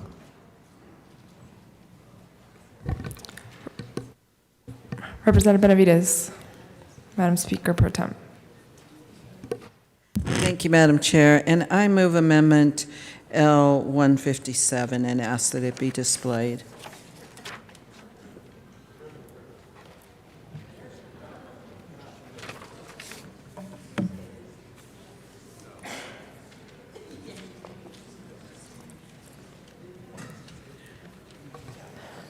Go ahead, Representative. Thank you, Madam Chair. Members, this is a fairly simple amendment. Some of you may not know and might have heard the reference to MAT, which is medication-assisted treatment. And when people go into jail or go into prison and they are addicted, they receive medical MAT, medication-assisted treatment. But right now, they're not receiving that if they become addicted while they're incarcerated. So because of the bill making some changes where people can be charged for up to a year and stay in the jail, there is the potential that they could become addicted while in jail. So what this bill says is that periodically the jails will assess the individuals, and if they are in need of MAT, that they will be given MAT. And when they leave, then they also receive some things and a referral. That's what this does. I think it's an important piece to address the realities that are happening in our jails. So I urge a yes vote. Any further discussion on Amendment L157? Seeing none, the question for us is the adoption of Amendment L157. All those in favor say aye. Aye. Opposed, no. The ayes have it. Amendment L157 passes. Back to the bill. Mr. Speaker, Representative Lynch. Thank you, Madam Chair. I'll be brief. I just want to thank the Chamber for the respectful debate today. This is a very important topic. I hope to earn your support today, and if it moves on from second reading, on third reading as well. Rep. Lynch. Thank you, Madam Chair. I just want to go over real quick. I know we've gone over a lot of stuff, but just a few facts about fentanyl that I hope you will keep in mind and take back to your districts. Colorado fentanyl deaths from 2015 to 2021 increased by 1,008%. Fentanyl is now the #1 cause of death for Americans aged, originally when this was printed, it was 18 to 45. That has now changed from 13 to 50. Fentanyl kills one person every 8.75 minutes in the U.S. That's 175 people every day. Fentanyl deaths amongst teens have more than tripled in the past 2 years. 5 times increase in Colorado fentanyl deaths in the last 2 years, 147 dead in 2019, 709 in 2021. And fentanyl is 50 times stronger than heroin and 100 times stronger than morphine. Fentanyl deaths among black teens have increased more than 5-fold. And 99% of all fentanyl deaths are unintentional, according to the CDC. So I want to thank the members as well. We just keep doing more work on this. And I think what happened to this bill today is good work.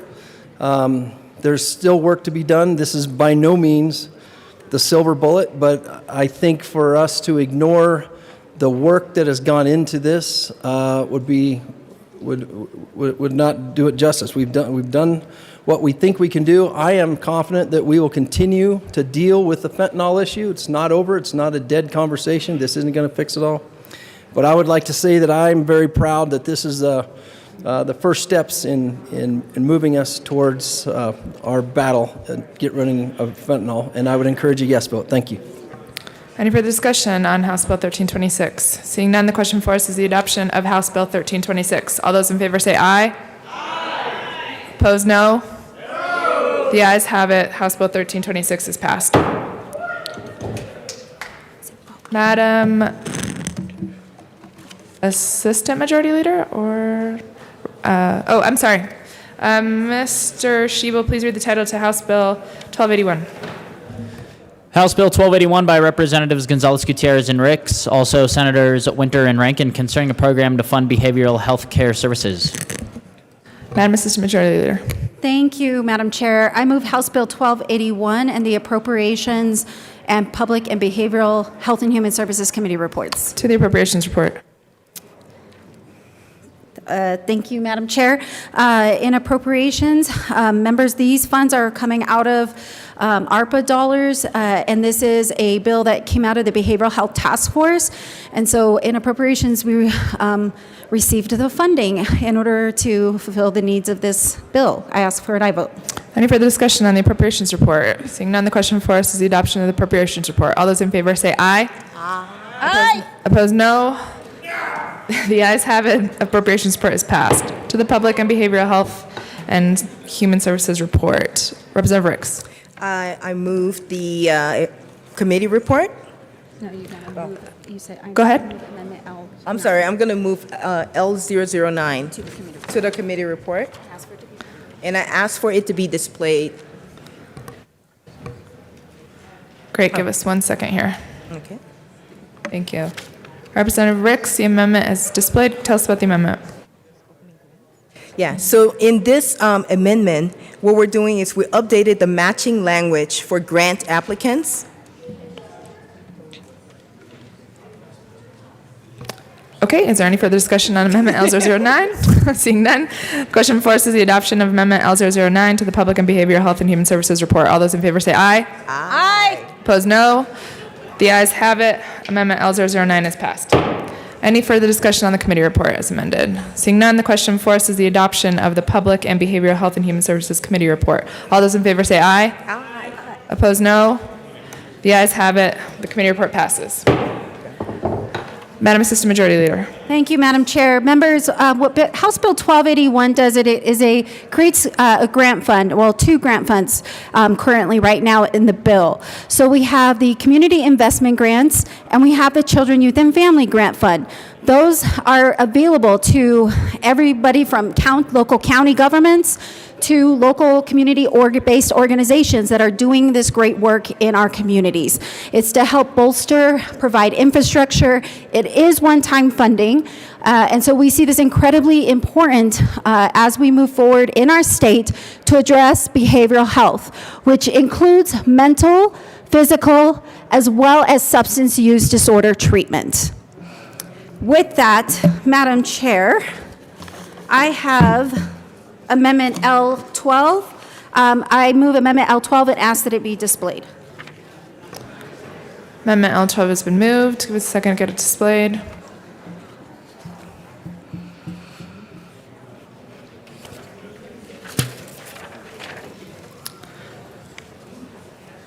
Go ahead and tell us about the amendment. Thank you, Madam Chair. Members, I think this is pretty important given the debate that we've had tonight. Amendment L12 creates a new substance use workforce grant under House Bill 1281. This workforce grant is to specifically address in a compassionate way to address voluntary and civil needs for substance use treatment by making sure that treatment providers and recovery providers can access a specific amount of funds that we are carving out specifically for substance use disorder treatment. So when we talk about how we are addressing the crisis before us, this is one of those ways by creating this grant fund within this bill. I ask for your support on Amendment L12. Any further discussion on Amendment L12? Seeing none, the question before us is Representative Bacon. Thank you. I just wanted to be able to speak on this as we've been talking about a suite of services that we know people need access to in the state. We also have been talking about transformational change. What this amendment does is address what we spoke about earlier in regards to increasing availability of the voluntary treatment. And so again, members, we just want to be able to say it's an important part of harm reduction that we can support through our transformational dollars, particularly from the behavioral health space, that we get people access to that treatment. And so, again, this amendment supports an increase in staff. It is important that we have a particular carve-out for this. I want to thank the sponsors for bringing this, and I do want to say that we have a little bit more work to do to be sure we can provide as many resources as possible to address substance abuse. So thank you. I urge an aye vote. Any further discussion on Amendment L12? Seeing none, the question for us is the adoption of Amendment L12. All those in favor say aye. Aye. Opposed, no. The ayes have it. Amendment L12 passes. Back to the bill. Madam Assistant Majority Leader. Thank you, Madam Chair. I move Amendment L13 and ask that it be displayed.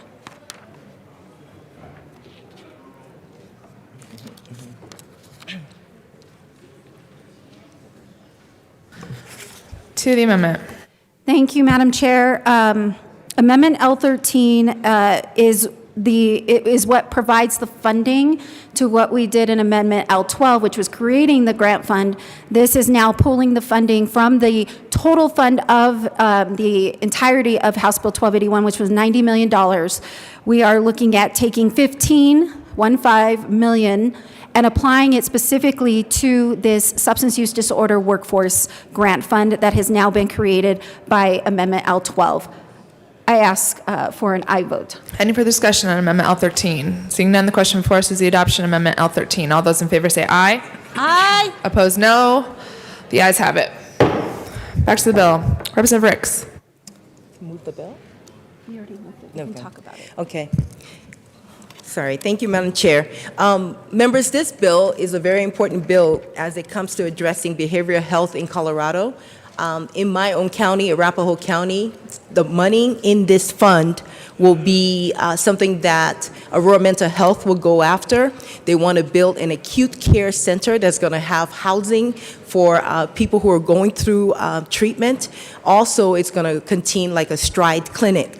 So this bill will address many of the mental health and behavioral health issues across the state. We know that urban and rural and suburban, they all have different needs. It allows partnering between municipalities, governments, small nonprofit organizations, so that they come together and they're able to get access to these funds and do something that's transformational. We know we don't have enough beds in Colorado. We know that there are so many things and we have not had money. So this gives us a once-in-a-lifetime funding that we can all see our communities transformed and hopefully meet the needs in a better way for everyone going through behavioral health issues. Madam Assistant Majority Leader. Thank you, Madam Chair, and I want to thank Representative Ricks because I know the vision that you have had in working in your community with these issues. And I do want to say that this bill is incredibly important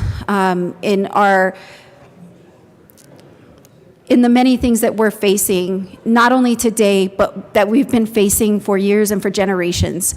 And that is, how do we address people's needs as it relates to behavioral health?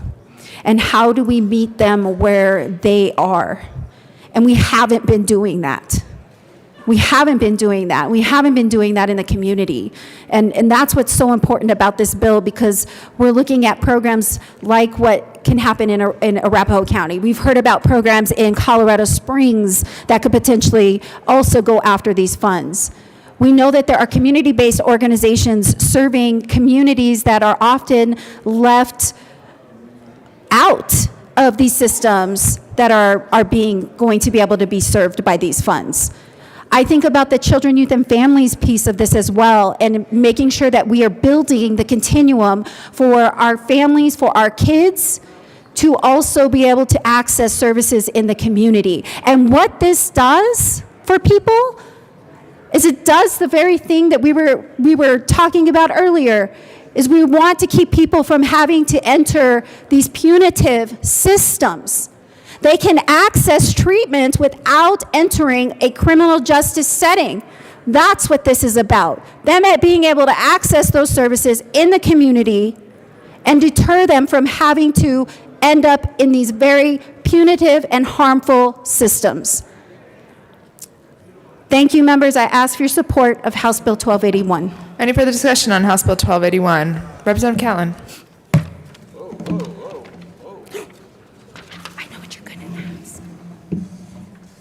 Thank you, Madam Chair. It's an honor to serve with you. It's an honor to serve with you, Representative. You know, I hear what we're saying.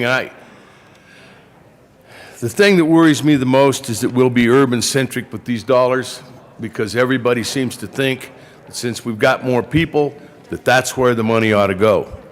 Out in my community, there's a giant sucking sound, and that's Denver taking all of the money in regards to behavioral health and to those kind of things. We have the same problems that you folks have got, but the problem is we don't have as many people, but our percentages of people that are affected are higher than they are in the urban community. We don't have enough legislators to come down here and make the case. So today I'm here to make the case. I need to know, is there some identification of how the dollars are going to be spent in regards to urban, suburban, and rural, and frontier? We keep forgetting about people out there on the frontier. They've got more problems than what you would realize. Madam Assistant Majority Leader. Thank you, Madam Chair. And I think I know what Representative Holtorf might want to come up here and say, but I will address you, sir, Representative Catlin, because I want to say that was one of the main topics of discussion, not only through the entirety of the Behavioral Health Task Force, which I vice chaired, and in those subpanels where we had, whether it was county commissioners or service providers coming from different parts of the state, including rural Colorado, where there was tons of advocacy to make sure that we were looking at the entirety of our state. What I will say in this process as well is those individuals were also involved in stakeholding as this bill was being constructed, and there is language that says we must consider also the regional parts of our state, not as far as need and also gaps in need, right? This is a community care gap grants, which means that we're trying to fill those gaps, and we know that those gaps exist in rural Colorado. And so we wanted to make these grant funds as accessible as possible, whether it is a small county, whether it is a county that may need help in applying for the grant funds. We talked about making sure there is technical assistance, also making sure that if there's a small community organization in one of these smaller counties or a rural county or a frontier county, that they have just as equal access to these funds as any of the front range or urban areas. Because we do understand that although there's more density in the urban and suburban areas, there is high need and lack of services and providers in our rural and frontier areas, and we recognize that. And so this is crafted in a way to make sure that we are meeting and touching all of those points. Rep. Holtorf. Thank you, Madam Chair. And I'm going to make an ask of the bill sponsors. I'm going to make an ask because my colleague from the West Slope is correct. Here is going to be my ask, and I'm not sure how we do this, but we need in rural Colorado and the frontier areas and the rural areas, we need some guarantees. So how do we get to those guarantees? My suggestion and my ask to the bill sponsors is this, that we actually analyze of this 90 million. We actually do some statistical analysis that says, based on demographic, we have this much that should go to the urban centers. And then based on demographic and I would say mental health statistics. And there's some smart people a lot smarter than me.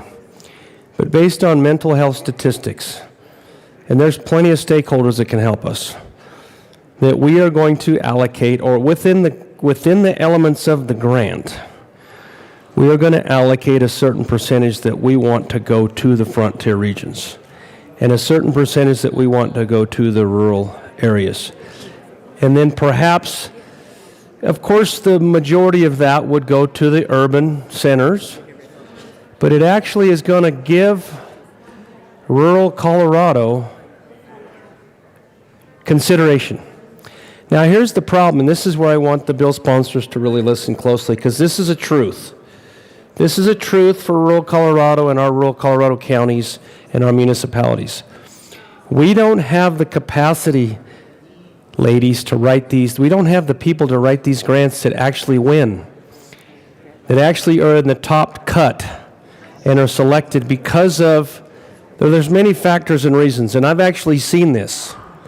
I've seen this as I've been in rural Colorado working in the grant space, helping my counties write grants, and then watching us not win consideration for grants because our staffing is usually volunteer staffing. Sometimes they're county administrators. They don't have the legal expertise. They don't have the, I'm not sure what the word is, but just the ability to write that grant that really shines. We just don't have it out there oftentimes. So is it fair? No, it's not fair. It's not fair to us out there in the hinterlands because we just don't have the capacity. We don't have the institutional knowledge. We don't have these organizations that are really good at this. So I'm asking the bill sponsors to consider how we could make this more equitable. And maybe it's a third reading amendment. Maybe it's something. It's already in the bill. Well, if it's in the bill, let's go over it. I want to go over exactly what it is so we know because we need that guarantee. Because the ranking member and the vice chair of the Ag Committee and my colleague and my mentor is very correct in what he says. And we need to know where rural and frontier regions are truly considered and we have those allocations. So I'm going to yield to the bill sponsors to ask for their response. Any further discussion? Representative Ricks. So Rep. Holter, we do have in the bill technical assistance for grant writers. So that means that you can hire professional grant writers to help you write grants that can win their proposals. So that's in the bill already. Madam Assistant Majority Leader. Hold on a second. Thank you, Madam Chair. I'll also add, we did add an amendment in committee that actually, with regards to the grant applications and the grant review process, that is, and I remember Representative Holter, you were in committee, and we actually revised that amendment by your by your recommendation. And that reflects, we said, a stakeholder group that reflects the geographic and demographic diversity of the entire state, including members from both rural and urban parts of the state. And so I just want to point that out, that that's exactly what we're trying to do. And if there is a need for any further work on this bill, I don't know that that would necessarily qualify for a third reading amendment, but happy to talk to our Senate sponsors going forward if there is, additional needed. The other piece I want to just address is that the Behavioral Health Administration is who will be administering these grant funds. And they're the ones who will be compiling this diverse group of folks that will be reviewing the grants. So it's not just all urban folks. It is a variety of people from across the state to meet that diversity of the different regions of our state, as well as, there will be a needs-based assessment tool, a community assessment tool that we are asking grant applicants to provide, just to tell the BHA what their needs are in their community. And we understand that those needs, as I stated earlier, will be different based upon whether you're in, what part of the state you're in and what those needs may be. So I think we are addressing these issues, and so I hope that we can get some support for this and call for the vote. Representative Holter. Thank you, Madam Chair, and I appreciate the comments from the bill sponsors. in this regard. And yes, rural Colorado does write grants, and we have capabilities and abilities to, and we have received successful grants. I have in my own district through DOLA of many grants that do come to rural Colorado. And another member of the Rural Caucus has pointed out that we do have some of that capacity. I think within the bill there is technical assistance, but the problem is it costs money. And a lot of our rural counties don't have additional budget lines for that. So I don't know if that comes at a cost to us. Maybe that doesn't cost anything. So that does help, in fact. But I still would like to know if there's any way to guarantee that a certain amount of this will go to rural Colorado, and if that can be done. Looking at the request for the statistical analysis to say, hey, we are going to carve out, and I'll say it, we're going to carve out a portion of this for rural Colorado, both West Slope and East Slope, southern and northern, so we can address those rural behavioral health needs that in many cases are just as acute as in the urban centers. We may not just have as many on the count, but they're just as acute and just as impactful in our rural communities. So that's my ask, and I'd like to see if we can get that carve out and some consideration for that either in this chamber or in the Senate chamber. Any further discussion on House Bill 1281? Seeing none, the question for us is the adoption of House Bill 1281. All those in favor say aye. Aye. Opposed, no. The ayes have it. 1281 is passed. Mr. Schiebel, please read the title of House Bill 1287. House Bill 1287 by Representatives Basenecker and Hooten, also Senator Winter, concerning protections for mobile home park residents. Representative Basenecker. Thank you, Madam Chair. I move House Bill 1287, the Transportation and Local Government Committee report, and the Appropriations Committee report. To the Appropriations report, Representative Basenecker. Thank you, Madam Chair. In the Appropriations Committee, we received general fund funding for an additional FTE from DOLA. That staff person will be largely helpful with managing the real estate transactions that they engage in related to park sales. In addition to that FTE, there's also some costs from OIT related to updating some database and website form issues. Any further discussion on the Appropriations report? Seeing none, the question for us is the adoption of the Appropriations report. All those in favor say aye. Aye. Opposed, no. The ayes have it. Appropriations report passes. To the Transportation and Local Government report, Representative Basenecker. Thank you, Madam Chair. In the Transportation and Local Government Committee, we heard 7 hours or so of testimony from park residents. We did make some changes to the bill in regards to the lot rent stabilization piece, in regard to standing for non-owner residents in terms of the DREP program, and then a few other technical fixes that were incorporated inside of the bill as you see it. I would like to move, however, L017 and ask that it be displayed.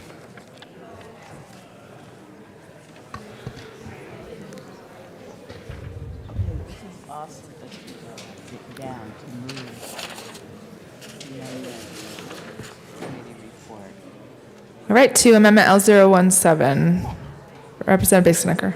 Thank you, Madam Chair.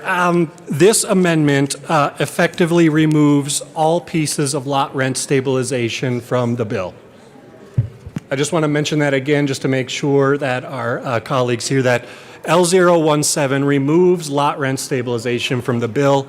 The reason for doing this is not one that I am happy to speak about, but I feel like it bears acknowledgement from the floor. The governor has threatened to veto the bill if this piece stays in there. We have not received an alternate policy solution that would effectively address the concerns of residents. To be clear, we've received no policy solution that would effectively address the concerns of residents. There are so many good things in this bill that will protect residents. This is the last amendment I wanted to offer, but we cannot have this bill vetoed and rob residents of these protections. I respectfully disagree with our governor on this issue. I will continue to look for a solution to this issue, and I will again, as I have said to the governor's staff, urge them to do the same.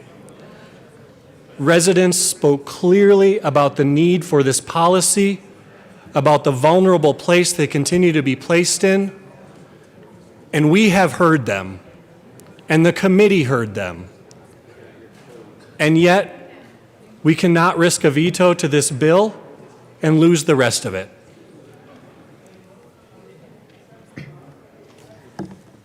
Thank you, Madam Chair. Members, Representative I Hooten. will just add that one of the reasons that we had lot rent stabilization is because the majority of the mobile home communities in Colorado are no longer mom and pop communities. In fact, the vast percentage of them now have been purchased by national corporations and private equity investment companies for the sole purpose of getting a significant rate of return on their initial investments in the first several years. They're able to achieve that because there are so few protections for mobile home owners. Representative Basenecker. Thank you, Madam Chair. Colleagues, I would respectfully ask that you support this amendment to remove lot rent stabilization from the bill. I want to thank you for your support of this policy, for your work on behalf of residents, in knowing that data points us to good policy, and the data around this policy is clear. To be blunt, we have the votes. We'd have the votes tomorrow. We'd have the votes over there.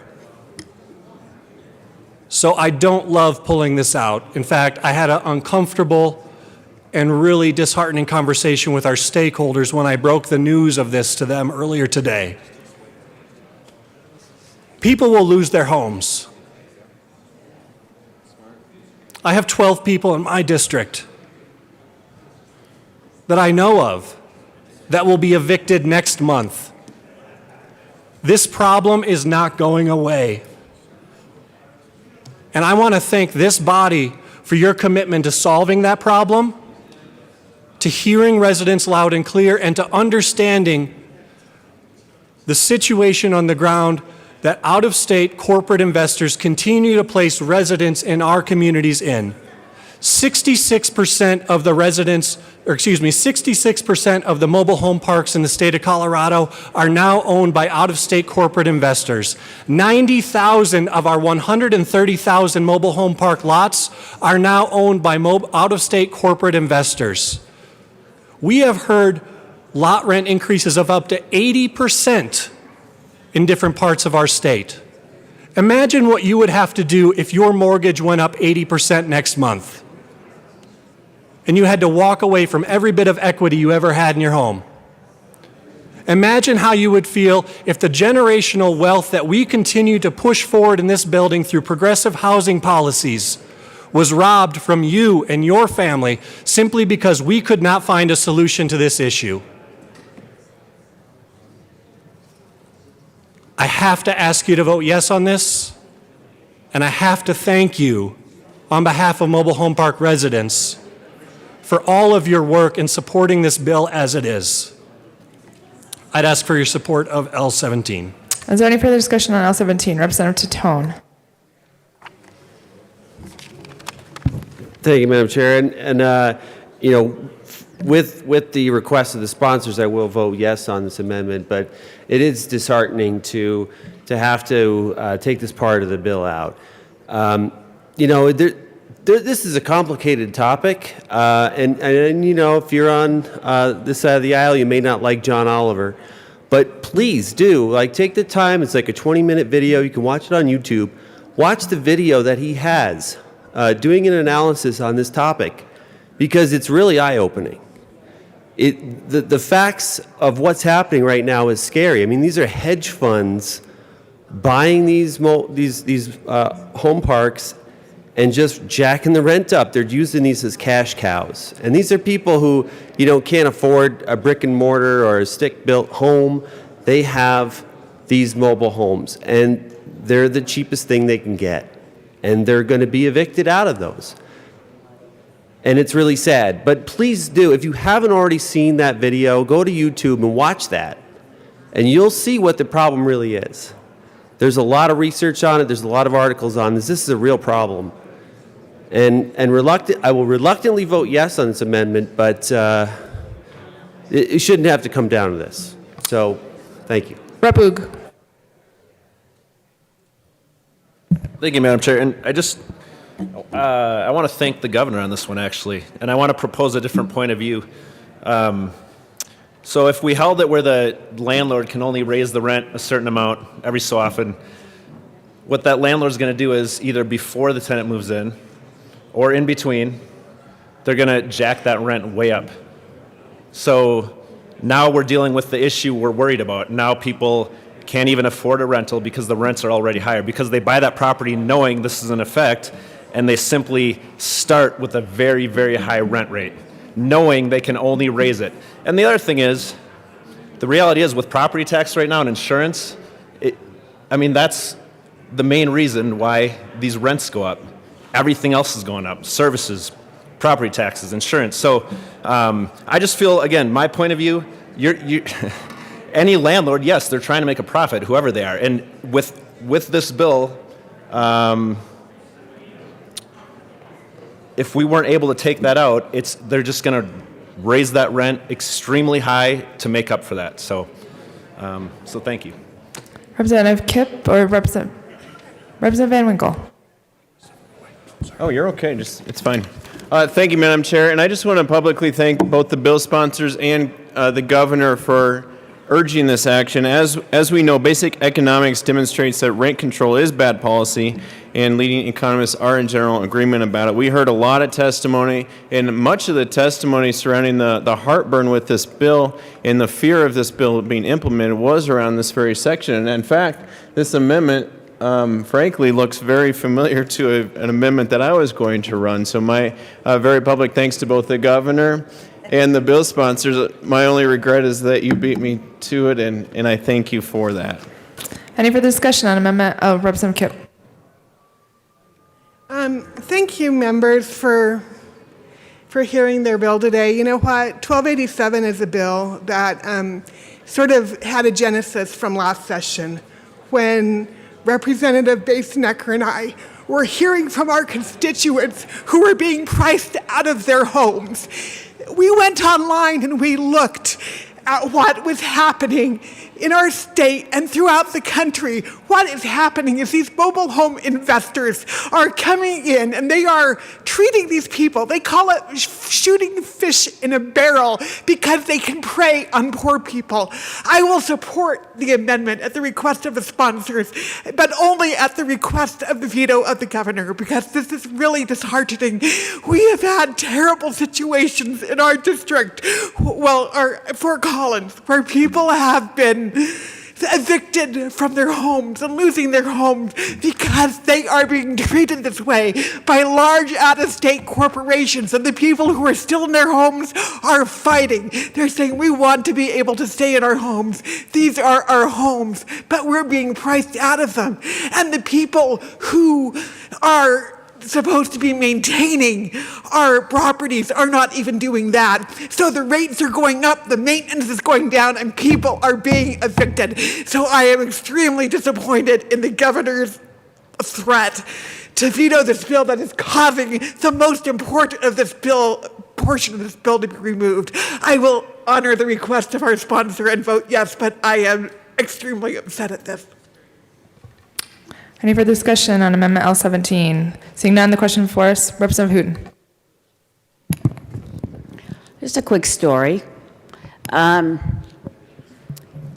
winter, because Representative Basenecker has been working on this bill, most of it improves on bills we have passed in the past 3 years, and they're excellent improvements. But we were speaking about, and he's been working on this since June of last year. So I believe it was last fall. It was late in the fall. It was cold. And we were speaking about the bill, and he told me about a call he had received in the middle of the night from a homeowner who had just lost his home, and he was in his car. and he was trying to figure out how to hook up his CPAP machine. So he knew he had, for the foreseeable future, he knew he had to live out of his car because he'd lost his home. But he didn't know how to get his CPAP machine running because his car didn't have a cigarette lighter outlet. So we know hundreds of these stories. They are real. And it is an affront to a state that says that their number one priority is affordable housing. And we're not just talking about new housing. We're talking about preserving existing affordable housing. Nobody in Colorado likes rent control. This is not what we're talking about. We're talking about mobile homeowners in parks are in a unique situation because they have to rent the property that their home that they own sits on. That is a unique situation. We passed a bill last year that allows an opportunity to purchase. So what it does is it gives a little breathing room to homeowners to organize and make an offer on their park if it goes up for sale, and to get their funding together in order to do that. There have been many parks who have taken advantage of that. We heard Representative McLaughlin talk about the success of that in her own community in Durango very recently. And she tells me that she still sees on her social media feed regular posts by how relieved and thrilled these homeowners are, many of whom are retired, they're veterans, their homes are very old. And what we're trying to do here is to also provide some extra time for these homeowners to make an offer on their community when they go up to sale, because a lot of them are going up for sale. And so the stories are real, and they are tragic, and they are happening in our communities.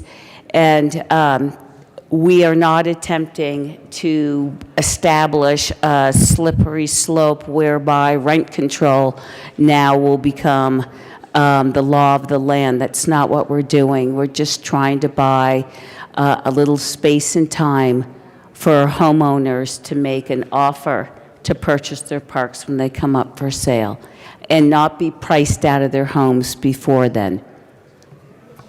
Any further discussion? Representative Basenecker. Thank you, Madam Chair, and I won't belabor the point, and please don't hear my comments as somehow a commentary on the policy. But I can tell you another story. There's a gentleman who took a bus down here a month and a half ago or so, separate from the gentleman who called me in the middle of the night trying to figure out how he could breathe in his car since he'd been evicted. This gentleman took a bus down here because he was being evicted from his mobile home, and he didn't know where else to go, so he came down here looking for me. I wasn't here. He came over to my office. The sergeants were incredibly kind to him, got him help. My colleagues, he was confused. He didn't know what he needed, but he knew he didn't have a home anymore. My colleagues graciously helped him. The sergeants got him over to the bus stop and eventually to Union Station, where he caught the bus staying back up to Fort Collins. And do you know what he saw when he got back up to Fort Collins? The park owners had put all of his possessions on the curb, and it was in the middle of that blizzard, and they were ruined. And so he couldn't take them that night even if he wanted to. So when he came back, do you know where those own possessions were? Park owner had thrown them in the dumpster. Everything he owns. I don't know where he is. I've lost track of him. Our nonprofits were able to help him for a minute, Thankfully, the sheriffs, Laramie County sheriffs, saw that he was in crisis and got him a hotel room for a couple days. A couple of our nonprofits were able to help out as well. We were working on getting him some more permanent housing. But I can tell you, people like him disappear because of the policies we have in place. Occupancy in our mobile home parks is not affordability. Just because occupancy is 99% doesn't mean we have affordable housing in our communities anymore. It means you have someone who's willing to pay market rate or above. That is not something we can equate. That is what this policy sought to address. There's another story. Got an email the other day. Guy by the name of, I'm going to say Jason for the sake of protecting his name. Thought I'd drop you guys a line. This came to myself, Representative Kipp, and Senator Janal. Since we haven't corresponded in a while, it's springtime, things are once again heating up in the old mobile home park. A bunch of people have gotten in trouble for the color of paint they have painted their mobile homes. Apparently one tenant repainted her trim 3 times and still got in trouble with park management. So she is rumored to just have walked away and abandoned her home. Supposedly 9 people are going to get evicted at the 1st of May. Hope I'm not one of them, but you never know. I'm looking to move, but I haven't found a place I can afford to move to yet. This same gentleman emailed me in April of last year talking about his home and how proud he was to finally own something. He was the first one in his home to own, or in his family to own a home. He thought he would die there. That was a point of pride for him, that he could leave something to his kids. He had carved out a little something in Fort Collins. I don't know. I don't know what I tell him tomorrow. I will tell him that members of this assembly had his back, that we saw the need and we had every intention of doing right by park residents.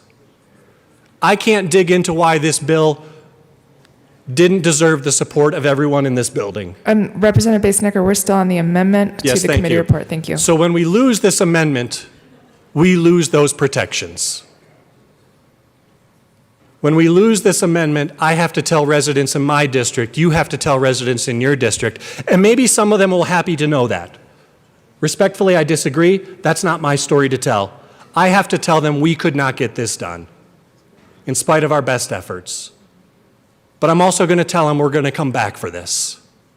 So I ask for your support for this amendment. I'd ask that if you have concerns in your district about what we can do to help, what we can do to solve this problem, work with me. Let's find a way to keep people housed. If this L17 addresses the problem that so many have seen in this bill, let's figure out a different way. And I'd ask for your support of this amendment. Any further discussion on Amendment L17 to the committee report? Seeing none, the question before us is the adoption of Amendment L17. All those in favor say aye. Aye. No. Those opposed say no. The amendment passes. Back to the Transportation and Local Government Committee report. Representative Basenecker. Thank you, Madam Chair. I move L16 and ask that it be displayed.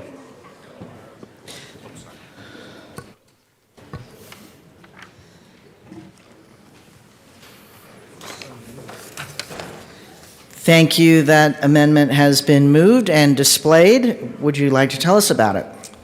Thank you, Madam Chair. Representative Basenecker. L16 is just a technical amendment. We were going to address it on the Senate side, but since we're running amendments here, we thought we'd just fix the drafting error here. Any further discussion on Amendment 16 to House Bill 1287? Seeing none, the question before us is the passage of Amendment L16. All those in favor say aye. Aye. All those opposed, no. The ayes have it. The amendment passes. We are still on the Transportation and Local Government Committee report? Yes.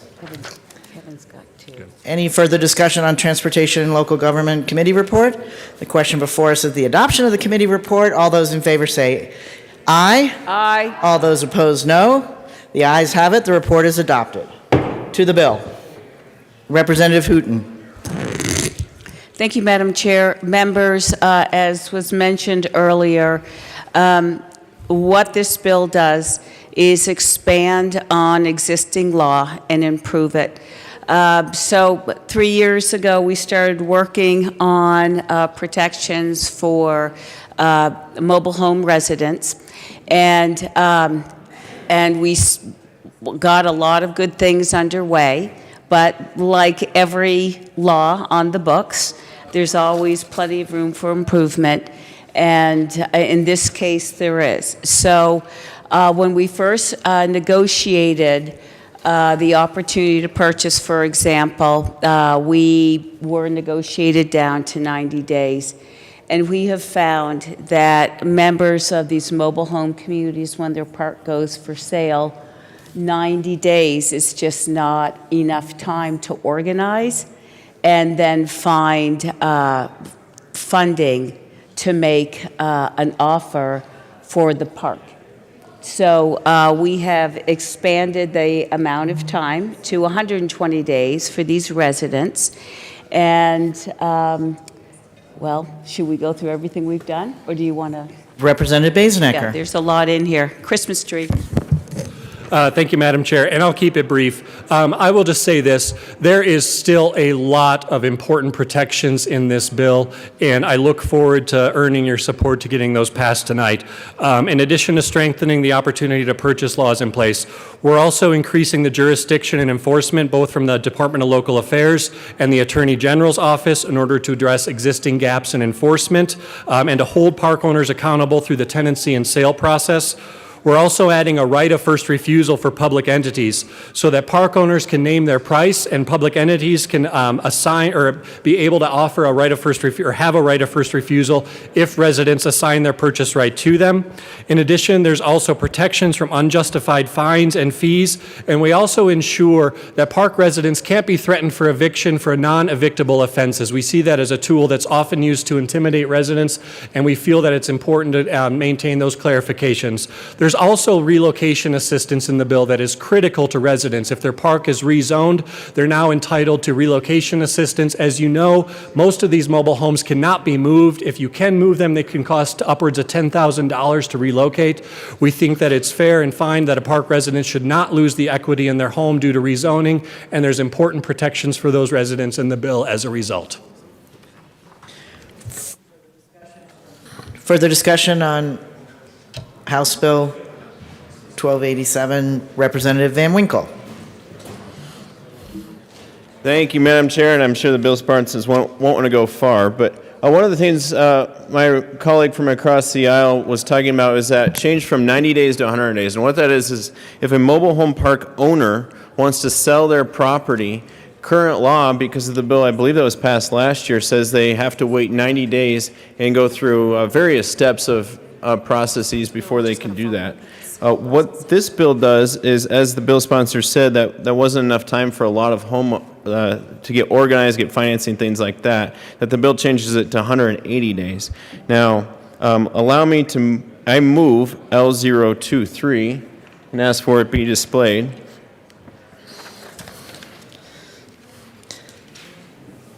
That amendment has been moved and is properly displayed. Thank you, Madam Chair. What Van this Winkle. amendment does is that it takes that from 180 days back to the 90 days, because right now what we're running into is essentially that can be viewed as a regulatory eminent domain to basically tell someone that is your property, you own that property, but the government is saying that you can't do anything with that property for now literally 6 months if this bill were to pass. And so I ask for a yes vote on L023, which moves back from that 180 days, which is 6 months, down to the 3 months, which is current statute. Representative Basenecker. Representative Hooten. Thank you. Members, I ask for a no vote. As I explained earlier, we found that 90 days was not a sufficient amount of time for homeowners to organize an HOA and to find financing to start the process of making offers to the park owners. And just to be perfectly clear, they are offering the sale price of the home or higher. Representative Basenecker. Thank you, Madam Chair. And I want to thank Representative Hooton and the members in this body who passed the original opportunity to purchase law, and knowing that that 90 days was a hard-fought battle, and I appreciate the opportunity it's given residents. 180 days is really an attempt to correct, I think, what has been a gap that's been noticed by everybody involved in that process, including companies that are willing to provide financing for park residents in order to complete these transactions. I want you to think of it like this. If you had 90 days to organize a multi-million-dollar deal with your neighborhood, how do you think that would go? It's going to be difficult. We feel 180 days is an appropriate amount of time, but I would also add this. I've been asking opposition to this piece and to this bill for 4 months. For 4 months, other than something for but a strike below to this piece and to the other pieces of this bill. They have been unwilling to come to the table and offer substantive policy suggestions. You cannot simply bury your head in the sand on this 90-day issue and pretend like it's not an issue. It's been an issue in Durango. It's been an issue in Fort Collins. It's been an issue pretty much with every park that's trying to negotiate this opportunity to purchase process. 180 days is plenty of time, we feel, for this process to go through. And if the park owner is guaranteed a multi-million-dollar settlement at the end of the day, I think an extra 90 days isn't necessarily going to hurt their bottom line. We feel like this is the least we can ask for in order for these transactions to process in good faith and to give residents an equal and fair shot at purchasing their parks. Representative Minority Leader McKean. Madam Chair, thank you very much. I've exercised a few first rights of refusal myself. I have also purchased property where first rights were exercised by other parties. And so I guess my question is this. When we're talking about time, we're talking about the lost ability to provide revenue, not from the tenants, but from the opportunity to sell that property. And I wasn't part of this in the middle of these negotiations, so I'm really asking this as a question, and maybe it fleshes out to something that we can work on.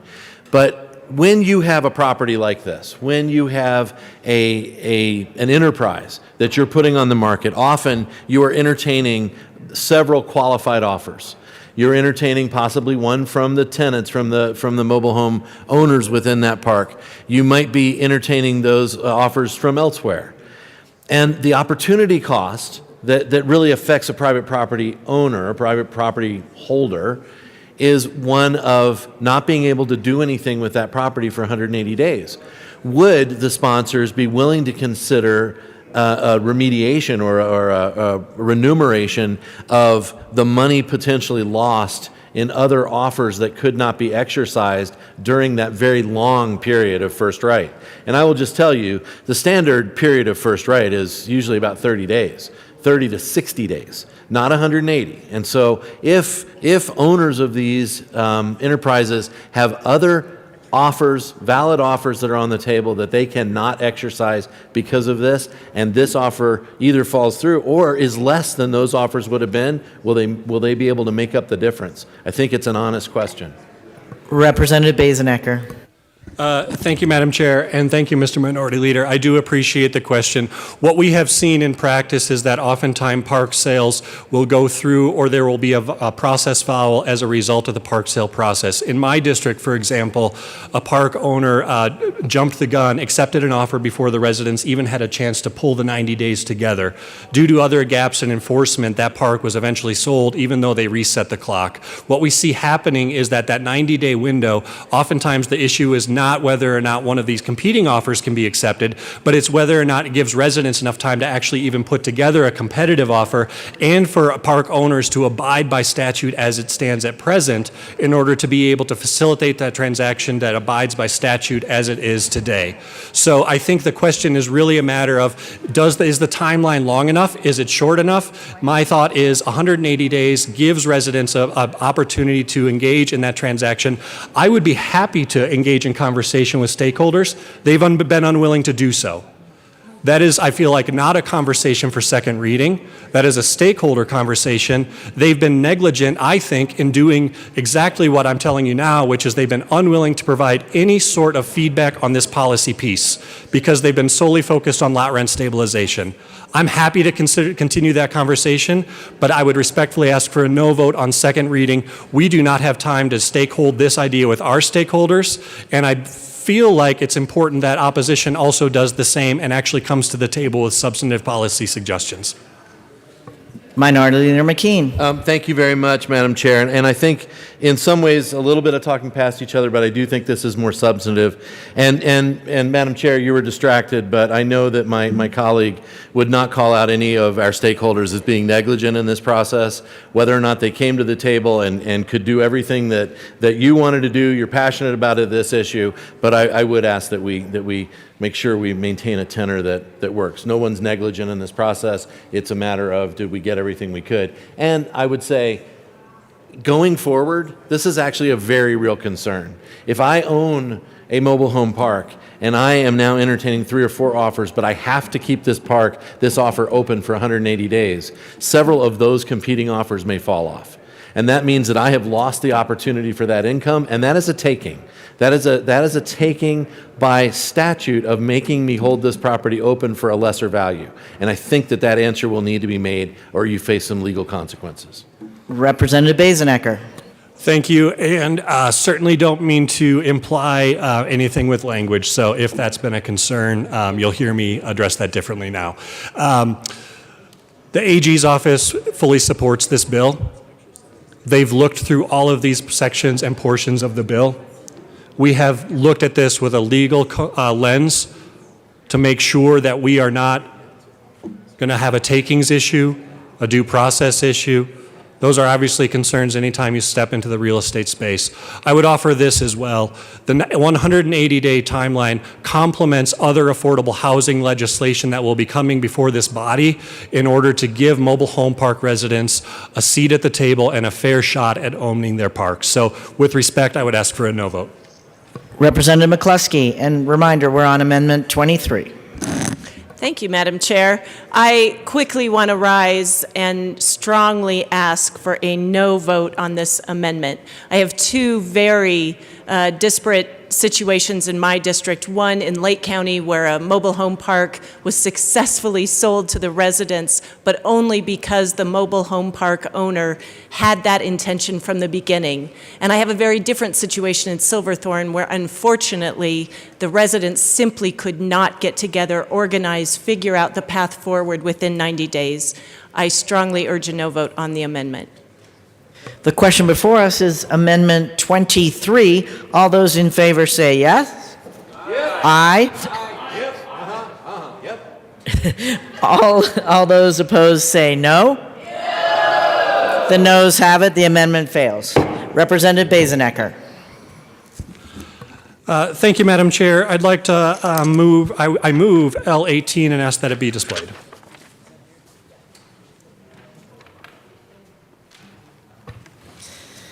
Thank you very much. That amendment has been moved and is properly displayed. Representative Bazenecker. Thank you, Madam Chair. L18 addresses some of the liability concerns that we heard from some of our county partners.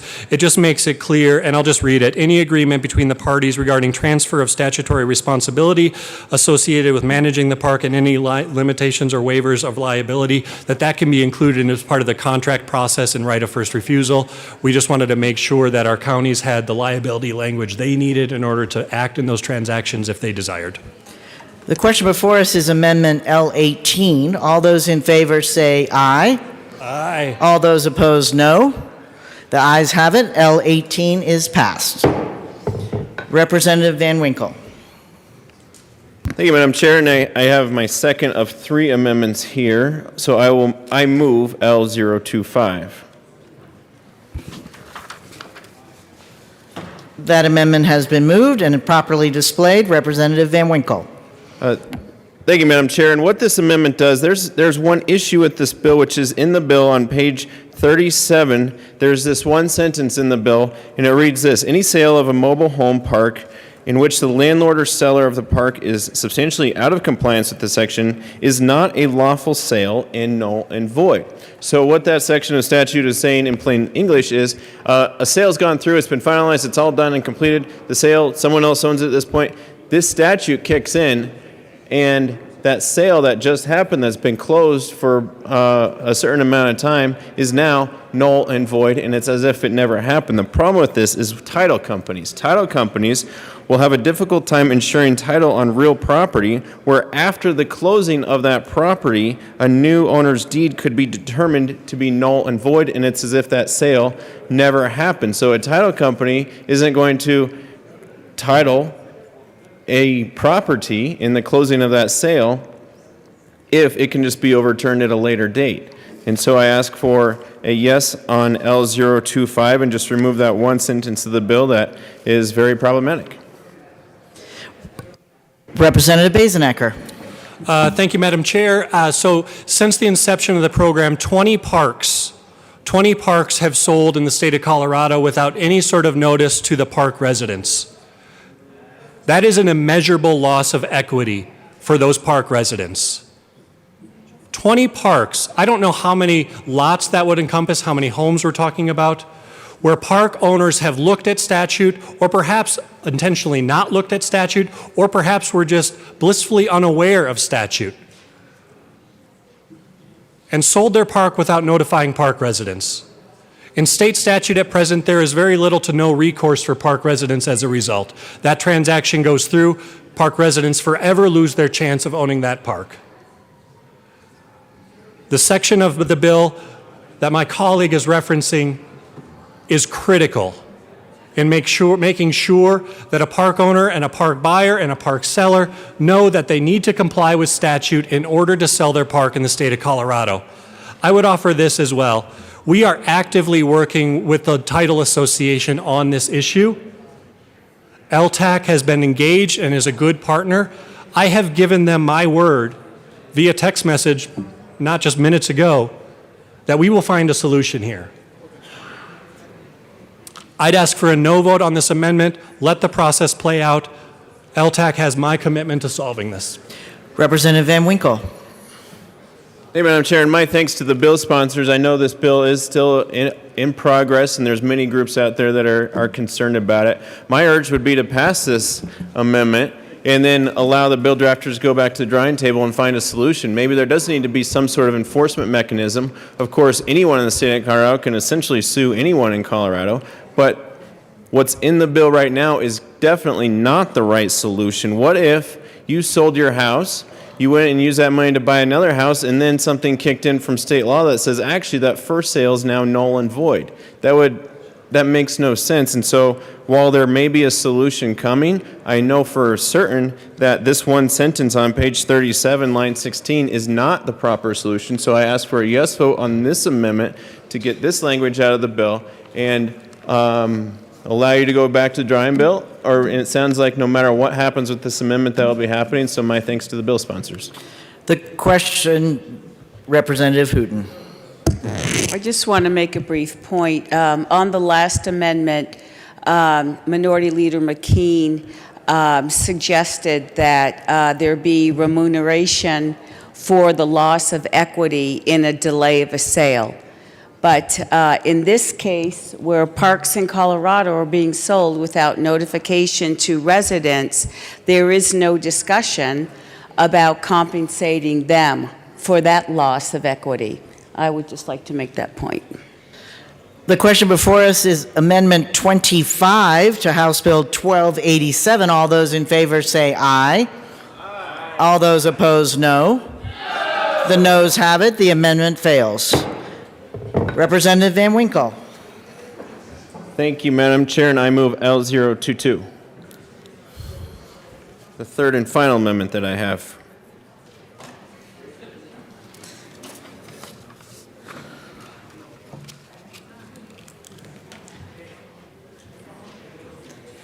That amendment has been moved and is properly displayed. Representative Van Winkle.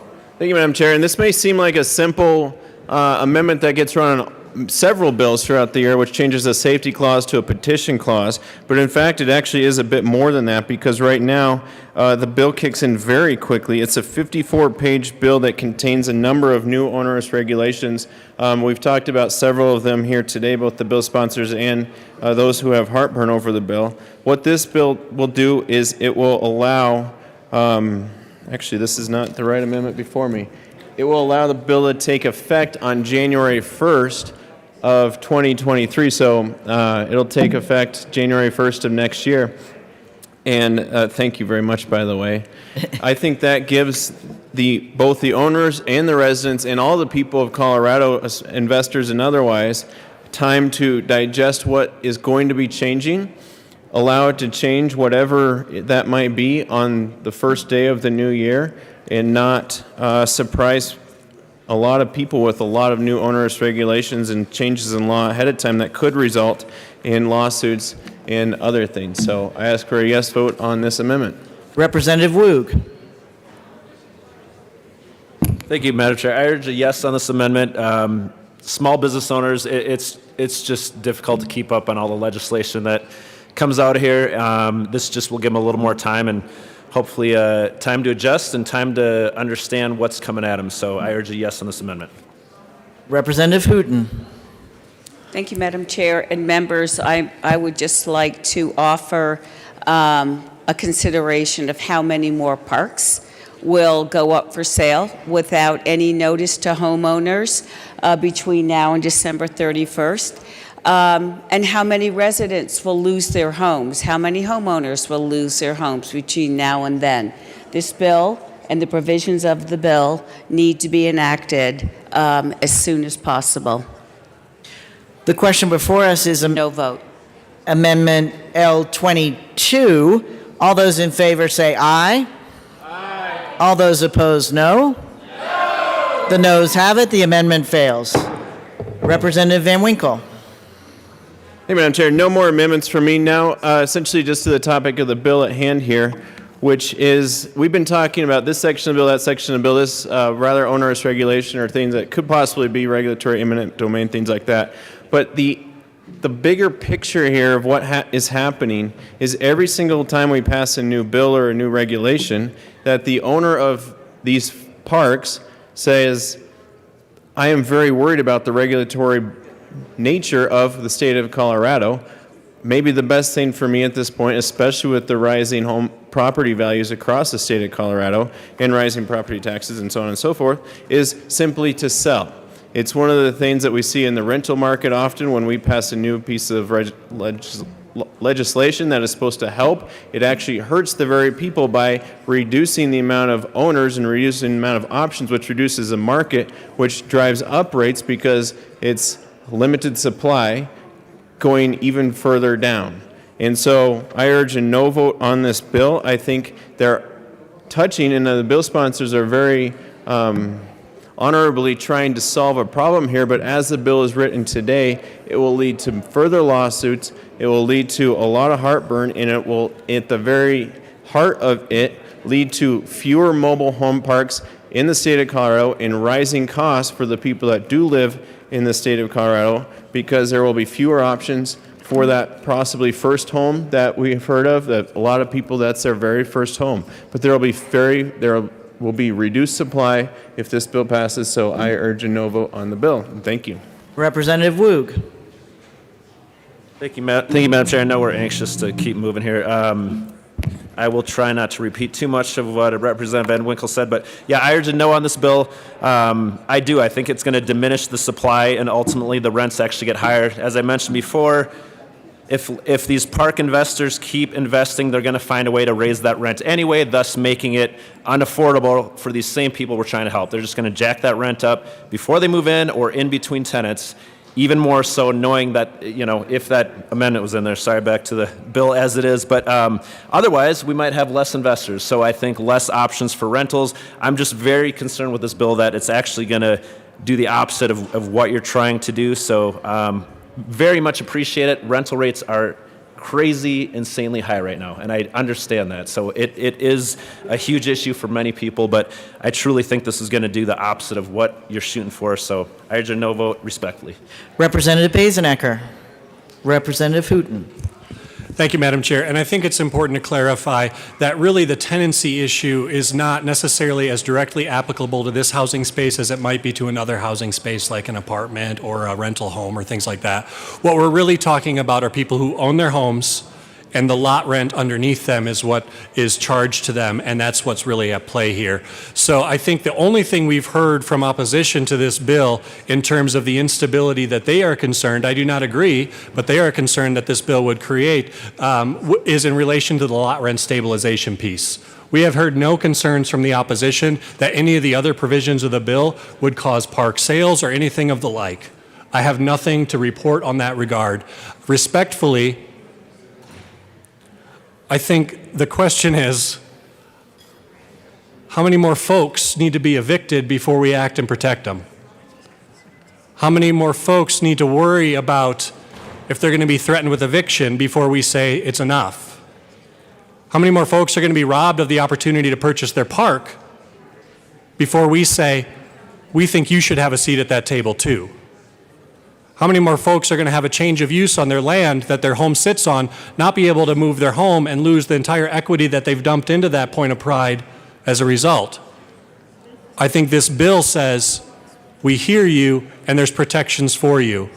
This bill does not create instability in our unsubsidized affordable housing market.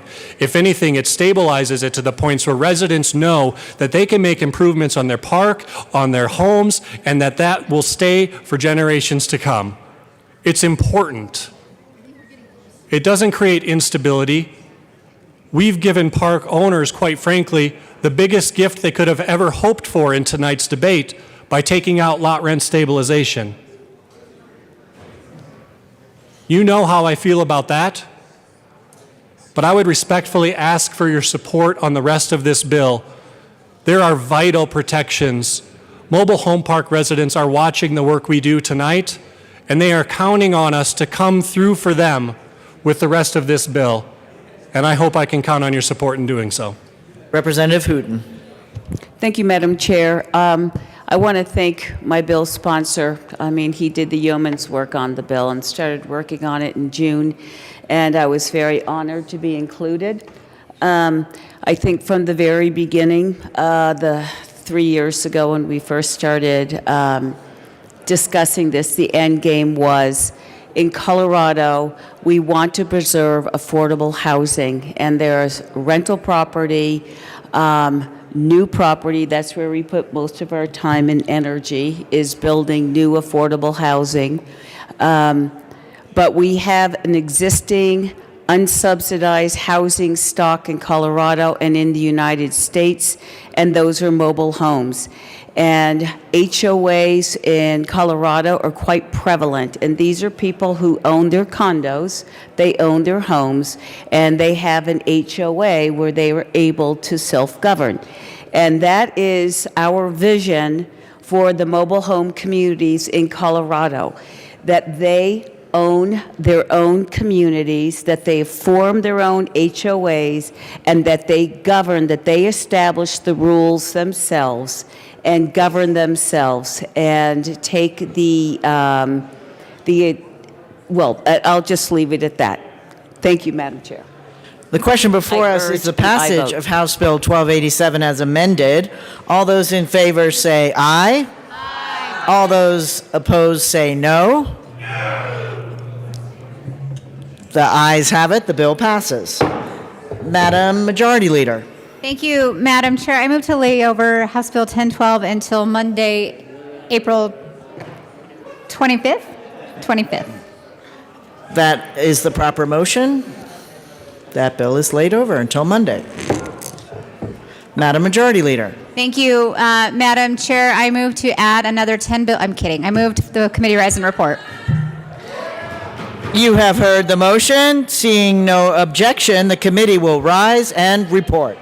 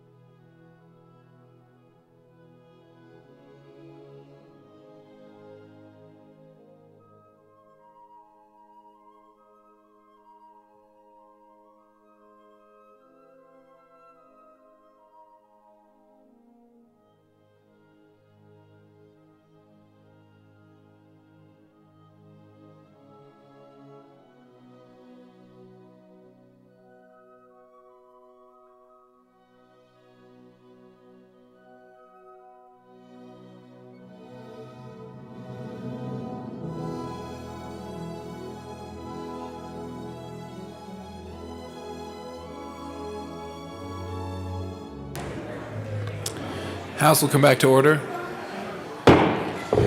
Mr. Shebel, please read the report of the Committee of the Whole. Mr. Speaker, your Committee of the Whole begs leave to report has under consideration the following touch bills being the second reading thereof and making the following recommendations thereon. House Bill 1005 is amended, 1042 is amended, 1053 is amended, 1091 is amended, 1114 is amended, 1215 is amended, 1246 is amended, 1281 is amended, 1284 is amended, 1285 is amended, 1287 is amended, 1326 is amended, 1351 is amended, 1352 is amended, 1356 is amended, 1364 is amended, 1379 is amended, 1382 is amended. House Concurrent Resolution 1003 passed on second reading and ordered engrossed and placed on the calendar for third reading and final passage. House Bill 1012 laid over until April 25th, 2022. Representative Froelich.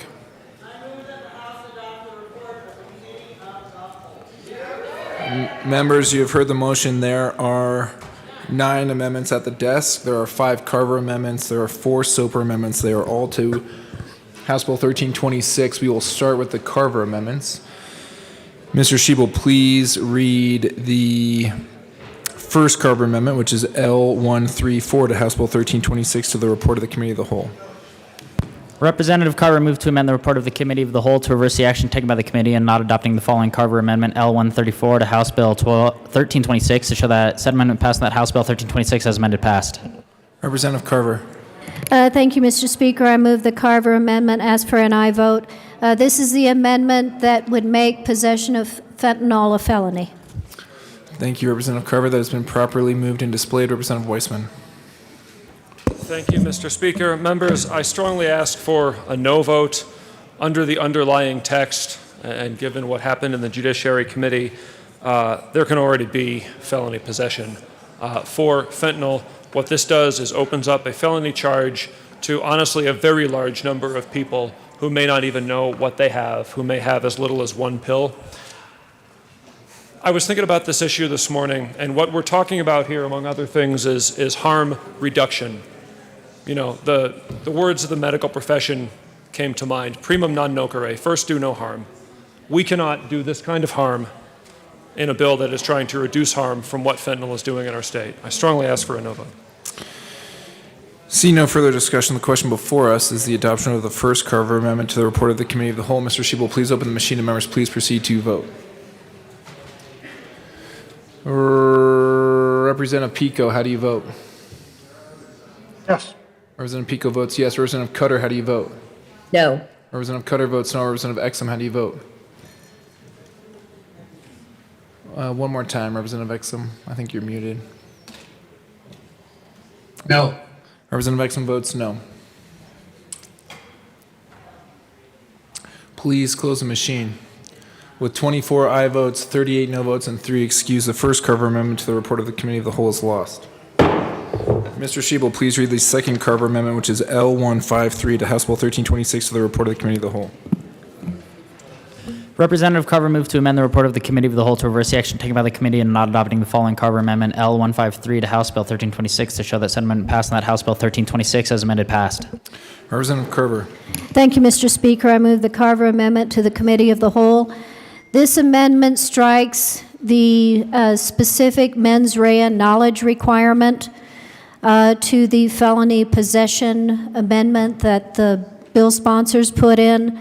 This is the amendment where I said that all DAs say this additional language makes it almost impossible to prosecute the felony possession that the bill sponsors put in. If you want an effective tool for prosecutors to use, then vote for this amendment. Again, you want something effective, yes or no? Ask for a yes vote. Thank you, Representative Carver. That has been properly moved and displayed. Representative Weissman. Thank you, members. And as with the last one, I'm going to ask for a no vote for similar reasons. By getting rid of the mental state language that was very carefully crafted in the course of 2 different committees, we open up felony consequences to a very broad range of people. I do not believe that is the right policy in the state. A lot of witnesses who actually came and testified from the standpoint of providing treatment do not agree that felonies are effective at getting people to treatment if that's what we want to do. I also want to point out we have a whole other section of statute Under the bill, you can now proceed under two different sections in the possession statute. We have the new felony provision. We have the existing misdemeanor provision. There can still be criminal penalties for possession. If that is your concern, I ask for a no vote on the amendment. See no further discussion. The question before us is the adoption of the second Carver Amendment to the report of the Committee of the Whole. Mr. Shebel, please open the machine, and members, please proceed to vote. Representative Pico, how do you vote? Yes. Representative Pico votes yes. Representative Cutter, how do you vote? No. Representative Cutter votes no. Representative Exum, how do you vote? No. Representative Exum votes no.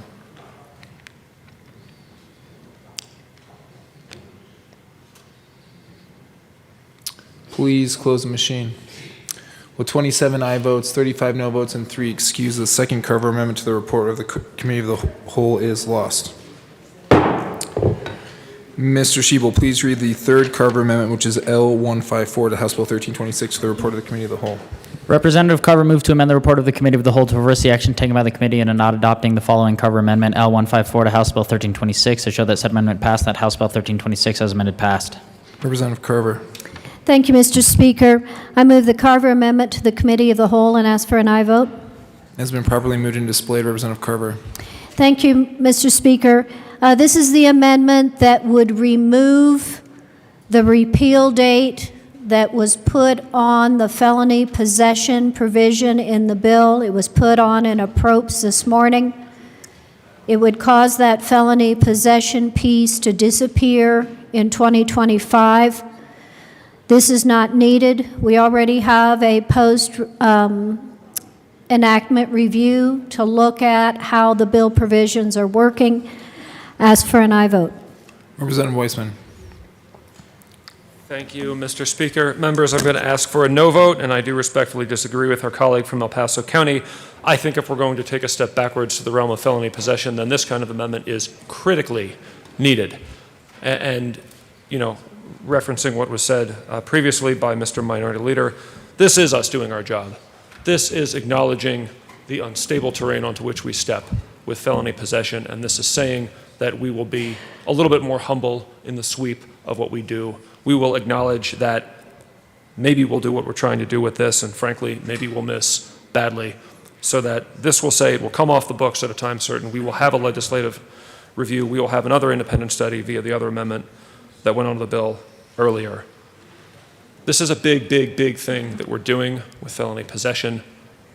It should be time limited if it's going to happen at all. I ask for a no vote on the amendment so that it remains time limited. See no further discussion. The question before us is the adoption of the third Carver Amendment to the report of the Committee of the Whole. Mr. Shebel, please open the machine, and members, please proceed to vote. Representative Pico, how do you vote? One more time, Representative Pico. Sorry. Yes. Representative Pico votes yes. Representative Cutter, how do you vote? No. Representative Cutter votes no. Representative Exum, how do you vote? No. Representative Exum votes no. Please close the machine. With 28 aye votes, 34 no votes, and 3 excused, the third Carver Amendment to the report of the Committee of the Whole is lost. Mr. Shebel, please read the fourth Carver Amendment, which is L088 to House Bill 1326, to the report of the Committee of the Whole. Representative Carver moved to amend the report of the Committee of the Whole to reverse the action taken by the committee and not adopting the following Carver Amendment L88 to House Bill 1326 to show that said amendment passed and that House Bill 1326 as amended passed. Representative Carver. Thank you, Mr. Speaker. I move the Carver Amendment to the Committee of the Whole and ask for an aye vote. It's been properly moved and displayed. Representative Carver. Thank you, Mr. Speaker. This is the amendment that would narrow the Good Sam provision. Currently, the bill allows the only requirement for Good Sam immunity qualification is 4 grams or less, and that's when the person dies. But if you call for help, you get out from under being punished at the higher level. And again, this is when somebody dies. My amendment would restrict that down to 0.5 and make it the transfer contemporaneous with the, or close to contemporaneous with the consumption. So it captures where people are sharing the drugs in a social setting, that you could still qualify for Good Sam in that and reduce, avoid the DF1. Ask for an aye vote. Representative Weissman.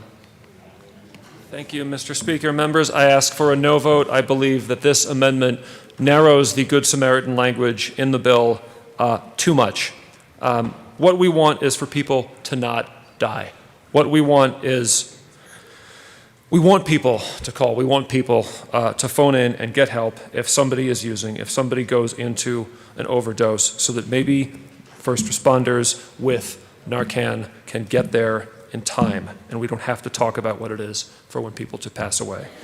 If we want this provision to be used, it has to be sufficiently broad to be meaningful. Knowledge of its breadth has to be out there in the community of people who use because they're struggling to beat that addiction. Trust me, a lot of eyes are on this because I've been getting all the email for weeks and the Twitter for weeks. People know what we do with this language. We tighten it down like this, there will be fewer phone calls. There will be more deaths, not fewer. The language has to be meaningful. I believe a pretty careful balance has been struck in the underlying bill. I ask for a no vote on the amendment to save lives. The question before us is the adoption of the fourth Carver Amendment to the report of the Committee of the Whole. Seeing no further discussion, Mr. Shebel, please open the machine, and members, please proceed to vote. Representative Pico, how do you vote? Yes. Representative Pico votes yes. Representative Cutter, how do you vote? No. Representative Cutter votes no. Representative Exum, how do you vote? No. Representative Exum votes no.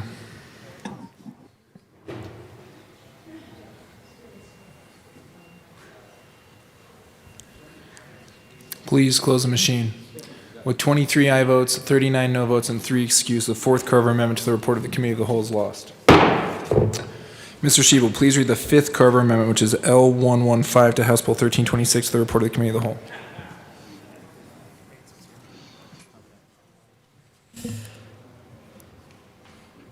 Representative Carver moved to amend the report of the Committee of the Whole to reverse the action taken by the committee in not adopting the following Carver Amendment L115 to House Bill 1326 to show that said amendment passed and that the substitute Benavidez Amendment L146 to House Bill 1326 did not pass and that House Bill 1326 as amended passed. Representative Carver. Thank you, Mr. Speaker. I move the Carver Amendment to the Committee of the Whole and ask for an aye vote. It is properly moved and displayed. Representative Carver. Thank you, Mr. Speaker. This is the amendment that does two things. The top part eliminates probation eligibility if you're convicted of distributing fentanyl and somebody dies. You are not probation eligible under my amendment. Without the amendment, under the current bill, you would be probation eligible. The second part clarifies that the sentencing range for distribution, the sentencing range if you distribute and it causes death is 12 to 32. Ask for an aye vote. Representative Weissman. Thank you, Mr. Speaker. So members, a little bit of an unusual procedural thing here, but the substance is what matters. The amendment that we did pass that Rep. Benavidez brought was to clean up an issue that we had identified in conversations with the DA's counsel to do what I think was always sought, which is in DF1 distribution consequences that there would be aggravated penalties. But something else is going on here. We had a conversation in second reading about probation eligibility for the low scale, and I'm not going to repeat the whole story that I told.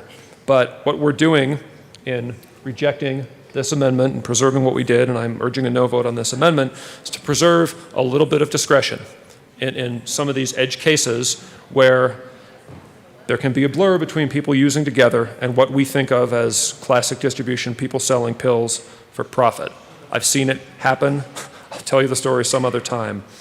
We're not saying that there can't be DOC time. Frankly, in some cases, there should be DOC time. But all we're saying is that under existing law, under the balance that we have, there is DA discretion for a probationary outcome if the facts support that. There's no right, there's no guarantee to probation to avoid DOC, just that it is an option. I think that is the right balance. I ask for a no vote on this cow. See no further discussion. The question before us is the adoption of the fifth Carver Amendment to the report of the Committee of the Whole. Mr. Shebel, please open the machine, and members, please proceed to vote. Representative Pico, how do you vote? Yes. Representative Pico votes yes. Representative Ransom, how do you vote? Yes. Representative Ransom votes yes. Representative Cutter, how do you vote? No. Representative Cutter votes no. Representative Exum, how do you vote? No. Representative Exum votes no.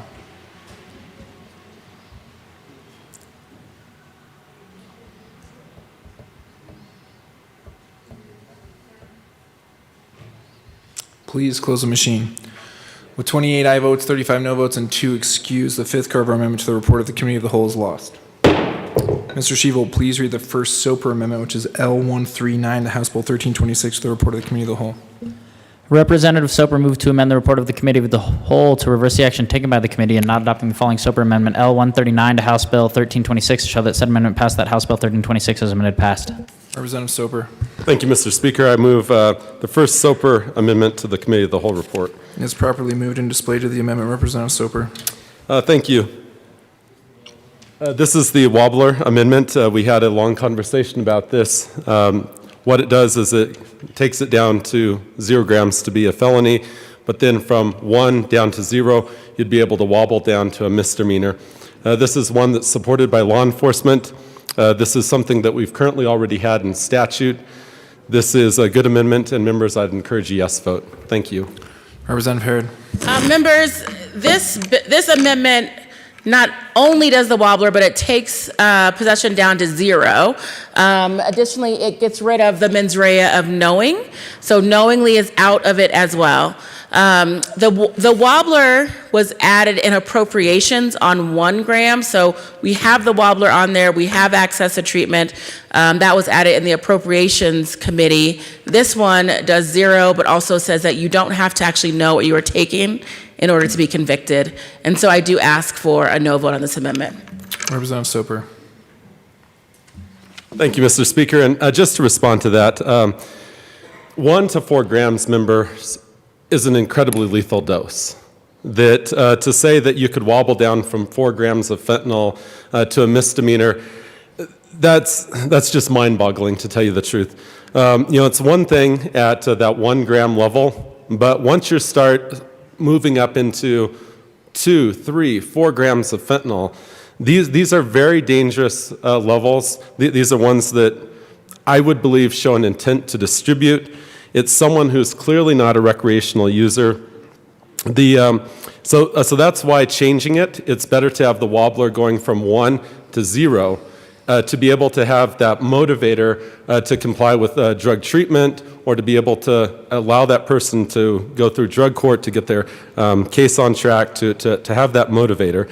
And so that would be the response there. On the knowingly side of things, already in our drug crime laws, you have to know that it's a controlled substance. So that's already has to be there. So we don't need to add a new standard of knowingly. And by the way, knowingly comes from the civil side of law, not from the criminal side. You would need to specifically know that it's fentanyl and that you intended to take the fentanyl. And that's what we have on the drug side of the equation, that it's a controlled substance. So we don't need to be mixing civil law with criminal law in this one particular instance. So that's why this amendment is still a good amendment, and it clarifies those points. Thank you. Representative Weissman.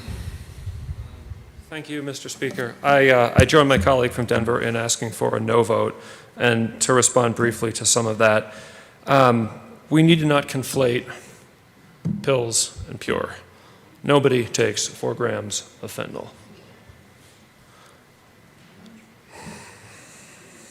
Nobody takes that all at once. You're not going to survive if you do.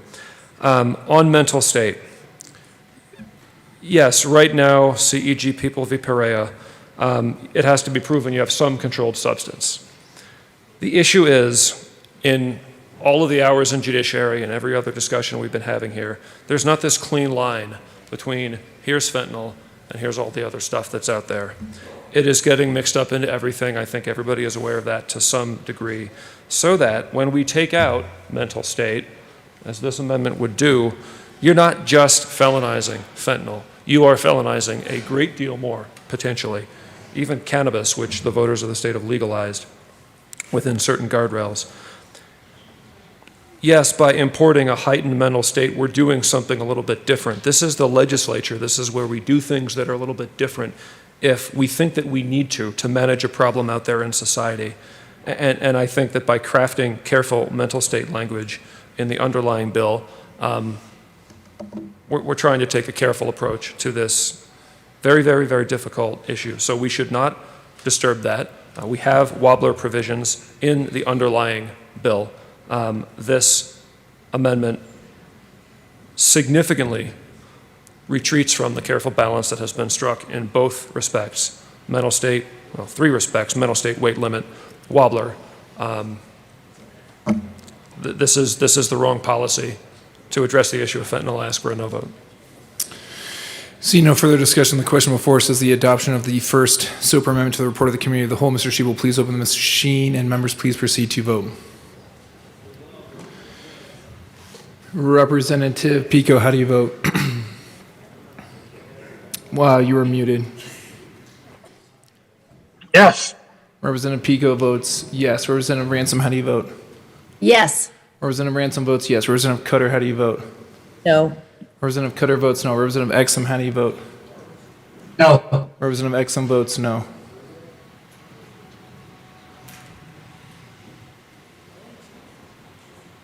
Please close the machine.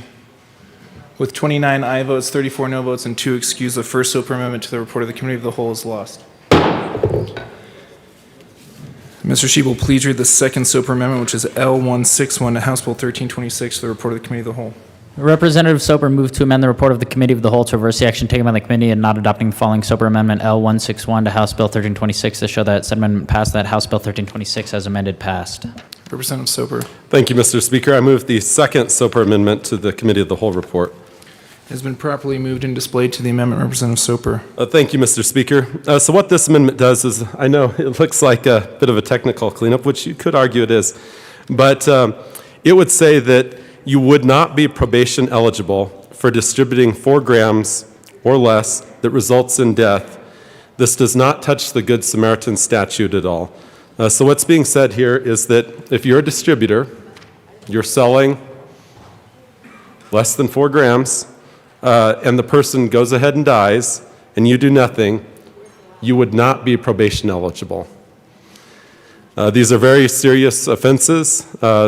We treat it as such elsewhere in statute to not allow these particular individuals to be probation eligible. We should not allow for it to be probation eligible here. I'd ask for a yes vote. Thank you. Representative Weissman. Thank you, Mr. Speaker. You know, members, we just touched on this. It was sort of partly implicated in another amendment a few minutes ago. I will not restate all of that. I will ask for a no vote. You know, there are mandatory penalties for upper level distribution, and there should be. We are talking about the lowest end of the weight range in terms of distribution of substances here. To be very clear, you can be sentenced on this and you can still go to DOC. And there are some people who, under certain facts, should go to DOC because that is the appropriate punishment. But there are situations out there, there have been situations out there where, you know, maybe a DA's office would look at it and decide probation is more appropriate under those circumstances. Probation is no joke. That goes on for years. It involves terms, conditions, restrictions on your liberty. That's what it means. It is a sentence for criminal activity.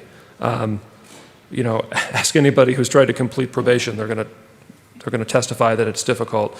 This preserves a small amount of discretion to be used in a case-by-case way, which I think is appropriate to do when we're grappling with the wide variety of situations that we know we're talking about here. You know, we could look in Title 18, and there are a variety of other offenses that I think most of us would say are actually more severe than here, and those are probation eligible. Now, that's another conversation, but the point being, you know, we are not doing anything unprecedented here by preserving this option, and that's why I ask for a no vote on the amendment. Minority Leader McKean. Thank you, Mr. Speaker. This is the one that hits home to me.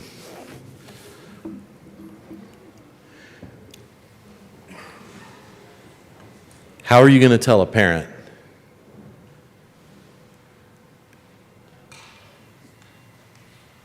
who found their child dead in bed that the distributor who brought them that drug, that poison, might get probation. I don't think it's conscionable.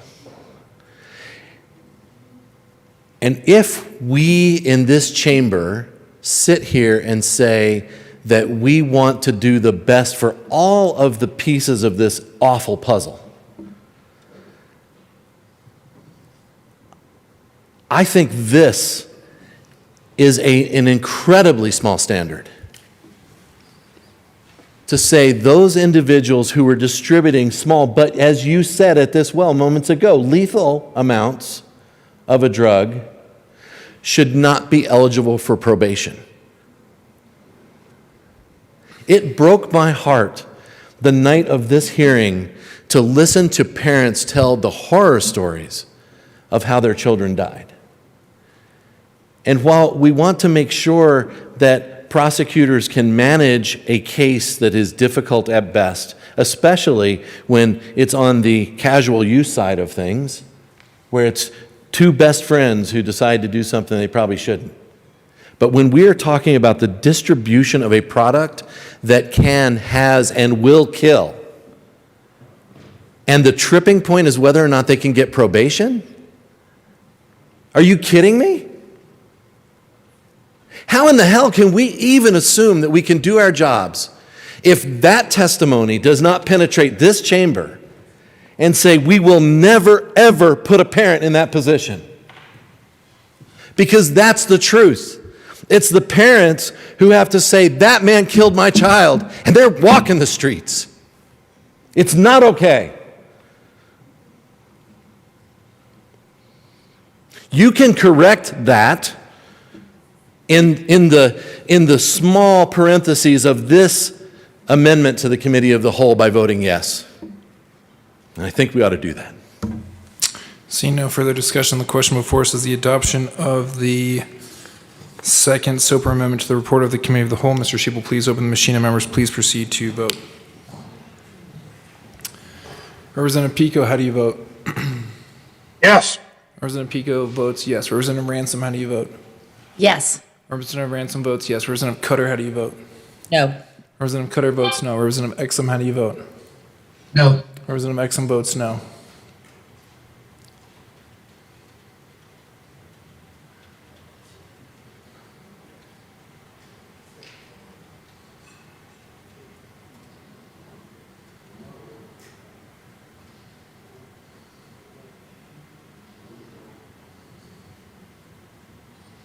Please close the machine. With 30, close the machine, please. With 31 aye votes, 32 no votes, and 2 excused, the second SOPR amendment to the report of the Committee of the Whole is lost. And just for the record, even if the machine would have closed, you still need 33 votes, so it would not have passed.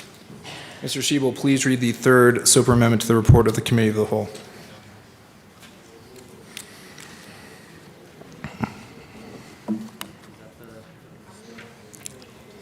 Representative Sober moves to amend the report of the Committee of the Whole to reverse the action taken by the committee in not adopting the following Benavidez Amendment L 157 to House Bill 1326 to show that said amendment passed, that House Bill 1326 as amended passed. Representative Sober. Thank you, Mr. Speaker. I move the third SOPR amendment to the Committee of the Whole and would ask for a yes vote. It has been properly moved and displayed. Representative Weissman. Thank you, Mr. Speaker.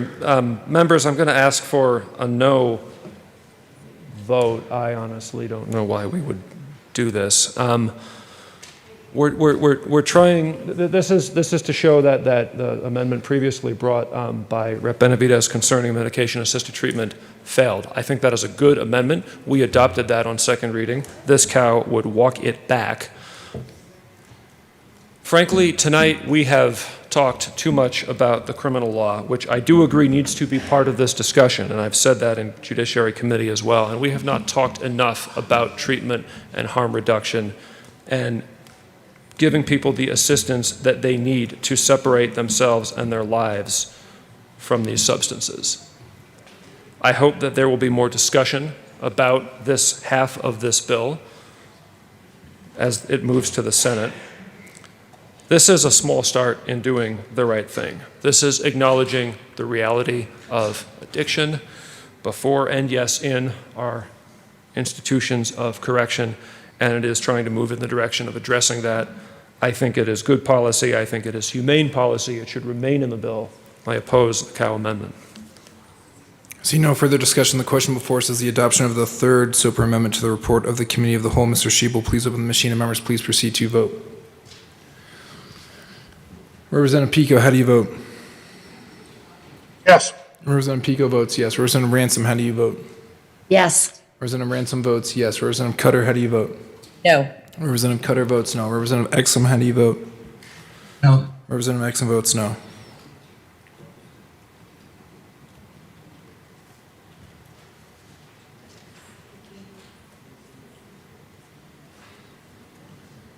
Please close the machine.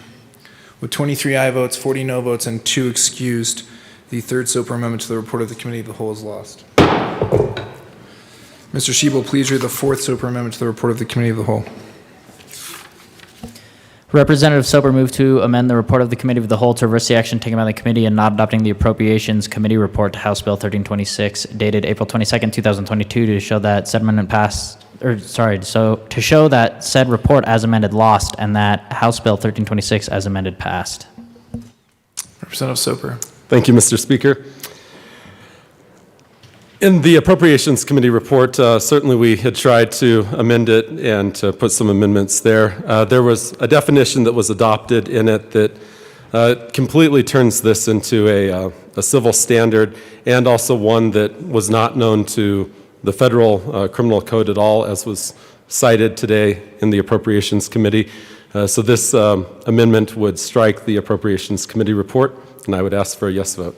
Thank you. You probably have to move it. You don't have to the move fourth it. Soper amendment. All right, Soper.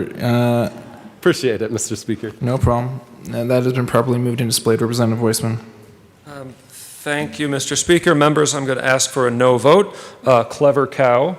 It's kind of like a lot of cows in one. I'll give that to my colleague from Delta. But members, there was a lot of thought that went into the amendments that were in Appropriations Committee, became part of the Appropriations Committee report.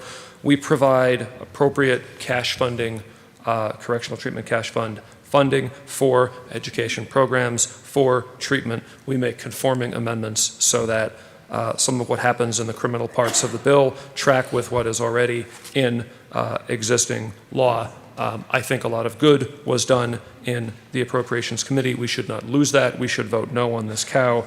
To the point about language, the language used is used in the criminal code, 21 U.S.C. 641 and 643. You may differ with how it is used here. That is a policy choice. It is not correct to say that it has no antecedent or analogy to federal criminal law. It is there. That is why it is here, because there is case gloss on it. I ask for a no vote on the cow.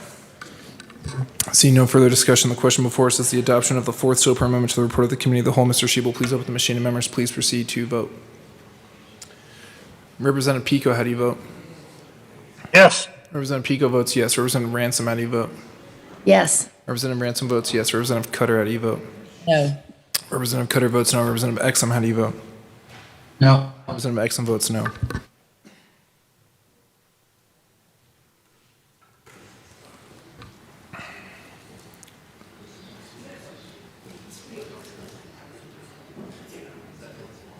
Please close the machine. With 25 aye votes, 38 no votes, and 2 excused, the fourth Soper Amendment to the report of the Committee of the Whole is lost.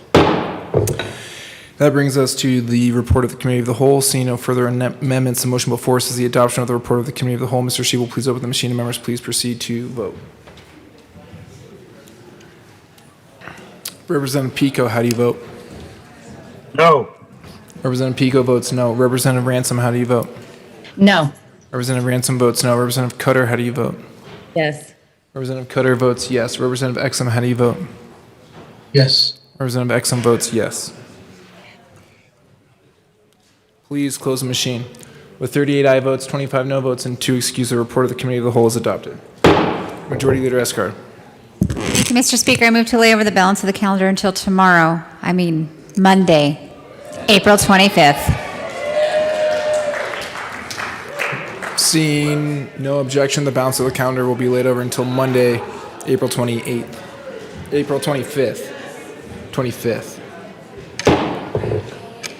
Representative Harrod. Thank you, Mr. Speaker. Members of the Appropriations Committee and those who have bills in Appropriations Committee, we will not be meeting on Monday. Even though you have packets on your desk, we will not be meeting on Monday. Those were distributed before we approved. So we will meet on Tuesday, not on Monday. Don't text me. Thanks. Don't text me.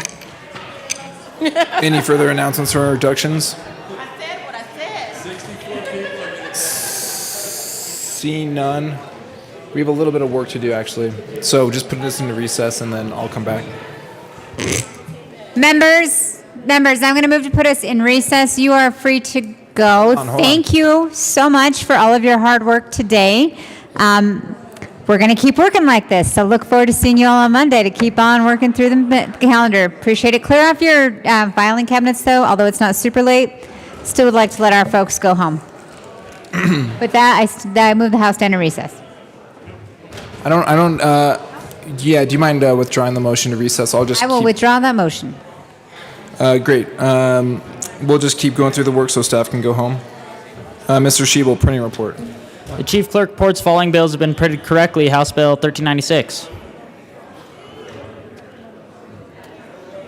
Printing report will be printed in the journal. That's a fair question. Delivery of bills to the governor. The Chief Clerk Delivery of bills to the governor will be printed in the journal. Message from the Senate. Mr. Speaker, the Message Senate from the has Senate passed. will be buried in the journal. Message from the reviser. We herewith transmit without Message comment. from the reviser will be printed in the journal. Message from the governor. Honorable members of the Colorado Message House from of the governor Representatives. will be printed in the journal. Introduction of bills. House Bill 1397 by Representatives Harrod and Gonzalez Gutierrez, also Senator Moreno, concerning the creation of the statewide equity office in the Department of Personnel and Administration.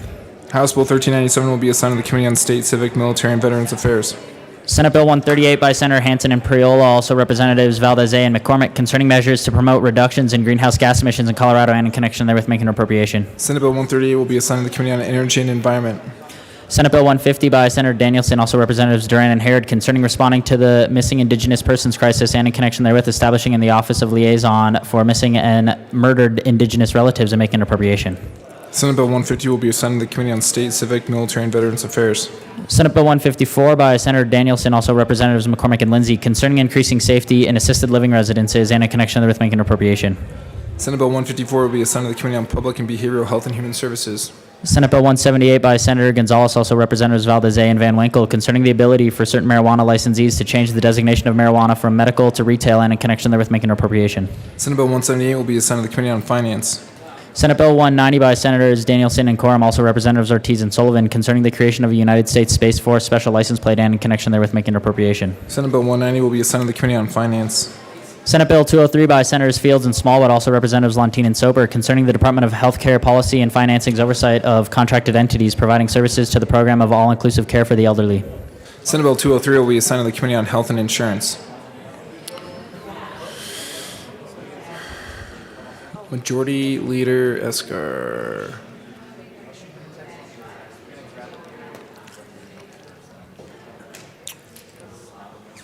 Thank you, Mr. Speaker, and I'd like to make an announcement for those who are still listening. Y'all should know of this. If not, you will hear about it momentarily, that the committee hearings for next week are going to look a little different to adjust the schedule to get some work done, but check in with your staff. Your staffs on both sides should know what that's going to look like. We'll explain more on Monday, but just a heads up, it's your official announcement.